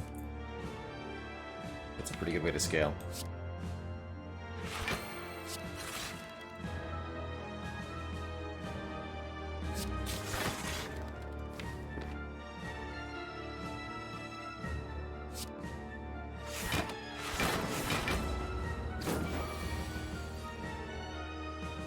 Get 40 damage this turn. Somehow I'm still retaining my cards. Only blocking for 8, so need to block for 32. so I just need to play Reinforced here. Guess I should get rid of the transmutation then.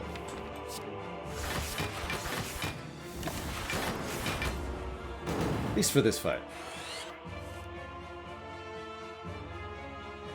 Oh god, what have I done?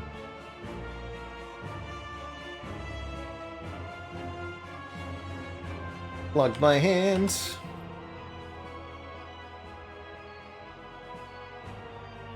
Think about that. And this is after playing Impurity. Dang. We're currently not dead. I could double Bias Cog, but I can't imagine doing damage quickly enough from that position. Buffer won't keep me alive. Buffer actually makes me take more damage, I believe. So it'll turn into 12 by 4. Yeah, I would actually die if I played the buffer. Whereas I won't die if I don't play the buffer.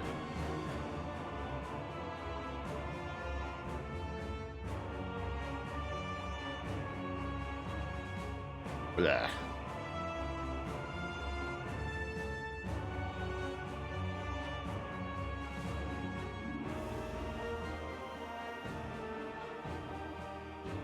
So either I pop both Bias Cogs and definitely die,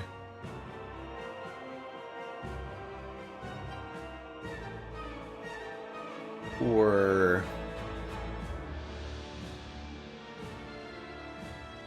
I don't do that.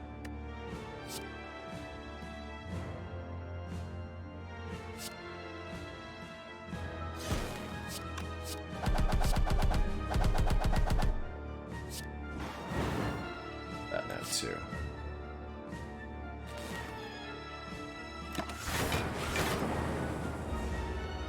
Oh, last turn was the multi-hit, I guess. Well, that's good.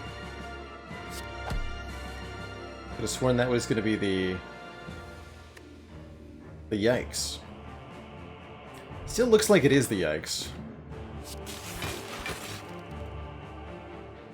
For the most part.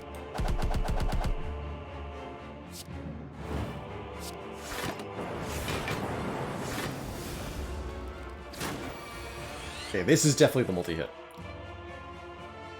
Valor the Desert Pox, thank you so much for the $3.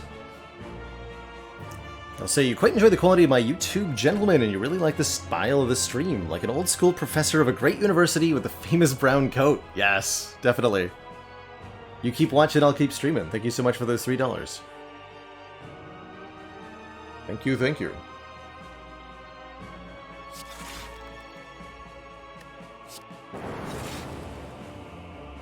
Okay, we gotta be careful about hand clog. That's what I've learned.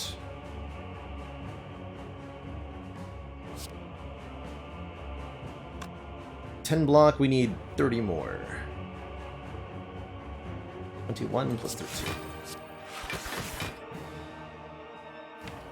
I'll play Turbo next turn.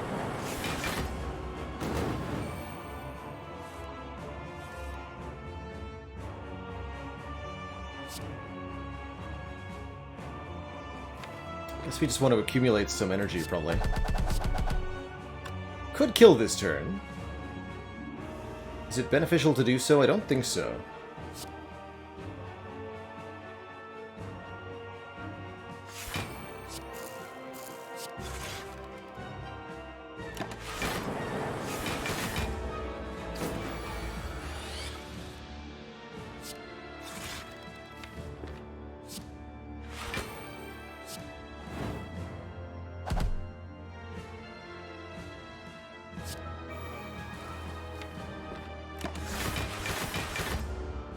This turn. Or do I double bias now? I think it's double bias time.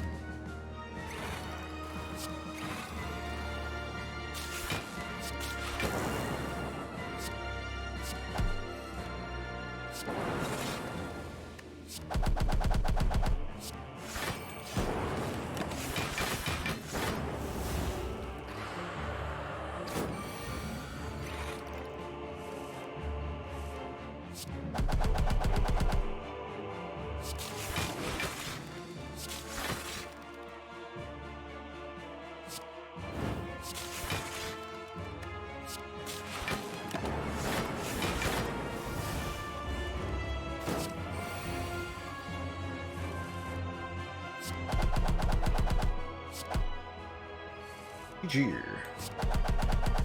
Okay, we survived Awaken 1. We do get 12 health back, which matters a lot. And it's not Time Eater, which also matters a lot. I think I will use the attack potion in this fight, just for a bit of help. One free Frost Orb, huh? I'll take it. You got it.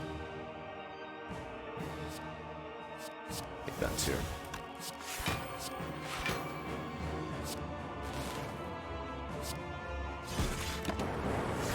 Okay.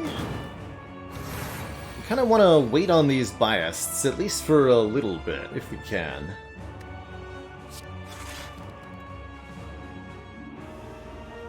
Watcher? There was no Watcher Busted Crown run. I'm not sure what you're talking about, Haxmolson. We never had a Watcher Busted Crown run. We had an Ironclad one, and that did not win.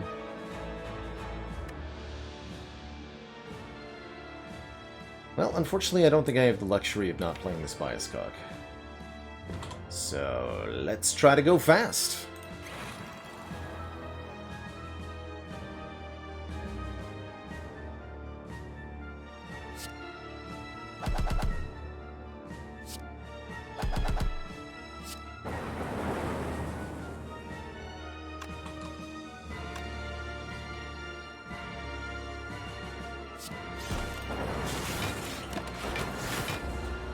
(15/2) coming from Donu here. Another 15/2 from Deka this turn. Sweet. Fortunately, that does mean we lose the buffer.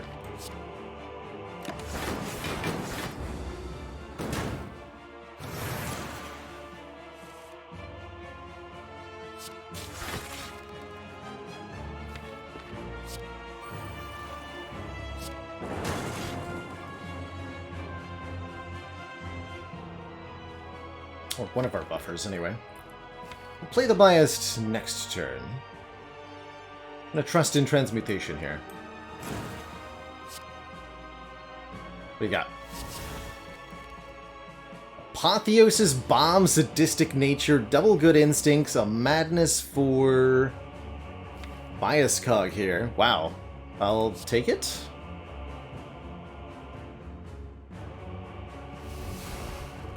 Definitely love this bomb. Can I make that bomb free? Actually? Sure that I can. Let's Madness the Equilibrium? It's not a guaranteed hit, though. Now we can Madness the Equilibrium. Perfect. We actually just hold on to the bias, then. And both of these good instincts. Excellent. Okay, I think we might have had it there. Feels pretty good.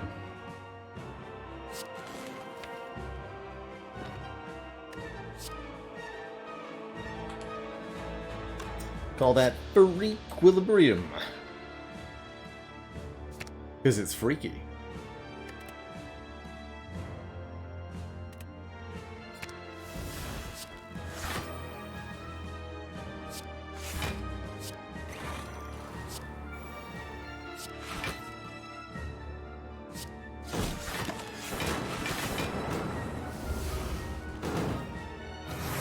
Okay. 21/2 is the number to hit now.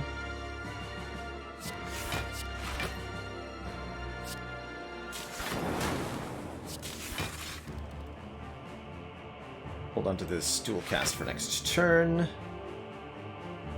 Hold on to Melter for next turn as well. Bomb is going off now.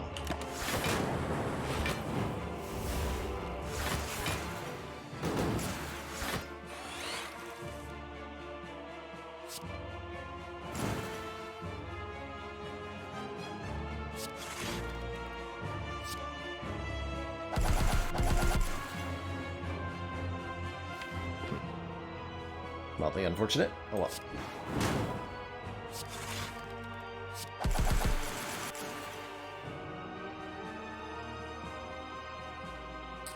They have block, so Deka was attacking. With 9 strength, that's a 21/2.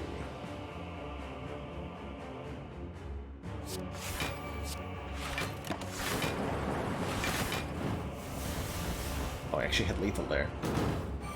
All good, we get to go to Act 4, I love it. GG.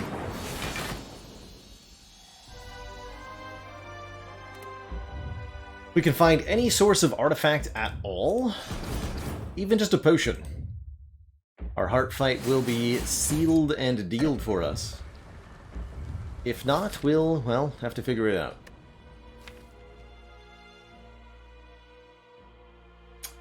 Buffer and transmutation being particularly good upgrades here. I think we'll upgrade the buffer. Otherwise, we're resting for 7 HP. We do get 2 back from Blood Vial. I think I'll just take the buffer upgrade. Come on, Panacea. Defragment Plus definitely helps. Essence of Darkness definitely helps too. Fill all of your orb slots with dark orbs, says Essence of Darkness. A real bomb. No, we're good. Gonna have a hard time timing the bias cogs in the heart fight. That much is certain. Definitely take the defrag. Definitely take Essence of Darkness. And a Dexterity Potion. Means I can't buy the lantern, so we'll remove the curse.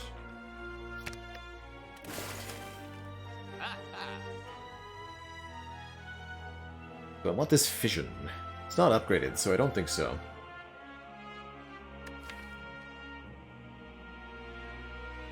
Don't have a lot of attacks, but the ones we have, we do want to play pretty often. So I'm not as interested in that for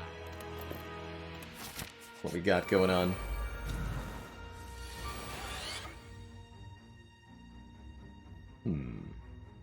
She literally makes equilibrium free. That's nice.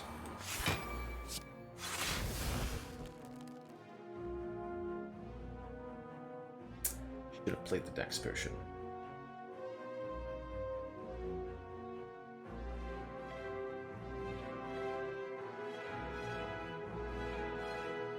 Yeah, I should have played the Dex potion. Would have saved me nothing. Okay, never mind. Good.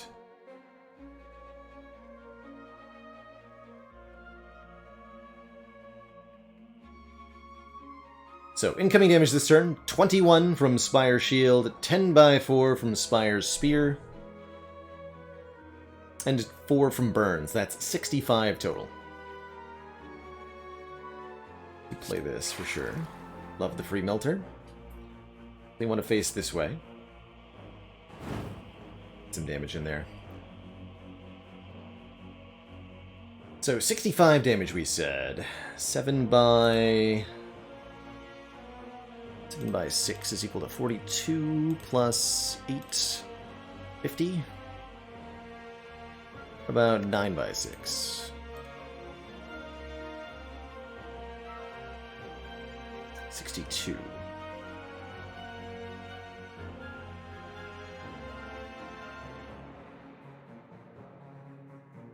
Okay, what about 9 by 7?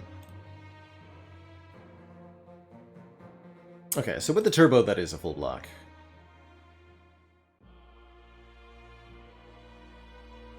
See you later, Phaley. Thanks for hanging out. Oh, is this also Essence of Darkness time?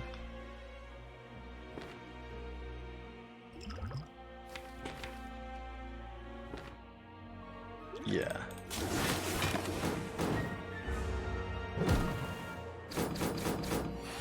Get buffer for this hit, so I don't actually care that much. Just do all of the things.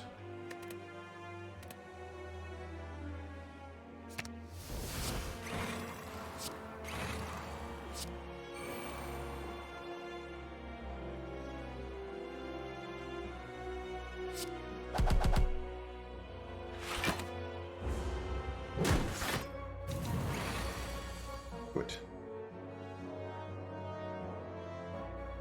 Okay, 6 by 2, or not, 8 by 2 from Spire Spear. Spire Spear is a jerk.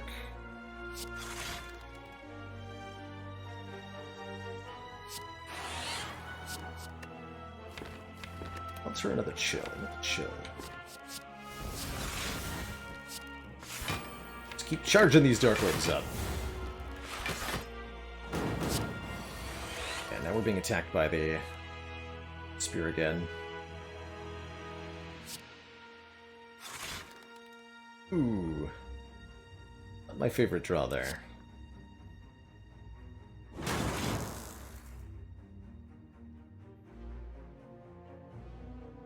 Because now this is not enough to kill.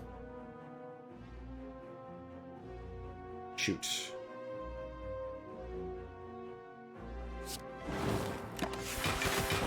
Ha! Easy Xaxes.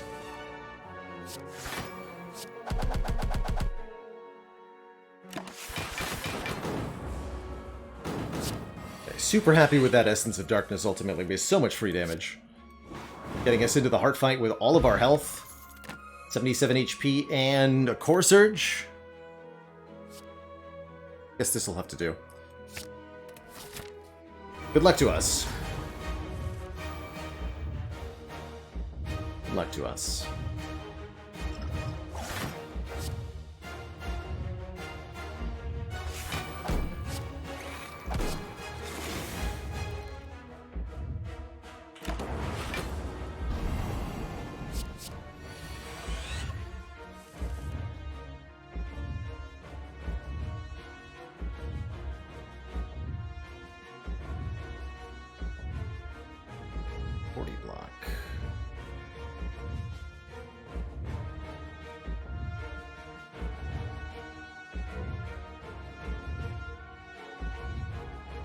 Do I hedge my bets?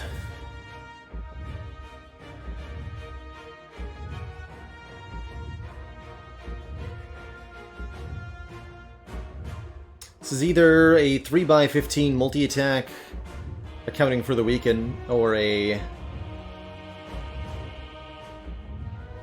67 damage single attack.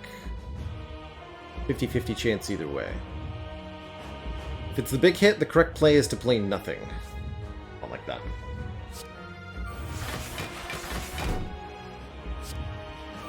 Gotta block for at least 45 here.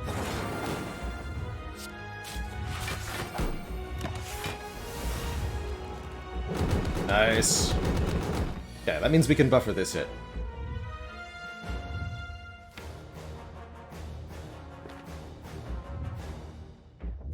Play 3 cards. Seek. Strike stack. Capacitor. I guess I could seek for Equilibrium. Machine Learning or something. It seems pretty reasonable.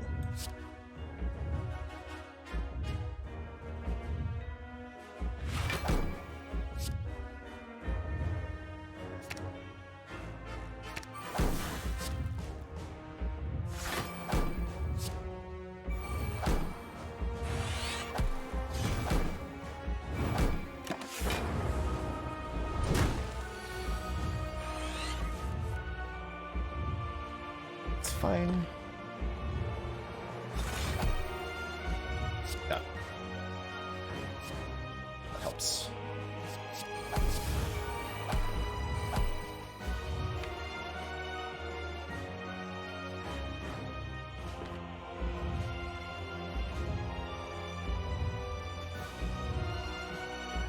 Not yet.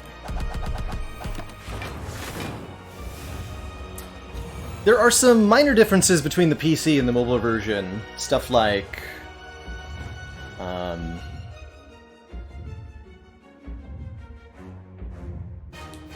gosh. Different glitches. Slightly different animation speeds. For the most part, the gameplay is identical, but there'll be a couple of differences here and there. And mobile, I think, still has patch 2.1 instead of 2.2, so it's a little bit behind on some of the cards. Alright, this is not great. I guess I can just reinforce body chill and we take almost nothing. Means we can't transmutation yet, but that's okay. Kind of just buying ourselves time.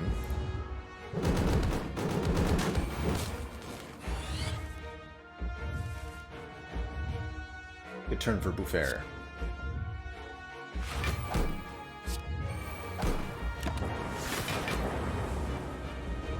Alright. Alright, so by waiting here, we have kind of maximized the time before the bias cogs go down, so we've maximized the total focus we get. And now as the heart reaches its maximum strength, so too do we. Feeling pretty good here. Shame about that buffer stack, though.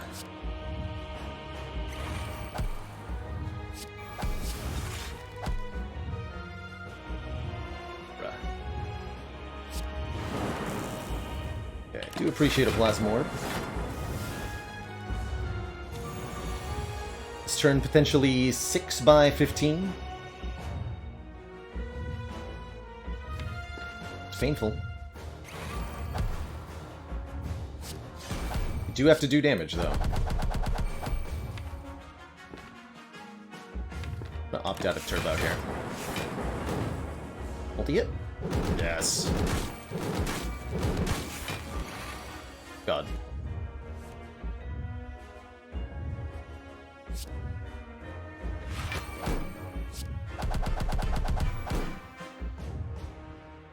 That's gonna hurt a lot.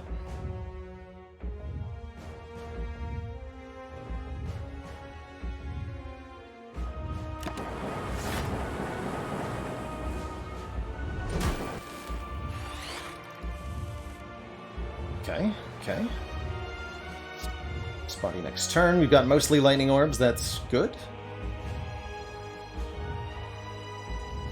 This is a buff turn, so we're not being attacked this turn.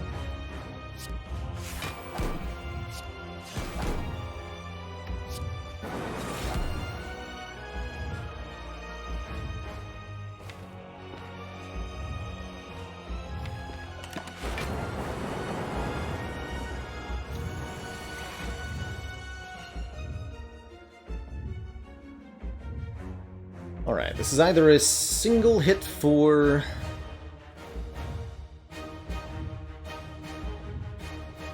um, 51, or a multi-hit that is deeply terrifying.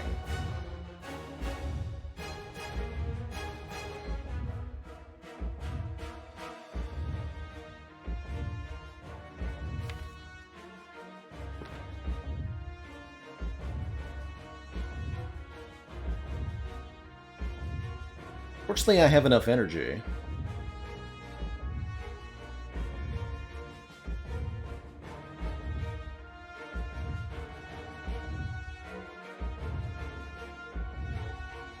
But we can reinforce body here.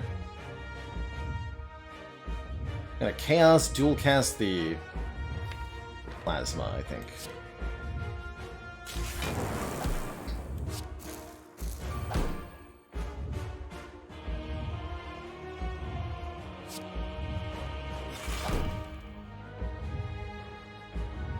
So if I barrage and then block for 11 times 10, it's 110, minus 3, 107 plus 14 is perfect. Okay.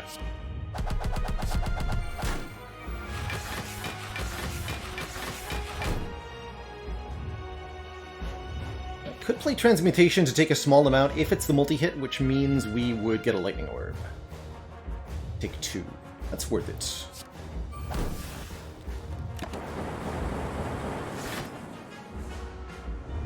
Okay. That means this is the multi-hit, and we need to kill before we die.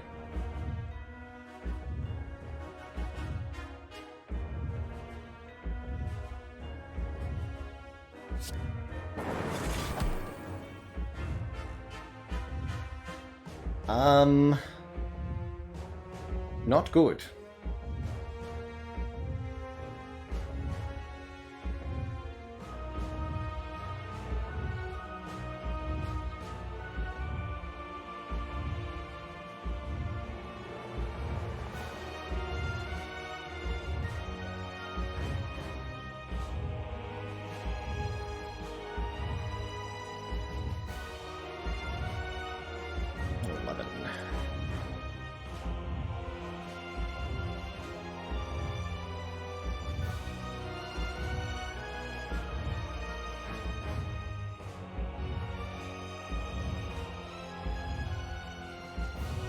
11 plus 30 plus 11. That's not enough.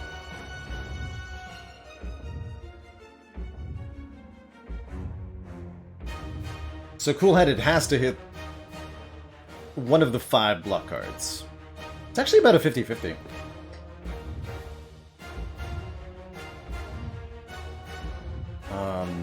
None of these other options work, right? Hey, we got there. Okay. I don't know if that actually means we win. Hold on.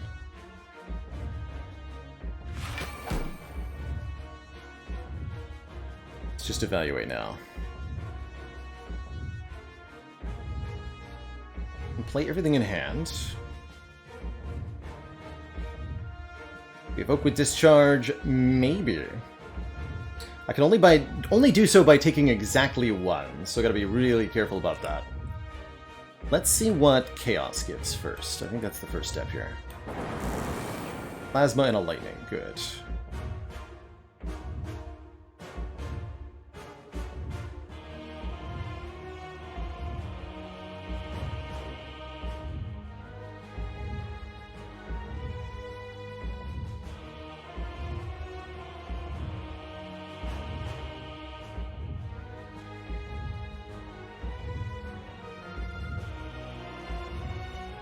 That it?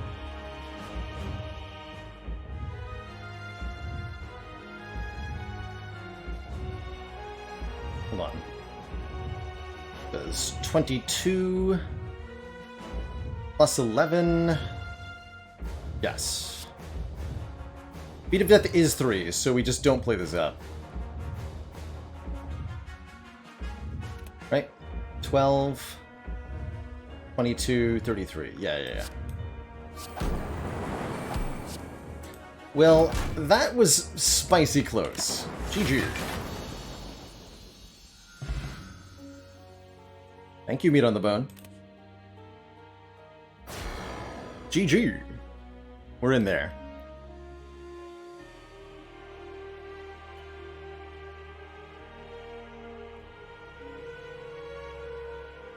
GG, everybody. What a successful day. We got like 3 or 4 down. Good stuff. Good stuff. Yeah, GG to Blood Vial, keeping us alive in that combat. Surviving by 2. So close.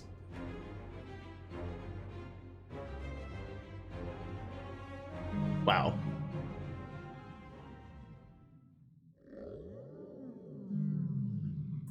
Spire sleeps. And so shall I. GG, everybody. What a lovely, lovely day of stream it's been. Can't believe the double bias cog with no way to keep the focus was actually enough. By rationing our biases for late in the fight, we were able to make it work. Refine Bean, thank you so much for the 5 very generous celebratory subs. GG's all around. Alright, folks, that is going to be it for me tonight. It's been a lovely, extra long stream of only Spire. We, of course, will be back tomorrow, not later than noon Eastern Time. Don't forget to follow us on the Discord. And if you want more Spire action, of course, check us out on YouTube. 4 edited videos per week.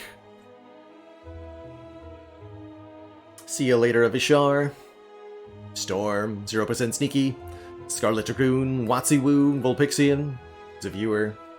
That was our first inserter try. Good stuff. GG, everybody. GG. Alright, folks. Have a good night. Ta-ta for now. And I'll see y'all next time. Until then, bye-bye.